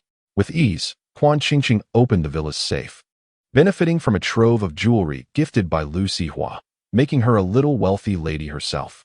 She placed the most valuable pieces into her backpack, followed by her bank card, though she only managed to find the card, her identification eluding her grasp. This was to be expected. It seemed her escape would need to be slightly more confined. She left her phone behind, concealed within the villa. How amusing. Did they think her a fool? Surely she was aware of the tracker within. With everything in place, she strode confidently out of the villa. The moment she stepped outside, she was unsurprised to sense someone trailing her. Were they Lu Songyan's men? Or perhaps those of Lu Sihua? Or maybe a combination of both? A faint smile crossed Quan Qingqing's lips, her steps quickening. After traversing 3 realms, her spiritual powers had begun to rejuvenate, making it a trivial task to shake off a few pursuers. After weaving through several alleys, she felt the presence behind her dissipate. A sense of triumph surged within her. Possessing spiritual powers was indeed advantageous, as mere mortals stood no chance against her. Enduring the pain in her body, she walked several miles after evading her pursuers and finally exited the villa district. Upon leaving, she immediately exchanged money for a small electric scooter, making her journey significantly easier. The scooter was well charged, allowing her to travel from the city center to a guest house in the suburbs. Along the way, Quan Qingqing did her utmost to evade all surveillance she could sense. She believed her escape was flawlessly executed. Lu Sihua and Lu Songyan would never find her. The money in her possession would sustain her for about 2 months. By then, Lu Songyan and Lu Sihua would surely have given up the search. At that point, she could reapply for her identification and transfer the funds from her bank account. A beautiful, new life would then commence. A smug smile graced her lips. Meanwhile, Lu Sihua and Lu Songyan sat across from each other in the study. Lu Songyan's expression was dark. You dog, Lu Sihua. You've stolen my wife and yet have the audacity to argue? Lu Sihua replied, brimming with arrogance. What do you mean your wife? She is divorced from you. She is now my wife. We possess a marriage certificate. We are lawful. Lu Songyan's heart sank. Before grandfather departed, he specifically entrusted Quan Qingqing to me. Your actions violate his wishes, and he will not rest easy in the afterlife. Lu Sihua retorted, Oh, so now you care about grandfather's wishes? What a joke. Where was your concern when you divorced her? Lu Songyan's heart was pierced with a sharp stab, his fists clenched tightly, and so did Lu Sihua. The 2 men shed their garments, ready to engage in a confrontation. Just then, their phones rang simultaneously. The distinctive ringtone raised their eyebrows in intrigue. Upon unlocking their devices, they discovered identical maps displayed on the screens, each marked with a tiny red dot, its distance from them considerable. Lu Songyan couldn't help but chuckle, realizing that his wife was indeed quite disobedient. He had foolishly believed she would stay home as promised. In contrast, Lu Sihua wore an expression of confusion, mingled with disbelief. Why had his darling fled the villa without seeking him out? Was he not her most cherished husband? Why venture so far away? A shadow loomed in Lu Songyan's eyes as a meaningful smile played on his lips. Lu Sihua, we are brothers, are we not? Raising an eyebrow, Lu Sihua questioned. What do you mean? Lu Songyan replied, I believe we must collaborate to attain our desires. Otherwise, we shall gain nothing. A moment of silence enveloped the room. Lu Sihua remained silent, and Lu Songyan was in no rush. As biological brothers, they understood each other well, and he was confident that Lu Sihua would yield. Indeed, that proved to be the case. 1, 3, and 5 belong to me. 2, 4, and 6 belong to you, with Sunday off? Lu Sihua proposed. There's no need for such complications. We are brothers, after all. Let us share everything, Lu Songyan suggested. All right. Meanwhile, Quan Qingqing remained oblivious to the heightened danger her escape had brought upon her. She lay comfortably on a lavish bed, lost in sweet dreams. In her slumber, Lu Songyan and Lu Sihua knelt before her, weeping as they confessed their wrongdoings. She regarded them with the demeanor of a queen, haughtily commanding, Take them away and execute them all. In her dream, her loyal minions approached, dragging Lu Sihua and Lu Songyan away, both lamenting profusely, yet she remained unmoved. Ultimately, the 2 brothers met their demise at the hands of her minions. Quan Qingqing couldn't help but laugh in her dream. It was truly a delightful fantasy. Chapter 60, The Twins Beloved in Their Grasp. 7. If only it were real, Quan Qingqing thought numbly upon waking. Who could tell her why she had returned to the villa? Which scoundrel had transported her back? Lu Sihua and Lu Songyan, the 2 scoundrels, entered Quan Qingqing's bedroom one after the other. 2 identical faces, exuding the same tenderness and striking beauty, a true visual assault. Quan Qingqing was instantly filled with terror. Why were these two appearing before her simultaneously? It must be an illusion. A mere trick of the mind. She closed her eyes, hoping for a different reality upon reopening them. Unfortunately, upon her eyes returned to the world, those same two faces greeted her. Lu Sihua loosened his suit tie and leaned in to plant a kiss on Quan Qingqing's cheek, saying, "Good morning, my adorable little sweetheart." "Qian Qingqing, thank you, but things are not quite well." Lu Songyan promptly followed suit, playfully planting a kiss on Qian Qingqing's cheek. "Good morning, my dear. Today promises to be another splendid day." "Qian Qingqing, I do not perceive today as splendid." She nestled deeper into the covers, leaving only her fluffy little head exposed. Tentatively addressing the two grinning gentlemen before her, "May I inquire as to why you both have appeared before me simultaneously?" Upon hearing this, Lu Songyan and Lu Sihua exchanged knowing glances, realizing that Qian Qingqing had already discerned their twin identities. Lu Sihua smiled warmly. "Because we believe that our adorable and pitiable little sweetheart requires the care of two to be properly looked after." Qian Qingqing shifted her gaze towards Lu Songyan, hoping to detect a hint of disagreement on his face.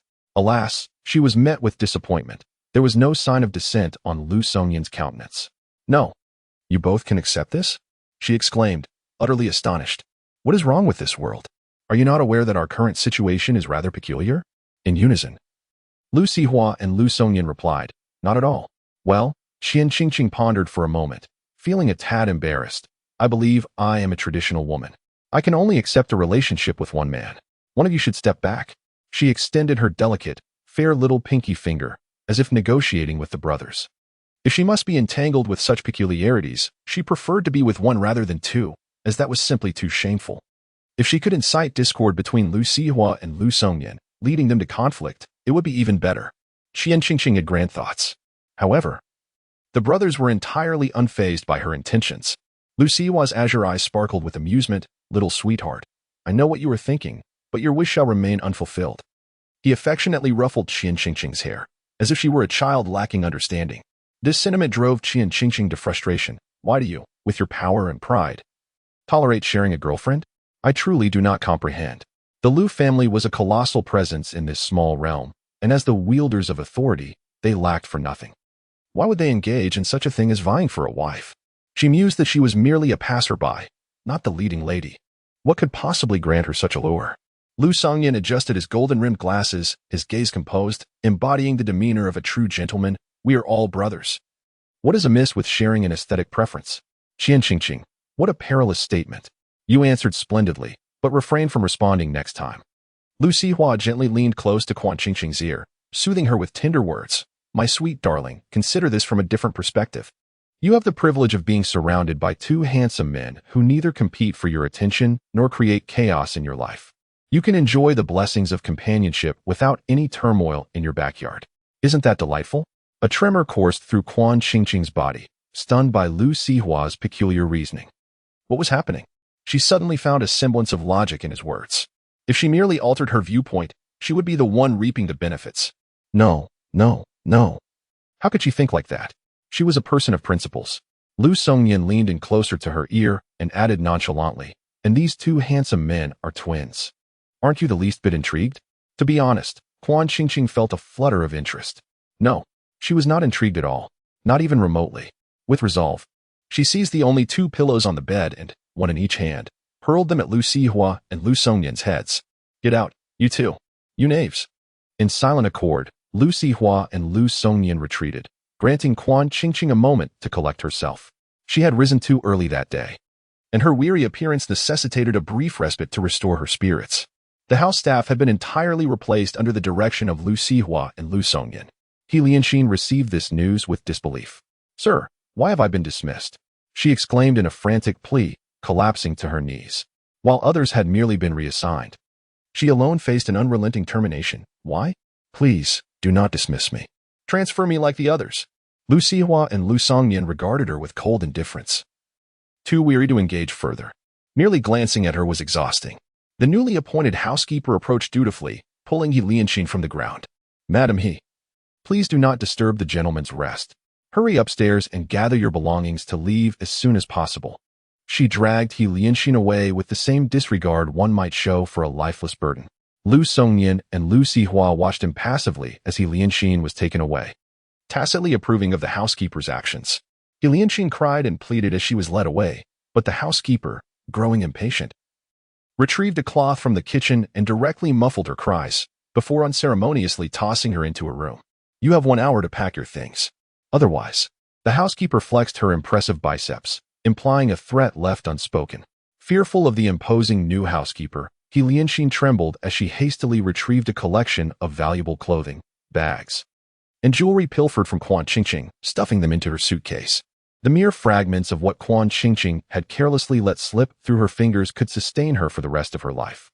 This realization filled her with a profound sense of humiliation. Yet, it was not enough, not nearly enough. A shadow crossed He Lianxin's eyes.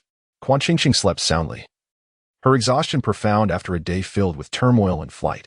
In a state of drowsiness, she sensed the presence of someone entering her room and rummaging through her wardrobe. She presumed it to be either Lu Sihua or Lu Songyan. Without even opening her eyelids, she allowed them to proceed with their actions. Upon awakening, Quan Qingqing effortlessly dismissed the incident from her mind, no longer pondering it. The two brothers, Lu Songyan and Lu Sihua, collaborated to prepare a sumptuous lunch, which, despite her disdain for them, did not deter her from indulging her appetite. She unabashedly consumed every morsel, lifting her chin in a haughty manner to praise, not bad, exuding the air of a queen. "We are honored by your majesty's praise," the brothers replied, acknowledging her. "Esteemed queen, we thank you for your recognition of our culinary skills and eagerly anticipate delighting you with more delectable dishes in the future." Chapter 61. The delicate darling of the twin brothers. 8. Quan Qingqing mused that life could continue in this muddled fashion, pretending that Lu Songyan and Lu Sihua were her personally acquired servants, which was not an entirely unfavorable arrangement.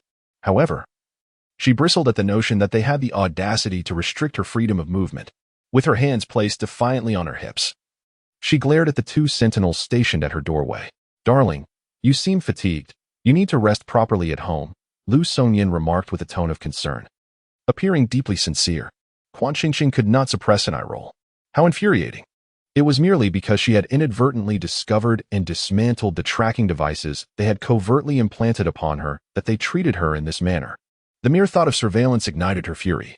Who would be so brazen as to affix a tracker beneath someone else's shoes, let alone on every single pair? How utterly absurd. Seeing his little sweetheart on the verge of fainting from anger, Lu Sihua felt a twinge of sympathy. Why not let our dear sweetheart take a stroll? She is both sweet and obedient. I assure you she would not repeat the same mistake. He winked subtly at Quan Qingqing, who immediately grasped his signal. Yes, yes. I promise to behave this time.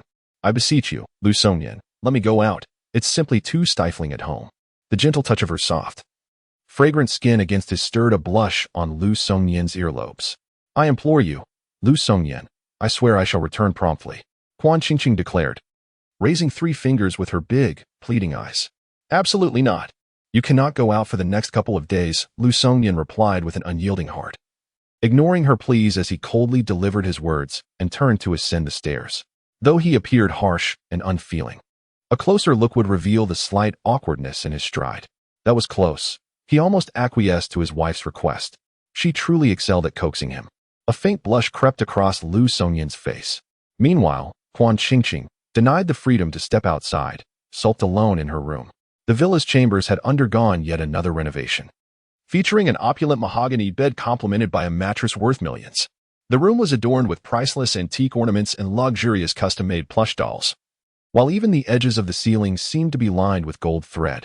In a discreet corner of the room lay a hidden camera, which filled Quan Qingqing with an unsettling feeling. She thought to herself, this truly is a splendid cage, utterly detestable. In truth, she was on the verge of surrender. Yet these two brothers were utterly oblivious to her plight, daring to curtail her freedom. Life is indeed precious, love even more so, for the sake of freedom. Both may be forsaken. Must she escape for her liberty? Yet, how to do so? Suddenly, the visage of Lu Sihua materialized in her mind. Yes, a plan formed. Lu Sihua was in the kitchen, donned in an apron, his focus unwavering. Quietly, Quan Qingqing approached from behind and gently covered his eyes. Guess who I am? With a smirk, Lu Sihua revealed that from the moment she descended the stairs, he had been attuned to her every movement. How could he not know who she was? I guess you must be the sweetest darling in the world, with a heart as kind as yours. Lu Sihua showered her with effusive praise, gently removing her hands from his eyes. Come, Try my freshly baked chicken wings. They are absolutely delectable. The golden brown wings, crispy on the outside and tender within, glistened enticingly, igniting her appetite. Quan Qingqing picked up a piece with her chopsticks, and the aromatic flavor immediately captivated her palate. Quite delightful, she said, her eyes narrowing in pleasure. A flicker of pride crossed Lu Sihua's azure gaze. I'm glad you like it. Today I also prepared kung pao chicken, water-boiled slices of meat, pickled cabbage fish, and sweet and sour ribs, all your favorites, he enthusiastically listed. Quan Qingqing, moved, felt her mouth water. Lu Sihua, you are simply too wonderful. 100 times better than that cold-hearted, malevolent tyrant, Lu Songyan. I truly adore you. Lu Sihua's eyes sparkled with delight. Sweetheart, your taste is impeccable, to be honest. I feel the same way. He had always found Lu Songyan detestable, and to discover that his sweetheart shared the sentiment deepened their bond. Humph, Lu Songyan is utterly shameless. Can't he see that you dislike him? Why does he cling to you so? If it weren't for his relentless pursuit, she would have belonged solely to him. So, Lu Sihua, after we finish our meal, will you take me out to play? Quan Qingqing gently shook Lu Sihua's arm, revealing her intent. Lu Sihua hesitated. Perhaps we should wait a few days. Let us see what that fellow Lu Songyan does with the new tracker first. Do you not trust me? Quan Qingqing feigned a look of grievance, accusing him. Lu Sihua hastily clarified. No, I trust you the most. You do, you truly do. Quan Qingqing puffed up her cheeks, her expression so pitiful it seemed she might cry at any moment. Lu Sihua's heart felt as if it were shattering, gritting his teeth. He ultimately acquiesced. Very well, let us go out. How could his little sweetheart, who adored him so deeply, ever contemplate leaving him? Only someone as insecure as Lu Songyan would fear such a possibility. Someone like him, favored and cherished, had no reason to dread. Lu Sihua straightened his chest, determined to take his little darling out for a delightful day. Qian Qingqing remarked playfully, fool, so easily deceived. Soon, Hu Hansen shall be entirely free. This time, success is assured. Lu Sihua and Qian Qingqing ventured to the amusement park, where she cunningly excused herself to use the restroom and made her escape. The most perilous places often serve as the safest havens, and Qian Qingqing's escape route mirrored her previous one. She was convinced that the two brothers could never trace her along the same path. This time, success was guaranteed. However, it was at noon on the second day of her flight that she was discovered. At that moment, she was savoring a delectable meal when Lu Sihua sat down across from her with an expression of deep grievance. Faced with her astonished gaze, he nearly burst into tears. Little sweetheart, do you have any idea? I waited for you at the amusement park all night long, and you never returned. Why did you take so long in the restroom? It was evident that Lu Sihua was genuinely distressed. Lu Songyan remained impassive, tossing his car keys in his hand. Let us go, get in the car. Reluctantly, Qian Qingqing complied. She thought to herself that she had shown improvement this time, having evaded capture for at least half a day longer than before. One day, she would surely succeed. Chapter 62. The Twin Brothers, Cherished 1. 9. The Lu Corporation was to hold its anniversary celebration, and Qian Qingqing, who had been cooped up at home and nearly growing mold, was unexpectedly brought out. The anniversary was a grand affair, attended by the prominent families of the capital. Receiving an invitation from the Lu family was no small feat today. Qian Qingqing donned a little black dress paired with matching high heels. Her long hair elegantly styled into a petite bun, exuding a fresh and adorable charm. The only adornment she wore was a radiant crown-shaped necklace, astonishingly expensive, which adorned her slender, fair neck, transforming it into a work of art and enhancing her beauty to an elegant portrait-like quality. As she linked arms with Lu Songyan, they gracefully entered the venue, with Lu Sihua trailing behind as a mere backdrop. This unspoken understanding between the brothers was clear. Elder brother Lu Sihua and Qian Qingqing were registered as husband and wife, while younger brother Lu Songyan and Qian Qingqing presented themselves as a couple in public. It was a fair arrangement, ensuring neither party was at a disadvantage while also safeguarding Qian Qingqing. The trio's entrance soon captivated the attention of the gathering. While everyone was familiar with Lu Sihua and Lu Songyan, very few knew Qian Qingqing. Who is that woman beside young Master Lu Air? I've never seen her before. Wow, it is quite astonishing that the aloof second young Master Lu has brought a woman to the banquet. It feels as though the sun has risen in the west. Pray tell, who is she? TSK. Indeed, second young Master Lu possesses an exquisite eye. For the girl he has brought appears as ethereal as a fairy, truly stunning. She is undeniably beautiful, yet her identity remains a mystery. Could she be a canary or something else entirely? The hall buzzed with whispers. Lu Songyan heard the murmurs. Yet he merely smiled as he gently led Quan Qingqing to a corner, selecting a small cake for her. Lu Sihua had gone to mingle with the guests. This cake pales in comparison to what we have at home, but make do with it. Quan Qingqing nodded, taking a large bite, savoring the delightful flavor. Observing from the sidelines, a young woman could no longer contain her curiosity and approached Lu Songyan. Young Master Lu, may I inquire who this is? This is my wife. We wed a year ago, Lu Songyan proclaimed, wrapping his arm possessively around Quan Qingqing, declaring his claim in an intimate manner. The crowd, eavesdropping, erupted in astonishment. What? They have been married for a year? How do we not hear a whisper of this? Truly remarkable. A smug smile curled at the corners of Lu Songyan's lips. Yet it quickly faded as a thought crossed his mind. If he and Quan Qingqing had not divorced, they would indeed have been married for a year. Yet, the noble women of the capital remained blissfully unaware. Ultimately, he felt he had wronged her. He wondered if, during that year of solitude, Quan Qingqing had also felt a tinge of sorrow. A pang of regret struck Lu Songyan's heart. Turning his head, he saw Quan Qingqing struggling to fit a piece of cake, nearly the size of her head, into her mouth, her gaze resolute. Is it necessary to gorge yourself to the point of bursting? He exclaimed. He Lianxin entered the banquet, linking arms with Lu Ziki. She had meticulously prepared for this occasion, donning a striking red dress that accentuated her vibrant and regal appearance. Adorned with an ensemble of diamond jewelry worth 8 figures, she radiated an air of queenly elegance. The entrance of He Lianxin and Lu Ziki drew the attention of the crowd, but their interest waned swiftly as they averted their gazes. After all, Lu Ziki was merely an inconspicuous young master of the Lu family, lacking the allure of a worthy connection, especially with the two heads of the Lu family still in their prime. Lu Ziki approached Lu Songyan, greeting him with a friendly demeanor. Second uncle. Though Lu Ziki and Lu Songyan were of similar age, their temperaments contrasted markedly. Lu Songyan exuded a cool, commanding presence, embodying noble grace. Lu Ziki, while also handsome, appeared diminished in stature before Lu Songyan's imposing aura. Standing side by side, they evoked the image of a master and his servant. He Lianxin seethed with indignation, feeling a twinge of humiliation. Indeed, Lu Ziki was simply not her equal. Uncle, second uncle, this is my new girlfriend, He Lianxin. Lu Ziki pushed He Lianxin in front of him, his tone filled with anticipation. Lianxin, greet them. Reluctantly, He Lianxin complied, yet a deeper sense of humiliation enveloped her. Her relationship with Lu Ziki was solely a means to draw closer to Lu Sihua and Lu Songyan. She had not contemplated anything beyond that. Now, she realized that if she were to remain with Lu Ziki, it would place her beneath the status of the esteemed Mr. Lu and Mr. Lu.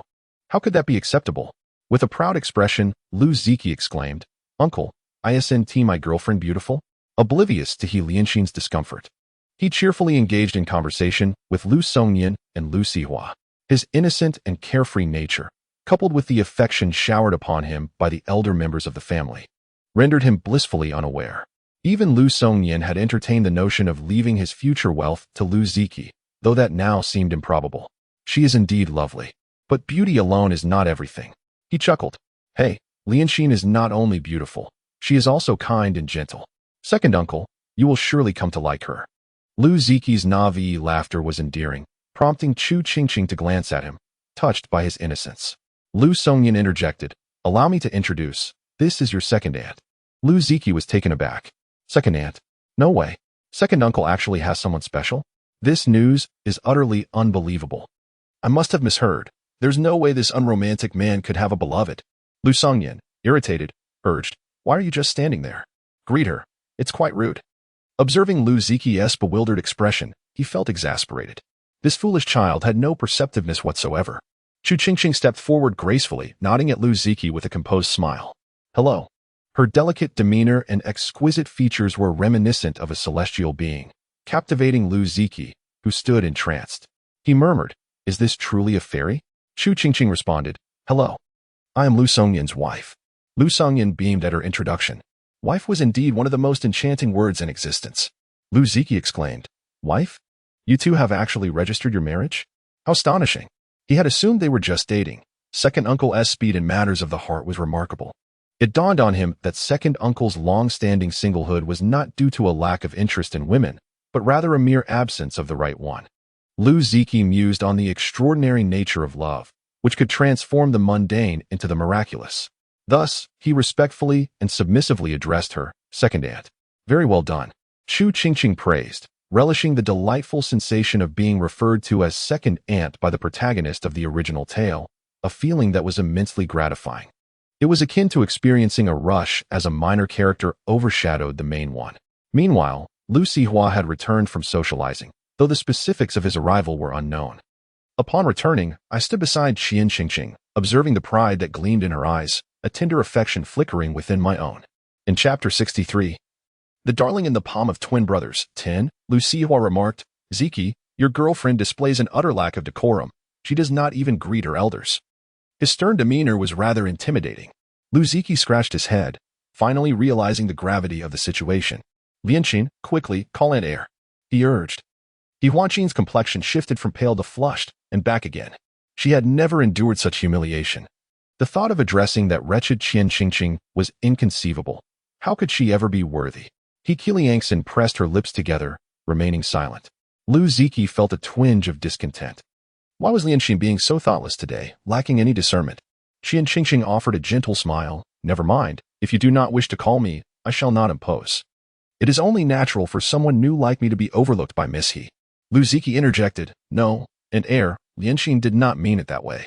His expression was troubled, and glancing at the ever-silent Lianqin, he found himself at a loss for words. Lu Sihua's dissatisfaction was palpable. Miss He's standards seemed to have broadened.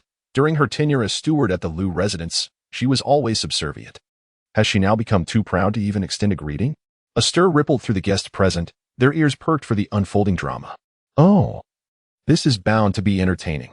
Lu Ziki was taken aback. Lianqin's face darkened, and both Lu Songyan and Qian Qingqing were astonished. They had not anticipated Lu Sihua's blatant disrespect. Lu Sihua continued, Miss He, have you forgotten that one night you knelt at my feet, pleading for my compassion? Your demeanor was quite humble then. It seems you now wish to project an air of superiority.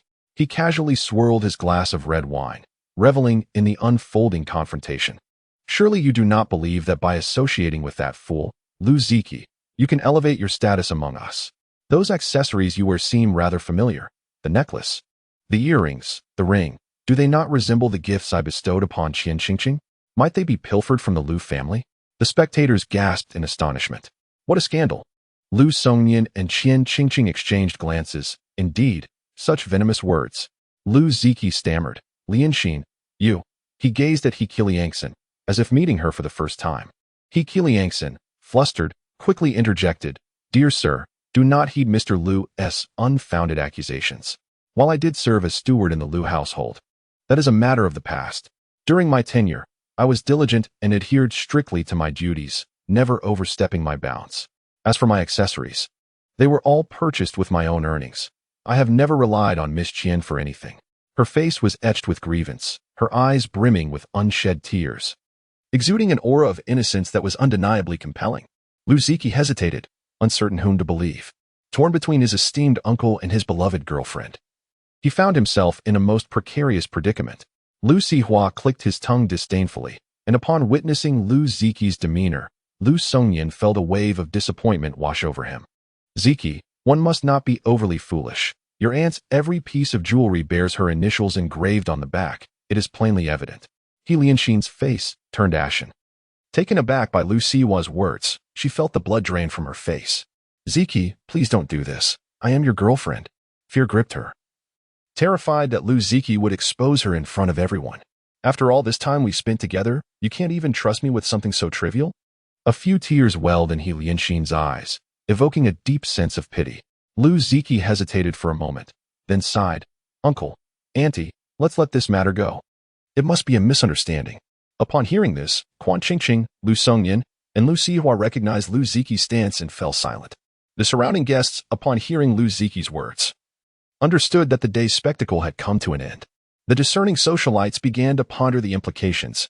Lianqin was not someone worthy of close association. It was highly probable that she had indeed pilfered Lady Lu's jewelry. I have spent time with Miss He, and I believe she is a good person. She would never resort to such underhanded behavior. Qian Qingqing interjected, wishing not to corner the protagonist too harshly, fearing that desperation might provoke a fierce response. For her own safety, it was best for the matter to be laid to rest. Lu Ziki smiled. "Thank you, Auntie. You were truly kind." Quan Qingqing smiled in return. The banquet hall once again buzzed with life, the previously tense atmosphere dissipating as guests resumed their merriment. Lu Ziki, known for his high tolerance for alcohol, pulled Quan Qingqing into another round of drinks, affectionately calling her Auntie with each toast. In truth, few scions of noble families possess genuine gentility. Lu Ziki was acutely aware of the truth behind the recent events, and thus felt sincere gratitude for Quan Qingqing's intervention. He truly esteemed this aunt. His method of expressing appreciation was simple, by sharing drinks. With her irresistible enthusiasm, Quan Qingqing accompanied Lu Ziki for several rounds, becoming thoroughly intoxicated and disoriented. Lu Songyin and Lu Sihua flanked her, ensuring she did not stumble. In the corner, He Lianqi nearly ground her teeth in frustration, envious of Quan Qingqing's good fortune. Surrounded by both the esteemed Mr. Lu and the young master. Even Lu Ziki, who was infatuated with her, regarded Quan Qingqing with admiration. Why was she so unwilling to accept this? He Lianqin's face twisted in rage, startling the inebriated Lu Ziki. "Lianqin, what is wrong? Why do you look so frightening? Are you unwell?" He Lianqin quickly regained her customary softness. "It's nothing. I'm just a bit tired." "Oh, then let us return home," Lu Ziki suggested. He Lianqin, eager for Lu Ziki's company, was consumed by feelings of resentment and bitterness. "Quan Qingqing, just wait." Lu Sihua drove while Lu Songyan held the delicate Quan Qingqing gently in the back seat. The air conditioning in the car was set to a chilling temperature, causing Quan Qingqing to feel slightly dizzy and her body to grow cold, prompting her to burrow closer into Lu Songyan's embrace. He held her tightly, providing a sense of security that allowed her to drift peacefully into slumber, emitting soft murmurs of contentment. Observing this scene through the rearview mirror, Lu Sihua scoffed, pressing down on the accelerator as they sped homeward. Upon arriving at their villa, where the servants had been dismissed, Lu Songyan settled on the sofa with Quan Qingqing in his arms, patiently soothing her. As the effects of the alcohol took hold, Quan Qingqing whimpered about feeling unwell. Lu Sihua took it upon himself to prepare a hangover remedy for her. He muttered about needing to teach that scoundrel Lu Ziki a lesson for having overindulged his aunt. Expressing his indignation. "Enough," Lu Songyan interjected. "There are advantages to getting intoxicated." He leaned down to place a gentle kiss on Quan Qingqing's cherubic face. Akin to a cat indulging in catnip, his gaze languid and entranced. The sight of Lu Songyan's unrestrained affection stirred Lu Sihua's irritation. "Ugh, you old rogue." Taking advantage of her vulnerability, he retorted. Lu Songyan responded with a composed smile. "Do you not desire this, dear brother?" Ever since Quan Qingqing's last escape, which had resulted in her being apprehended, she had grown distant from the two brothers, and they had not shared a closeness in quite some time. The drawn-out tone of Lu Songyan's voice incited a desire in Lu Sihua to strike him, his fists clenching tightly, veins protruding. He, too, harbored thoughts of intimacy, perhaps even more fervent than Lu Songyan's, yet he dared not act on them. Unaware of the unspoken rivalry between the brothers, Quan Qingqing felt feverishly uncomfortable, her body overwhelmed by heat and nausea. So uncomfortable, she murmured, squirming restlessly in Lu Songyan's arms. "I want to shed my clothes and cool off." Just in time. Lu Sihua brought the prepared hangover soup to her lips. "Sweetheart, be a dear and drink this. It will alleviate your discomfort," he urged, his voice dripping with sweetness, in stark contrast to his earlier assertiveness at the banquet. However, all Quan Qingqing desired was something cold, not the steaming broth. Before either brother could react, her small hand struck out, sending the entire bowl of soup crashing to the floor, splattering the scalding liquid everywhere. Lu Songyan and Lu Sihua were momentarily taken aback. "My dear, are you burned? Are you all right? Please don't scare me," they exclaimed in unison, concerned for her well-being. Quan Qingqing, sensitive to alcohol, felt exceedingly ill from her inebriation. She writhed restlessly in Lu Songyan's embrace, and as her delicate form twisted, the zipper of her dress came undone, revealing her porcelain skin to the eyes of the two men. The living room fell into an uncomfortable silence. "Gently now, darling. Please don't move," Lu Sihua softly coaxed. But the inebriated Quan Qingqing was far from responsive, continuing to squirm in her own world, her opulent dress barely concealing anything. It feels a bit cooler," she murmured, a sense of satisfaction washing over her. Lu Songyan and Lu Sihua exchanged glances, their expressions darkening as a wave of desire surged within them. Without needing words, they understood each other's thoughts. their eyes averted in silent agreement. "Sweetheart, you must be tired. Shall we retreat to our room?" Lu Sihua's tone was gentle. Yet there was an insidious undertone reminiscent of a predatory wolf. Lu Songyan remained silent, merely tightening his hold on Quan Qingqing and carrying her upstairs to the bedroom. "Prepare another bowl of detox soup for her. I'll be waiting upstairs," he instructed. "Of course, I'll also fetch a cold compress for her forehead," Lu Sihua replied. The brothers always exhibited an uncanny cooperation when it came to matters of mutual interest. After consuming a bowl of warm detox soup, Quan Qingqing experienced a fleeting moment of clarity. Yet soon, she was engulfed once more in a tumultuous and feverish haze, yearning for something cool to soothe her. A night of madness ensued.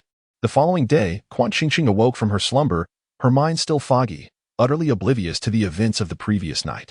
The memories of the banquet, the drinking, the detox soup, and the retreat to the room flooded her thoughts, igniting an unsettling feeling within her. She abruptly turned her head, and in the next moment, her heart plummeted. In the bed, apart from her, lay two men, Lu Songyan, reclining on his side with his upper body bare. Vibrant red marks adorning his strong chest, and Lu Sihua, fully clothed, resting on the outer side of the bed. Their identical faces, reminiscent of ancient Greek sculptures, appeared even softer in their peaceful slumber. Were it not for the inappropriate nature of her current situation, Quan Qingqing would have genuinely relished the sight of these handsome men in repose. However, there was no room for admiration in her mind, only sheer terror flooded her senses. This couldn't be happening. Surely, it wasn't as she feared. The thought was too much to bear. Oh heavens, what indiscretions had she committed last night? How could it have come to this? Covering her head with her hands, she silently lamented her plight. This was unbearable. She had to escape. She could no longer remain in this place. She carefully descended from the bed and retrieved a dress from the wardrobe to adorn herself. Fortunately, the two men displayed a modicum of decency, knowing to cleanse themselves afterward. However, the marks left upon her skin elicited a soft click of her tongue. How utterly reprehensible they were, akin to two dogs. Swiftly, she fled the villa. Soon after, Lu Songyan and Lu Sihua stirred from their slumber. Lu Songyan was the first to awaken, and the moment he did, his immediate concern was to ascertain the whereabouts of Quan Qingqing.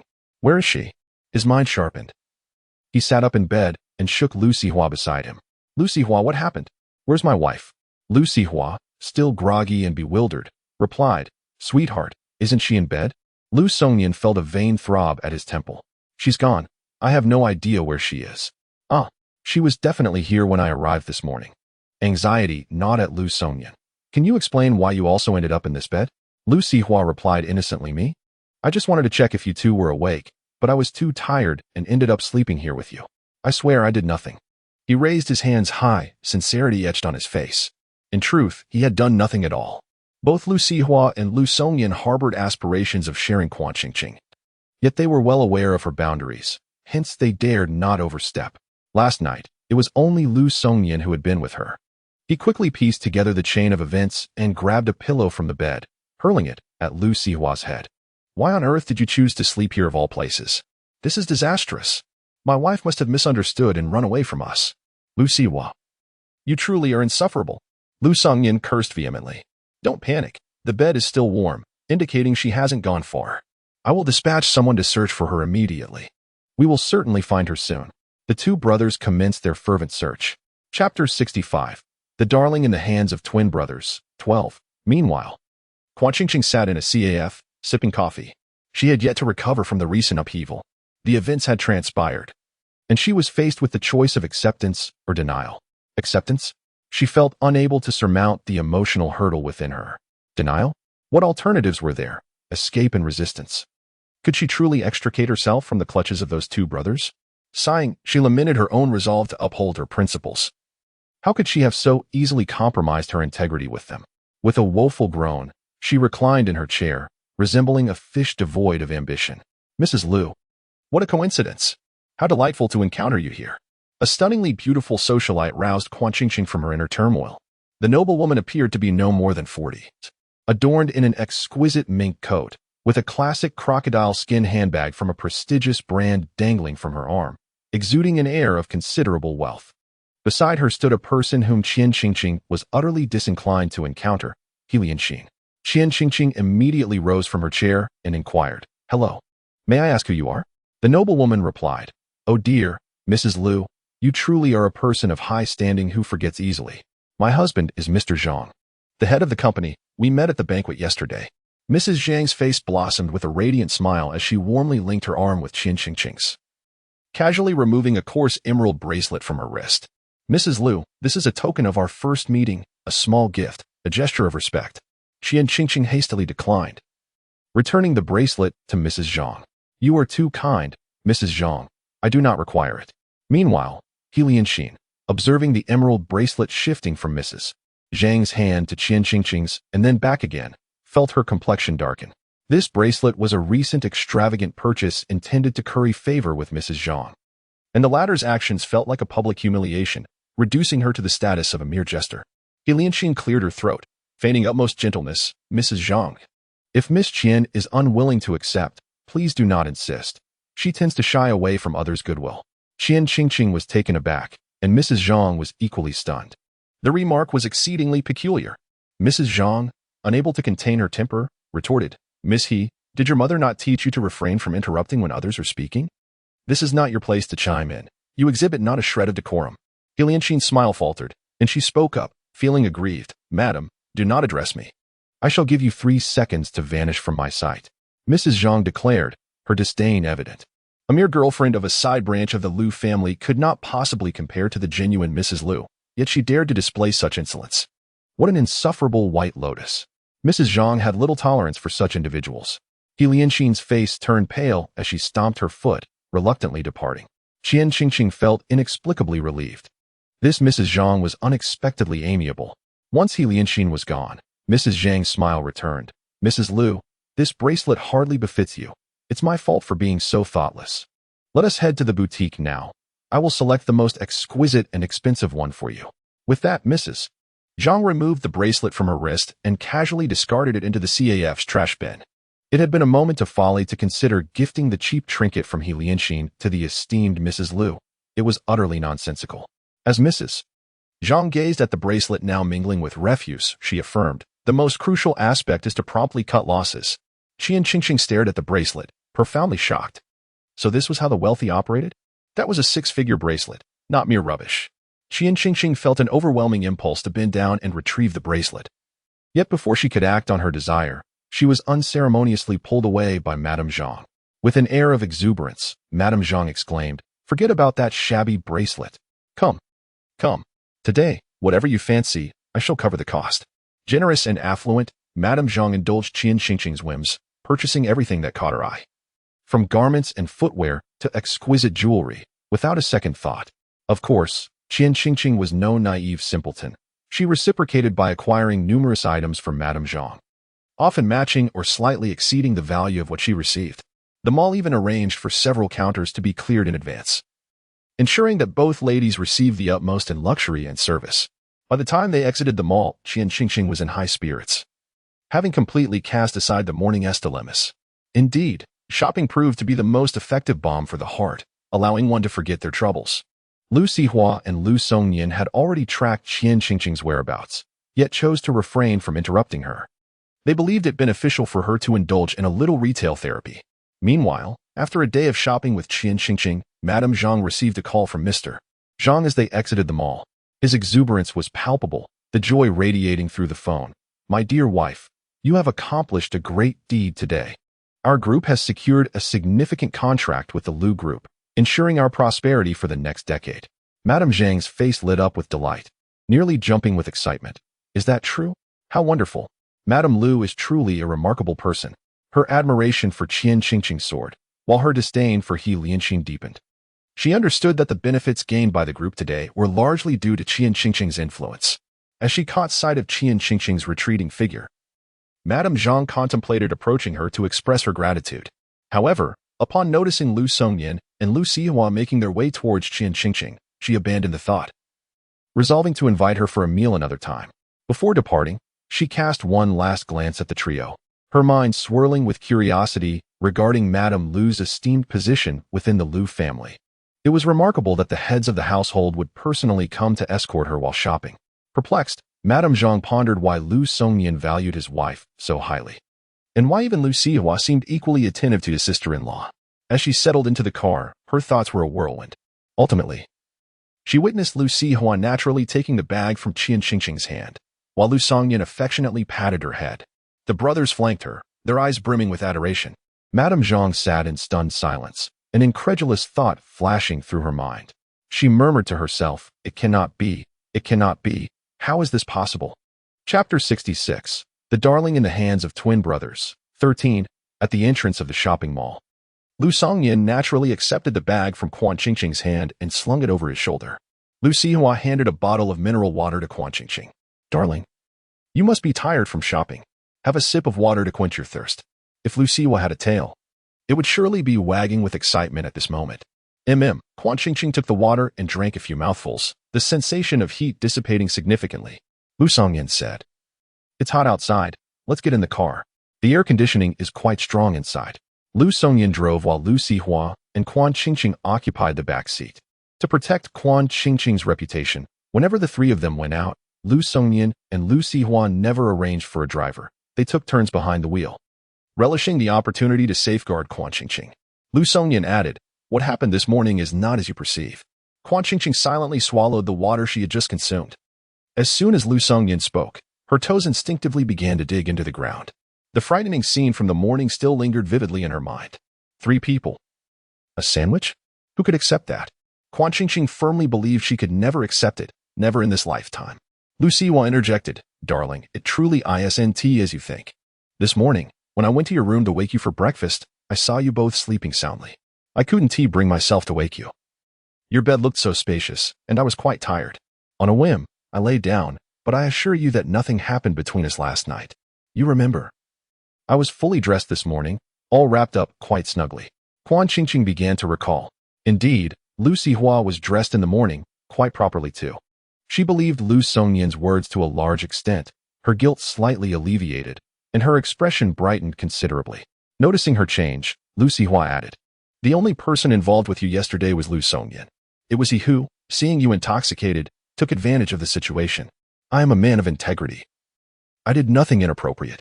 I am not the kind of person who would take advantage of a girl when she is drunk." Lu Sihua subtly implied something about Lu Songyan.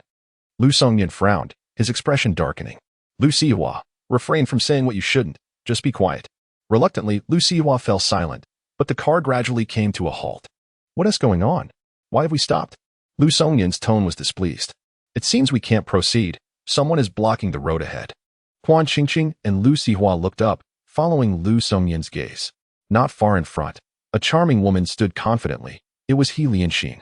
As the car slowed to a stop and the window rolled down, He Lianxin smiled faintly upon successfully halting their vehicle and approached the side to speak with Lu Sihua.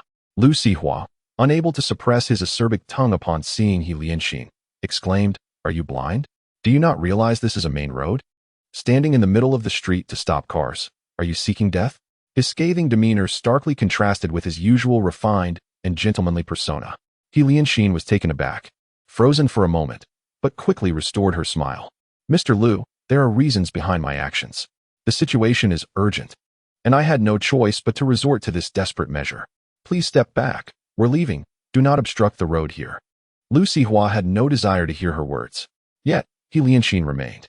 "Mr. Lu, there is something you surely wish to know regarding Mrs. Lu. Today, in the mall, she explicitly told me that she does not care for you, but is only interested in your wealth. She is merely waiting for you to pass so she can inherit the Lu family's fortune." He Lianxin thought, surely no man could tolerate such remarks. Qian Xingxing should be cast out of the car immediately, she mused. Qian Xingxing ought to be expelled from the Lu family without delay. He Lianxin's inner self reveled in anticipation of witnessing Qian Xingxing's woeful state. A brief silence enveloped the three within the vehicle. Qian Xingxing desperately wished to ask He Lianxin, "Is that all? Just that?" Surely, she was underestimating the power of infatuation. Indeed, the driver, Lu Songyan, could not hold back and let out a derisive snort. "My wife desires my entire fortune. I couldn't be happier. Why would I be angered?" Lu Sihua chimed in, "Exactly. There are countless wealthy individuals in this world. She only covets my wealth. Is it because I possess a great deal of money? No, it must be because she loves me." Qian Xingxing, just as I suspected. He Lianxin's smile faltered, disbelief washing over her. How could it be that, despite everything, Lu Sihua and Lu Songyan still held such faith in that wretched woman? She could not comprehend it. She recalled the numerous setbacks she faced after encountering Qian Qingqing. Once, she was the darling of the heavens, the center of attention for all. Yet now, both the distinguished gentlemen had forsaken her, and even Lu Ziki had been indifferent these past few days. In stark contrast, Qian Qingqing thrived, possessing power and influence. Her complexion radiant, seemingly having it all. Why was that? Was it merely due to Qian Qingqing's alluring visage? He Lianxin's eyes darkened, a bold idea taking root in her mind. She pulled out a different hairpin from her head, seizing the moment to thrust it through the open car window. Enchantress, watch me mar that enticing face of yours. The metallic pin swiftly pierced flesh, causing Lu Sihua to gasp involuntarily. Qian Qingqing, watching the crimson rivulets flow, felt momentarily dazed.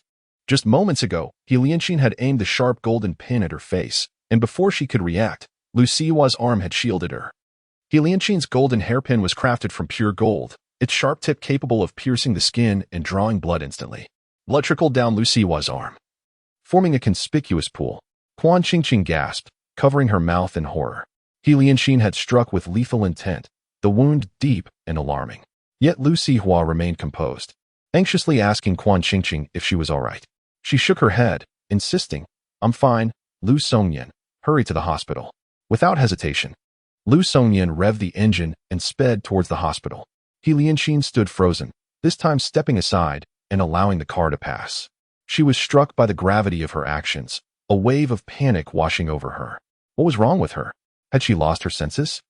That was the president of the Lu Corporation, not a beggar on the street.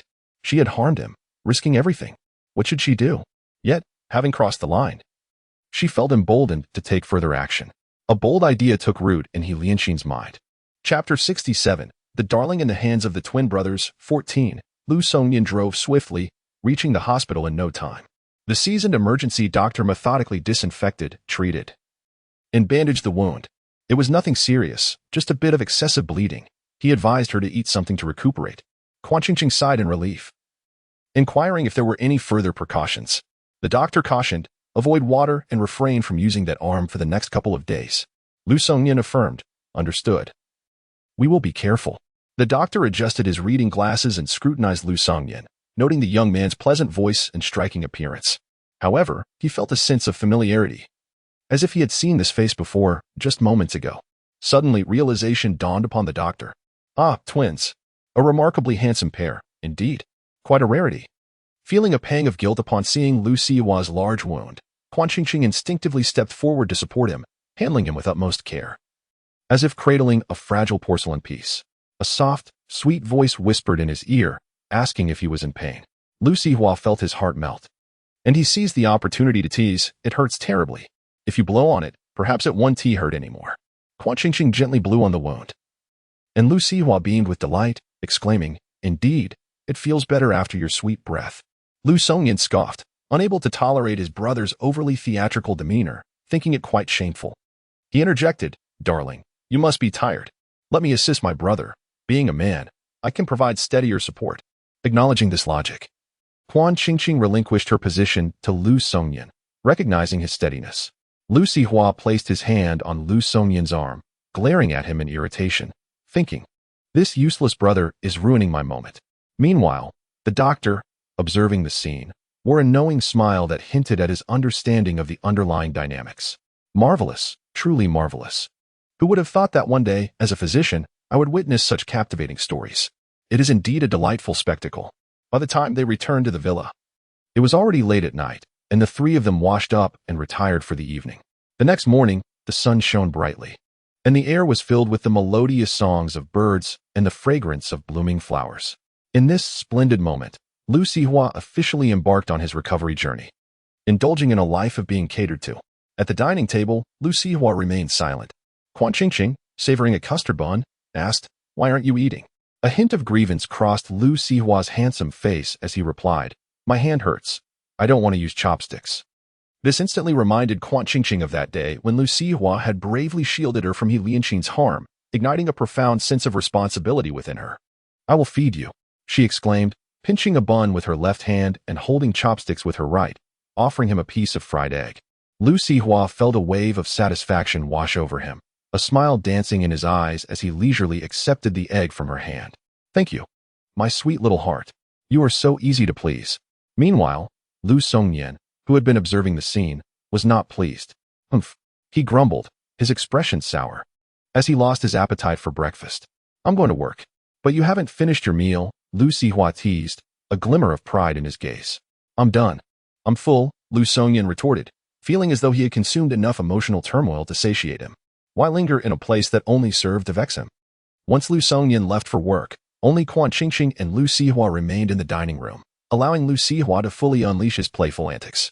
Sweetheart. My neck is sore. Come sit beside me. Sweetheart, I'm feeling faint. Perhaps I've lost too much blood and my blood sugar is low. You should support me. Sweetheart. I don't want this. Can you fetch that for me? Lu Sihua pretended to be a delicate flower of a man, and surprisingly, Quan Qingqing indulged him, willing to pamper him endlessly. After all, he had shielded her from harm, and she was devoted to caring for him as if he were an ancestor, hoping only for the swift recovery of his hand.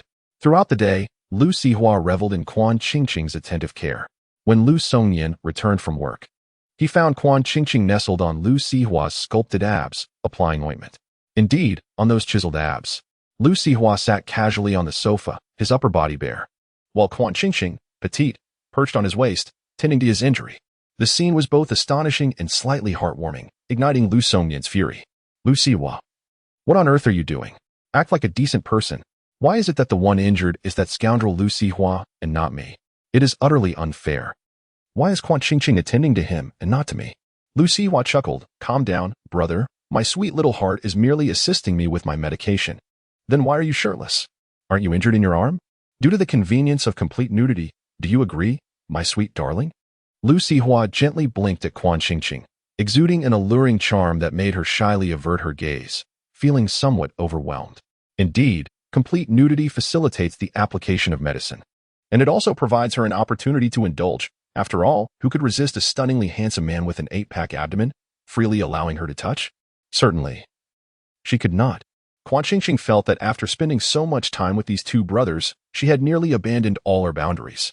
But perhaps it was better to have none. After all, there was no escaping, so why not embrace a lack of limits for her own comfort? Once she relinquished her decorum, an overwhelming sense of joy enveloped her. Lu Sihua remarked, my sweet darling, the medicine has been applied. Shall we sleep now?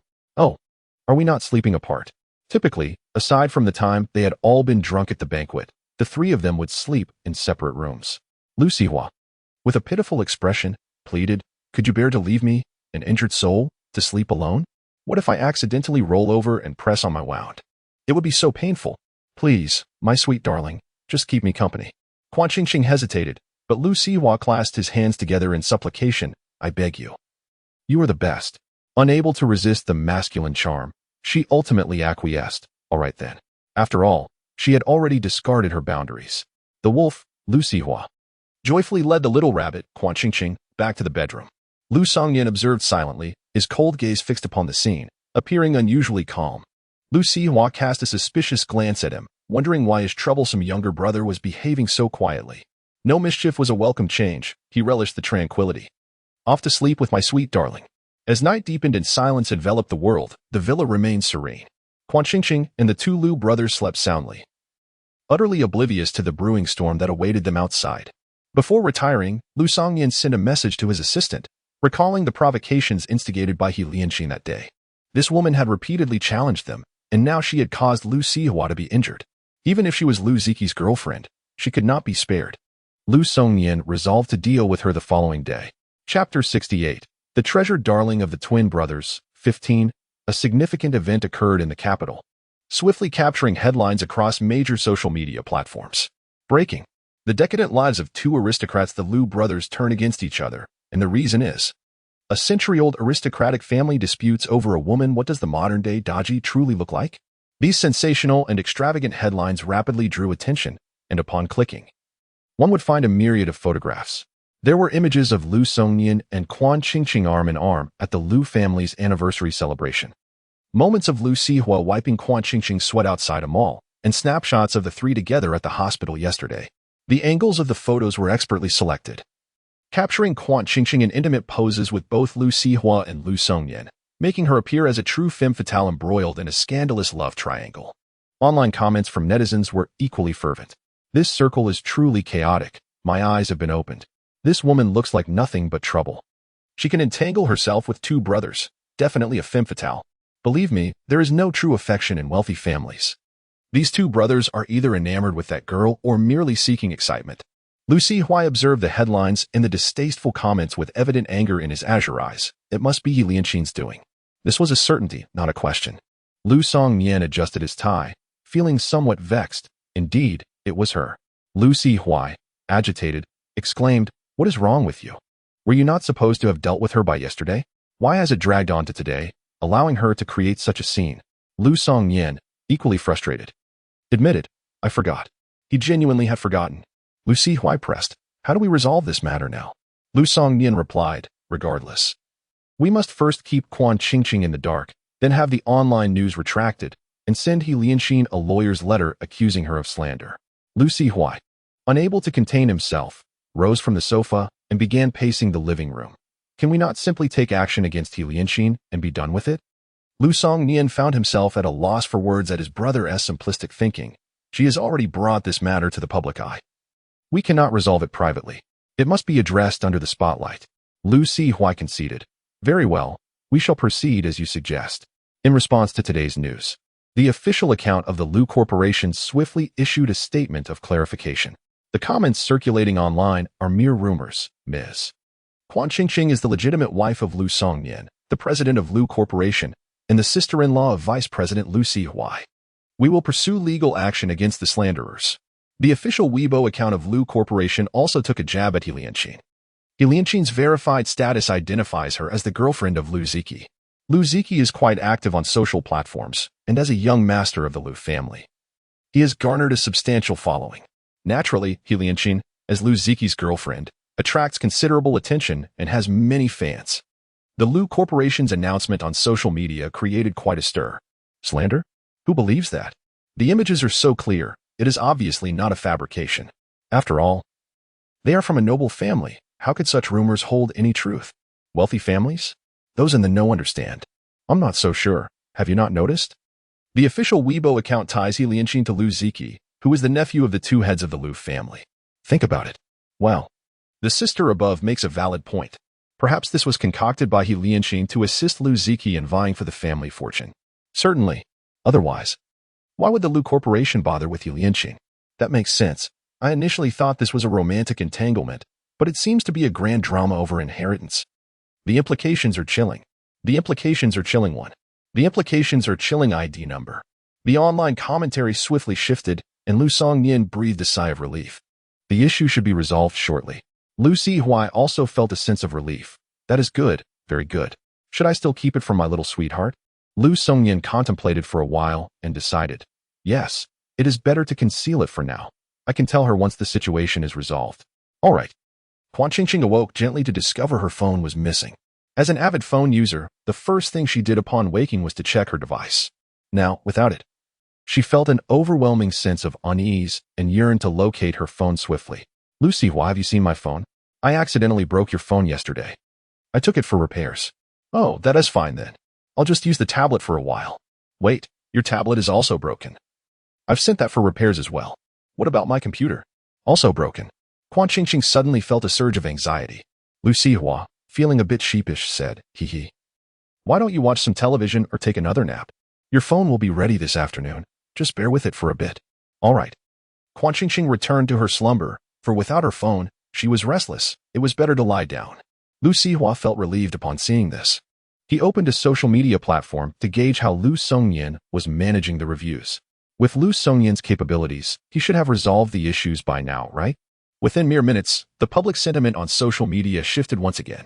He Lianqin from the Lu group faced the situation fearlessly, responding directly, if you have the capability. Why don't you release the marriage certificate? Lu Sihui frowned. A marriage certificate? That should be easy enough. He didn't think much of it, and intended to go upstairs to retrieve his and Quan Qingqing's marriage certificate to post it, but was stopped by Lu Songnian. Have you lost your mind? What do you mean I've lost my mind? I want to post the marriage certificate to show that woman my little sweetheart is legitimate. Veins throbbed on Lu Songnian's forehead. Could you please use your brain? You're sharp in business, yet when it comes to life, you act like a naive fool. Lu Sihui, confused, replied, What's wrong? In the eyes of outsiders, Quan Qingqing and I are legitimate. You are the one who is illegal. Lu Sihua fell silent instantly. Indeed, the public believed that Quan Qingqing and Lu Songyan were the legitimate pair. The brothers had initially agreed that Lu Songyan and Quan Qingqing would appear legal in the public eye, while Lu Sihua and Quan Qingqing would be legal in the eyes of the law, ensuring neither brother would suffer. What they thought was a fair arrangement turned out to be a troublesome predicament. Lu Sihua grew anxious. So what do we do now? Lu Songyan replied, the best course of action is for you to divorce my wife, and I will marry her legally. Lu Sihua, infuriated, exclaimed, no way. You scoundrel. Don't think I'm oblivious to your intentions. If I divorce my little sweetheart, will there still be a place for me in this family? Lu Songyan, having his thoughts exposed, felt a tinge of embarrassment. Since you're unwilling, there is another solution. What is it? You'll find out shortly. Chapter 69. The Beloved in the Hands of Twin Brothers. 16. Qian Qingqing tossed and turned restlessly in bed, unable to find slumber. It seemed implausible that her phone, laptop, and tablet could all malfunction simultaneously. Lu Songyan and Lu Sihua must be concealing something from her. What could it possibly be? With determination, Qian Qingqing retrieved her backup device, one she had purchased during her last escape, thinking she would never need it again, only to find herself using it so soon. Upon activation, the first few notifications were about news concerning the Lu group. Startled, she wondered what had transpired that warranted such a flurry of reports. Trembling slightly, she clicked on the top trending topic, which had just been published 5 minutes prior. The post was from the Lu group. Ms. Qian Qingqing and Mr. Lu Songyan are currently engaged, with wedding preparations underway. All are cordially invited to celebrate the occasion. The wedding is tentatively scheduled for April 15th. Stay tuned. Qian Qingqing thought to herself, I am to be wed. How was I unaware of this? Glancing at the date, April 10th, she scoffed, only 5 days left. Is this a race to the altar? The first comment beneath the announcement was from the Zhang Group's account, posted by Madame Zhang, who once shopped with Qian Qingqing. I am a close friend of Mrs. Lu. The wedding between Mrs. Lu and Mr. Lu is imminent, and I shall live stream the event for all to witness. It was evident that Madame Zhang was quite loyal, striving to assist Qian Qingqing in concealing the chaotic relationship between her and the Lu brothers. Qian Qingqing scrolled through all the Weibo posts, and with each passing comment, her resentment towards He Lianxin grew. This woman was a relentless specter, stirring up such turmoil, forcing her into a marriage with Lu Songyan. How infuriating. Meanwhile, Lu Sihua seethed with indignation. He raised his phone, confronting Lu Songyan. Is this your brilliant idea? Unfazed, Lu Songyan replied, indeed, a wedding will resolve all matters, and you should be mindful to maintain some distance from my wife in public. Fuming, Lu Sihua punched Lu Songyan, exclaiming, you wretched fool, does your method not reek of personal interest? It's utterly revolting. Lu Songyan remained unperturbed, and if it does, the results speak for themselves. Just look at the comments on Weibo. Clearly, those chaotic online remarks cannot be taken at face value. How could the Lu group acknowledge someone as frivolous as Qian Qingqing? Exactly. The wealthy elite are not naive. How could they openly marry a woman of such dubious character? Oh dear, with the wedding approaching. If I were the bride and faced such slander at this juncture, I would be utterly distraught. I can't help but feel a pang of sympathy for Qian Qingqing.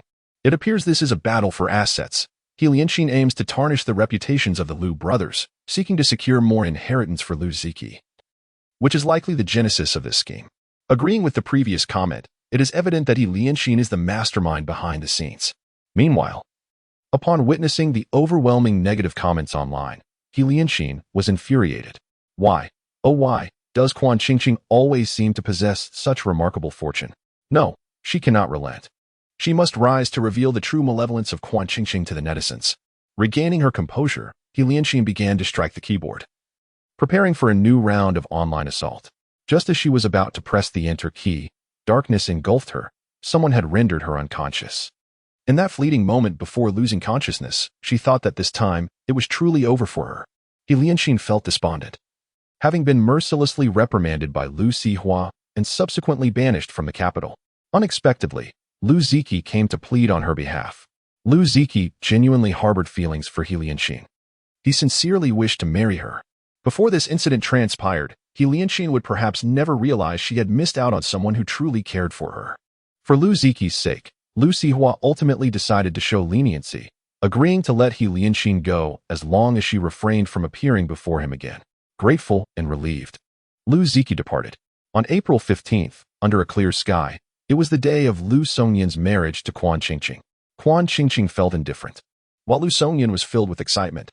As he gazed at the beautiful girl in her wedding gown, the world around him fell silent, as if only the sound of his own heartbeat echoed in the air. At long last, he had married her. Although a year late, they were finally together. Seated beneath the stage, Lu Sihua's face darkened like coal, watching the enchanting couple above, feeling a sense of discontent. He too desired to celebrate a wedding with his sweetheart. Why should it only be Lu Songyan and his beloved? Beside Lu Sihua sat the ever-smiling Madame Zhang. Observing Lu Sihua's grim expression, she sighed and patted his shoulder. "Oh, Mr. Lu, try to see the brighter side. They've only just married. Divorce is always an option. Furthermore, it's quite customary in your circle to have a few affairs after marriage. You still have ample opportunities. Don't be disheartened, young man." Lu Sihua replied, "I appreciate your concern, but my relationship with my sweetheart is legitimate. I am not merely a clandestine lover." It is Lu Songyan who plays the role of the male interloper. Lu Sihua felt wronged, yet he dared not voice it. In his heart, he schemed to incessantly pester Lu Songyan, to cling to his sweetheart every day, and to irritate that scoundrel Lu Songyan to no end. True to his word, in the days that followed, Lu Sihua seized every opportunity to linger around Quan Qingqing, constantly presenting himself as pitiful, seeking more chances to grow closer to her. Qian Qingqing was more than willing to indulge him, for Lu Sihua's youthful cunning was indeed more pronounced than that of Lu Songyan, making interactions with such a person quite delightful. This infuriated Lu Songyan to no end. However, he found himself powerless and resorted to employing some underhanded tactics to garner Qian Qingqing's attention. Thus, the lives of the three entwined in a daily whirlwind of excitement. A century later, all three, now graced with white hair, reclined in rocking chairs in the garden. The wrinkled faces of Lu Sihua and Lu Songyan seemed to sense something. Their expressions tinged with reluctance as they gazed at Qian Qingqing, who had transformed into a little old lady. In the next life, they yearned to encounter her once more. As the sun dipped below the horizon, amidst a splendid display of twilight hues, the elderly Qian Qingqing heard a long-awaited electronic voice. The current dimension has concluded. The host's memories are being cleared and emotional threads are being implanted. Preparing to enter the next dimension. Countdown. 5, 4, 3, 2, 1. New dimension reached. Wishing the host a pleasant journey. Chapter 70. The Enchanting Flower Demon of the National Master's Household. 1. Beep. The New World Dimension has been reached. Current identity. An unknown orphan residing in the General's mansion. Wishing you a pleasant journey. Miss, where are you? Qian Qingqing was seated on a swing in the courtyard, absorbing the essence of moonlight, when the calls of her maid roused her from her reverie. Xiaochun, what is it? Why the urgency? Xiaochun, breathless yet beaming with joy, exclaimed. The general has returned. Qian Qingqing hastily dismounted from the swing. Then let us hurry to welcome him. This was an ancient dimension, where Qian Qingqing's role was that of a parentless orphan, residing in the general's estate. The peculiarity of her identity lay in the fact that she was not human, but a flower demon, a peony born from the essence of heaven and earth. Having just taken form in the wild, the peony demon encountered the distressed lady of the general's household. Out of kindness, she saved the lady's life. Upon awakening, the lady, wishing to repay the flower demon, took her into the general's mansion and raised her as a goddaughter. As time passed, the lady's affection for Qian Qingqing deepened. The thought of Qian Qingqing being married off to another family filled her with sorrow. Thus, the lady devised a splendid plan to betroth Qian Qingqing to her son, who was far away at the border engaged in warfare. The flower demon, innocent in nature, obediently complied with the lady's arrangements. Far at the border, Fu Dingyan received his mother's message but felt an instinctive aversion. His heart was devoted to his country, and he had no interest in romantic entanglements, especially not with a woman he had never met. Consequently, he developed an immediate dislike for Qian Qingqing. He even speculated inwardly that perhaps she was a scheming woman, pretending to be meek and pitiful in the absence of the Fu men, hoping to ingratiate herself with the lady and ascend to a higher status. Fu Dingyan harbored a deep disdain for the unfamiliar Qian Qingqing. Later, when the battles at the border subsided and Fu Dingyan returned triumphantly, Qian Qingqing, brimming with joy to greet him, could only witness him disembarking the carriage, nestled closely with another woman. The young woman brought back by Fu Dingyan is his cousin, with whom he shared a childhood bond. Due to the ravages of war, her family was left in ruins, prompting Fu Dingyan to welcome her into the general's residence. She is both talented and graceful, and upon arriving in the capital, she quickly became the object of affection for many young gentlemen, including Fu Dingyan himself, making their union seem both natural and inevitable. As for Quan Qingqing, she was recognized for her true nature by a Taoist priest, whom the cousin had somehow summoned. He boldly declared her to be a beguiling spirit, returning her to her original form, extinguishing her existence. Until her demise, Quan Qingqing had only encountered Fu Dingyan once, during his return.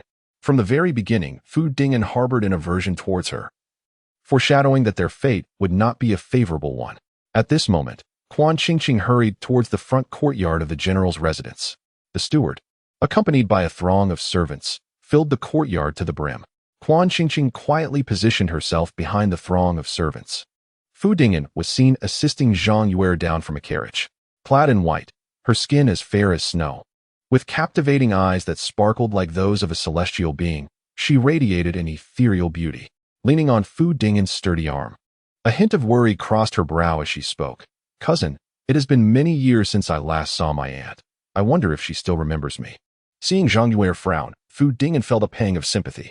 "Do not fret, dear cousin. Your thoughtfulness will surely endear you to my mother.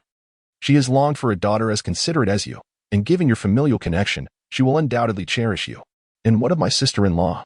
As a solitary girl residing in your household, will she harbor any objections? Sister-in-law? I am not yet married. Where does this sister-in-law notion spring from?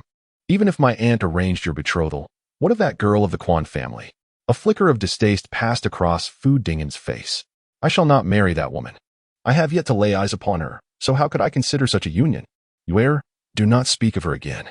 Upon hearing Fu Dingyan's words, a great weight lifted from Zhang Yue's heart. It was a relief that her cousin had no affections for another. Fu Dingyan was not only handsome, but also belonged to a wealthy and esteemed family. From the moment she laid eyes on him again at the border, Zhang Yue had resolved to wed him. However, her aunt's unilateral decision to arrange a marriage for him unsettled her, prompting her to contemplate how to discreetly remove that girl from the equation. Now, with Fu Dingyan's firm stance, she considered sparing the Quan woman after all. A smile graced Zhang Yue's face. "Very well. I shall refrain from calling out names henceforth. Cousin, let us proceed inside." Fu Dingyan promptly instructed the steward and servants to unload the luggage from the carriage, while he took Zhang Yue's hand and led her directly towards the inner hall. Quan Qingqing, standing behind the servants, noticed the two approaching and quietly concealed herself behind a nearby tree. Xiao Chun displayed a puzzled expression. "Miss, why do you not go to greet the general? Why hide here?" "Qian Qingqing, did you not hear their earlier conversation?" Xiao Chun felt a surge of indignation. Yet she was filled with unwavering confidence in Qian Qingqing. "Miss, General Fu merely spoke those words because he is yet to meet you. Should he lay eyes upon you, he would undoubtedly fall head over heels, and the cousin would cease to hold any significance in his eyes." Xiao Chun was not engaging in idle flattery. She was genuinely confident in Qian Qingqing's beauty. Qian Qingqing was a vision of unparalleled grace, with brows like emerald feathers and skin resembling fine mutton fat. Her softly arched eyebrows curved like a crescent moon, and her delicate lips bloomed like peach blossoms. Her expressive eyes brimmed with countless charms, and her movements were as graceful as willows swaying in the wind. She was truly a stunning beauty. In Xiao Chun's eyes, that Zhang Yue was not even a fraction as lovely as Qian Qingqing. Had she been General Fu, her heart would surely belong to Qian Qingqing. With a sigh, Qian Qingqing replied, "Xiao Chun, you are far too naive. Are there truly so many shallow individuals in this world? Do they all judge by mere appearances?" She instructed Xiao Chun to inform the steward that she was unwell and would not be joining the dinner in the front hall. "Madame Fu will likely return from the temple shortly. Please let her know that I shall remain within the courtyard for a few days to recuperate." Though Xiao Chun did not fully comprehend Qian Qingqing's reasoning, she obediently followed her instructions and headed to the front hall to find the steward.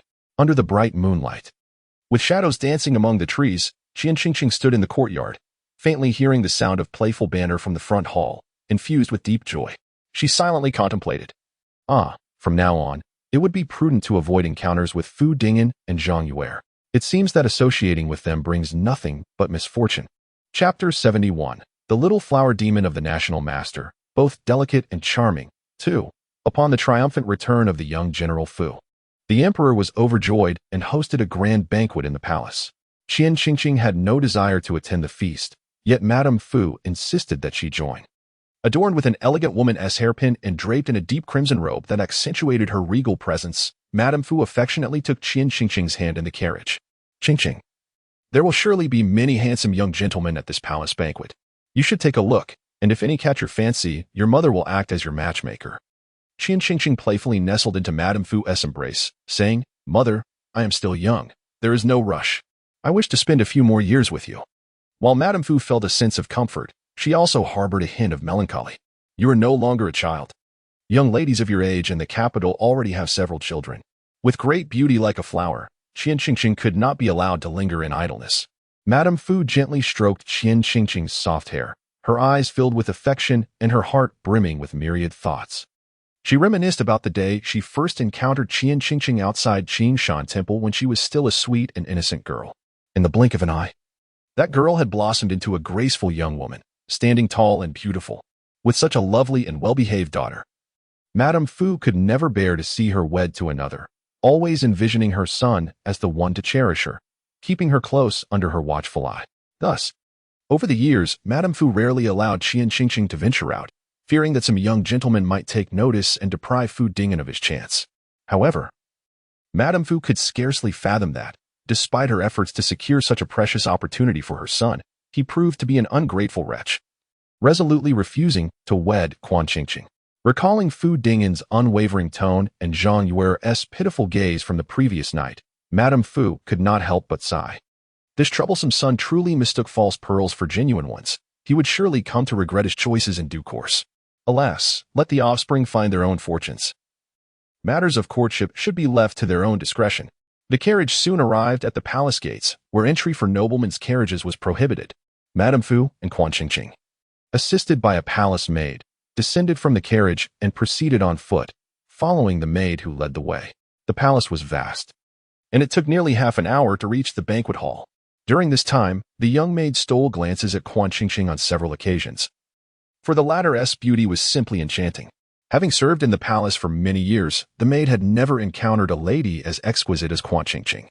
Her graceful form and striking features captivated all who beheld her, her slightest smile reminiscent of a celestial being descending to earth. The maid mused that among the many noble women in the palace, none could rival the delicate beauty of this young lady, who truly embodied the essence of grace and charm.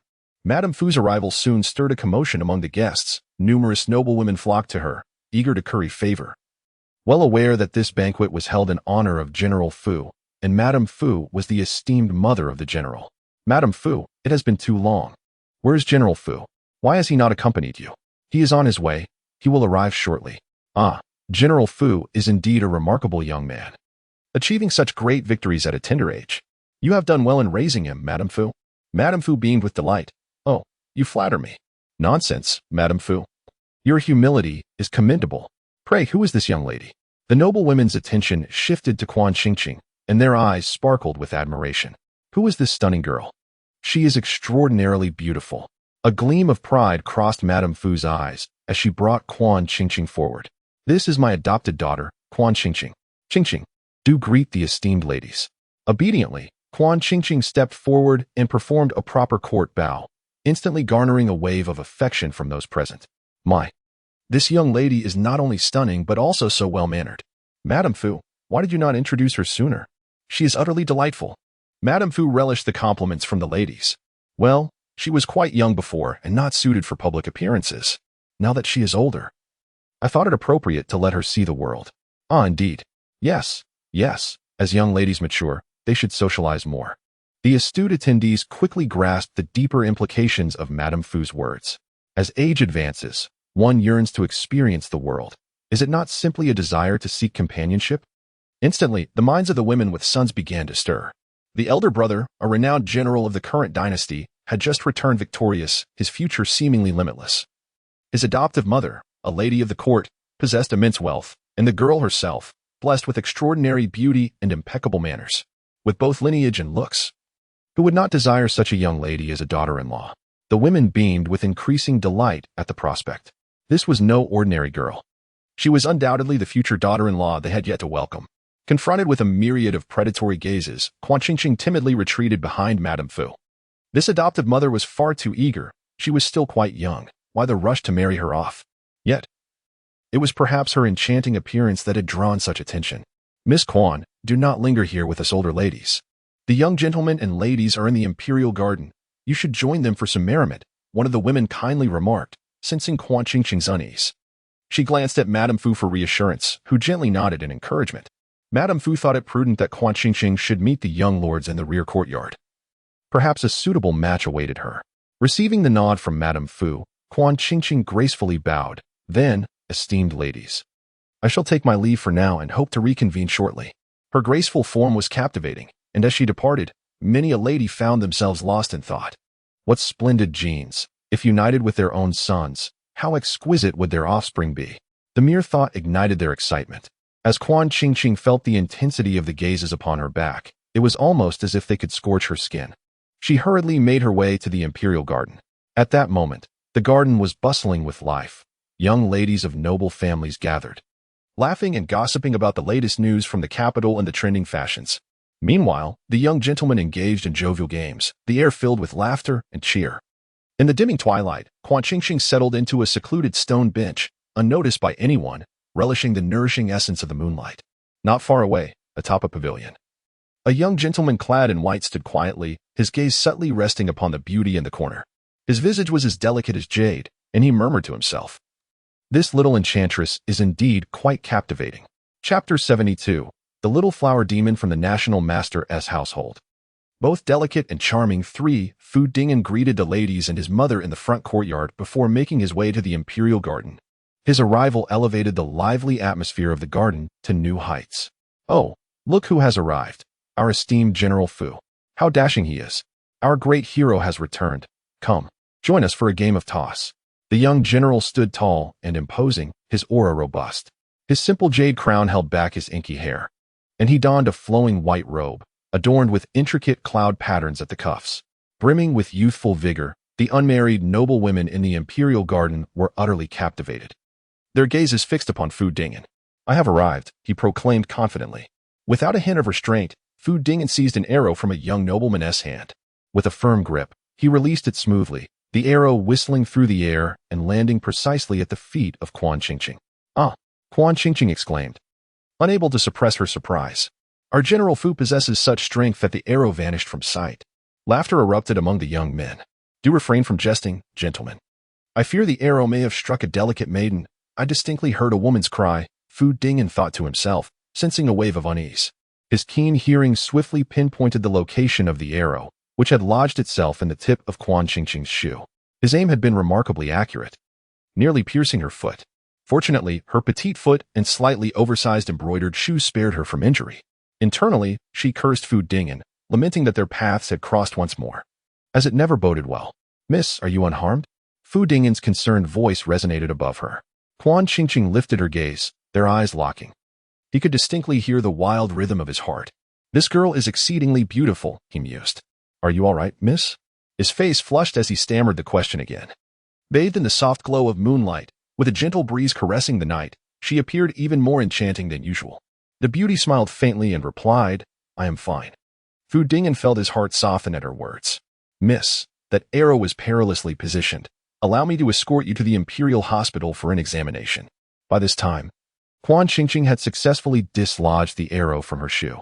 She flexed her foot, relieved to find no injury, save for a small tear in her embroidered shoe.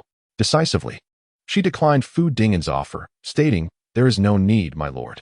I assure you, I am quite well. You need not concern yourself with me or your arrow." She handed the arrow back to him, and he accepted it with trembling hands. "For your safety, I must insist on taking you to the hospital. Truly, I am fine. You need not feel guilty, my lord. One can never be too cautious. What if there is hidden injury? That would weigh heavily on my conscience." Fu Dingyan spoke with increasing urgency. Quan Qingqing regarded him with a bemused expression, finding his worries somewhat absurd. "Hidden injury? How could that be possible? Please, my lord, I have matters to attend to. I must take my leave," she said, rising swiftly from the corner and departing with determined grace, feeling inexplicably irritated by Fu Dingyan's presence. Fu Dingyan stood there, gazing at her retreating figure, consumed by a sense of longing. He pondered the identity of this captivating maiden, wishing to be acquainted with her. Alas, Quan Qingqing had already vanished from sight. In the imperial garden, the eunuch summoned the guests as the time had come to commence the feast. At the banquet, Lady Fu and Fu Dingyan occupied seats at the front, in close proximity to the emperor. Quan Qingqing and a group of youthful noblewomen sat at the far end of the table. Among them was the recently arrived Zhang Yue. The emperor lavished praise upon Fu Dingyan, bestowing upon him an abundance of silks and satins, gold, silver, and property deeds. Expressing his satisfaction to the extent of contemplating an alliance between his daughter, Princess Ding, and Fu Dingyan. My dear Fu Aiqing, seeing that you are of a suitable age, what do you think of my proposal to betroth my little daughter, Princess Ding, to you? She possesses a gentle disposition, and you are a paragon of elegance. It would be a match made in heaven. The emperor's countenance was warm and benevolent, resembling that of a father deeply concerned for his daughter's future. At the far end of the table, Zhang Yue felt a surge of anxiety, her hand gripping the wine cup turning pale. Having just dealt with one obstacle named Qian, now a royal princess had emerged, and Fu cousin certainly attracted attention. If he agreed to become a prince consort, where would that leave her? A flicker of anger ignited within Zhang Yue. Yet, she realized that Fu Dingyan was not her only option. Her thoughts wandered to the second prince, who had conversed with her in the imperial garden that day. A blush gracing her cheeks. If she could become a prince's consort, wouldn't that be splendid? In a firm and respectful tone, Fu Dingyan's voice resonated within the hall. I am deeply grateful for your majesty's kindness, but I have already given my heart to another, and thus am unworthy of Princess Ding. A sigh of relief washed over Zhang Yue. Indeed, her cousin cherished her deeply and had not betrayed her. He had turned down the offer for Princess Ding for her sake. Yet, uncertainty crept in again. Fu Dingyan or the second prince, whom should she choose? Quan Qingqing savored the delicacies exclusive to the royal banquet, unperturbed by Fu Dingyan's refusal. Following the narrative arc, the protagonists were destined to be enamored with one another, and no rival could thwart their love. Immersed in her meal, Quan Qingqing remained oblivious to Fu Dingyan's gaze, which sought the end of the table after his rejection of the marriage proposal. Inside, Fu Dingyan's heart fluttered with joy, his eyes shining with delight as they fell upon Quan Qingqing. They had met again.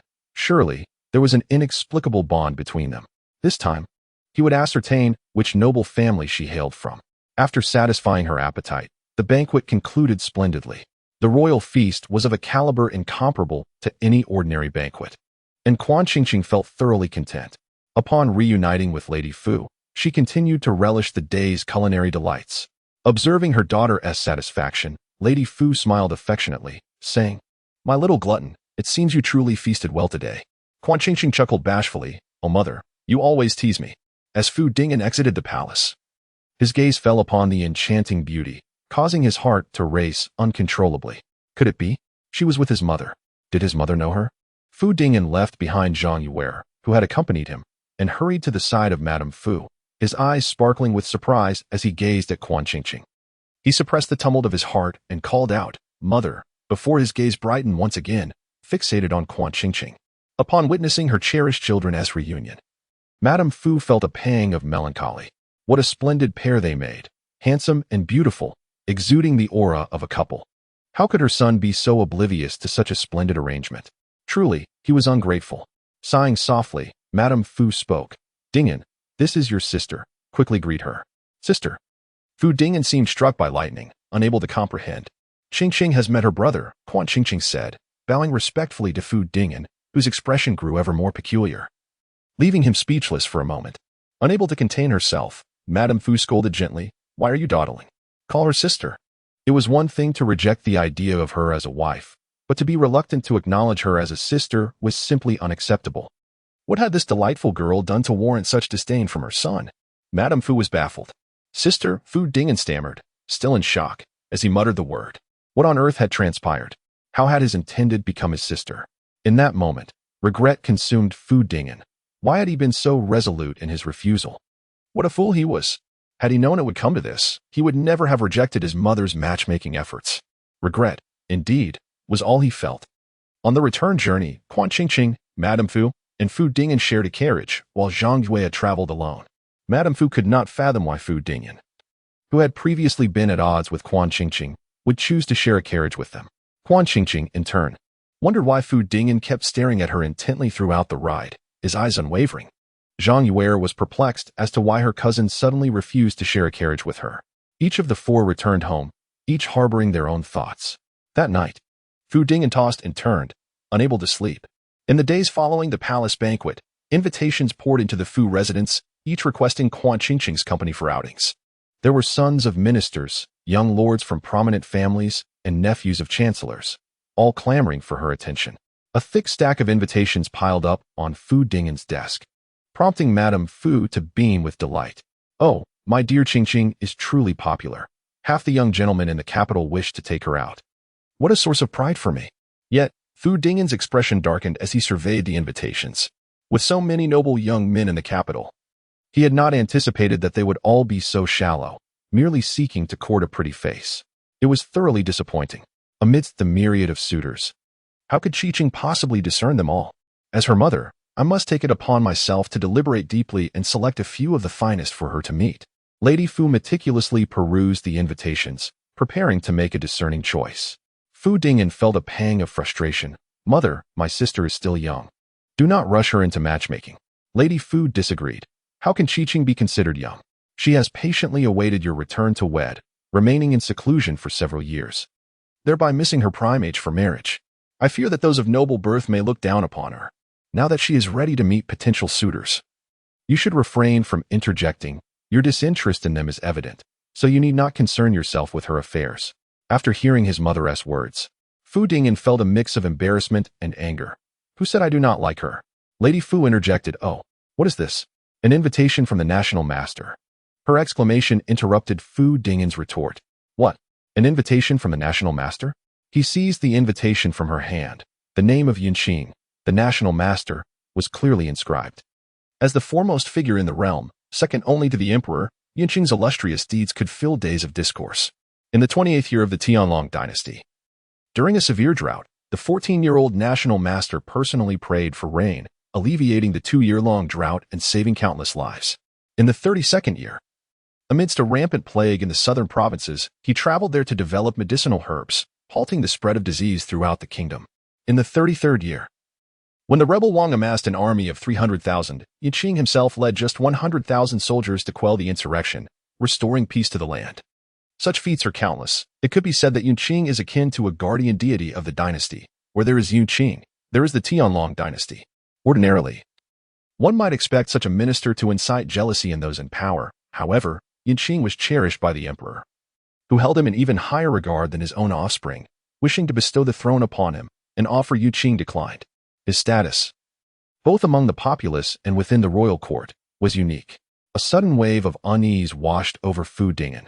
Could such a distinguished individual wish to invite Qingqing out? An intense feeling of anxiety, mingled with a sense of impending crisis, surged within him.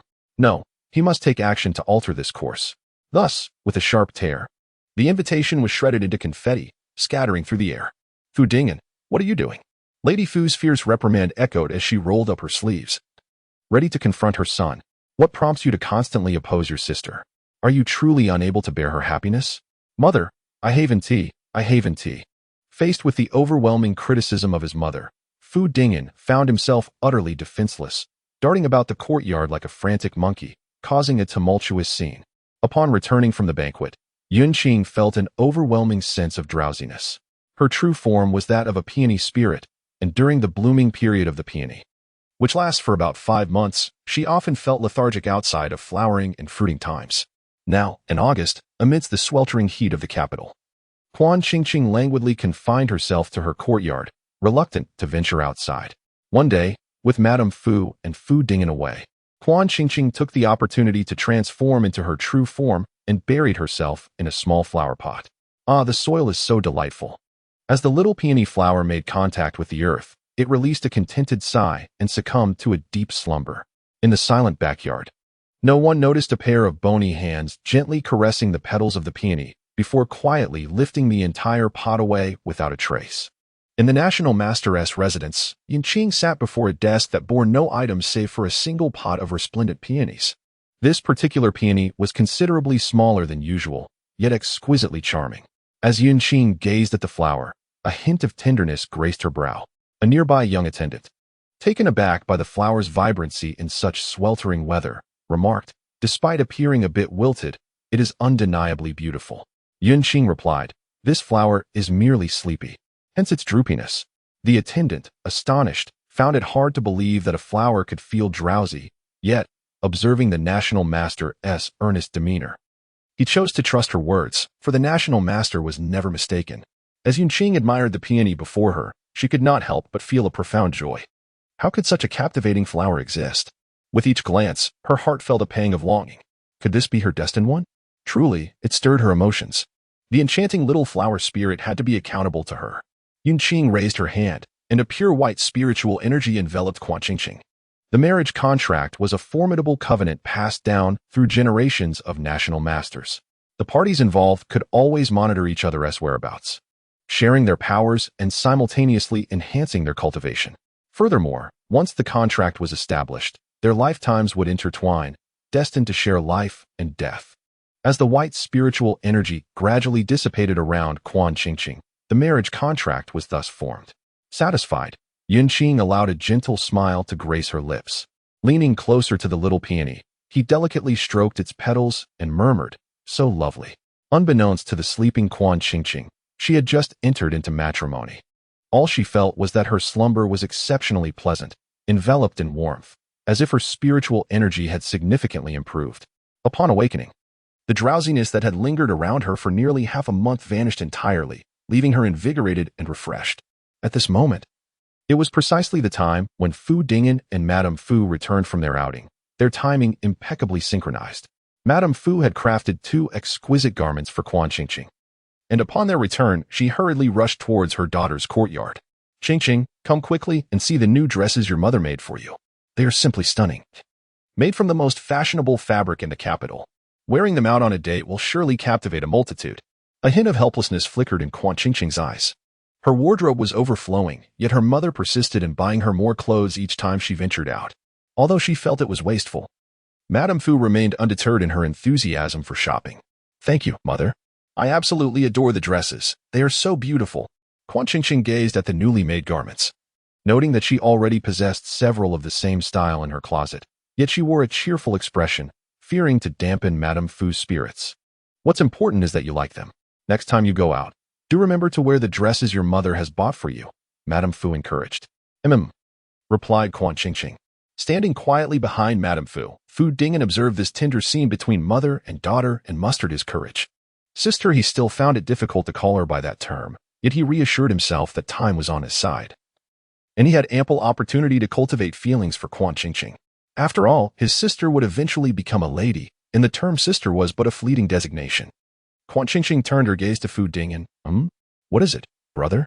"Today, mother and I visited the temple to pay respects, and while passing a jewelry shop, I spotted a hairpin that would suit you perfectly, so I bought it for you," Fu Dingyan said. He retrieved a silk-wrapped hairpin from his pocket. It was a pure gold peony hairpin, exquisitely crafted, opulent in appearance, and upon first sight, Fu Dingyan felt it was destined for Quan Qingqing. Madame Fu beamed with pride upon seeing this gesture. "You, as an elder brother, are finally displaying some semblance of responsibility, showing affection for your sister." Fu Dingyan smiled shyly. His feelings were not merely for his sister, but for his future wife. However, he noted with some dismay that her taste seemed rather lacking. Quan Qingqing already had a hairpin of the same style adorning her hair. "Wait, what?" Quan Qingqing was taken aback. She reached up to touch her hairpin. "How is it that I have another hairpin?" She carefully removed the hairpin from her hair and examined it closely. It was indeed a pure gold peony hairpin, strikingly similar to the one Fu Dingyan had just presented, yet it was far more exquisite, with lifelike carvings that made the petals and leaves details unmistakably clear. "Where did this come from? I don't recall ever having it." Fu Dingyan felt a bit embarrassed. "Oh, I apologize. I was unaware that my sister possessed a similar one. Next time, I will certainly choose a better one for you." Fu Dingyan vowed earnestly, while Quan Qingqing smiled gently, indicating her indifference. "I am truly touched by your thoughtful gift, brother. I adore the hairpin you bestowed upon me." Quan Qingqing immediately took the hairpin from Fu Dingyan's hand and placed it in her hair, demonstrating her affection for it. Fu Dingyan's face flushed subtly. He found Quan Qingqing's overwhelming tenderness utterly enchanting. Zhang Yuer's courtyard resided at the far western edge of the Fu residence, the most secluded of all the courtyards. It was unclear what motivated Fu Mu to place Zhang Yuer in such an obscure location. At that moment, Zhang Yuer had been waiting for Fu Dingyan for quite some time. As soon as he arrived, she rushed forward eagerly. Cousin, you have finally returned," she exclaimed joyfully. Fu Dingyan replied, "Cousin, please be cautious while running. As a young lady of distinction, such a flustered demeanor is unbecoming." Initially, Fu Dingyan had perceived Zhang Yue as cultured and refined, possessing the grace of a virtuous lady. However, after several days of interaction, he increasingly felt he had misjudged her. She lacked decorum and displayed a rather petty disposition. She was nothing like Quan Qingqing, whose every expression was perfectly poised, embodying intelligence and propriety with an air of elegance. Fu Dingyan's thoughts inevitably drifted back to Quan Qingqing. Cousin, are you even listening to me? Zhang Yue pouted, observing Fu Dingyan lost in thought. Feeling a touch of annoyance. Oh, I am listening. What did you just say? He responded. I asked about the clothes and jewelry you promised to bring me. Here they are, right here. Fu Dingyan handed over the garments and accessories to Zhang Yue, who accepted them with excitement. However, her mood quickly soured. The attire and jewelry were indeed attractive, yet they lacked the opulence she desired. She yearned for the exquisite garments that Princess and Ding donned, splendid and breathtaking, garments that would allow her to outshine all others. She wished for hairpins akin to those worn by the noblewomen. The gardenia-patterned hairpin Fu Dingyan had brought back seemed rather trivial in comparison. Zhang Yue expressed her disappointment. Cousin, you really ought to be more considerate. A girl deserves finer things, and what you have brought me is simply inadequate. Fu Dingyan was taken aback by her reproach. Though these garments and accessories were not as lavish as those given to Quan Qingqing, they were nonetheless of excellent quality, given Zhang Yue's modest background. Her previous belongings were tattered, and now that he had provided her with superior items, he struggled to comprehend her dissatisfaction. He couldn't help but think how much better it was with Quan Qingqing. She cherished every gift he offered. In the room, Quan Qingqing held a peony gold hairpin, puzzled. Where did this hairpin come from, and how did it mysteriously find its way into her hair? Upon closer inspection, she realized the hairpin seemed somewhat familiar. Oh, the design of this peony resembles my true form, thought Quan Qingqing, her heart gripped by a sudden terror. Indeed. The peony adorning the hairpin was an exact replica of her original self. The unsettling realization dawned upon her that aside from herself, there was another who had witnessed her true essence. This individual, shrouded in mystery, could either be a foe or a friend, while she remained exposed and vulnerable. The act of gifting the hairpin was a blatant display of power from this unknown entity. Clang! The solid gold hairpin clattered to the floor as Quan Qingqing, pale of visage, gazed at it without any intention of retrieving it. Xiao Chun, entering the room, looked on in confusion. Miss, why have you thrown the hairpin on the ground? As Xiao Chun reached to pick it up, Quan Qingqing interjected, do not retrieve it. Kick it away, kick it away. Noticing her mistress's frightful demeanor, Xiao Chun, though perplexed, complied and sent the hairpin tumbling into the nearby thicket. Once the hairpin was out of sight, Quan Qingqing finally exhaled, regaining a semblance of composure. Who could have sent the hairpin? Was it Zhang Yue? Had she uncovered the truth of her fantastical identity and sought to issue a warning? Indeed, it must be her. In the previous narrative, she had sought a Taoist priest to capture Quan Qingqing. What was to be done? Meanwhile, Yun Qing, who had been observing all of Quan Qingqing's actions through the medium of the marriage contract, furrowed his brow in concern. What was amiss? Did the lady not appreciate the hairpin he had crafted with his own hands, bringing it to life with his affection for her? Why did she recoil from his gestures of love? As August waned, bringing with it a slight chill, the young masters and mistresses of the city began to emerge more frequently. The second princess consort hosted a banquet at the prince's residence, inviting the young gentlemen and ladies, including Quan Qingqing and Zhang Yue. Zhang Yue, overjoyed by the invitation, could hardly contain her excitement, recalling the gentle words of the second prince during the last court banquet. She was to see him again. What should she wear? After much preparation, she adorned herself in her finest attire, enhancing her beauty with exquisite makeup, and joyfully set off in a carriage, eagerly anticipating her encounter with the second prince. In contrast, Quan Qingqing chose a more modest outfit. Having been advised by her mother earlier that day, the banquet was intended for the second princess consort's brother, who was notoriously idle and indulgent, a veritable wastrel. To be noticed by him could spell disaster. Reluctant to attend the banquet, Quan Qingqing felt compelled to comply, for the second prince held significant power, and she could not afford to dismiss such an invitation. The carriage soon arrived at the second prince's residence, where Zhang Yue had already made her entrance. Due to the incident with the hairpin, Quan Qingqing opted to avoid Zhang Yue, choosing to steer clear of any encounter.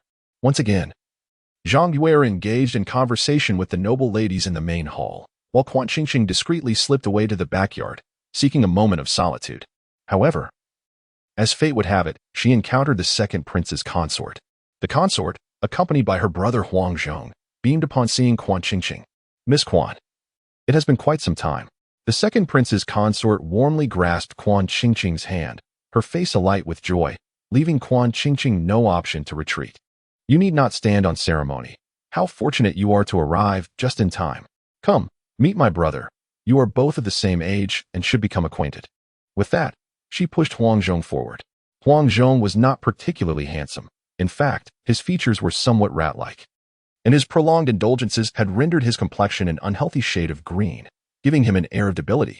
In the capital, Quan Qingqing had already garnered a modicum of fame, not only due to her identity as the sister of General Fu Dingyan, but also because of her remarkable beauty and intellect. She was, without a doubt, the object of desire for countless young gentlemen in the city, and Huang Zhong was among them. He had longed to experience the charm of the woman celebrated as the most beautiful in the capital, and now that the opportunity presented itself, he was determined not to let it slip away. Surveying the surroundings, Huang Zhong noted that they were in a secluded area devoid of onlookers. He extended his hand without regard for the second prince's consort's presence, attempting to grasp Quan Qingqing's delicate hand. Startled by his forwardness, Quan Qingqing took a step back. Young Master Huang, what are you doing?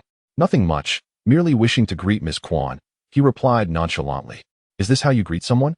It seems you are asking for a beating, she retorted, a hint of anger in her tone. The second prince's consort observed Huang Zhong's actions with a smirk. Offering no objection, it became evident to Quan Qingqing that both the consort and Huang Zhong were of questionable character. Infuriated, she resolved to leave the place. I have matters to attend to. I must take my leave. However, Huang Zhong let out a lewd chuckle, his filthy shoe trampling over the hem of her elegant gown. Glaring at her soiled dress, Quan Qingqing furrowed her brows. What is the meaning of this? With a wicked grin that exuded an unsettling charm, Huang Zhong replied, Oh, nothing much. This place is secluded, with no one around. I merely wish to invite Miss Quan to stay and enjoy some time with me. Who would want to spend time with you? I have matters to attend to and must depart. Ah, Miss Quan, do not be in such a hurry to leave. Let us revel in merriment. Revel in your mother. Huang Zhong inched closer to Quan Qingqing under the watchful gaze of the second prince's consort. The closer he came, the more radiant their smiles became. However, Quan Qingqing was not one to be trifled with. In this secluded place, devoid of witnesses, she found herself equally at an advantage. Quietly, she summoned a surge of spiritual energy in her palm. Her power was more than sufficient to deal with two ordinary men. As she was about to strike, a voice suddenly rang out. Stop. It was a voice that lingered in one's memory, resembling the sound of delicate jade or the gentle flow of a mountain spring, evoking a celestial melody that momentarily illuminated the ears. The speaker was none other than the national master, Yin Qing. He rushed to Qian Qingqing's side, leaving Huang Zhong and the second princess consort in stunned silence. How could the national master appear here so unexpectedly? Yin Qing's expression darkened as he noticed Huang Zhong and swiftly drew his sword, delivering a harsh blow to Huang Zhong's hand. A flash of steel cut through the air, leaving a deep gash on Huang Zhong's hand, blood flowing freely down the wound. If your hands cannot keep still, then they shall be discarded. Yin Qing's face turned a steely shade. How could a pure and exquisite spirit like the little peony flower be touched by someone of Huang Zhong's ilk? Nearly laying eyes upon the little peony flower was an affront. How dare he attempt to make contact? Sister, sister! Huang Zhong screamed in terror upon seeing his bleeding hand. He had never suffered such a severe injury in his life. Chapter 76. The National Master's Little Flower Demon. Both delicate and alluring seven, the second princess consort turned pale, equally frightened by Yin Qing's presence. National Master, what is your intention? What is my intention? My intention is that Qian Qingqing is not someone you may lay a hand upon. Yin Qing positioned Qian Qingqing protectively behind him, his towering figure shielding her completely. Qian Qingqing gazed at Yin Qing in astonishment. As a citizen of the Tianlong dynasty, she had certainly heard of the national master's esteemed name. Yet she had never encountered him before. Why was this national master, whom she met for the first time, so fiercely protective of her? Could it be that he too disapproved of the second princess consort and Huang Zhong's actions? At this moment, the second princess consort realized she had struck a hard bargain. The young lady she had intended for her brother was actually under the national master as protection. It was a pity. She had hoped to leverage a marriage to place the military power of the Fu family under her brother's control. But it seemed that was no longer feasible. I apologize, national master. My brother is thoughtless and did not know that Miss Qian is under your protection. He did not mean to offend. This matter is entirely my brother's fault, and I apologize on his behalf. Sister, Huang Zheng shouted in indignation. He could not comprehend why his sister, a member of the royal family, feared a mere national master. In his eyes, royal authority was supreme, and no outsider should dare to provoke it.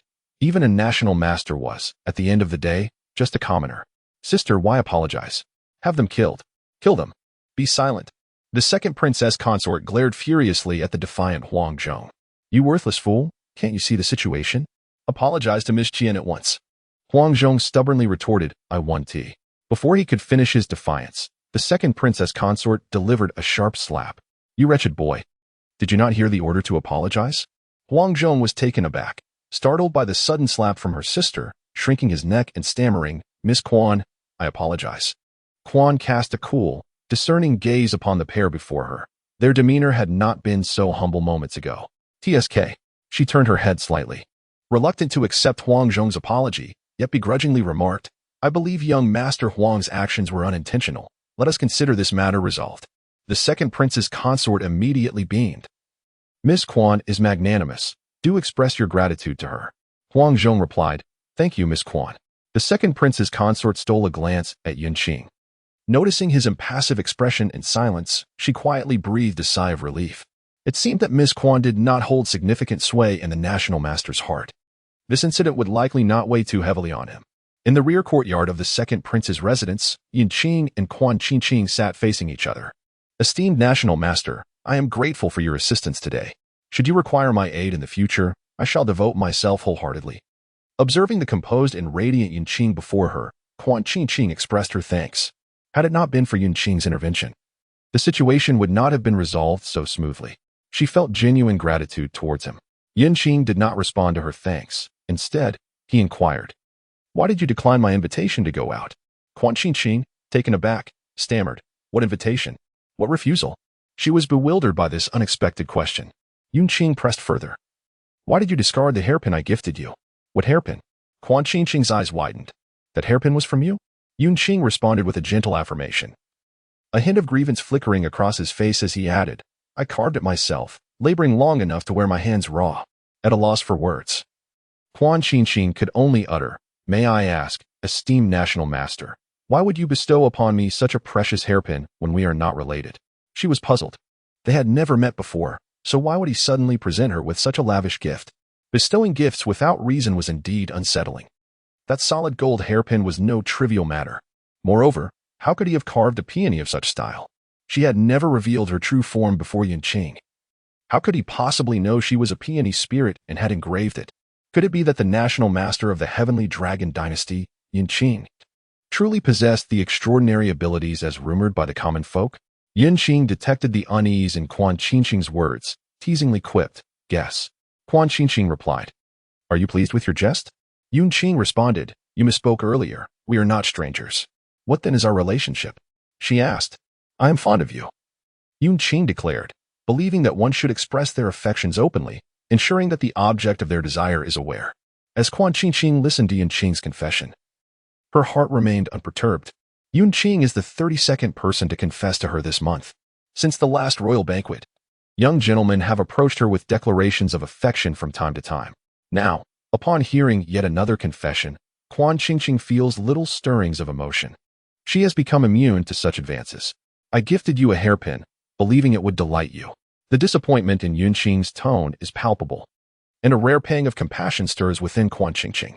The sight of Yunqing's ethereal countenance marred by grievance is undeniably striking. To think you would so heartlessly cast it into the thicket. I beg your pardon, esteemed national master, I am at fault. I shall retrieve it at once. It was truly an inadvertent mistake. I did not realize it was a gift from you. Fear not, I shall present you with something even finer next time. The thicket is too filthy, do not trouble yourself to recover it. Hearing Quan Qingqing's explanation, Yunqing's sense of injustice diminishes somewhat. If the hairpin is lost, then so be it. It was not a valuable item. Moreover, having fallen into the thicket, it is too dirty for him to bear the thought of Quan Qingqing retrieving it. Ultimately, the fault lies with him for not signing his name, thereby allowing Quan Qingqing to misunderstand. In essence, it is all his error. Within a few exchanged words, Quan Qingqing comprehends that Yunqing harbors no malice towards her. A sigh of relief escapes her. As long as there is no animosity, She is grateful not to have another formidable adversary like Yunqing. However, how did you know I discarded the hairpin and that it was thrown into the thicket? Naturally, it is my uncanny foresight that reveals all. Impressive indeed.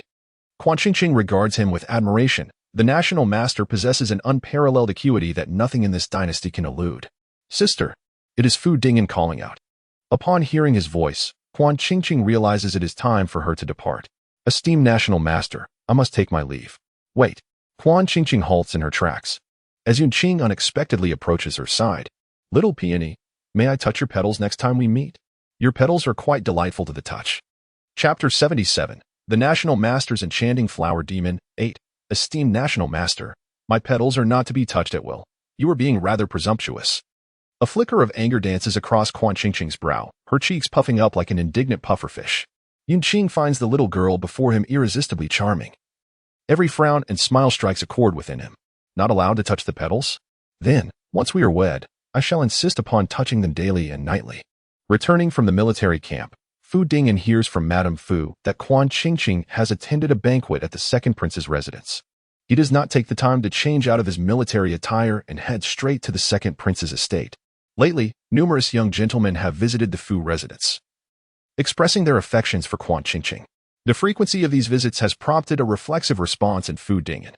He fears that one of these adept suitors might capture Quan Qingqing's fancy, and the lady he has set his sights upon could slip away with someone else.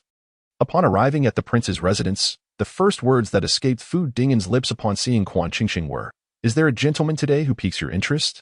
A gentleman who piques one's interest?" The visage of Yunqing suddenly floated into Quan Qingqing's mind. Yunqing was indeed rather appealing to her sensibilities. Yet, she lied, no. Fu Dingyan internally exhaled in relief. It was for the best, for it meant he still had a chance. Fu Dingyan stated, "The hour grows late. Let us find my cousin and return home together." "Very well," replied Quan Qingqing. At that moment, Zhang Yuer was engaged in a tender exchange with the second prince. Their whispers laced with sweet nothings. "Yuer, should you marry into the royal household, I shall adorn you daily with the finest garments and jewels." "Oh, your highness, how dreadfully vexing."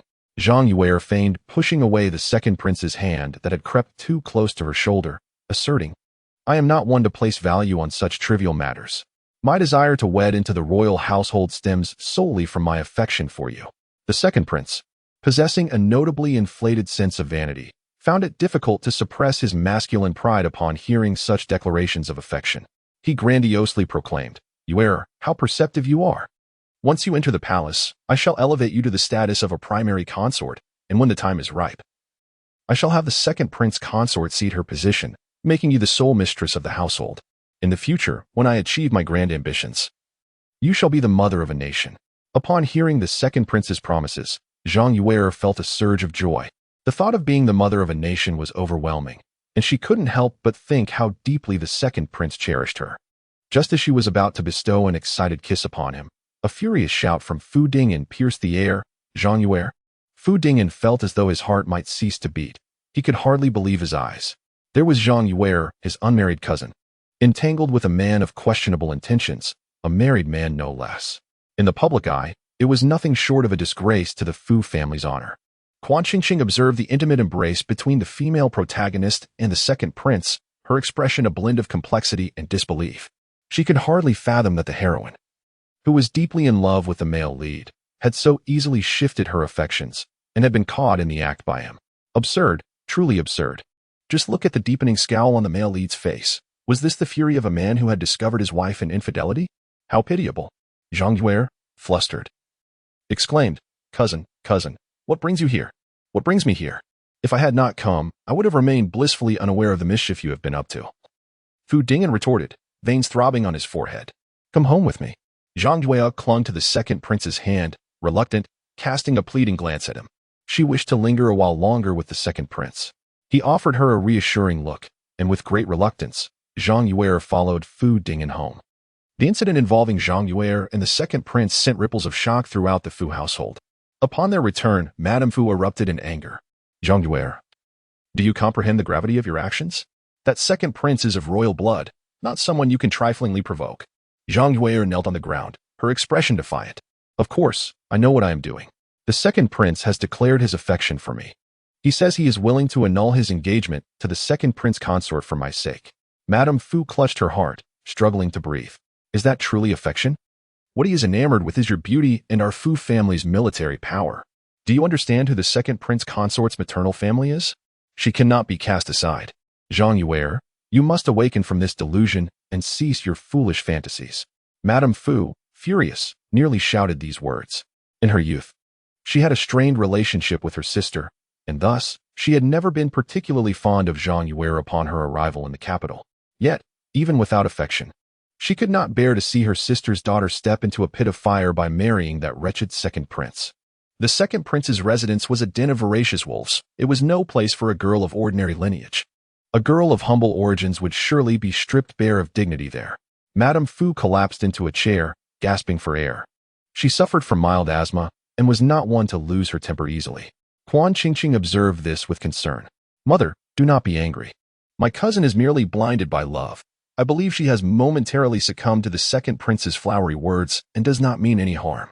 Quan Qingqing cast a meaningful glance at Zhang Yuer, clearly urging her to pacify Madame Fu.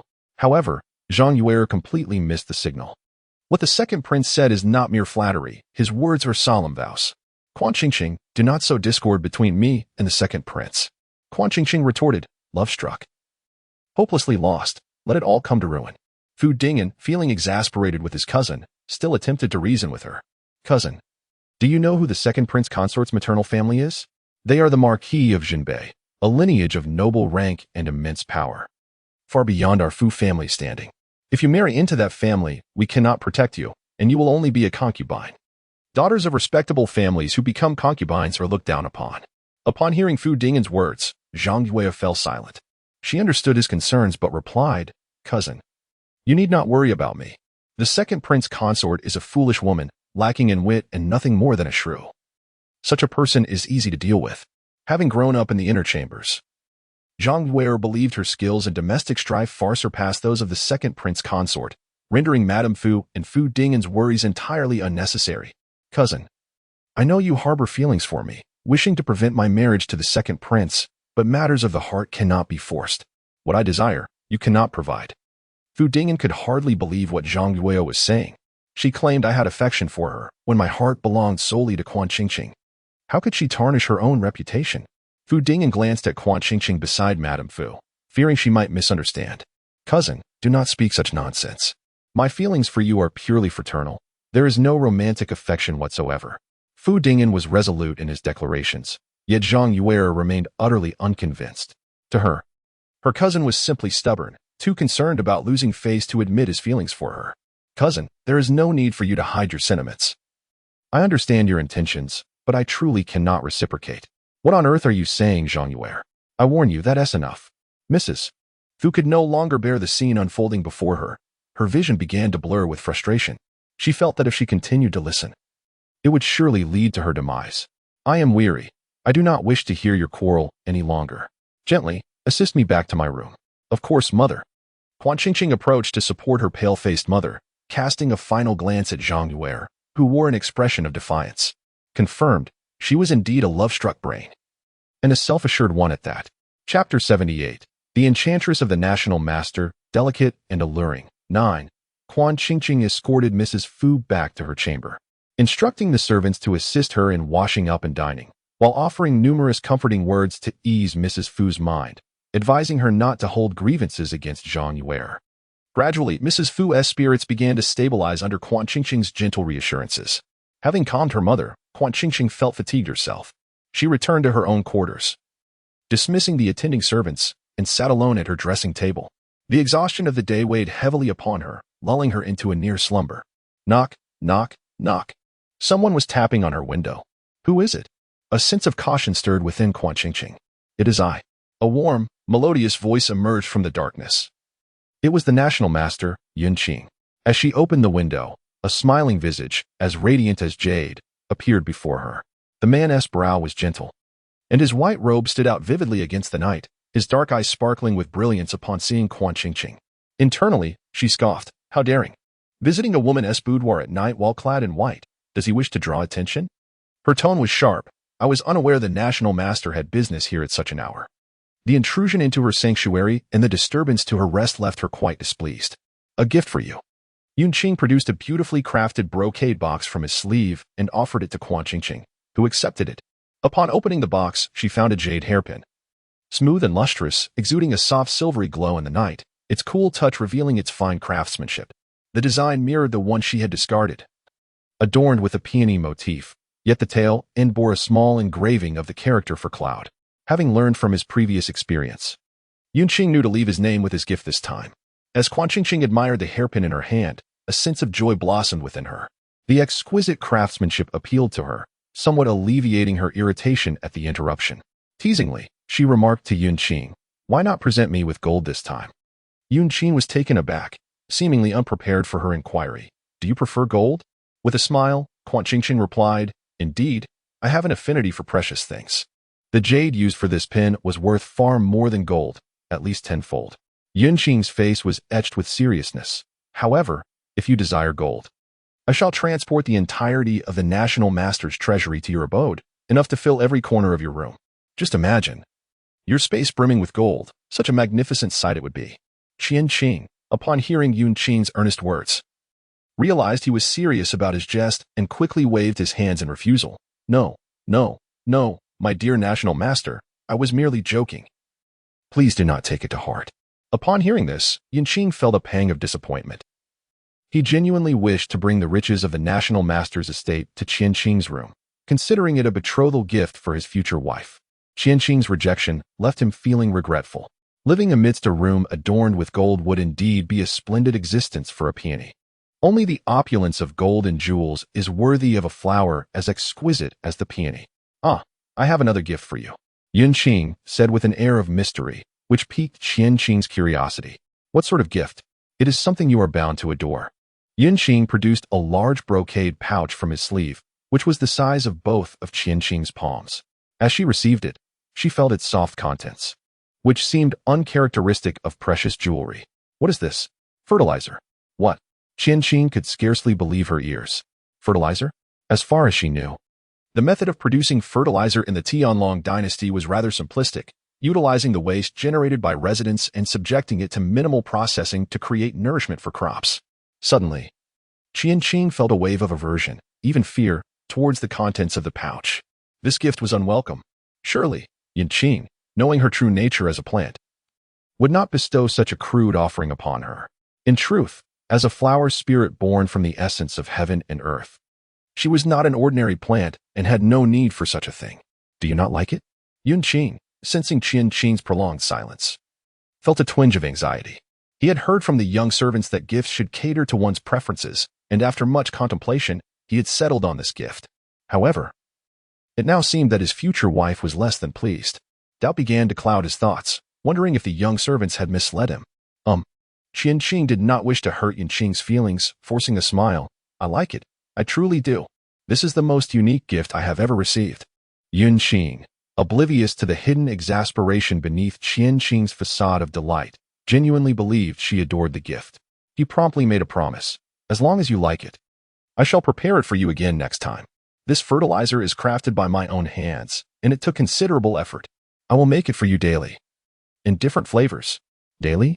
In different flavors? Handcrafted?" Qianqing fell silent once more. The shock Yunqing had delivered was overwhelming. The lofty image she held of the National Master shattered in that instant. Her gaze unconsciously drifted to Yunqing's long, exquisite hands, flawless as jade. Those hands, creating fertilizer? It was futile to linger on her thoughts any longer. Images had already begun to form in her mind. She shook her head, dispelling the unwelcome thoughts. "The hour is late.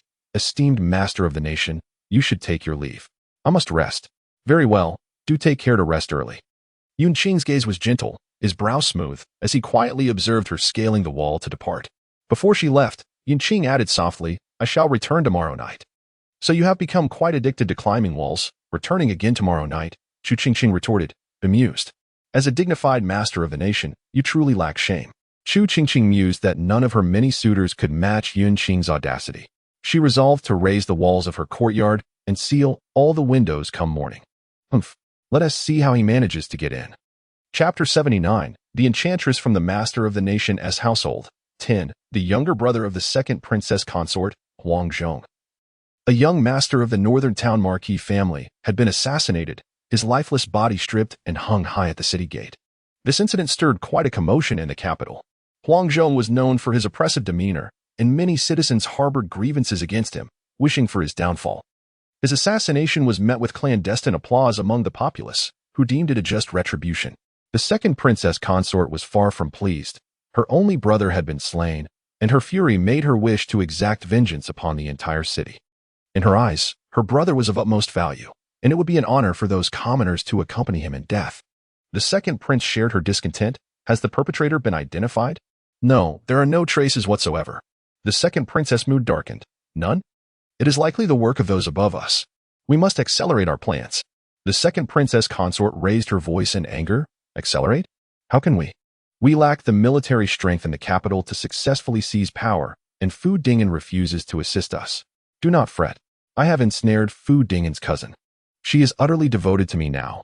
Should she marry into the royal house, perhaps Fu Dingen would be inclined to lend us his support.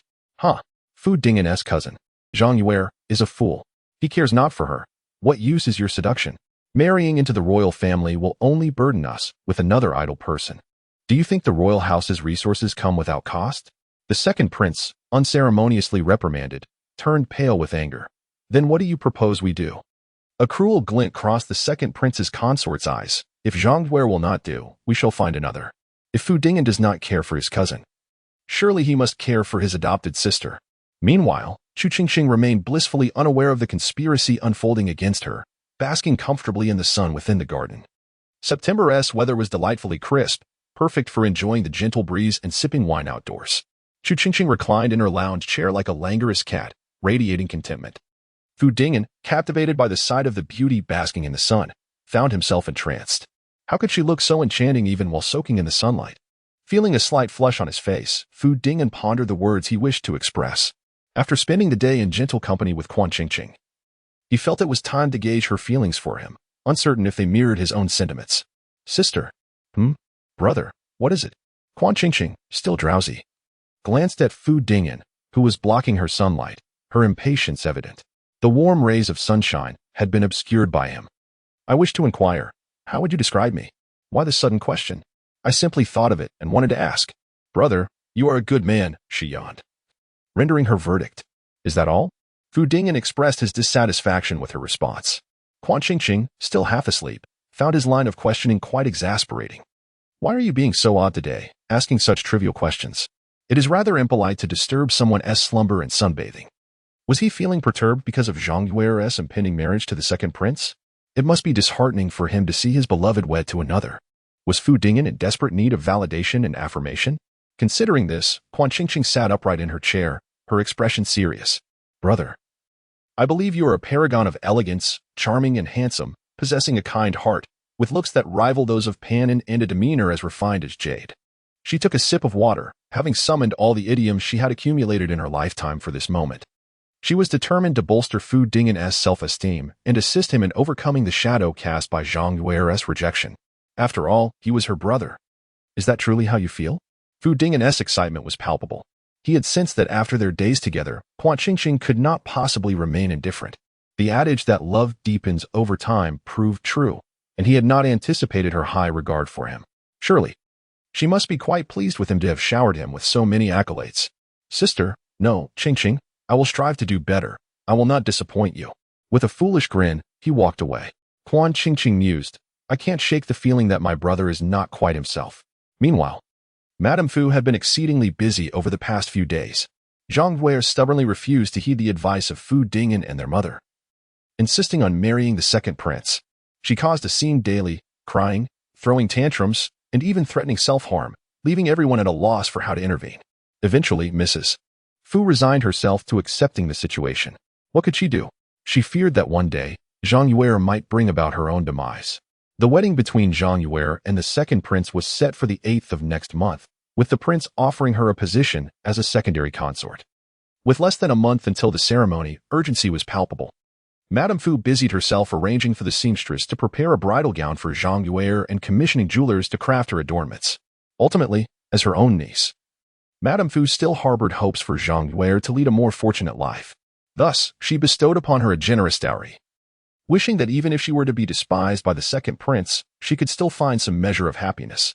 Aside from the dowry, Madame Fu could offer no further assistance to Zhang Yue. She could never allow the innocent Fu family to become the pawns of the second prince. The marriage of Zhang Yue signified a complete severance from the Fu family, an irrevocable disconnection henceforth. As Madame Fu contemplated this, her thoughts unexpectedly turned to Quan Qingqing with a sense of unease. A mother often possesses a deeper understanding of her daughter than others do. While the others in the household remained oblivious, Madame Fu perceived the truth with clarity. Quan Qingqing must be in a romantic entanglement with some young gentleman from the capital. Ordinarily, Quan Qingqing showed little interest in jewelry, let alone purchasing it. Yet recently, she had adorned herself with a plethora of fashionable trinkets. From delicate fragrance pouches to elaborate headpieces, all of which Madame Fu had never encountered before. Surely, these must have been gifts from some scoundrel, Madame Fu mused. Moreover, he must have charmed Quan Qingqing, for otherwise, she would not have accepted and worn them. Madame Fu now only hoped her daughter had fixed her affections on a worthy suitor. Should it be someone like the second prince? She felt she might perish on the spot. Mother, mother. Fu Dingyan burst into Madame Fu's chamber. Are you not old enough to be so startled?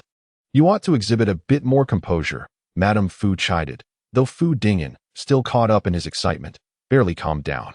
Mother, have you been observing suitable matches for Qingqing lately? In the past, Madame Fu dedicated an hour each day to reviewing the profiles of eligible young men from the capital. However, upon discovering that Quan Qingqing had captured someone's heart, she had ceased this endeavor. Why do you ask such a question? Because Qingqing has already found someone she favors.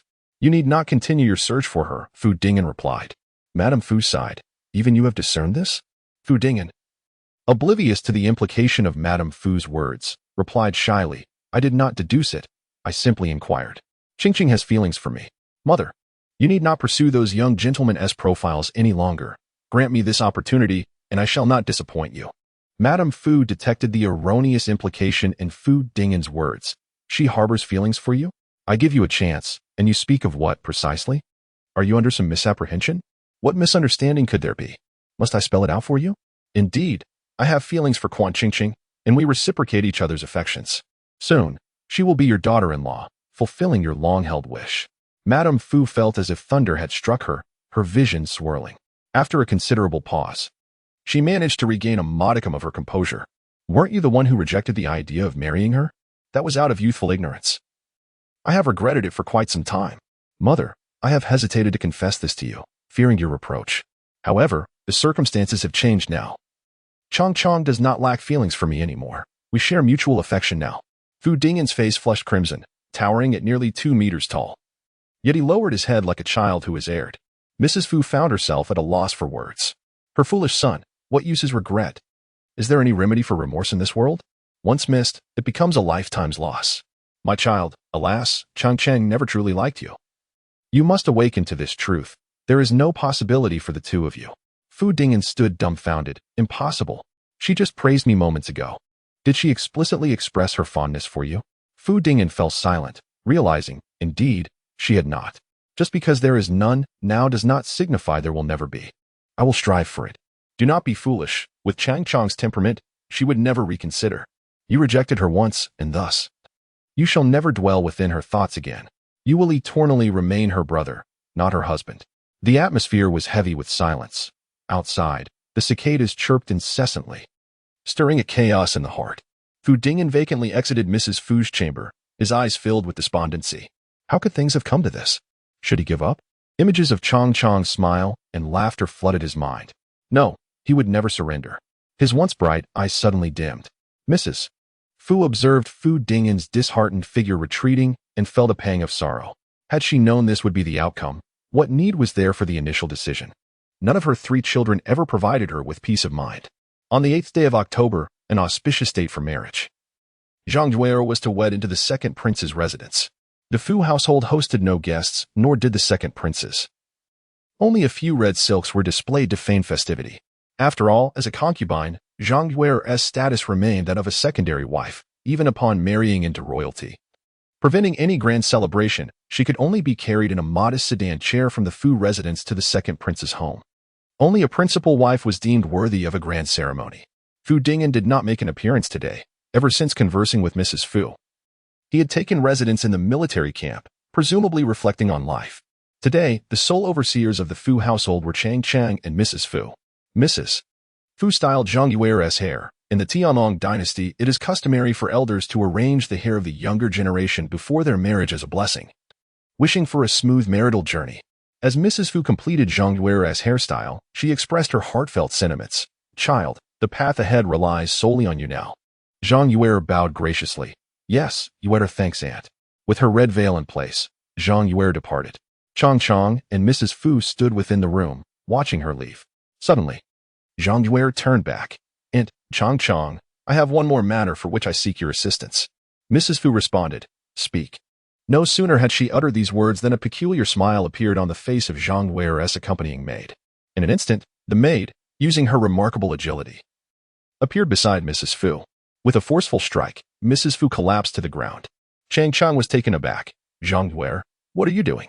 Zhang Yuer remained unresponsive, while the maid had already moved to Qian Qingqing's side, intending to render her unconscious.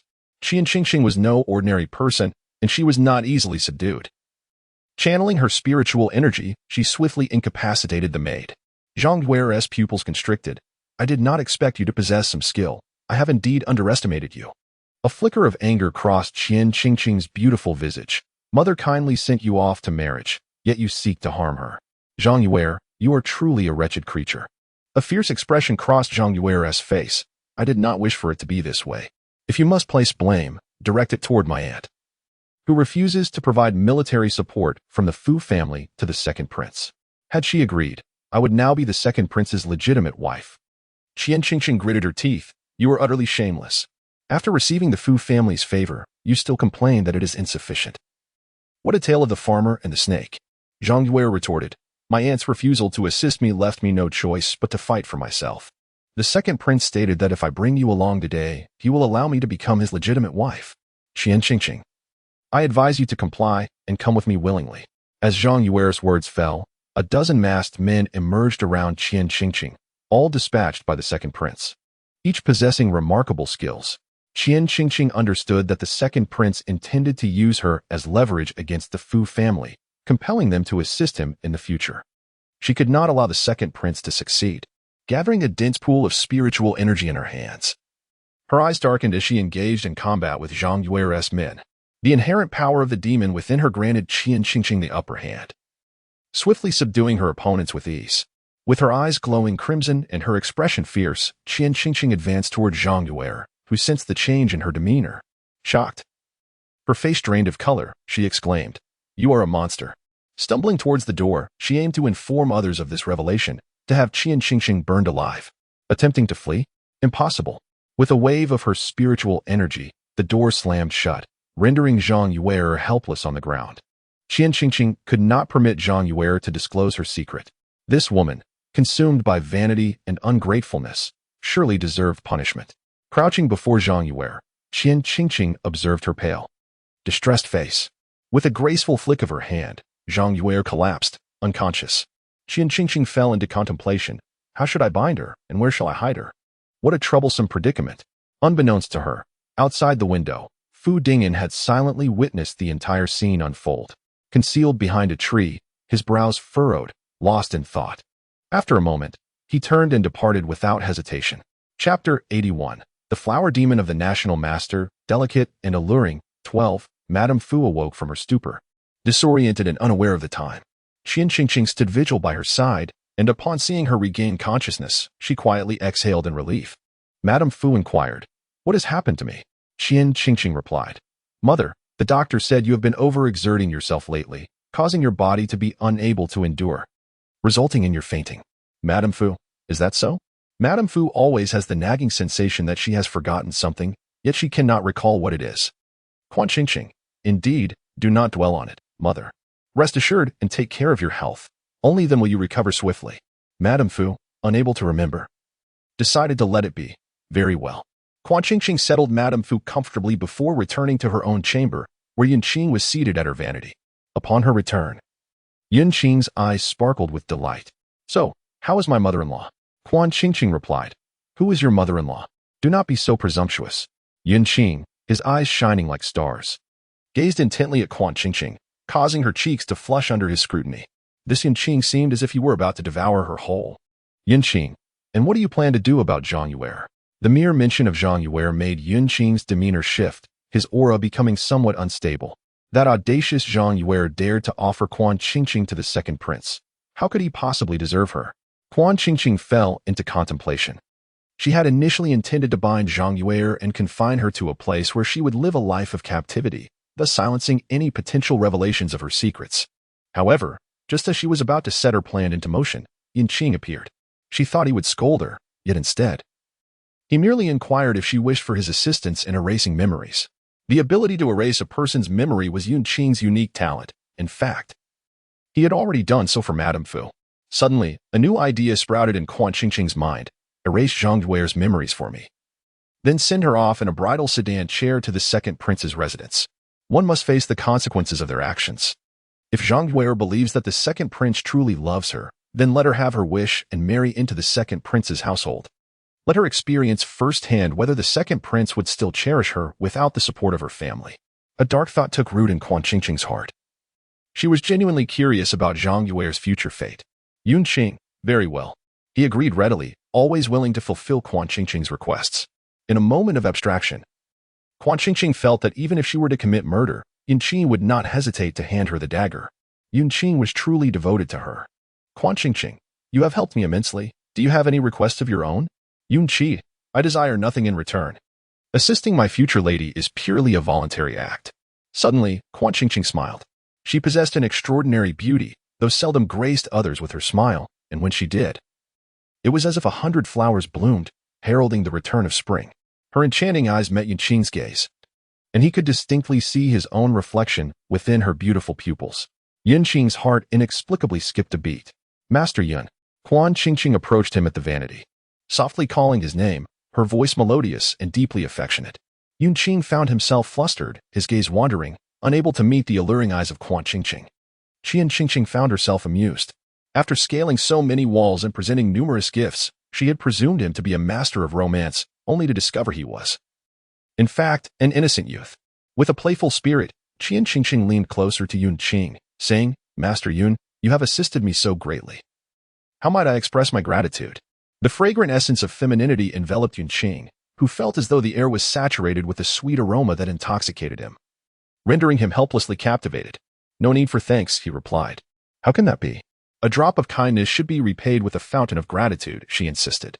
As her petal-soft lips brushed against his cheek, the feather-like touch rendered him momentarily speechless. She has kissed me lightly, he thought. Qian Qingqing gazed at the stunned Yunqing with satisfaction, teasing, Master, I hope my token of appreciation meets your approval. With that, she exhaled gently onto his slightly flushed earlobe, which turned visibly crimson. Quite satisfactory indeed, Yunqing stammered, recalling urgent matters awaiting him at home. I must take my leave. He clumsily fled from Qian Qingqing's chamber, even stumbling as he scaled the wall with his exceptional agility. Qian Qingqing, witnessing his embarrassed retreat, couldn't help but chuckle. Yunqing, you truly are easy to tease, ha ha ha. Meanwhile, Zhang Yuer, having been knocked unconscious and placed in a flower-draped sedan, remained oblivious upon arriving at the residence of the second prince. The second prince's consort, who had been waiting impatiently, commanded that cold water be thrown upon her to rouse her from slumber. Where is Qian Qingqing? The consort inquired sharply. Zhang Yuer, groggy and disoriented, replied, Qian Qingqing? I do not know. The last thing she remembered was Madame Fu styling her hair before she boarded the sedan. Everything else was a blur. The consort, sensing her pretense, retorted, Are you feigning ignorance? The prince's estate dispatched numerous hidden guards for you. Where are the people you brought back? Where are the guards? The mention of hidden guards stirred Zhang Yuer's memory. The second prince had assigned her a dozen or so guards, instructing her to take Qian Qingqing into the estate. Yet, where had the guards disappeared to, and where was Qian Qingqing? A throbbing headache ensued as she struggled to piece together the events. What on earth had transpired? Had she encountered a ghost? The consort, recognizing Zhang Yuer's failure, seethed with indignation. Seize this woman and confine her to the pigpen. At the command, a maid rushed forward to drag Zhang Yue away. She fought fiercely, exclaiming, You cannot touch me. I am a legitimate concubine of the princess estate. You lowly servants have no right to lay hands on me. From her elevated position, the consort sneered, A concubine? How laughable. Merely a mistress without any backing. What can you do but obey my word? No, the second prince loves me. You cannot harm me. The consort dismissed her with disdain. A worthless creature, indeed. With no authority. Without the support of her family, the second prince is nothing. To dare aspire to the throne. Zhang Yuer's mouth was forcibly silenced as she was unceremoniously dragged into the pig pen. Before descending, she cast a final glance at the second prince's consort. A woman she once deemed to possess ample bosom yet scant intellect. The glimmer in her eyes radiated a cruel, serpentine malice. Capable of dispatching any obstacle in her path with lethal precision, a surge of regret washed over Zhang Yuer at this moment. She truly lamented not heeding the counsel of Madame Fu and Fu Dingen. She deeply regretted her marriage into the royal household. Chapter 82. The Enchantress of the State Master S family, beautiful and alluring 13. Yinqing returned to the State Master S residence, moving in a dazed stupor. The young attendant had never witnessed the State Master in such an absent-minded state, appearing utterly lost. State Master, what has befallen you? Yinqing endeavored to compose himself. I am fine. Please inventory the items in the storeroom and provide me with a list. The young attendant, puzzled, inquired, for what purpose? A glance from Yinqing made the attendant realize his impertinence, and he promptly fell silent, proceeding to tally the items. Yinqing reminisced about the gentle kiss that grazed his cheek, contemplating that with such intimacy already shared, it was time to advance their matrimonial plans. The bride price must be arranged post-haste, and preparations for the wedding should commence without delay. He also needed to visit the palace to request the emperor to issue a royal decree for their union. As the State Master's wedding required the emperor's presiding and the acknowledgement of all civil and military officials. Without hesitation, Yinqing changed his attire, ready to head to the palace at once. On this visit, he intended to resolve matters concerning the second prince, who had mistakenly assumed that the emperor was plotting against them following the death of Huangzhong, which Yinqing had intended as an act of vengeance for Quan Qingqing. The second prince and his consort could no longer be tolerated. They were a looming threat that needed to be dealt with promptly. Yinqing hastily made his way to the palace. Meanwhile, Quan Qingqing remained blissfully unaware that her playful teasing had utterly unsettled Yinqing, igniting an urgent desire for marriage. She was currently dining with Madame Fu and Fu Dingen. Fu Dingen had finally returned from the military camp, much to Madame Fu's delight. She believed her son had accepted the reality of not being able to be with Quan Qingqing, thus returning to confront her. With a heart full of contentment, Madame Fu took it upon herself to prepare a lavish feast. Her younger niece, Zhang Yuer, was now married, and her adopted daughter, Quan Qingqing, had found a suitor. While Fu Dingen had finally let go of his inappropriate feelings. Feeling rejuvenated, Madame Fu considered it a splendid day. Her culinary skills were exceptional, and Quan Qingqing relished a hearty meal, savoring every bite. After dinner, she sat in a small pavilion in the backyard, admiring the moon. The moonlight bathed the ground in a silvery glow, casting dappled shadows through the trees, creating an exquisite ambience. Fu Dingen sat opposite Quan Qingqing, watching her bask in the moonlight, a flicker of an inscrutable emotion passing through his eyes. Qingqing, he called softly. Yes? What is it, brother? She replied. I wish to ask you something, he stated. Go ahead, she encouraged. If I were to say, hypothetically, that I had not refused our engagement back then, would you have married me? Qingqing was perplexed by Fu Dingen's sudden inquiry. Yet she answered truthfully, yes. The Madame Fu had nurtured her. And if she wished for Qingqing to marry Fu Dingen, then she would comply. As long as Fu Dingen was willing to wed her, she would accept, however. The reality was that Fu Dingen's affections lay with Zhang Yuer. The male protagonist favored the female lead, while she remained merely a supporting character. It was inconceivable that Fu Dingen would ever marry her. Their destinies had diverged from the very beginning. Upon hearing Qingqing's response, Fu Dingen's breath momentarily faltered. What about now? If I were to say I regret it, would you marry me? Qingqing replied, certainly not. A good horse does not turn back to graze where it has fed. I am not an object, to be taken or discarded at whim. Qingqing thought that Fu Dingen was behaving rather inexplicably today, perhaps having injured his mind somewhere. Hearing her resolute words, Fu Dingen felt as though the sky itself was collapsing. What his mother had said was indeed true. Qingqing was stubborn by nature, unwilling to retrace her steps. The last flicker of hope within Fu Dingen was utterly extinguished. He left the back garden in a daze. Should he give up? Fu Dingen questioned himself. He recalled Qingqing's smile, the exhilarating heartbeat he felt upon first encountering her, and the way she effortlessly dealt with Zhang Yuer. Suddenly, a scene from that day flashed in his mind. Qingqing was like a demon, an entity scorned by the world. If someone is forsaken by all, yet one person extends a hand of assistance, could the abandoned soul come to love their savior? A bold thought surged within Fu Dingen's heart. With Zhang Yue married off, the affairs of the Fu household dwindled, leaving its members with more leisure time. Qian Qingqing, spending her days in the estate, felt an unusual fatigue, as if she were perpetually waking from a restless sleep. In the past, on gloomy days, she would be languid, yet still possess some vigor. However, these days, she found herself devoid of strength, disinterested in rising, eating, or even walking. Qian Qingqing suspected something was amiss with her health, yet upon examination, she found nothing wrong. She contemplated visiting Yunqing to seek her insight. Yunqing possessed formidable abilities and would surely discern any anomalies in her condition. Currently, Yunqing was preoccupied with matters concerning the second prince. Delving into the second prince's affairs revealed startling truths. He was secretly recruiting soldiers and amassing wealth in collusion with the Marquis of Jinbei, clearly plotting treason. The emperor had long been aware of the second prince's ill intentions to usurp the crown prince, yet out of paternal affection, he had turned a blind eye. Believing the second prince could not stir significant trouble, little did the emperor anticipate that the second prince would dare to venture so far.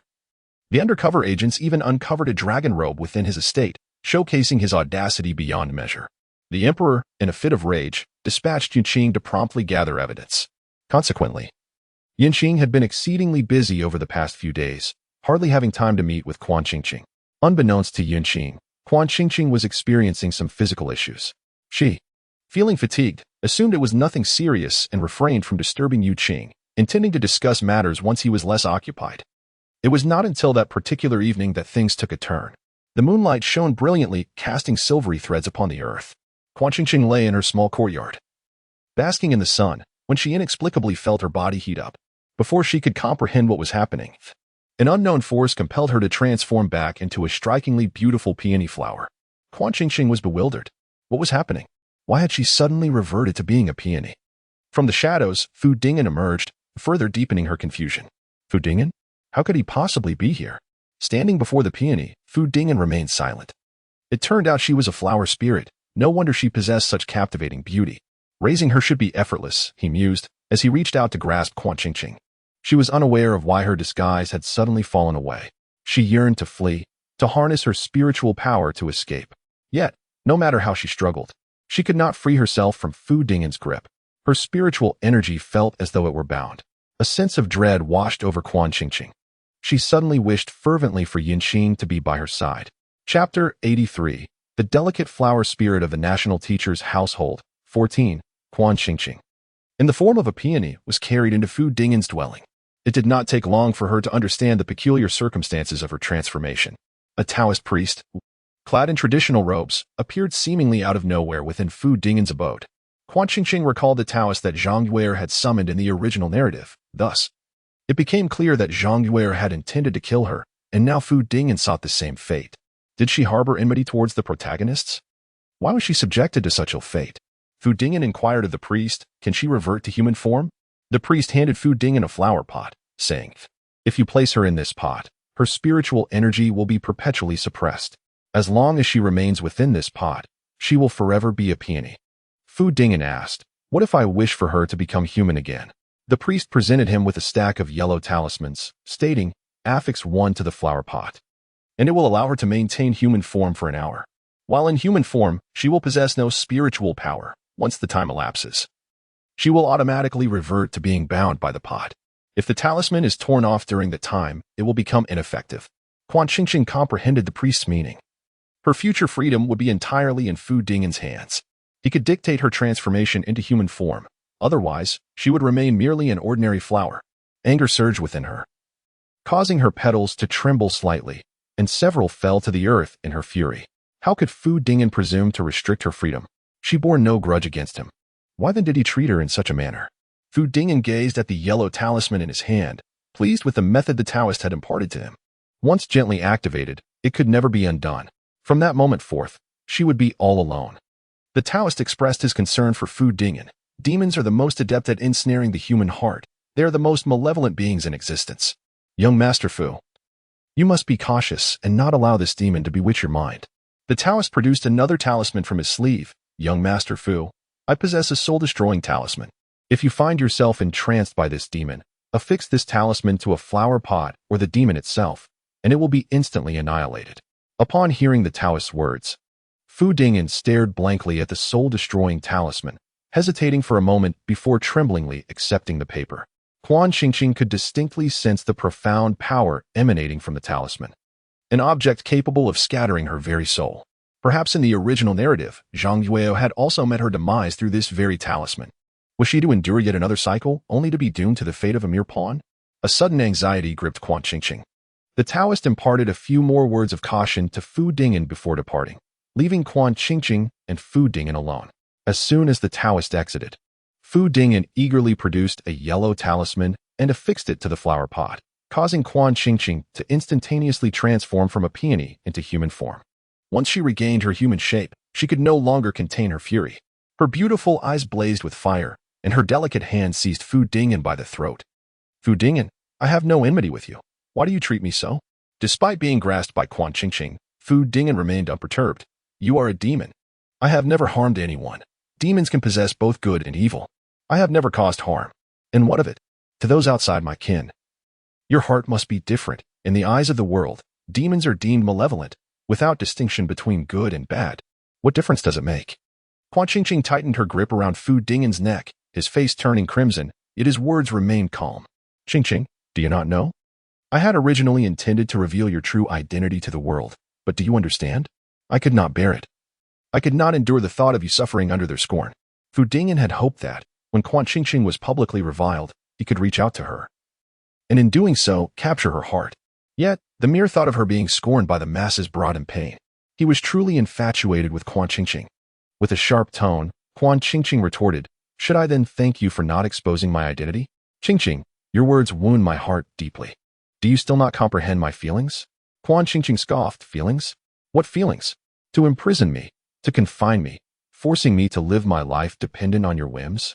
I love you, Qingqing. I truly love you. If you agree to marry me, I will release you from the flower pot. For the rest of my life, I will honor, cherish, and love you.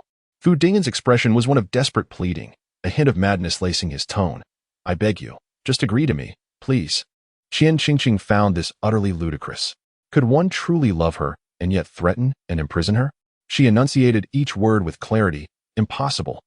Fu Dingyan's demeanor instantly spiraled into madness, his eyes ablaze with a crimson hue, terrifying in their intensity. Qingqing, take your time to ponder this. After a few days, you will come to understand. He tore off the talisman, locking Qian Qingqing once more into the flower pot, forcing her to transform into a peony, where she helplessly roared within her confines. It was infuriating. Fu Dingyan gazed upon the resplendent peony before him, a surge of cruelty welling up within him.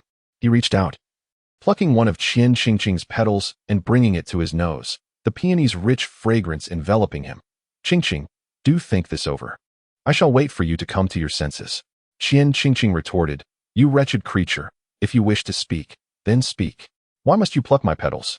It hurts, do you not realize? The moment something amiss occurred with Qian Qingqing, Yunqing immediately sensed it. Her weakened spiritual energy instilled fear in him, prompting him to check her situation through their marriage contract. The contract, initially a mere secretive bond, proved invaluable at this moment. It enabled them to track each other's movements through shared sight. Whatever Qian Qingqing beheld, Yunqing could see. However, he was perplexed, for the vision she shared with him was engulfed in impenetrable darkness, leaving him ignorant of her plight. Yet, he could pinpoint her location with clarity. It was within the Fu residence. Without delay, Yunqing rushed to the Fu estate, searching Qian Qingqing's quarters, Madame Fu's room, the maid's chambers, the kitchen, and Fu Dingyan's room. He scoured every nook of the Fu household, yet found no trace of Qian Qingqing. Her spiritual presence resonated within the vicinity. Yet she remained elusive. Panic, unlike any he had ever experienced, gripped Yunqing.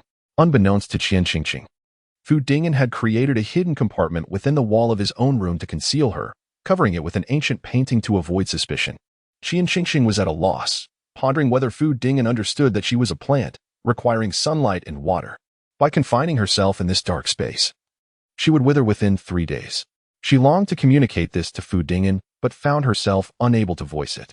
After being infuriated by her previous attitude, Fu Dingyan had intentionally left her in isolation for a spell, refraining from applying the yellow talisman to restore her human form. Qian Qingqing was truly in anguish, suffering in silence. On the first day, her spirit remained intact. By the second day, her vitality began to wane, and by the third, her petals started to fall one by one. The once resplendent peony now drooped, lacking luster and vitality. Fu Dingyan noticed the wilting of the peony, yet gently spoke. I understand your reluctance to marry me, which is why you appear so sorrowful. Do not worry, give it a few more days, and you shall come to terms with it. As for my mother, you need not be concerned. I have already informed her that you will be staying at the temple for a few days, and she will not suspect a thing. Qian Qing replied softly. You truly do not know how to care for flowers. Is my wilting due to sorrow? I wilt because I lack the nourishment of sunlight and rain. If you do not love me, please do not inflict pain upon me. The vitality of Qian Qing, the peony, visibly diminished day by day, and outside. Yun Qing grew increasingly frantic in his search for her. He had scoured the Fu residence countless times, leaving no dark corner unexplored, yet he could not find her. And a heavy sense of helplessness enveloped him. Yun Qing thought, if he could not locate Qian Qing soon, he would surround the Fu residence with troops and capture Madame Fu and Fu Dingyan, subjecting them to severe interrogation until they revealed her whereabouts. In truth, when Yun Qing came to Fu Dingyan's chamber looking for Qian Qing, she sensed his presence but was unable to make a sound. As time passed, she realized something was amiss. The ancient painting that Fu Dingyan had concealed must have been imbued with the Taoist's power, rendering Yun Qing unable to locate her. She contemplated that unless she made a desperate effort, she would eventually be nurtured to death by Fu Dingyan. The flower pot suppressed her spiritual energy, preventing her from casting spells. But it did not confine her physical strength. Qian Qing stirred her roots in the soil, attempting to poke and prod at various spots, yet to no avail. The firmness of the pot was quite disheartening, and her delicate roots could not penetrate it. Thus, the peony pressed its remaining petals against the soil, while its roots strained upward, attempting to overcome the earth's constraints, but the results were minimal. The soil provided sustenance, yet it was also a prison. The flower could not exist apart from its earthly confines. After considerable exertion, several more petals fell from Qian Qing's already dwindling collection. However, she refused to surrender. She manipulated her roots, striving to tip the pot. Indeed, the pot tilted slightly, filling her heart with joy. Encouraged, she exerted more force, and finally, through her relentless efforts, the peony within the pot tumbled out from its dark confines with a resounding crash. Yun Qing, upon witnessing this, rushed forward, his heart racing in desperation. Qing Qing. He trembled as he lifted the fallen peony from the ground, his heart shattering at the sight of its few wilted petals. It felt as though the sky had collapsed. What has happened? How could this be? Seeing Yun Qing, Qian Qing experienced a sense of familial warmth. The accumulated grievances and oppression of recent days finally found an outlet. Pouring forth uncontrollably, Yun Qing, I am no longer beautiful. Woe is me, I am no longer beautiful. Without hesitation, Yun Qing took Qian Qing back to his residence. As for Fu Dingyan's return, upon witnessing Quan Qingqing's absence and her anguished cries, Yun Qing expressed that it was a fate he deserved. Quan Qingqing accompanied Yun Qing back to the master of the nation's residence. Yun Qing immediately shattered the pot that had imprisoned her. It's all right, Qingqing, everything is fine now. You can transform into a human, he reassured her. I do not wish to, Quan Qingqing communicated through her spiritual energy. Why not? Yun Qing inquired. With tears streaming down her face, Quan Qingqing lamented, Woe is me. My petals have all fallen, and I am no longer beautiful. I refuse to become human. I feel utterly hideous. The petals represented her hair, and the loss of them symbolized the considerable amount of hair she had also lost. She could vividly imagine how unsightly she would appear as a human. Her hatred for Fu Dingyan had escalated to a peak. While he could kill her, he had no right to pluck her hair. Was this what humans were capable of? Did he not understand how much girls cared about their hair? Hearing Quan Qingqing's sobs shattered Yun Qing's heart. He gently comforted her. It's all right. You need not transform into a human. He carefully selected a beautiful pot and placed Quan Qingqing within it. The soil of this pot had been nourished by Yun Qing's spiritual energy, which would aid in her recovery. Now, you shall remain here, and I will take good care of you. Unlike the pot that had suppressed her spiritual energy, the one Yun Qing found could nourish it, allowing her strength to be restored.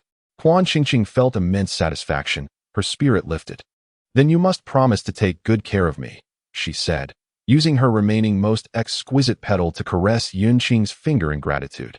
Feeling the gentle touch, Yun Qing's face flushed with warmth. I will. I assure you I will take excellent care of you. I will never be like that wretched Fu Dingin, letting such a delicate flower wilt. Meanwhile, upon returning to his chamber, Fu Dingin's first act was to check on Quan Qingqing, only to realize she was missing. Panic-stricken, he promptly contacted the Taoist. The Taoist arrived swiftly after receiving Fu Dingin's message. Sensing a potent aura of spiritual energy in the air, he remarked, "This demon may have accomplices. She could not have escaped this room alone." Accomplices? Are they also demons? Fu Dingin queried. It is uncertain for now. They could be either demons or humans, the Taoist replied. Fu Dingin fell silent. The Taoist continued earnestly, Young Master Fu, forgive my bluntness. But this demon now harbors hatred toward you. Should you encounter her again, do not show mercy, or you shall invite endless troubles in the future. The Taoist's tone was earnest, and Fu Dingin recalled the soul-destroying talisman in his pocket, his heart filled with turmoil. He was reluctant to harm Quan Qingqing. Yet, if she were to attack him, what course of action should he take? After a prolonged silence, Fu Dingin finally spoke, I will consider it. Indeed. We can discuss this matter later, the Taoist concluded. At present, the urgent task is to swiftly locate the little flower spirit. Master Fu, please investigate the servants in the manor to see if anyone exhibits unusual behavior. I will search throughout the city.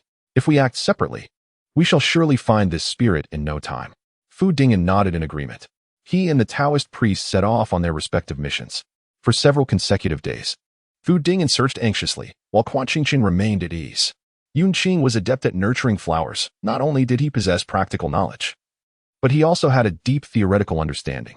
He owned a substantial tome titled A Guide to Tenderly Nurturing Peonies, thick enough to incapacitate a robust man.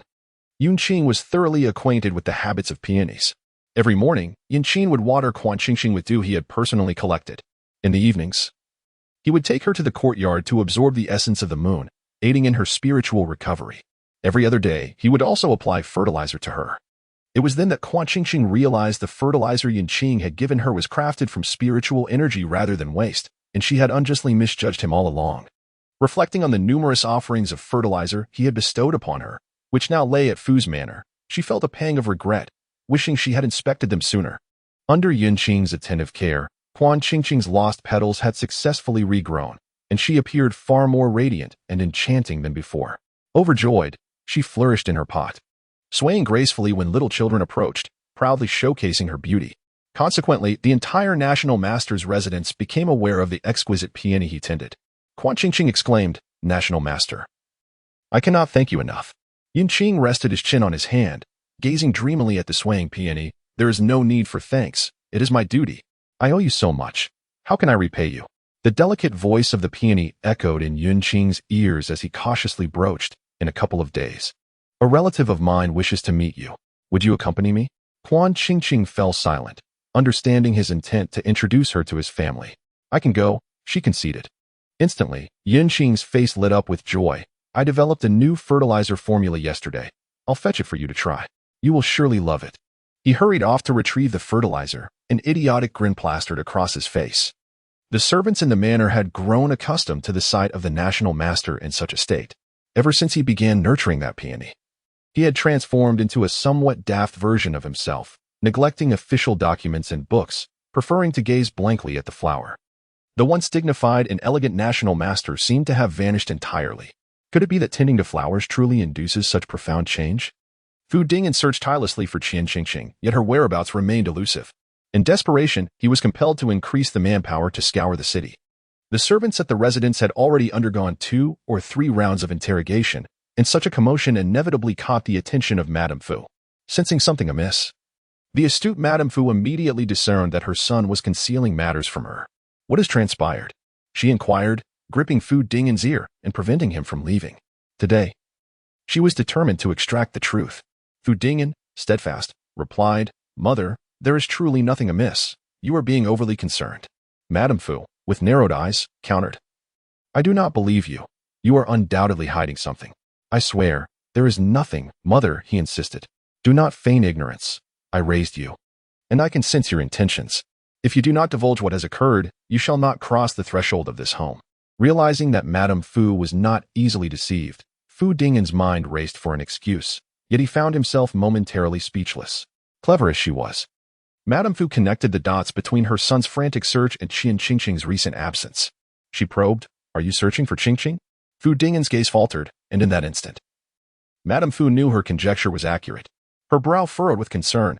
Her most cherished daughter was missing, and she had no time for indecision. She approached Fu Dingen with a fierce demeanor and demanded, "Speak at once. What has happened? You must provide a full account without concealment, or I shall be forced to discipline you." With a fierce glint in her eyes, Madame Fu's intensity compelled Fu Dingen to cover his bruised cheek. Aware that without a satisfactory explanation, she would not relent. After a few hesitant murmurs, he began to recount the events. He spoke of his affection for Qian Qingqing, the accidental revelation of her identity, and the binding he had invoked through the assistance of a Taoist priest. He articulated extensively, and upon concluding, a weight lifted from his heart. For days, he had been troubled, questioning his own choices and feeling repressed. Confiding in his mother brought him a measure of peace. He stood before Madame Fu, awaiting her judgment.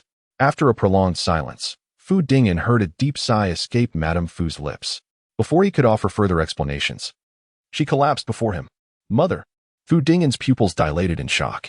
Madame Fu, the pillar of the Fu household, had fainted, sending the household into chaos.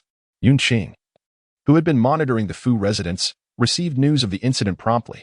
After a moment's hesitation, she resolved to inform Qian Qingqing. Knowing the deep bond between them meant she would be concerned for Madame Fu. Ultimately, it was Fu Dingen who had erred, while Madame Fu had committed no fault. As expected, upon hearing of Madame Fu's fainting, Qian Qingqing was prepared to assume her human form and rush to the Fu residence. Yet, Yun Qing intervened, urging, "You cannot go at this moment." Qian Qingqing was filled with concern for Madame Fu. "Why?" Yun Qing replied, "Have you forgotten? Fu Dingen still possesses a soul destruction talisman. What if you encounter danger on this trip?" Yun Qing was rational, despite his profound spiritual power. He could not guarantee Qian Qingqing's safety, even to a mere 100%. The uncertainty surrounding the talisman and Fu Dingen's possession made Yun Qing unwilling to gamble with Qian Qingqing's life. Qian Qingqing acknowledged the validity of Yun Qing's argument. Yet her resolve remained. "What shall I do? My mother has nurtured me, and I cannot rest easy. She suffers from an old ailment, and I must personally check on her. Rest assured, I shall go quietly and ensure that Fu Dingen remains oblivious." Yun Qing patiently reassured Qian Qingqing, "If you are truly uneasy, I shall visit the Fu residence on your behalf. You may remain at the National Master's residence, where I have laid protective formations, ensuring no harm can come to you." The National Master's residence was akin to an impregnable fortress. No one could inflict harm upon Qian Qingqing there. Qian Qingqing's expression softened slightly, and Yun Qing seized the opportunity to persuade her further. "Qingqing, we are one and the same. There is something I have kept from you. Since our first encounter, I took the liberty of establishing a marriage contract." "A marriage contract?" Yun Qing elaborated on the unique marriage contract of their national master lineage and informed Qian Qingqing how to harness her spiritual power to perceive the dynamics and whereabouts of her counterpart. Although Qian Qingqing found this somewhat absurd and hard to accept, she ultimately acquiesced to Yun Qing's proposal of visiting Madame Fu on her behalf. Chapter 86. The Enchanting Flower Demon of the National Master's Family, 17. Yun Qing instructed a young servant to prepare ample gifts and adorned himself elegantly. After all, he was to formally visit his mother-in-law, and it was only natural for him to wish to leave a favorable impression. Today, he donned a crescent-colored brocade robe intricately embroidered with clouds and gold thread, complemented by a matching headpiece. With features that resembled a painting, he appeared both handsome and ethereal. Following him were 4 young servants, each carrying a small box filled with supplements and gifts of gold and silver, as they entered the Fu residence in an orderly manner. Upon the arrival of the National Master, Fu Dingen was somewhat surprised. Typically, there was little interaction between the Fu residence and the National Master's residence. Why had Yun Qing chosen to visit today? Yun Qing smiled and said, "I heard that Madame Fu was unwell, and as I passed by, I came to pay my respects." Fu Dingen replied, "The National Master is very considerate." He assumed that Yun Qing was merely passing through and did not ponder further. "My mother has just awakened for a while. The National Master should go and see her." "Very well." Yun Qing followed Fu Dingen to Madame Fu's courtyard. To Yun Qing's surprise, he found Zhang Yuer and the second prince also visiting Madame Fu. Zhang Yuer was dressed in splendid attire, adorned with jewels. Her face heavily made up. Upon closer inspection, her delicate makeup revealed hints of weariness. The second prince wore a smile, his expression filled with concern for Madame Fu, though his eyes betrayed a hint of fatigue and calculation. Both appeared to be enduring hardships. In recent days, His Majesty has seemingly targeted the estate of the second prince, with many of his enterprises being suppressed. The officials he placed within the court, loyal to him, have either been reassigned or dismissed due to various errors. The power and wealth that the second prince has nurtured over the years have dwindled significantly. Were it not for the support of the second prince's wife's maternal family, the entire estate would be on the brink of collapse. The second prince's visit to the Fu residence with Zhang Yue aims to solicit assistance from the Fu family, hoping to provide some respite for his estate. Fu Dingyan is well aware of the second prince's intentions. He initially contemplated a reason to decline the visit. However, upon seeing the haggard appearance of his long-absent cousin and the pitiful plea in her eyes, his resolve softened, and he permitted their entry. The second prince was taken aback by the appearance of Yunqing at the Fu residence, yet he maintained his composure and greeted her. Zhang Yue followed suit, her eyes momentarily reflecting astonishment. Could this be the renowned national master of their dynasty? He appeared to be a spirited youth, in stark contrast to the frivolous second prince. Had she not disobeyed Madame Fu, would her own husband possess such remarkable talent? Undoubtedly, he would. Zhang Yue harbored resentment, feeling that it was the second prince's deceit that led her to her current plight, enduring daily torment from the venomous second princess wife. Enduring a pigsty for sleep was one thing, but being denied food was another. Had it not been for this visit to Madame Fu, she would have remained in that pigsty indefinitely. Observing Fu Dingyan conversing respectfully with Yunqing, she felt a wave of contemplation. Madame Fu was in poor health, although awake. She was still quite frail. She had an underlying illness, and this recent distress had exacerbated her condition, leaving her in a state of illness. Mustering her strength, Madame Fu spoke. "Thank you, Second Prince and Master Guosher, for visiting me." The second prince replied, "It is my duty as a son-in-law." Zhang Yue echoed with a smile. "Indeed, Aunt, you must rest well to recover quickly, so that we, the younger generation, may also find solace." Madame Fu, uninterested in Zhang Yue, dismissed her with indifference. Yunqing interjected, "Madame Fu, I have brought some supplements and gifts, a token of my regard." A young servant stepped forward to present the gifts, which piqued the curiosity of those in the room, particularly Fu Dingyan. Hadn't the national master claimed he was merely passing through? How had he managed to prepare such an array of gifts?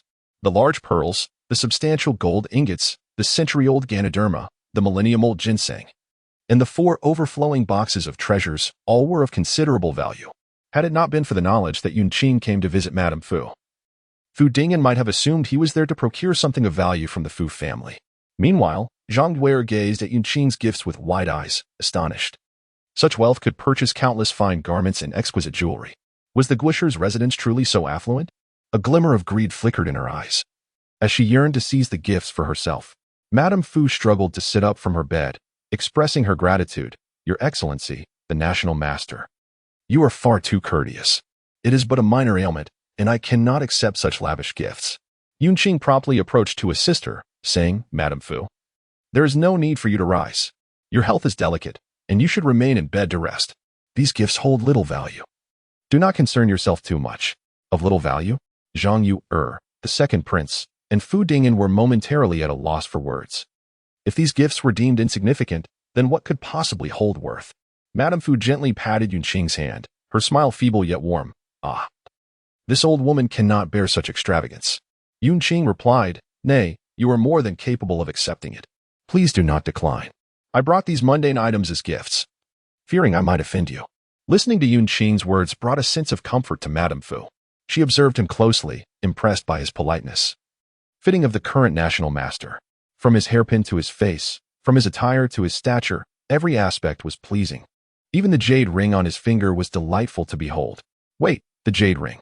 Madame Fu's gaze fixated on the verdant jade ring adorning Yunqing's hand, feeling an uncanny familiarity. Did she not possess one of similar nature? Was it merely her imagination? Upon closer examination of the ring and then at Yunqing's gentle visage, she momentarily envisioned a wolf with a grand tail wagging before her. Madame Fu was left speechless. Noting that despite her frailty, her life was not in peril, Yunqing prepared to take his leave, stating, "Madame Fu, I have matters to attend to at my residence, so I shall not linger here." "Very well, travel safely. Do visit often," Madame Fu replied. Fu Dingyan escorted Yunqing out, while Madame Fu gazed after him, lost in thought. She pondered whether the dowry for Qian was soon to be put to use. Upon returning to the national master's estate, dusk had fallen. Qian transformed from a peony blossom into her human form. Propping her chin on her hand as she awaited Yunqing's return amidst a table laden with delectable dishes. The evening glow in the sky blazed like fire as Yunqing arrived, stepping into the estate. Qian, I'm back. Qian eagerly rushed out to greet him. Yunqing carried an assortment of packages. I procured the lotus leaf chicken from the west side of the city and the pastries from the east. You mentioned your desire for them yesterday, so I went to buy them right after leaving Madame Fu's. Fortunately, the shop was open late today. Qian had anticipated Yunqing's excursion for food, yet witnessing him return with it stirred her emotions profoundly. You have worked hard, she remarked. Yunqing wiped the beads of sweat from his brow, having traveled from Madame Fu's to the west and then to the east, feeling quite fatigued. It was no trouble. If Madame wishes for something, it is my duty to procure it. Qian teased. Who is your Madame? Spare me your banter. We have yet to settle the matter of our marriage contract, so do not provoke my ire. Yunqing recognized that Qian's irritation lingered, and he chose his words carefully, methodically arranging the lotus leaf chicken and pastries on the table. They shared a quiet meal together, enjoying the serenity of the moment. The 15th day of the 8th month marked the Mid-Autumn Festival in the Tianlong dynasty. The Mid-Autumn Festival is a grand occasion in the Heavenly Dragon dynasty. Each year, the emperor hosts a banquet in the palace, inviting esteemed ministers and their families to enjoy the moonlight together. Yunqing attends annually, and this time, he brings along Qingqing. To her surprise, she learns that the elder Yunqing wishes to introduce her to none other than the current emperor. Fearing she might falter, she repeatedly studies her reflection in the mirror, striving for perfection.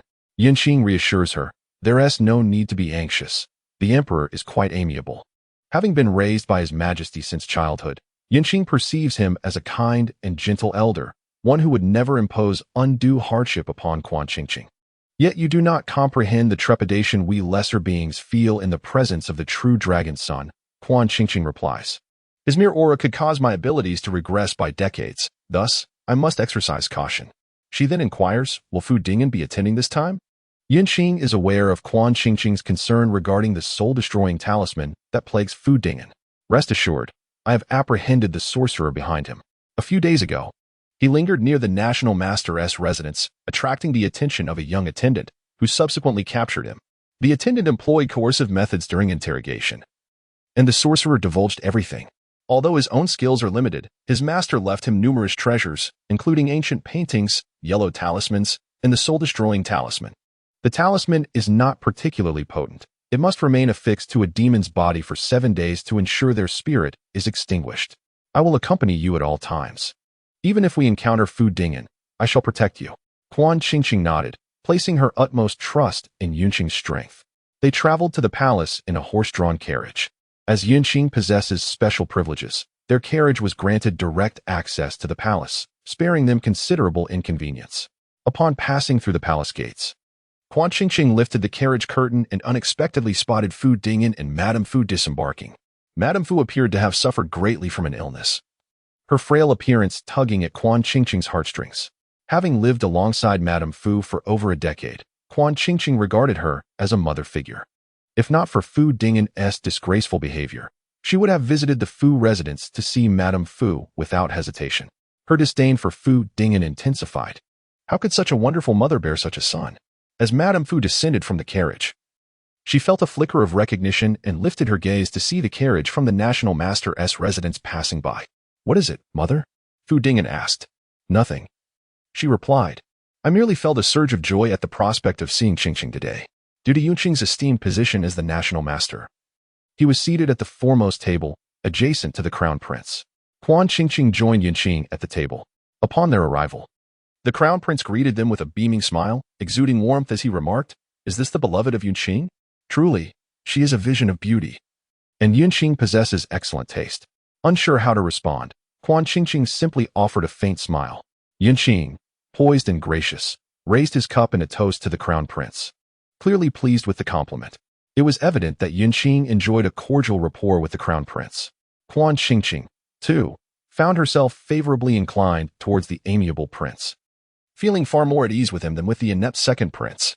As the saying goes, speak of the devil, and he doth appear. The second prince arrived at the banquet, accompanied by his wife and concubine, fortuitously seated directly opposite Yunqing.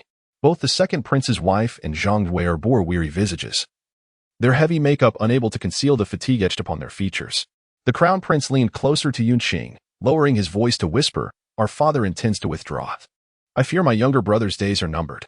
Qianqing glanced quietly at Zhang Yue, who was timidly positioned behind the second prince's wife, and a wave of melancholy washed over her. The leading lady of this tale had fallen to such a fate, rendering the narrative itself a disarray. One could only ponder if Zhang Yue regretted her marriage to the second prince. Had she foreseen this day, would she have chosen differently? Noticing Qianqing's gaze, Zhang Yue raised her head, their eyes locking momentarily. Qianqing was adorned in splendid attire, her robes crafted by the finest embroiderers in the capital, taking a full fortnight to complete. The delicate design, reminiscent of light plum blossoms, complemented her exquisite beauty, creating a unique allure. Although her makeup was subtle, it could not diminish her radiant charm. Her rosy complexion and smooth skin were clear indicators of a life of pampering. Zhang Yue felt a twinge of resentment. Not long ago, Qianqing was a mere woman of low standing, overlooked by Fu Dingyan. To her astonishment, she had now transformed into the companion of the esteemed national master. One could only speculate how long the national master would remain enamored when that day came. Zhang Yue would be left to lament her fate. The second prince's wife scolded, "Zhang Yue, what are you daydreaming about?" Instantly, Zhang Yue redirected her gaze from Qianqing, dutifully assisting the displeased second prince's wife with the utensils. This second prince's wife was insufferably demanding, and Zhang Yue cursed her silently. The emperor and empress arrived fashionably late, prompting the crowd to chant their praises. The emperor bid the assembly to rise, and the mid-autumn palace banquet commenced in earnest. The melodic strains of stringed instruments filled the hall as graceful dancers twirled in the center, captivating Qianqing's undivided attention. Who could resist such an enchanting display? Certainly, Qianqing could not. Yunqing, feeling a pang of jealousy, remarked, "Qingqing, is the dance truly that mesmerizing?" Struggling to shift her focus from the dancers, Qianqing replied, "You are far more enchanting." Yunqing nodded, satisfied with her response. Their interaction did not go unnoticed, drawing the curiosity of many in attendance. The usually aloof national master was now seen attending to a woman, igniting intrigue. The ministers exchanged furtive glances at Qianqing, impressed by her beauty, which seemed to complement the national master well. Observing the couple's tender exchanges, they felt a twinge of envy. The exalted national master appeared humbled, attending to the lady's needs, while the sweet scent of young love wafted through the air. The ministers, feeling somewhat overwhelmed, averted their gazes, reluctant to witness further displays of affection. In the midst of it all, Madame Fu and Fu Dingyan spotted Qianqing. Madame Fu maintained her composure, as if she had anticipated this turn of events. Fu Dingyan was engulfed in a myriad of thoughts, a wave of bitterness rising within him. He had never witnessed Qianqing treat anyone with such tenderness. Her demeanor towards him had always been courteous yet devoid of any emotional warmth, while her interactions with Yunqing were vibrant and unconstrained by formality. Why did she exhibit such dependence on Yunqing? Yunqing, a figure of high status and formidable spiritual prowess, was far from an ordinary mortal. In his earlier years, he had served the emperor by stabilizing the realm, expanding territories, and vanquishing numerous foes, as well as executing many demonic beings. He was hardly a benevolent character. Fu Dingyan murmured to himself, "Qingqing, do you truly believe you are safe beside Yunqing?" The emperor, observing the interplay between Qianqing and Yunqing, felt a sense of satisfaction swell within him. Yunqing was a child he had nurtured himself, akin to a beloved son, while Yunqing possessed many admirable qualities. His reluctance to marry had long been a source of concern for the emperor. Now that Yunqing had found his beloved, the emperor felt genuine joy for him. He appraised Qianqing, a look of satisfaction gracing his features. Such a beautiful young woman was perfectly suited for Yunqing. Their union would surely produce exquisite offspring, and the next national advisor of the Tianlong dynasty would undoubtedly be the most stunning child in the kingdom. Lost in this delightful reverie, the emperor conferred with the empress. "Today is the Mid-Autumn Festival, a propitious day. How about I grant Yunqing a marriage?" The empress, perceptive and thorough in her considerations, suggested, "Perhaps we should consult the opinions of the two children before issuing a decree." The emperor replied, "Look at Yunqing's foolish expression. He would be overjoyed if I were to grant him a marriage today. There is no need for deliberation. Today it shall be." With his decision made, the empress refrained from further discussion, lowering her gaze to observe Yunqing diligently serving food to Qianqing. Indeed, he appeared quite foolish. The emperor addressed the assembly, Esteemed ministers, today marks the Mid-Autumn Festival, a day for family reunions. On this auspicious occasion, I have decided to bestow a marriage upon the national advisor, Yun Qing, and I hereby declare Quan Qingqing, the adopted daughter of the Fu family, to be titled Princess of Qingping, to wed Yun Qing on a date to be determined. Upon hearing the decree, Yun Qing suppressed a smile and stepped forward to kneel in gratitude. His excited gaze met the emperor's teasing eyes, prompting the emperor to inwardly chastise the foolish boy.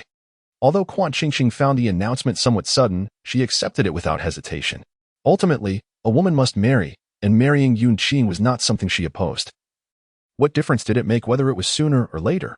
Thus, she respectfully knelt alongside Yun Qing to express her gratitude to the emperor. The ministers, perceptive as ever, began to congratulate Yun Qing, and harmony enveloped the banquet hall. While Yun Qing and Quan Qingqing were pleased, others were not so happy. Fu Dingyan, upon hearing of the emperor's decree granting marriage to Quan Qingqing, found his mind blank, the wine in his cup spilling onto his robes without his notice. How could this be? Quan Qingqing was to be married? Just days prior, they had not even met. How was it possible that in the span of merely half a month, she was to wed Yun Qing? This seemed exceedingly hasty. Was it because that day, Quan Qingqing gently slipped out of the Fu residence and encountered Yun Qing, who ensnared her with his charm? Indeed, it must have been Yun Qing's exquisite exterior that captivated Quan Qingqing. Otherwise, how could events have unfolded in such a manner? Fu Dingyan was incredulous, and Zhang Yue shared his disbelief. She had assumed that a woman like Quan Qingqing, possessing mere beauty, would be nothing more than a fleeting whim for the national master. She never anticipated that Yun Qing would actually desire to wed Quan Qingqing, especially with the emperor himself bestowing the marriage. Zhang Yue could not comprehend what qualities she lacked compared to Quan Qingqing. In talent, beauty, and figure, she excelled in every regard. Why was it that Quan Qingqing could become the national master's bride, while she was left to marry the useless second prince? The unfairness of the world was overwhelming. At the mid-autumn banquet, some were joyous while others were despondent. After the feast, Quan Qingqing was retained by the empress for a private conversation, while Yun Qing stood quietly outside the palace, awaiting her emergence. It was at this moment that Fu Dingyan encountered Yun Qing. He was handsome, admired by many in the capital, yet when standing before Yun Qing, he felt a certain inferiority in comparison. Fu Dingyan regarded Yun Qing with a conflicted heart. National master, do you truly intend to marry Quan Qingqing? Yun Qing offered a slight smile. General Fu, soon we shall be family. There is no need to call me national master. Just refer to me as brother-in-law. The title of brother-in-law left Fu Dingyan somewhat stifled. With a pallid complexion, he inquired, "Might I ask how the national master and Qingqing became acquainted?" Seeing Fu Dingyan's ashen face, Yun Qing felt a sense of satisfaction. It was love at first sight. The moment he laid eyes on Quan Qingqing, he was irresistibly drawn to her. In that instant, he knew she was the one for him in this lifetime. Fu Dingyan retorted, "In this world, most instances of love at first sight are merely lustful impulses, devoid of true affection. A woman's beauty will inevitably fade with time. When that happens, such infatuation becomes a jest. I did not expect the national master to be so pedestrian as to marry someone based on a fleeting attraction." Yun Qing, uninterested in engaging with Fu Dingyan, understood that his love for Quan Qingqing was not rooted in her beauty, but rather in a profound connection of souls. This sense of familiarity and trembling resonance made him yearn for her with every glance, rendering him utterly captivated. This emotion was enigmatic, and Yun Qing preferred not to elaborate to Fu Dingyan, whom he deemed hypocritical for inflicting pain on others in the name of love. In Fu Dingyan's eyes, Yun Qing's silence was interpreted as guilt, and he seized the opportunity to accuse, "The national master is indeed frivolous, driven by mere lust. Do you know what kind of person Quan Qingqing is? She is a bewitching enchantress." The last word was spoken softly, yet Yun Qing heard it clearly. With a swift motion, Yun Qing unsheathed the cold blade at his waist, pressing it to Fu Dingyan's neck. Fu Dingyan chuckled, "Do you think I jest? I assure you, I speak the truth." He sought to discern whether Yun Qing would still accept Quan Qingqing, knowing her true nature. A captivating enchantress, a bewitching beauty. Who but Fu Dingyan could ever truly love her? Fu Dingyan exuded confidence, convinced that Yun Qing would ultimately forsake Quan Qingqing, returning to his embrace. As Yun Qing harnessed her spiritual energy, she sought within Fu Dingyan, and a talisman flew from his person, a soul-destroying charm bestowed upon him by a Taoist priest. Yun Qing grasped the talisman in her hand. Fu Dingyan, incredulous, exclaimed, "How did you know I possessed this?" Yun Qing replied, "Do you truly believe the world is filled with fools? I am well aware of Quan Qingqing's true nature. In my eyes, Fu Dingyan, you are even inferior to a mere demon. Chapter 89. The enchanting flower demon of the national master Fu Dingyan, in a frenzied tone of disbelief, remarked, "You know everything." Indeed, how could the powerful national master, adept in vanquishing demons, remain oblivious to the fact that his beloved is a demon herself? In that moment, Fu Dingyan felt like the greatest of all jokes, a fool in a world of jest. Stumbling away, he left Yunqing gazing after him, her brow furrowed. Would he truly succumb to despair? Yet, what did it matter? His fate, along with Quan Qingqing's, was of no concern to her. Emerging from the queen's palace, Quan Qingqing cradled an abundance of treasures. The queen, in her affection, had bestowed upon her numerous exquisite gifts, a token of her favor. Though somewhat bashful, Quan Qingqing could not help but feel joy at the sight of the delicate jewelry and trinkets. Yunqing, taking the items from her, teased, "It seems the queen genuinely cherishes you. During my visits to the palace, I have never received such lavish gifts." Quan Qingqing laughed cheerfully. "Perhaps it is my charming appearance." Yunqing concurred, "Indeed, you are the most delightful girl in the world." The grand wedding of Yunqing and Quan Qingqing was set for a month after the Mid-Autumn Festival. Having prepared most of the necessary arrangements well in advance, Yunqing found the final touches to be quite effortless. Prior to the wedding, she had dealt with the second prince's household, resulting in the second prince being demoted to commoner status, while his wife and her family, the Northern Duke's clan, faced execution for treason, a fate that was anticipated. With the second prince reduced to a commoner, he planned a journey south to Jiangnan, where his maternal family resided, hoping to live out his days in comfort. As for Zhang Yue, she stubbornly refused to accompany him to Jiangnan, desiring to remain in the capital where she had tasted its splendor. Unbeknownst to Zhang Yue, she sought refuge at the national master's residence, pleading for Quan Qingqing to take her in. By that time, Quan Qingqing had already established her authority within the national master's household. Zhang Yue forcefully pushed past the servants guarding the entrance, creating a scene at the gate that drew a crowd of onlookers, prompting Quan Qingqing to reluctantly allow her inside. Zhang Yue, disheveled and in tattered clothing, knelt before Quan Qingqing, her voice tinged with desperation. "Dear sister, we are cousins by blood. I implore you to shelter me for a few days." Quan Qingqing, savoring the freshly delivered pre-rain Longjing tea from the palace, dismissed the maid who sought to drag Zhang Yue away. "Very well, given your predicament, I shall offer you refuge for a brief spell, but only for a few days. After that, let Fu Dingyan come to escort you away." Fu Dingyan had once held an affection for Zhang Yue, and Quan Qingqing wished to act as a bridge, helping him emerge from the shadows of unfulfilled love. What a benevolent soul she was, she mused. However, fate took a different turn. That very night, Zhang Yue was cast out from the national master's residence. In a brazen act, she dared to drug Yunqing under the cover of night, attempting to coerce him into a union with her. Yet, Yunqing was no fool. He swiftly unraveled her scheme and had her stripped and expelled from the national master's abode. Clad only in the chill of night, Zhang Yue trembled on the streets. And in her desperation, she knocked on the door of the Fu residence. The compassionate Madame Fu ultimately took her in, providing her a place to stay. The following morning, as Quan Qingqing indulged in breakfast, she learned of the previous night's events. Before she could express her indignation, Fu Dingyan arrived for a visit. Laden with 20 boxes of exquisite treasures, purportedly a dowry from Madame Fu to Quan Qingqing. As a princess bestowed by the emperor and favored by the empress, Quan Qingqing was granted permission to marry with the pomp befitting a royal. Madame Fu, feeling regretful, had insisted on sending the dowry to the national master's residence. Upon seeing Quan Qingqing again, Fu Dingyan was overwhelmed with a tumultuous blend of guilt, regret, yearning, and reluctance. Yet Quan Qingqing feigned ignorance, accepting the gifts and promptly dismissing him. How amusing it was. Did he think himself a romantic hero, performing declarations of love? She had little interest in such theatrics. Reluctantly, Fu Dingyan departed the national master's residence, withholding from Quan Qingqing the knowledge that 5 boxes of the dowry were his own contribution, as he wished for her happiness. At the Fu residence, Zhang Yue remained restless, attempting to drug Fu Dingyan in the dead of night. Lacking Yunqing's discernment, he fell victim to her ruse, resulting in chaos within the Fu household. Concerned that this uproar might jeopardize Madame Fu's health, Quan Qingqing invited her to stay at the national master's residence for a time. Madame Fu, finding solace there, chose to ignore the turmoil brewing between Zhang Yue and Fu Dingyan. The once happy protagonists had now become akin to adversaries, and Quan Qingqing found herself pondering the bittersweet irony of it all. Yet, her contemplation was short-lived. for she was soon to wed Yunqing. On the 15th of October, an auspicious date for marriage, Quan Qingqing donned a phoenix crown and a flowing wedding gown, departing from the palace.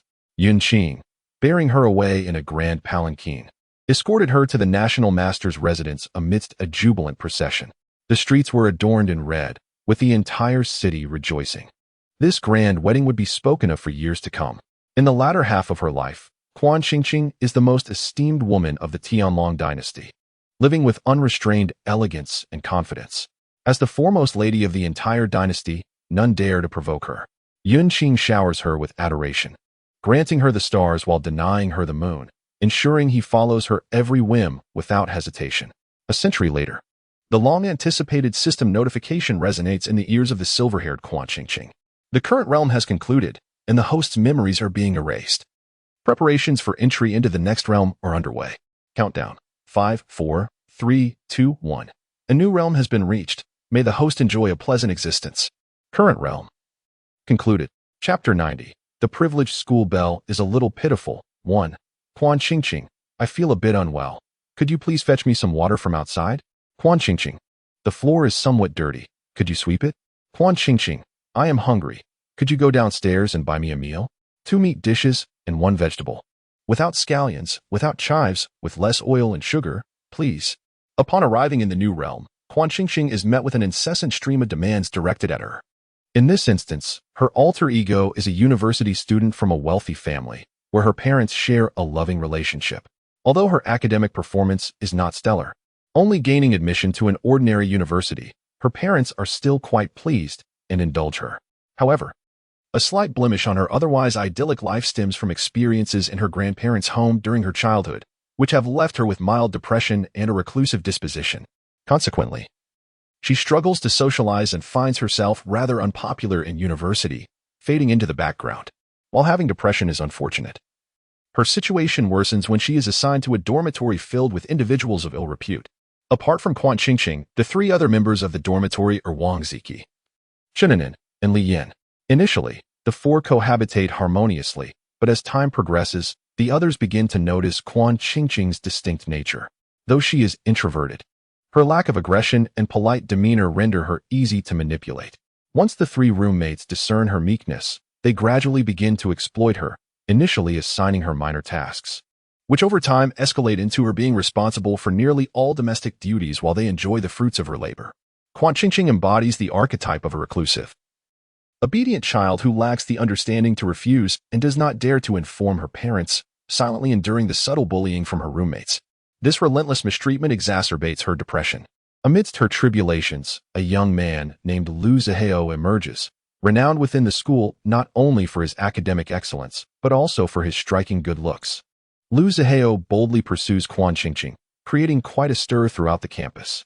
Having been sheltered by her parents and never having experienced romance, she soon finds herself captivated by Lu Zihao's advances, embarking on a sweet love affair with him.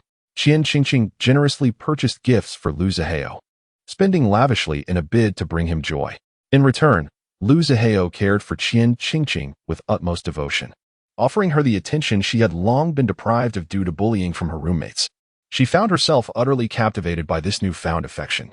However, this bliss was ephemeral. When Quan Qingqing introduced Lu Zihao to her parents, they vehemently opposed the relationship, insisting she end it and sending her abroad for her studies.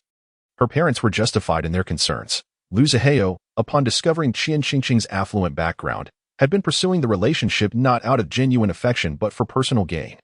With her parents' support, Quan Qingqing discerned Lu Zihao's true nature, leading to her heartbreak and subsequent decision to part ways with him and study abroad. The series of events took a toll on Quan Qingqing's mental health while overseas, culminating in a state of depression. Reflecting on the narrative, she felt a profound sorrow for her original self, lamenting how a promising life was tarnished by the actions of a few nefarious individuals. Frustration bubbled within her as Chen, who often relied on Quan Qingqing to fetch meals, impatiently commanded her to go buy food. Expressing discontent when Quan Qingqing did not immediately respond, Li Yin and Wang Ziki echoed her sentiments, requesting Quan Qingqing to bring back meals for them as well. As Quan Qingqing rose from her seat, the wooden chair scraped against the dormitory floor, emitting a jarring sound. The other three occupants assumed she was heading out to purchase food and comfortably resumed their relaxation, basking in the air conditioning while engrossed in their phones. With the sweltering heat outside, they were reluctant to venture out, content to let Qian Qingqing fulfill that task. After all, she was unlikely to refuse any request made of her, and she could even cover their meal expenses, allowing them to save money for cosmetics over the month. Stepping outside the dormitory in May, the southern climate was already oppressively hot.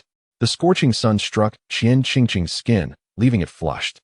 She began to understand why her roommates were averse to going outdoors. She too wished to avoid the heat. Seeking refuge, she found a large tree and stood in its shade to call her mother. Qian's mother answered almost instantly, her voice tinged with a suppressed excitement. "Hello, Qingqing. What is the matter? What prompted you to call me?" The rarity of such calls from her daughter nearly brought her to tears. "Mom, I want to move out of the school." Upon hearing her daughter's gentle inquiry, regardless of the nature of the request, Mother Quan immediately acquiesced. "All right. I shall arrange it at once." Quan Qingqing's voice radiated joy. "Thank you, Mama."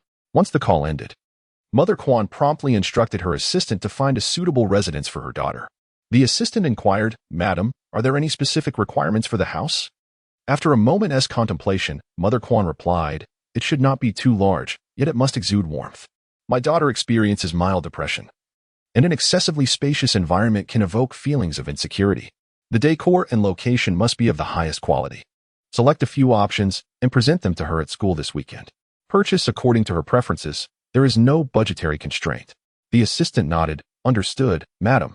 As the assistant was about to exit the office, Mother Quan recalled something and called her back. "Oh, please investigate my daughter's recent circumstances at school." Understanding her daughter's character well, she knew that such requests were not made without reason. Something must have transpired. The assistant affirmed, "I will attend to it immediately." Meanwhile, having concluded her call with her mother, Quan Qingqing exited the school premises. She had no desire to return to the dormitory that repulsed her, nor to encounter the three individuals who had been so demanding of her. Fortunately, it was the weekend, and she decided to drive around the school to find a hotel where she could book a suite. The surroundings were bustling with life, offering a plethora of dining and entertainment options, and she swiftly settled in. Her parents frequently credited her account generously, enabling her to afford a presidential suite. In the hotel, she luxuriated in comfort, lounging on the bed, indulging in dramas and novels, and relishing in room service. Conversely, the other three residents of the dormitory waited in vain for Quan Qingqing to return with food, their hunger becoming unbearable. Chen Anan, who was rather impatient, expressed her frustration sharply. "Where could Quan Qingqing have gone? Why hasn't she returned yet? Is she trying to starve me? She shows no care for her roommates. Does she even regard us?" Wang Ziki, a follower of Chen Anan, chimed in. "Indeed, I'm nearly fainting from hunger. Is she doing this on purpose?" Both Chen Anan and Wang Ziki came from affluent families and were only children, while Li Yin's background was considerably more modest, and she had a younger brother, rendering her somewhat inconspicuous at home. Thus, her contributions to the dormitory conversations were gentle, yet tinged with timidity. Perhaps Qingqing is caught up in something. She'll probably return shortly. Chen Anan, growing impatient, retorted, "What could possibly be so important? She can't even manage such a trivial task. It's utterly useless. Li Yin, go search for her." Hearing Chen Anan's demand, Li Yin reluctantly rose from her bed and made her way downstairs. With parents who were esteemed educators, the rural-born Li Yin felt she could not afford to offend Chen Anan. Slowly, she descended the stairs, braving the scorching sun towards the cafeteria, her heart silently lamenting Quan Qingqing's absence. "Qian Qingqing, how slow you are. Even buying a meal takes forever. Truly, you excel at nothing." Li Yin searched the cafeteria for Qian Qingqing but found no trace of her. So she had no choice but to buy meals for Chen Anan and Wang Ziki and return to the dormitory. Upon entering the dormitory, she relayed that Qian Qingqing was absent from the cafeteria, prompting Chen Anan to scold Qian Qingqing once again. "That Qian Qingqing must be deliberately avoiding buying me breakfast. Humph. She better not end up in my mother's class next time. Otherwise, she shall see my wrath." Li Yin observed Chen Anan, then glanced at Wang Ziki, who was attempting to placate her, and contemplated the money she had advanced for their meals. After much deliberation, she chose to swallow her words regarding repayment. Throughout the entire weekend, Qian Qingqing luxuriated in her hotel room, savoring her leisure until she returned to school on Monday morning. The first class on Monday was a public course shared by the law and computer science majors, crammed into a large classroom with every seat occupied. When Qian Qingqing arrived, only the front row had any available seats. Li Yin spotted Qian Qingqing hesitating at the entrance and waved her over. Here. However, Qian Qingqing preferred not to sit with them, remaining stationary, her mind wavering between the left or right side of the first row. Seeing Qian Qingqing's indecision, Li Yin assumed she had not noticed them, so she approached and pulled her along. Qingqing, why are you only just arriving? There are no seats left, fortunately. We saved you a spot. Come with me. Li Yin, accustomed to laboring on the family farm, was quite strong. Before Qian Qingqing could utter a refusal, she found herself forcibly escorted to a seat. Upon seeing Qian Qingqing, Qianin's expression soured. Qian Qingqing, why didn't you buy breakfast today? Qian Qingqing lowered her head, her expression indifferent. I didn't want to. As Qianin was about to reprimand her, Wang Ziki intervened. This was a public classroom, and it would not reflect well on them to appear harshly critical of Qian Qingqing in front of others. Thus, Wang Ziki spoke gently. Qingqing, if you didn't want to buy it, it's all right. We didn't mean to trouble you with breakfast. The other day when you left the dorm in a hurry, your bed and desk were in complete disarray. The housekeeper is coming to inspect on Monday, and we spent the entire weekend folding your blankets, washing your dirty clothes, organizing your desk, and even taking your shoes from under the bed out to air them. We were utterly exhausted and couldn't get up this morning, which is why we asked you to bring breakfast. Wang Ziki's words, tinged with both grievance and understanding, combined with her gentle demeanor, were quite persuasive, leaving Qianin and Li Yin momentarily bewildered. When had they ever helped Qian Qingqing with such tasks? Hadn't she always been the one assisting them? Despite their confusion, Qianin unconditionally echoed Wang Ziki. Exactly, Qian Qingqing. We've done so much for you. Is it too much to ask for you to bring us breakfast? Qian Qingqing was truly at a loss for words. Utterly amused by their audacity and turning truth on its head, she yearned to unleash a torrent of curses upon the three individuals before her, each deserving a scathing rebuke. Yet, owing to her inherent melancholy and reclusiveness, the words that escaped her lips were feeble, lacking in vigor, merely a powerless defense. My desk, chair, and study area are all quite tidy. Do not slander me. Her voice, delicate and almost fragile, bore a hint of vulnerability, and to the unacquainted, it might seem as though she spoke in such a manner intentionally. In truth, it was simply her nature. Li Yin interjected, Qingqing, I understand your desire for dignity. But facts are facts. Do not quibble. 3 against 1. Qingqing realized that any explanation would be futile and chose instead to remain silent. Just then, the teacher entered the classroom, prompting the students to settle down for the lesson, and Qingqing continued to withhold her words. When class concluded, Qingqing did not linger to join Qianin and the others for lunch as she had done previously. Instead, she gathered her belongings alone and departed the classroom. Qianin and Wang Ziki refrained from stopping her, intent on imparting a lesson to Qingqing. Suffering from social anxiety, Qingqing found solace in solitude, particularly in crowded environments where she felt the need for companionship. They believed that by isolating her, they could compel her to submit and seek their forgiveness. Confident that a few days of estrangement would break her spirit, they anticipated that she would ultimately come crawling back to them.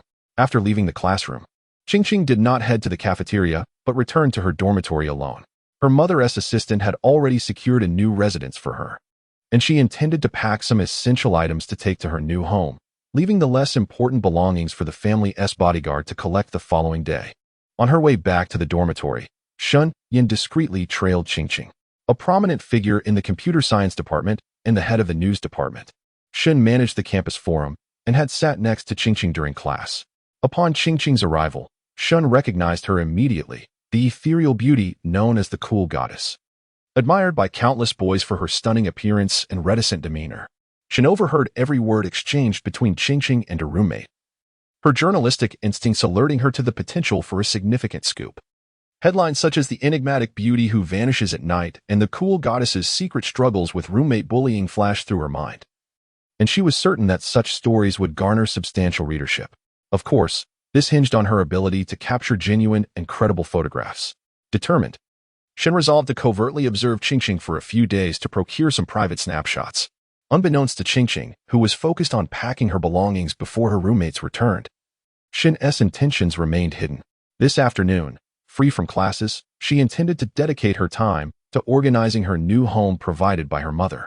Meanwhile, Wang Ziki, Qianin, and Wang Yin were enjoying their meal in the cafeteria. The cafeteria was bustling with activity, and it took 3 individuals quite a while to finally procure their meals. However, upon acquiring their food, they found themselves in a predicament due to the lack of available seating. Chen suddenly lost her temper, exclaiming, "What on earth? How is it that in just a moment, every seat is taken?" Wang Ziki inwardly scoffed. "Isn't it because you're wearing high heels and moving at a snail's pace? Missing the optimal moment to queue and secure a spot?" Although these thoughts crossed her mind, she refrained from voicing them. Wang Ziki reassured actually. "The cafeteria is always crowded. Don't fret, just endure today, and things will improve tomorrow. You're in a bad mood today and didn't want to queue. But tomorrow you'll feel better." Wang Ziki's words reminded Chen that usually, Quan Qingqing would queue for them, allowing them to simply sit and wait. However, today, without Quan Qingqing to do so, they found themselves without food. Initially intending to isolate Quan Qingqing, hoping she would be too intimidated to come to the cafeteria and end up hungry, they inadvertently shot themselves in the foot. Chen promptly took out her phone to call Quan Qingqing, feeling aggrieved and wanting to vent her frustrations. Wang Ziki watched with a quiet smile. She had never liked Quan Qingqing, and seeing her being scolded by Chen brought her a sense of satisfaction. Unfortunately, Chen's call went unanswered. Infuriated, she stamped her foot, muttering, "What is Quan Qingqing even doing? She doesn't answer my calls. She's really gotten too big for her britches." Resolving to drop the subject, she declared, "Never mind her. Let us eat out today. It's on me." Quan Qingqing gathered her laptop, tablet, and some valuable items into a backpack as she left the dormitory. Her mother had purchased an apartment for her conveniently located nearby, requiring only a 5-minute walk from the school gate. The 20-story building housed 50 residences, and despite the exorbitant price of the property, it was a mere trifle for the Quan family. Residing on the 19th floor, Quan Qingqing was immediately captivated upon entering the apartment. Despite having seen photos beforehand, the reality filled her with joy. The apartment consisted of 2 bedrooms, a living room, and a bathroom, modest in size but exquisitely decorated. The warm yellow tones of the interior created a cozy atmosphere, with soft, plush carpets adorning the floors, reminiscent of walking on clouds. In the corners of the bedrooms and living room, plush toys, beloved by girls, were adorably piled up. The walk-in closet was brimming with custom-made clothing and bags, allowing Quan Qingqing to wear a different outfit every day for an entire year without repetition. In this petite apartment, one could feel the warm love of her mother. As Quan Qingqing nestled into the soft embrace of the couch, the air around her felt sweet, and she truly adored her mother. After lounging for a while, her stomach began to rumble. She had not eaten lunch and was beginning to feel hungry. Although the apartment had a kitchen, Quan Qingqing was not adept at cooking. She decided it would be best to order takeout. Just as she completed her order, the doorbell rang. With a hint of skepticism, she wondered if takeout had become so remarkably swift. She opened the door without a second thought, only to be greeted by a strikingly handsome face. The man had a fair complexion and sharp features, his thick eyebrows framing a pair of eyes that bore a trace of defiance. His white shirt, slightly unbuttoned, revealed a refined Adam's apple, exuding an aura of both allure and wildness. He was the embodiment of a charming rogue. "Hello, may I ask what brings you here?" Quan Qingqing inquired politely. Her soft, delicate voice momentarily took Bai Zhou by surprise. There was something irresistibly captivating about her tone, drawing him in. "Greetings, I am Bai Zhou, your neighbor, and I have been entrusted by Aunt Quan to look after you." As a young woman living alone, Quan Qingqing's mother was understandably concerned and sought someone trustworthy to keep an eye on her daughter. Bai Zhou was the son of a close friend of Quan's mother. The Bai and Quan families shared a long-standing friendship, and Quan's mother held Bai Zhou in high regard. Moreover, the company founded by Bai Zhou held considerable influence in the city, and with him watching over her, Quan's mother felt reassured that her daughter would navigate the city with ease. After confirming his identity with a message to her mother, Quan Qingqing allowed Bai Zhou into her apartment. "All right, please come in," she said. Upon entering, Bai Zhou discreetly began to assess the apartment's surroundings. Quan Qingqing's abode was cozier than his own, imbued with a warmth that reflected a young woman's charm, making his own place seem rather cold and devoid of personal touches by comparison. The 2 apartments were separated by a shared wall, and Bai Zhou contemplated the possibility of merging them into one, thus cohabitating with Quan Qingqing. Pouring a glass of water for Bai Zhou, she offered, "Mr. Bai, here is some water for you." As he accepted the glass from her slender hand, his gaze involuntarily lingered on her delicate fingers, small yet well-defined, pale and tender. resembling a piece of exquisite art, one that beckoned to be cherished. His eyes then shifted to her face. Quan Qingqing possessed an ethereal beauty that hinted at aloofness. Yet her youthful visage was brimming with collagen, giving her an enchanting, cool sweetness. A smile flickered in Bai Yizhou's eyes. She still had the innocence of a young girl that required nurturing. He inquired with genuine concern, "Qingqing, have you had lunch?" She shook her head. "No. But I've ordered takeout, and it should arrive shortly." Bai Yizhou frowned slightly. "Takeout is not healthy. You can't rely on it too often. Young ones need proper nourishment to grow tall and strong. Come back with me. I shall prepare a meal for you." Quan Qingqing pondered momentarily, wishing to assert that she was no longer a child, free from concerns about growing up or gaining height. However, she hesitated and ultimately refrained from expressing her thoughts. The opportunity to have someone cook for her was a rare delight. Bai Yizhou possessed a remarkable talent for nurturing others. Upon their arrival at his apartment, he invited Quan Qingqing to settle on the sofa to watch television, gently placing a soft cushion in her lap, before retreating to the kitchen to prepare fruit. The exquisite fruits, rather costly, were meticulously arranged into a delightful platter, which he presented before her. "First, indulge in some fruit to appease your hunger. The main dish will be ready shortly." Quan Qingqing gracefully accepted, replying, "All right." As Bai Yizhou observed the obediently seated Quan Qingqing, he noted with concern her excessively slender frame. The petite girl appeared almost engulfed by the sofa, lacking visible flesh. A surge of determination welled within him. It seemed imperative to prepare more delectable meals to nourish the young lady. Unbeknownst to Quan Qingqing, Bai Yizhou had already begun formulating an array of plans in his mind to ensure her well-being. She nibbled on a small biscuit while watching Bai Yizhou's silhouette in the kitchen, silently concluding that her mother had indeed introduced her to a charming yet caring president. He does seem a bit older.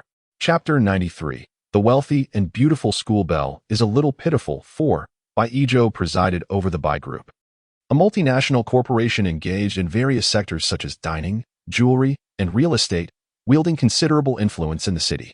As the head of this enterprise, his schedule was exceedingly demanding. Just as he finished preparing the meal for Quan Qingqing, a call from the company summoned him back to work. Although he yearned to linger a while longer with her, the urgency of his professional obligations compelled him to depart. Before leaving, he entrusted Quan Qingqing with the keys to his apartment. She politely declined, feeling it inappropriate. "No, Mr. Bai, I have no use for your keys." The young girl waved her hands, appearing flustered by the gesture. Bai Yizhou, unable to resist, affectionately ruffled her hair, which had playfully sprung up. "The keys are a token of my trust, as I seldom frequent this place. I would appreciate it if you could assist me with the occasional cleaning. In return, you may enjoy the privileges of my home. There are no valuables within, so feel free to take what you fancy. I hope you will take good care of it." "Very well, I shall ensure the place remains tidy." Quan Qingqing accepted the keys, contemplating her commitment to maintaining the apartment, though she would refrain from taking anything from it. Satisfied with her acceptance, Bai Yizhou smiled and produced a black card from his wallet. "Here, this is a reward for your assistance in housekeeping. You may use this card to procure anything you desire, with no spending limit." The sheer wealth implied by Bai Yizhou's generosity left Quan Qingqing astounded on their first encounter. He had casually offered her such a precious item as a black card, indicative of his affluence. She hastily declined, saying, "Mr. Bai, there's no need. I have my own means. Every month, Qian Mama and Qian Papa generously deposit a substantial sum into Qian Qingqing's account. And my parents also provide me with sufficient funds to meet my needs." Bai Yizhou directly tucked the card into Qian Qingqing's coat pocket. His demeanor resolute. "This black card not only contains money, but also offers discounts at hotels and shopping malls under the Bai Group. Consider it a brotherly gesture to grant my sister a little familial privilege. Do not refuse." Bai Yizhou affectionately tousled Qian Qingqing's tousled hair. His roguishly handsome face softened with tenderness, genuinely treating Qian Qingqing as his own sister. Very well then. Qian Qingqing resolved to buy a lavish gift for Bai Yizhou in return, as a matter of reciprocity. Bai Yizhou departed for work, while Qian Qingqing lingered in bed after her meal. Meanwhile, Chen Anan, Wang Ziki, and Li Yin returned to their dormitory to rest after dining out. Chen Anan remarked, "What is going on with Qian Qingqing? She has tea returned yet? Is she planning not to come back?" Wang Ziki found it peculiar as well. Qian Qingqing usually relished spending time in her dormitory bed. Why had she been absent these last few days? Was there something amiss at home? Wang Ziki shook her head, dismissing the thought, and climbed into bed to sleep. Deep down, she firmly believed that Qian Qingqing would return to the dormitory. a socially anxious, introverted individual grappling with depression could hardly bear to part from the company of her willing roommates, even if that companionship was exploitative or humiliating, draped in an insincere facade. For a child who had grown up without friends, such distorted companionship felt like a blessing. Just as the dormitory inhabitants slipped into a sweet slumber, they were abruptly awakened. Several female bodyguards clad in black suits entered the dormitory. Shin-anon peered from her bed, her tone laced with anger. "Who are you? And how did you acquire a key to our dormitory?" The leading bodyguard replied, "We are here on the orders of our young lady to collect her belongings. She is moving out of the school accommodation." Lian interjected, "Your young lady is Qian Qingqing?" The bodyguard affirmed, "Indeed." The three occupants of the dormitory were instantly wide awake, climbing out of their beds. Shin-anon was taken aback by the revelation that Qian Qingqing intended to move out. If she left, who would handle the chores in the dormitory? No, she could not allow Qian Qingqing to depart. Shin-anon asserted. Who permitted Qian Qingqing to move out without authorization? The school mandates that students reside on campus. Her actions constitute a violation. The bodyguards continued their task in silence, indifferent to Shin-anon's outbursts, merely rolling their eyes in response. Unheeded, Shin-anon began to intervene herself, her expression hostile. "Are you deaf? Are you even listening to me?" The bodyguard, remaining calm, replied, "This student, our young lady, is moving out with the school counselor's consent. The procedure is legitimate. Please refrain from shouting, as it disrupts our work. Frankly, your behavior lacks decorum." Shin-anon was about to retort when Wang Ziki held her back. In contrast to the emotionally unstable and spoiled Shin-anon, who has been indulged by her parents, Wang Ziki exhibits greater intelligence and composure. With a focus that diverges significantly from Anent's, Wang Ziki stated, "I apologize," and then panicked upon hearing that Qingqing intends to move out, which led her to speak somewhat brusquely. Her concern has caused her to be flustered, so please do not hold it against her. The female bodyguard remained silent, her previously grim expression softening slightly. "May I inquire if Qingqing intends to take every single item with her?" The bodyguard replied, "Indeed, the young lady has provided us with a detailed inventory." Qingqing had meticulously prepared a list for the bodyguard to ensure all items were retrieved. Wang Ziki smiled and said, "Could you kindly share the list with us? Qingqing has hidden some of her belongings quite well. We could assist in locating them, allowing you to return promptly." Swayed by Wang Ziki's gentle demeanor, the bodyguard, feeling at ease, handed over the list that Qingqing had given her. Upon receiving the inventory, Wang Ziki was momentarily taken aback. The list was exhaustive, detailing everything from bed linens to cosmetics and handbags, leaving no stone unturned. As she scanned the list, Wang Ziki fell momentarily silent upon noticing that 2 specific handbags from her residence were also to be taken back. "Is it true that these bags must be returned?" she asked. "Yes," the bodyguard affirmed. "Our young lady insisted that everything must be retrieved for us to return."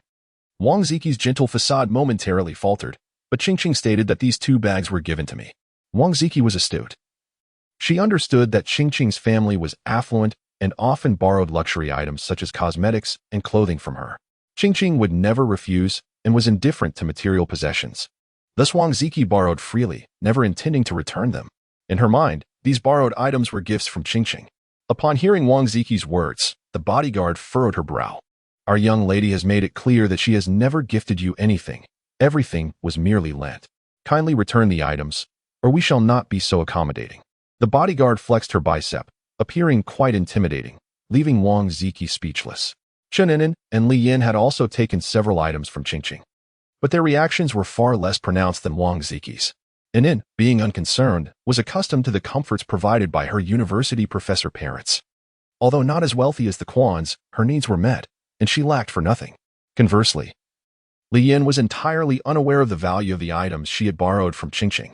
In her view, a few handbags and cosmetics held little worth.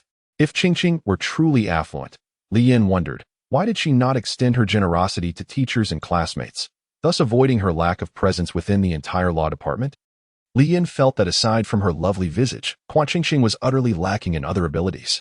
Unlike herself, who, though not conventionally attractive, came from a modest background and had average grades, still managed to be more endearing than Qingqing. Consequently, when it came time to hand over their belongings, Shin-anon and Li Yin did so with ease, while Wang Ziki felt an ache both in her heart and her purse, nearly grinding her teeth in frustration and silently resenting Qingqing. This Qingqing, with her affluent family, could have shared a little with her, after all. She had never treated her poorly. Truly, she was an ungrateful wretch. The bodyguard efficiently gathered the items to report back to Quan Qingqing. "Miss, how shall we dispose of these items?" he inquired. "Throw them in the trash," Quan Qingqing replied dismissively. The items had become sullied in that dormitory, and she found their presence distasteful. The bodyguard dutifully discarded them, feeling a twinge of regret over the loss of several cosmetics and handbags, which seemed a shame. Quan Qingqing had completely severed ties with her former dormitory. Whether during classes or breaks, Chen Anan and the others no longer encountered her. Chen Anan harbored resentment, feeling that her long-established authority within the campus was being challenged. Wang Ziki lamented the absence of Quan Qingqing, as no one would purchase her high-end cosmetics and luxurious bags anymore, making her feel rather inadequate during her recent outings.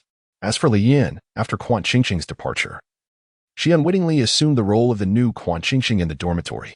All the tasks Quan Qingqing had previously managed now fell to her, leaving Li Yin breathless from daily chores, running errands for Chen Anan, reserving seats, and fetching meals. Yet, Li Yin felt no empathy for Quan Qingqing and saw nothing wrong in having once relied on her. Instead, she merely grumbled about Quan Qingqing's sudden departure, leaving her with all the responsibilities. On Saturday afternoon, the student council at the academy held an event that required the attendance of all department heads. Quan Qingqing, serving as the vice head of the publicity department, had been appointed primarily due to her striking beauty. The head of the department believed her appearance would be advantageous for various promotional shoots. Shielded by a small floral umbrella against the scorching sun, she made her way from the apartment to the school for the event, dressed in a green floral dress. With her long hair styled in a braid cascading beside her neck and paired with a pair of white sneakers, she resembled a vibrant, youthful princess of the countryside. The attire was a gift from Bai Yizhou, who was particularly enthusiastic about purchasing clothing and accessories for her, always opting for the finest and most comfortable items.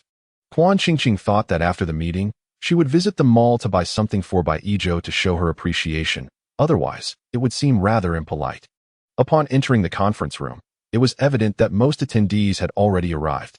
Quan Qingqing's presence undoubtedly drew a considerable amount of attention. For who could resist the allure of a stunning campus belle? Chen Anan, Li Yin, and Wang Ziki had also arrived, each holding positions within the student council.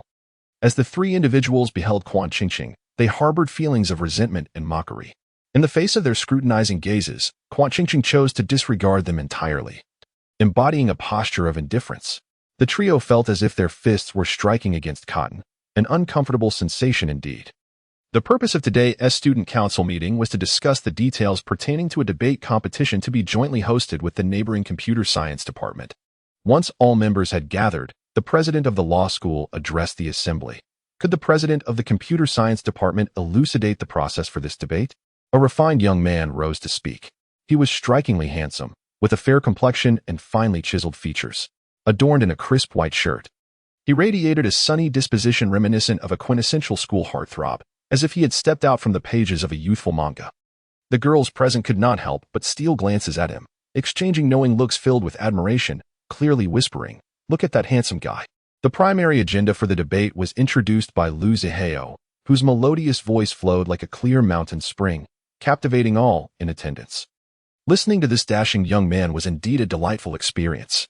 Quan Qingqing scrutinized Lu Zihao, recognizing him as the character in the narrative who engaged in deceitful romantic entanglements for both wealth and affection. His looks were rather underwhelming, far less striking than Bai Yizhou, appearing somewhat effeminate. Quan Qingqing wagered that beneath his shirt, Lu Zihao possessed no abdominal muscles. She preferred young men with well-defined 8-pack abs, and though her demeanor remained composed, she inwardly scorned Lu Zihao. Noticing Quan Qingqing's gaze, Lu Zihao met her eyes and flashed a smile he believed could enchant countless young women. A few girls nearby gasped in low exclamations, marveling at his charm. Yet Quan Qingqing remained aloof, her expression unyielding and indifferent. After Lu Zihao concluded his address, the president of the law school assigned tasks to various departments and outlined several important considerations. Quan Qingqing's department was tasked with creating posters and promoting the event across platforms. By the time the meeting adjourned, it was already 7 p.m., and darkness enveloped the outside world. The president suggested they dine at a nearby mall, prompting a wave of excitement among the weary attendees. "President, you are simply wonderful," they exclaimed. The president, slightly bashful, scratched his head and replied, "I feel a bit guilty for extending the meeting so late." So I would like to treat everyone to a meal at the nearby Xingling restaurant as a gesture of appreciation. Xingling Restaurant was an upscale establishment known for its exquisite cuisine, but exorbitantly priced, making it a rarity for students to dine there. However, with someone footing the bill, spirits soared high. "President, you truly understand us," they chimed. "Such generosity. I have high hopes for you." The group hastened to the Xingling restaurant. With Quan Qingqing trailing at the back of the throng, Lu Zihao spotted her and quietly approached, seeking an opportunity to engage her in conversation. Chapter 95. The wealthy school belle is quite the pitiful one. 6. Qian Qingqing noticed Lu Zihao, who was attempting to strike up a conversation with her, and discreetly distanced herself. It was prudent to keep such scoundrels at bay. The president of the student council had reserved a spacious private room at Xingling Restaurant, featuring an enormous table that could comfortably accommodate everyone.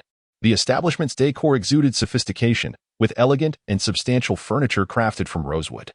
The intricately carved traditional Chinese windows allowed the guests to marvel at the enchanting night scenery outside, while exquisite decorative pieces adorned the corners of the room, radiating opulence. The group was momentarily captivated. Goodness, is this truly a high-end restaurant? Forgive me, as a country bumpkin, I have never encountered such grandeur.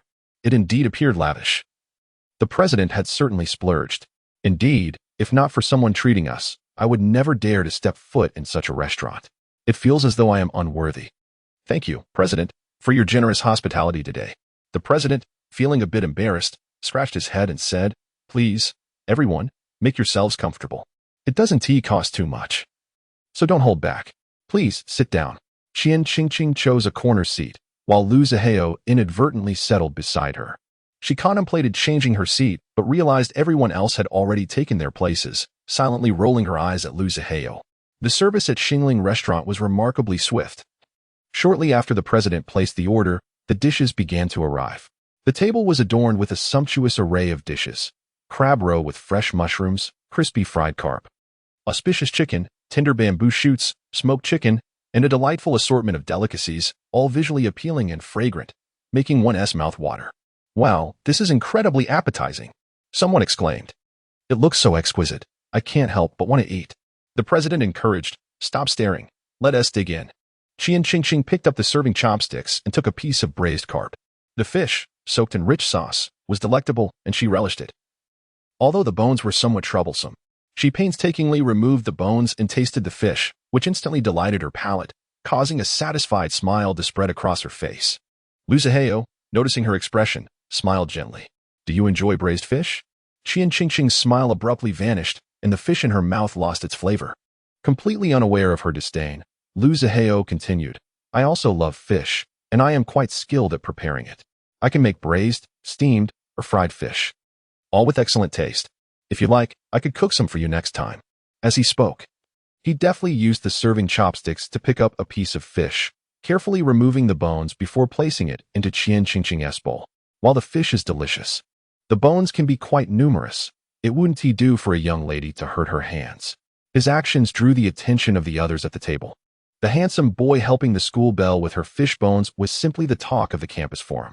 As they ate, everyone watched with keen interest. It seems that Lu, the handsome boy, harbors affections for the school belle, using the fish as an icebreaker. Indeed, the school belle never lacked admirers. Beautiful individuals always commanded attention wherever they went. In response to Lu Zihua's behavior, Quan Qingqing offered him no semblance of kindness, decisively returning the fish he had picked to his bowl with her chopsticks. "I apologize, but I am not accustomed to consuming food that others have handled. Please enjoy it yourself." Lu Zihua's expression froze, and before he could articulate an explanation, he heard Quan Qingqing request, "Waiter, please bring me a new pair of chopsticks." As the waiter entered to replace the chopsticks, Lu Zihua's face darkened considerably. He had never been treated in such a manner by a girl before, and he nearly succumbed to the urge to curse. "You truly do not recognize kindness." With a hint of amusement, Quan Qingqing regarded Lu Zihua. "What is the matter? Is this minor incident too much for you to bear? It seems the scoundrel is not as impressive as he appears." Lu Zihua stammered, "If you dislike it, then so be it. I apologize for the offense." A trace of regret flickered in Quan Qingqing's eyes. What a pity. He was on the verge of revealing his true character. Numerous classmates who had witnessed the entire ordeal deemed Quan Qingqing slightly impolite, with Chen Anan boldly speaking up. "Quan Qingqing, do you truly consider yourself a young lady? Your arrogance is quite unbecoming. Wang Ziki maintained her gentle demeanor, interjecting, Anan, do not speak so harshly. Some individuals have their habits, and Qingqing did not intend any offense, did she? I intended to, Quan Qingqing retorted. Wang Ziki was momentarily taken aback, and many diners frowned, questioning Quan Qingqing's character.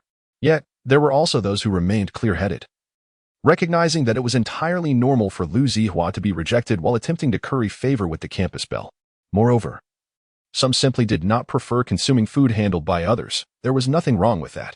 The campus belle had merely reacted a bit excessively. It did not warrant a judgment on her character. Sensing the mixed sentiments among the crowd, Quan Qingqing remained unfazed, focusing on her own meal. She had no desire to feign politeness. Disliking something was simply disliking it, and she was not one to shrink back. Her former self had been timid, always restraining herself in the face of classmates and adversaries, only to end up being manipulated and humiliated. Lu Zihua composed himself, transforming back into a fade of genteel charm. I sincerely apologize for my offense. I shall drink as penance, using wine in place of intoxication, to make amends with Miss Quan. His grand gesture earned him some admiration. The president of the student association intervened to ease the tension, declaring, on such a splendid day, let us not allow trivial matters to spoil our spirits. Let us eat. Waiter, please add 2 more dishes. The gathering echoed in agreement, urging one another to enjoy their meal.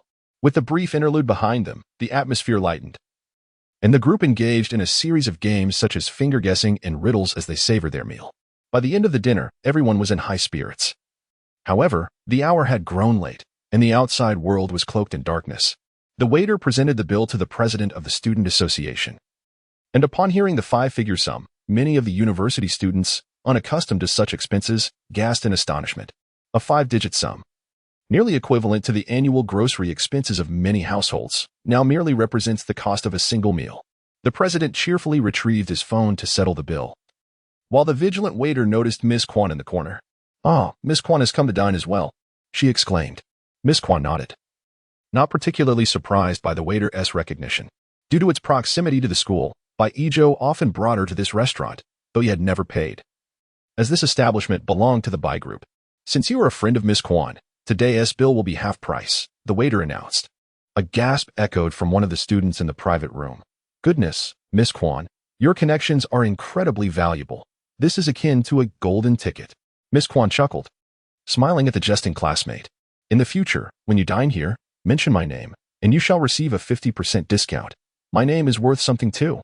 Laughter erupted in the room, endearing Miss Quan to her peers. Lu Zihao and Wang Ziki exchanged discreet glances, an unspoken understanding flickering between them. The president happily completed the payment, not one to be overly serious. He relished the prospect of saving half the expense. In this cheerful atmosphere, the group departed the restaurant, strolling back to school, as the Dolly restaurant was not far. Miss Quan quietly distanced herself from the crowd, returning alone to her small apartment. Chapter 96. The wealthy campus belle is a little pitiful. 7. The street where Xingling Yin restaurant is located bustled with life, adorned with numerous high-end fashion brands. Miss Quan recalled her intention to purchase a gift for Bai Yizhou and entered a renowned jewelry store.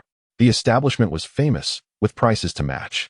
As the evening wore on, she did not wish to spend time deliberating and promptly bought the most expensive pair of sapphire cufflinks for men. Upon returning to her apartment, she found Bai Yizhou's door wide open, with lights aglow inside. Through the warm illumination, she could see him dozing on the living room sofa, resembling a husband awaiting his wife's return. Opting not to enter her own apartment, she stepped directly into his. I'm back. Her voice resonated in the air, instantly rousing Bai Yizhou from his slumber. You finally returned, he exclaimed. Miss Quan sensed a hint of grievance in his tone, as if he felt forlorn. Bai Yizhou quickly rose from the sofa. Was there something at school today? There is food in the kitchen. I've been heating it every half hour, and it's still warm. You should eat. With long strides, he entered the kitchen, bustling about to prepare dinner for Miss Quan. She pondered how to gently inform him that she had already eaten. A look of conflict crossed her delicate face, and Bai Yizhou instantly understood. You've eaten. Haven't you? He inquired. Yes, she replied. It is sufficient to have a meal. However, it is imperative for a young lady to partake in dinner. You are well aware that dining in the evening is a splendid notion. Quan Qingqing lamented. What shall I do? I feel increasingly guilty. Had she foreseen the necessity of informing Bai Ijo, she would not have been so remiss. Alas, her fish-like memory failed her, and she neglected to mention it prior to their meal. What astonished Quan Qingqing was how Bai Ijo, the illustrious president of a billion-dollar conglomerate, managed to carve out time each day to prepare breakfast and dinner for her, as well as attend to household chores. Did he not claim to seldom return to this apartment? What could possibly explain this? He seemed to embody the role of her devoted caretaker, which struck her as peculiar. Extending a small bag from her hand towards Bai Ijo, she said, "I purchased this while shopping, believing it would suit you perfectly. Thank you for your care during this time."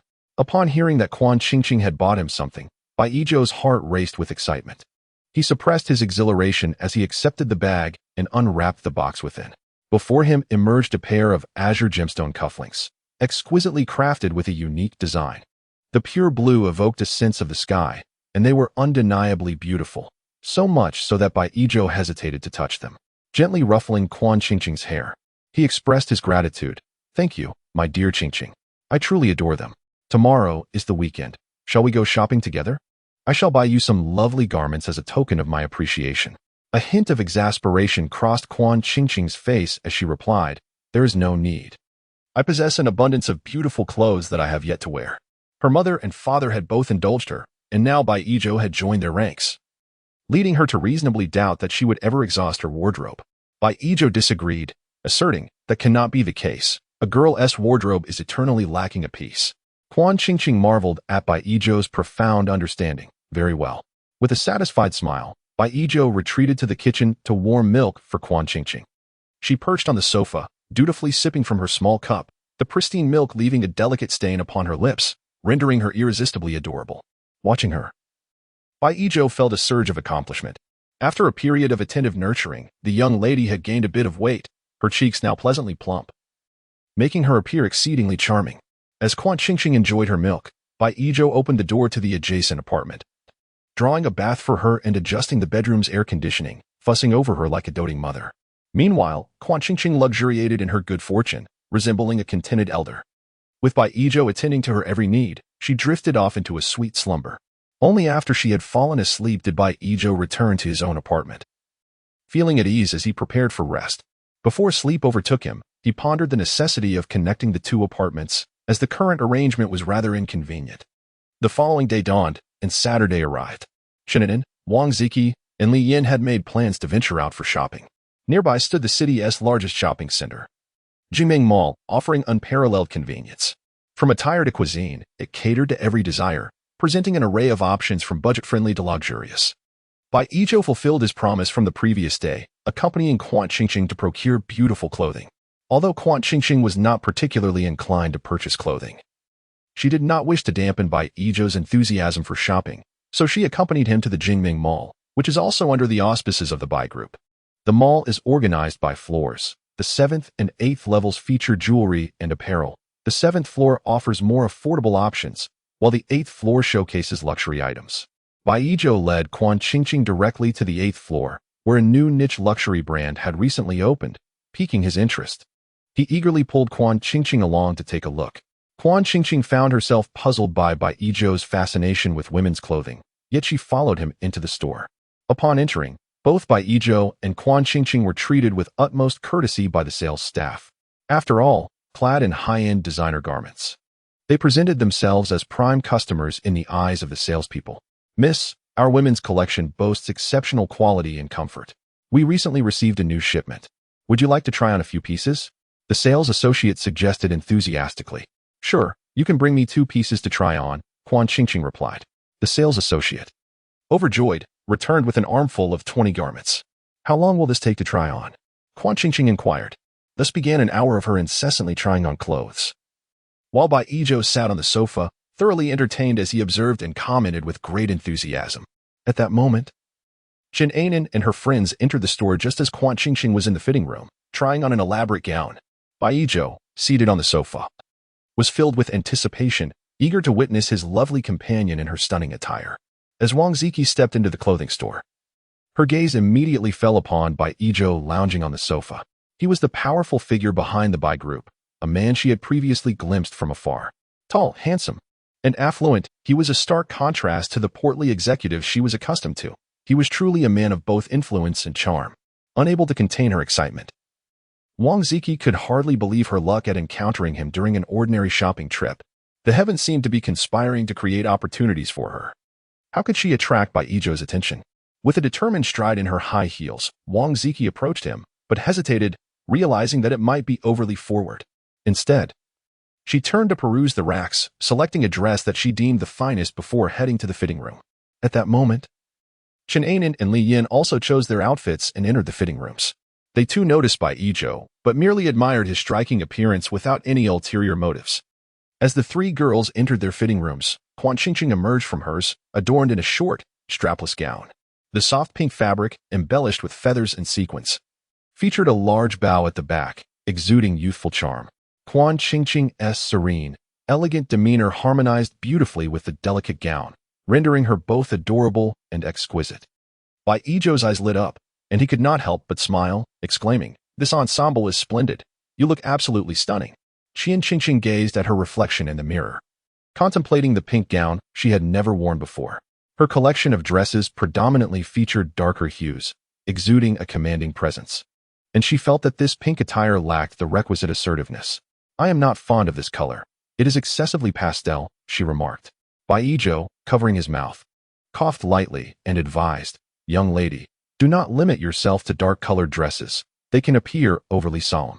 This one makes you look quite charming." "All right then, I shall take this one as well," Qian Qingqing acquiesced. The saleswoman, beaming with delight, resumed her pitch. "Miss, we have recently received a new batch of summer dopamine outfits. Perfect for someone like you. Would you like to try them?" Qian Qingqing sighed, having already tried on over 20 outfits and feeling fatigued. "I am quite exhausted. I do not wish to try any more." Bai Yijo, noticing her weariness, suggested, "Let us skip the trials and proceed to check out." He retrieved his black card and handed it to the saleswoman. "I will take all the ones I just tried on. Please deliver them to this address." "Certainly, Mr. Bai." The saleswoman replied, her smile widening. This transaction was nearly equivalent to her monthly sales, a veritable windfall. After completing the payment, Bai Yijo effortlessly picked up Qian Qingqing's handbag and slung it over his shoulder. "You must be tired from shopping. Let us dine on the 6th floor. There is a lovely restaurant there that I believe you will enjoy." Qian Qingqing, feeling the pangs of hunger as she touched her abdomen, agreed, "All right." Just as they were about to leave, the door of a fitting room burst open with a loud bang. Instinctively, Qian Qingqing and Bai Yijo turned to see Wang Ziki emerging from the fitting room. Wang Ziki had intentionally flung the door open with force to capture Bai Yijo's attention. She wore a green mini dress, crafted from exquisite silk, showcasing outstanding workmanship.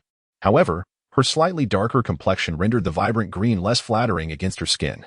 Unaware of this discrepancy, Wang Ziki brimmed with confidence. Praised throughout her life for her model-like figure, she had even been sought after by agencies in high school. She had deliberately chosen a short dress to accentuate her long legs, certain it would captivate the male gaze. Unfortunately, Bai Yijo was not swayed. He merely glanced at Wang Ziki before redirecting his attention back to Qian Qingqing, preparing to leave. "Qingqing," Wang Ziki called out, her tone tinged with urgency. Uncertain why Qian Qingqing was in Bai Yijo's company, she recognized this as an opportune moment to engage him. At that moment, Li Yin and Chen Anan also emerged from their fitting rooms, both noticing Qian Qingqing. Chen Anan frowned and remarked, "Qingqing, what brings you here? What a coincidence. It seems you are everywhere, like an unwelcome shadow. Are you following us?" Conversely, Li Yin was more courteous, lowering her head and speaking softly. "Qingqing, are you here to shop for clothes as well? How serendipitous. The establishment is quite extravagant." And Li Yin was astonished to discover that Quan Qingqing could afford to be here. Could it be that she truly hails from a wealthy family? Upon encountering the trio before her, Quan Qingqing had no desire to engage, silently pulling Bai Yijo along to dine.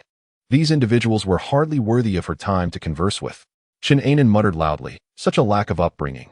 She doesn't even respond when greeted. Was she never taught any manners? Her mother can't be a decent person either." The footsteps of Quan Qingqing and Bai Yijo halted simultaneously at the store's entrance. Bai Yijo could no longer contain himself, his expression icy as he retorted, "Miss, is it truly considered polite to inquire about someone else's mother?" Quan Qingqing chimed in, "Indeed. Your words are quite foul. It is your mother who lacks proper upbringing. Miss Quan was born into a scholarly family, embodying grace and elegance, possessing a gentle kindness towards both her daughter and husband, making her a woman of exceptional refinement. and she would not tolerate disparagement directed at her. Under the weight of two murderous glares, Chen Anan felt a twinge of guilt but bravely remarked, "I was merely joking." "Is it necessary for you to take it so seriously?" Quan Qingqing's voice turned sharp. "Is this how you joke? You exhibit no sense of decorum whatsoever." The atmosphere within the shop grew tense, and the sales clerk inwardly chastised Chen Anan.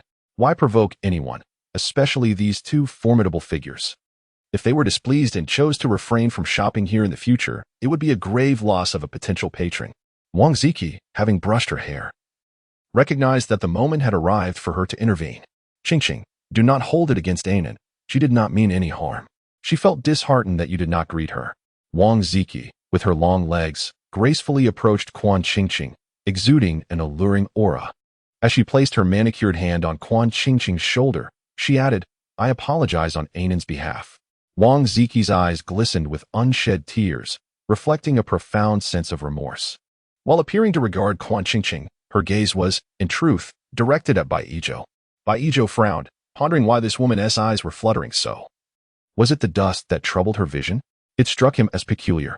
They should swiftly escort Qingqing away, as these women appeared rather unusual. And he wished to spare Qingqing from any potential contagion of their oddity. Bai Yizhou grasped Quan Qingqing's hand, urging, "Qingqing, let us depart. It would be unfortunate to miss our mealtime." Quan Qingqing nodded obediently. "Yes, brother, all right." Wang Ziki was taken aback. "Brother? He's your brother?" In her mind, Wang Ziki had envisioned the relationship between Quan Qingqing and Bai Yizhou, assuming that both shared the same aspiration to win Bai Yizhou's affection. She had never imagined they were siblings. Yet, they bore different surnames. One was Bai and the other Quan. Could it be that they were cousins? Such a notion began to make sense. Wang Ziki was momentarily taken aback, her smile widening as she said to Quan Qingqing, "I never imagined you had such a dashing brother. Your brother is like our brother. Let us dine together next time." Quan Qingqing chose not to respond any further, taking Bai Yizhou's hand and departing. "Let us hurry. I'm terribly hungry," she urged. Wang Ziki's smile faltered, her ears still catching the fading sound of Bai Yizhou's voice. "Next time, steer clear of peculiar individuals. Associating with such people can lead to foolishness." "I understand. I comprehend everything." An invisible yet resounding slap struck Wang Ziki's face, and her countenance darkened. Chen Anan burst into uncontrollable laughter in the store, mocking, "Wang Ziki. He clearly has no interest in you. Why bother pressing your warm face against his cold backside? Besides, that man is merely handsome and nothing more." He left empty-handed, not even purchasing a single item of clothing. He probably can't afford it. How could you even fancy such a poor man? Wang Ziki secretly cursed Chen Anan for her foolishness, realizing that had Chen Anan known Bai Yizhou's true identity, her reaction would likely be even more dramatic than her own. Li Yin lowered her head, adjusting her glasses, and stifled a giggle. To Li Yin and Chen Anan, Wang Ziki was indeed a source of amusement. However, in the eyes of the sales staff, it was Chen Anan and Li Yin who appeared ridiculous. After all, the gentleman who had just left had contributed a month's worth of revenue to their store. The notion of him being a poor man was utterly absurd. The salesperson raised her voice. "Everyone, let us work a little harder. Tonight, we need to package the 30 garments that gentleman requested and deliver them to North Bay Villa. Let us not keep the young sir and miss waiting. 30 garments, overtime packaging, North Bay Villa." Chen Anan and Li Yin were silenced by the salesperson's words, which were clearly directed at them.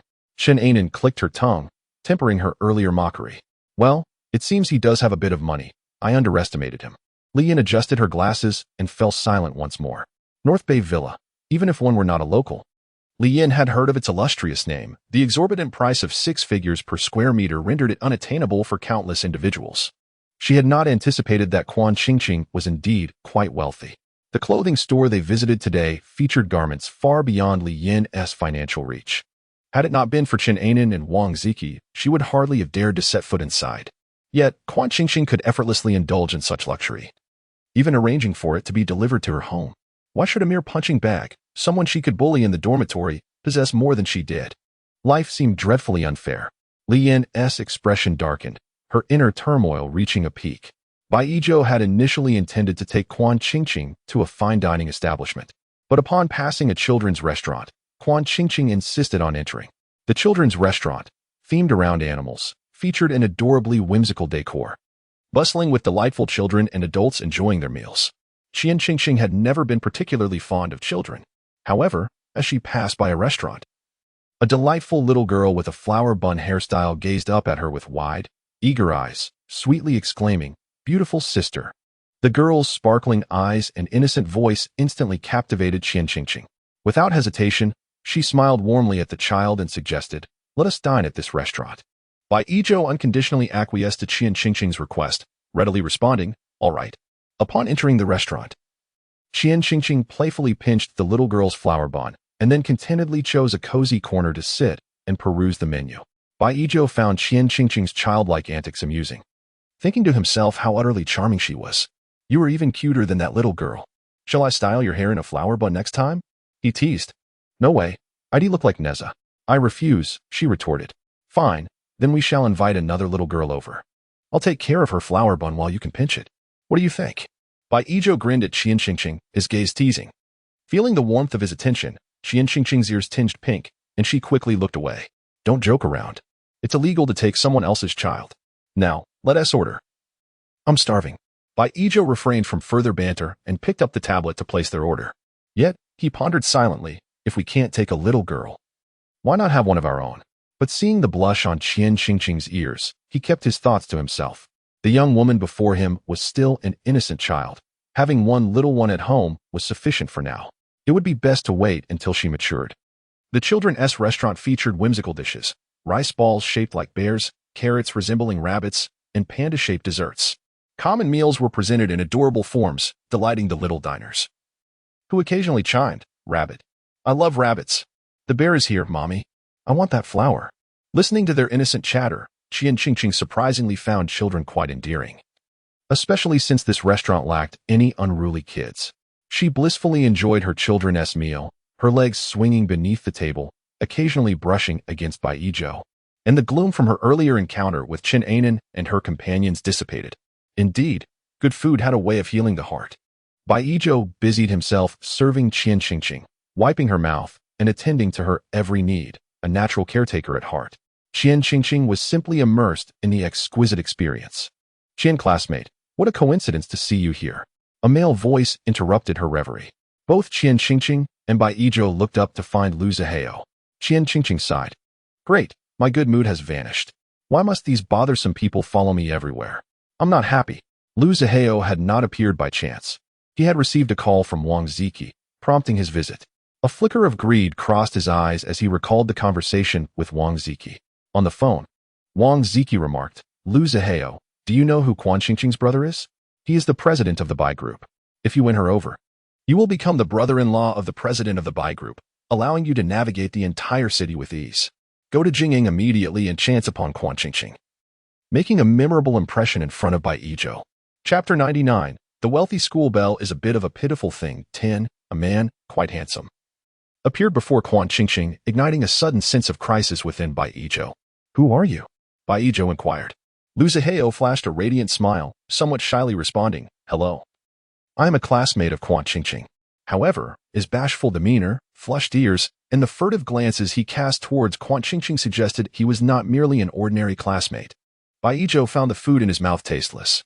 He understood that a girl as charming and lovely as Quan Qingqing would inevitably attract numerous admirers. But he never expected that her suitors would be so plentiful that they could interrupt a meal. Lu Zihao gazed at Bai Yizhou with a pleasing expression, saying, "You must be Quan Qingqing's brother. You two bear a striking resemblance. You truly look like siblings."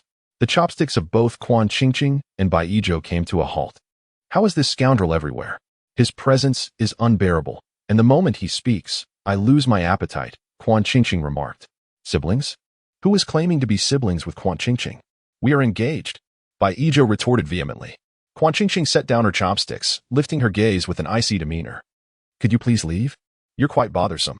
Her tone was unyielding, and Lu Zihao's feigned shyness evaporated in an instant. He had not anticipated such a public dismissal from Quan Qingqing. Bai Yizhou, however, felt a surge of delight. It seemed that Qingqing held no affection for the man before them, which made matters considerably easier.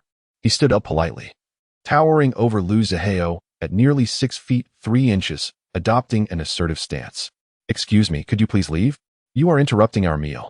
Lu Zihao glanced between Bai Yizhou and Quan Qingqing, responding awkwardly, "All right, I apologize for intruding. May I have your contact information?" Bai Yizhou was puzzled. Contact information? They were not acquainted enough for such exchanges.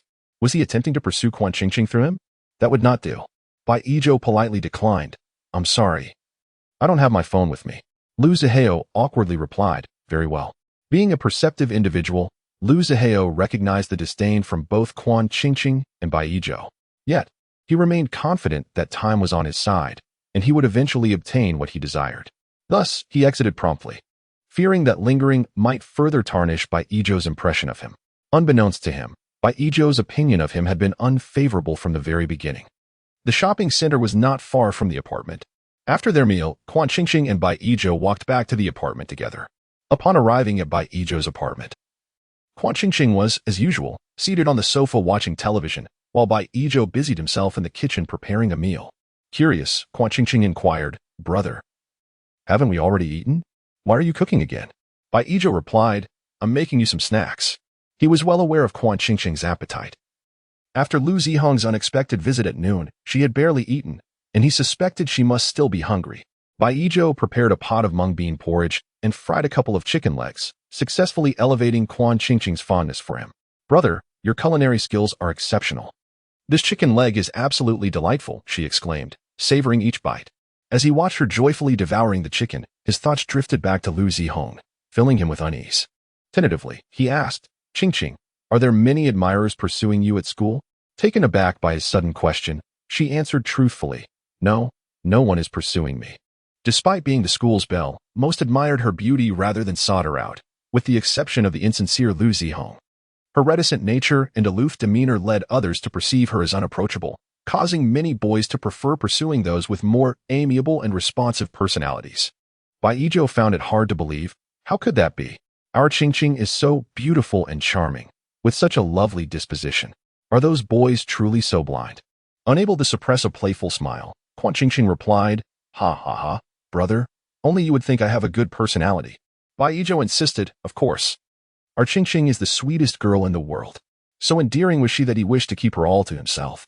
Thank you for the compliment, she said, beaming with delight. Yet, her thoughts wandered back to the original narrative's conclusion, wherein the former self suffered due to her silence and timidity. Constantly bullied by Qiannian and her cohorts, Qiannian would often say, if we weren't here with you, would you dare attend classes or social gatherings alone? Helping us out is only fair. Such personality flaws had become the sword that ultimately brought the former self to despair. Had Bai Yizhou appeared back then, the outcome would surely have been different. The noon sun shone with fervor, its golden rays streaming through the window, illuminating Bai Yizhou's chiseled features, rendering him akin to an ancient deity. For a fleeting moment, Quan Qingqing was entranced, exclaiming, Brother, you are truly handsome. Bai Yizhou's heart raced unexpectedly, leaving him momentarily speechless. You are far more beautiful. Quan Qingqing stifled a giggle, sipping her porridge heartily. The mung bean porridge was refreshing and appetizing, perfect for summer. While the chicken legs were crispy and delectable, tiny morsels of fried chicken fell at the corners of her lips, prompting Bai Yizhou to instinctively reach out with his pristine fingers to clean them for her. Quan Qingqing paid no mind. She was accustomed to Bai Yizhou's tender care. Bai Yizhou's voice trembled softly. Gently, you have something on your lips. Shall I help you wipe it away carefully? Quan Qingqing shook her head slightly. All right. In the next moment, a tender sensation grazed Quan Qingqing's lips, their mouths meeting, enveloped by an inexplicable emotion that lingered between them. Bai Yizhou's kiss was gentle, yet it carried an underlying forcefulness. He lightly wrapped his arm around Quan Qingqing's shoulders, and upon seeing the disbelief in her eyes, his cool hand gently covered hers, conveying a clear message, close your eyes. He domineeringly seized every breath and scent from Quan Qingqing's mouth, as if he intended to consume her entirely. A crystalline droplet of saliva trickled between her lips, leaving her feeling breathless, on the verge of suffocation. How could Bai Yizhou behave this way? It felt as though a century had passed before Bai Yizhou finally withdrew, leaving Quan Qingqing collapsing onto the sofa, gasping for air. Bai Yizhou brushed his lips, savoring the lingering taste. Qingqing, next time, don't call me brother. Addressing a man with ulterior motives as brother would only ignite his desires, leading to dangerous implications. Enraged, Quan Qingqing grabbed her teddy bear pillow from the sofa and hurled it at Bai Yizhou's head, cursing, You jerk. Then, dragging her bunny slippers, she stormed into her apartment. Bai Yizhou made no attempt to follow. He thought it wise to allow Quan Qingqing some time to calm down. Feelings must be expressed eventually. He did not wish to linger in hesitation any longer.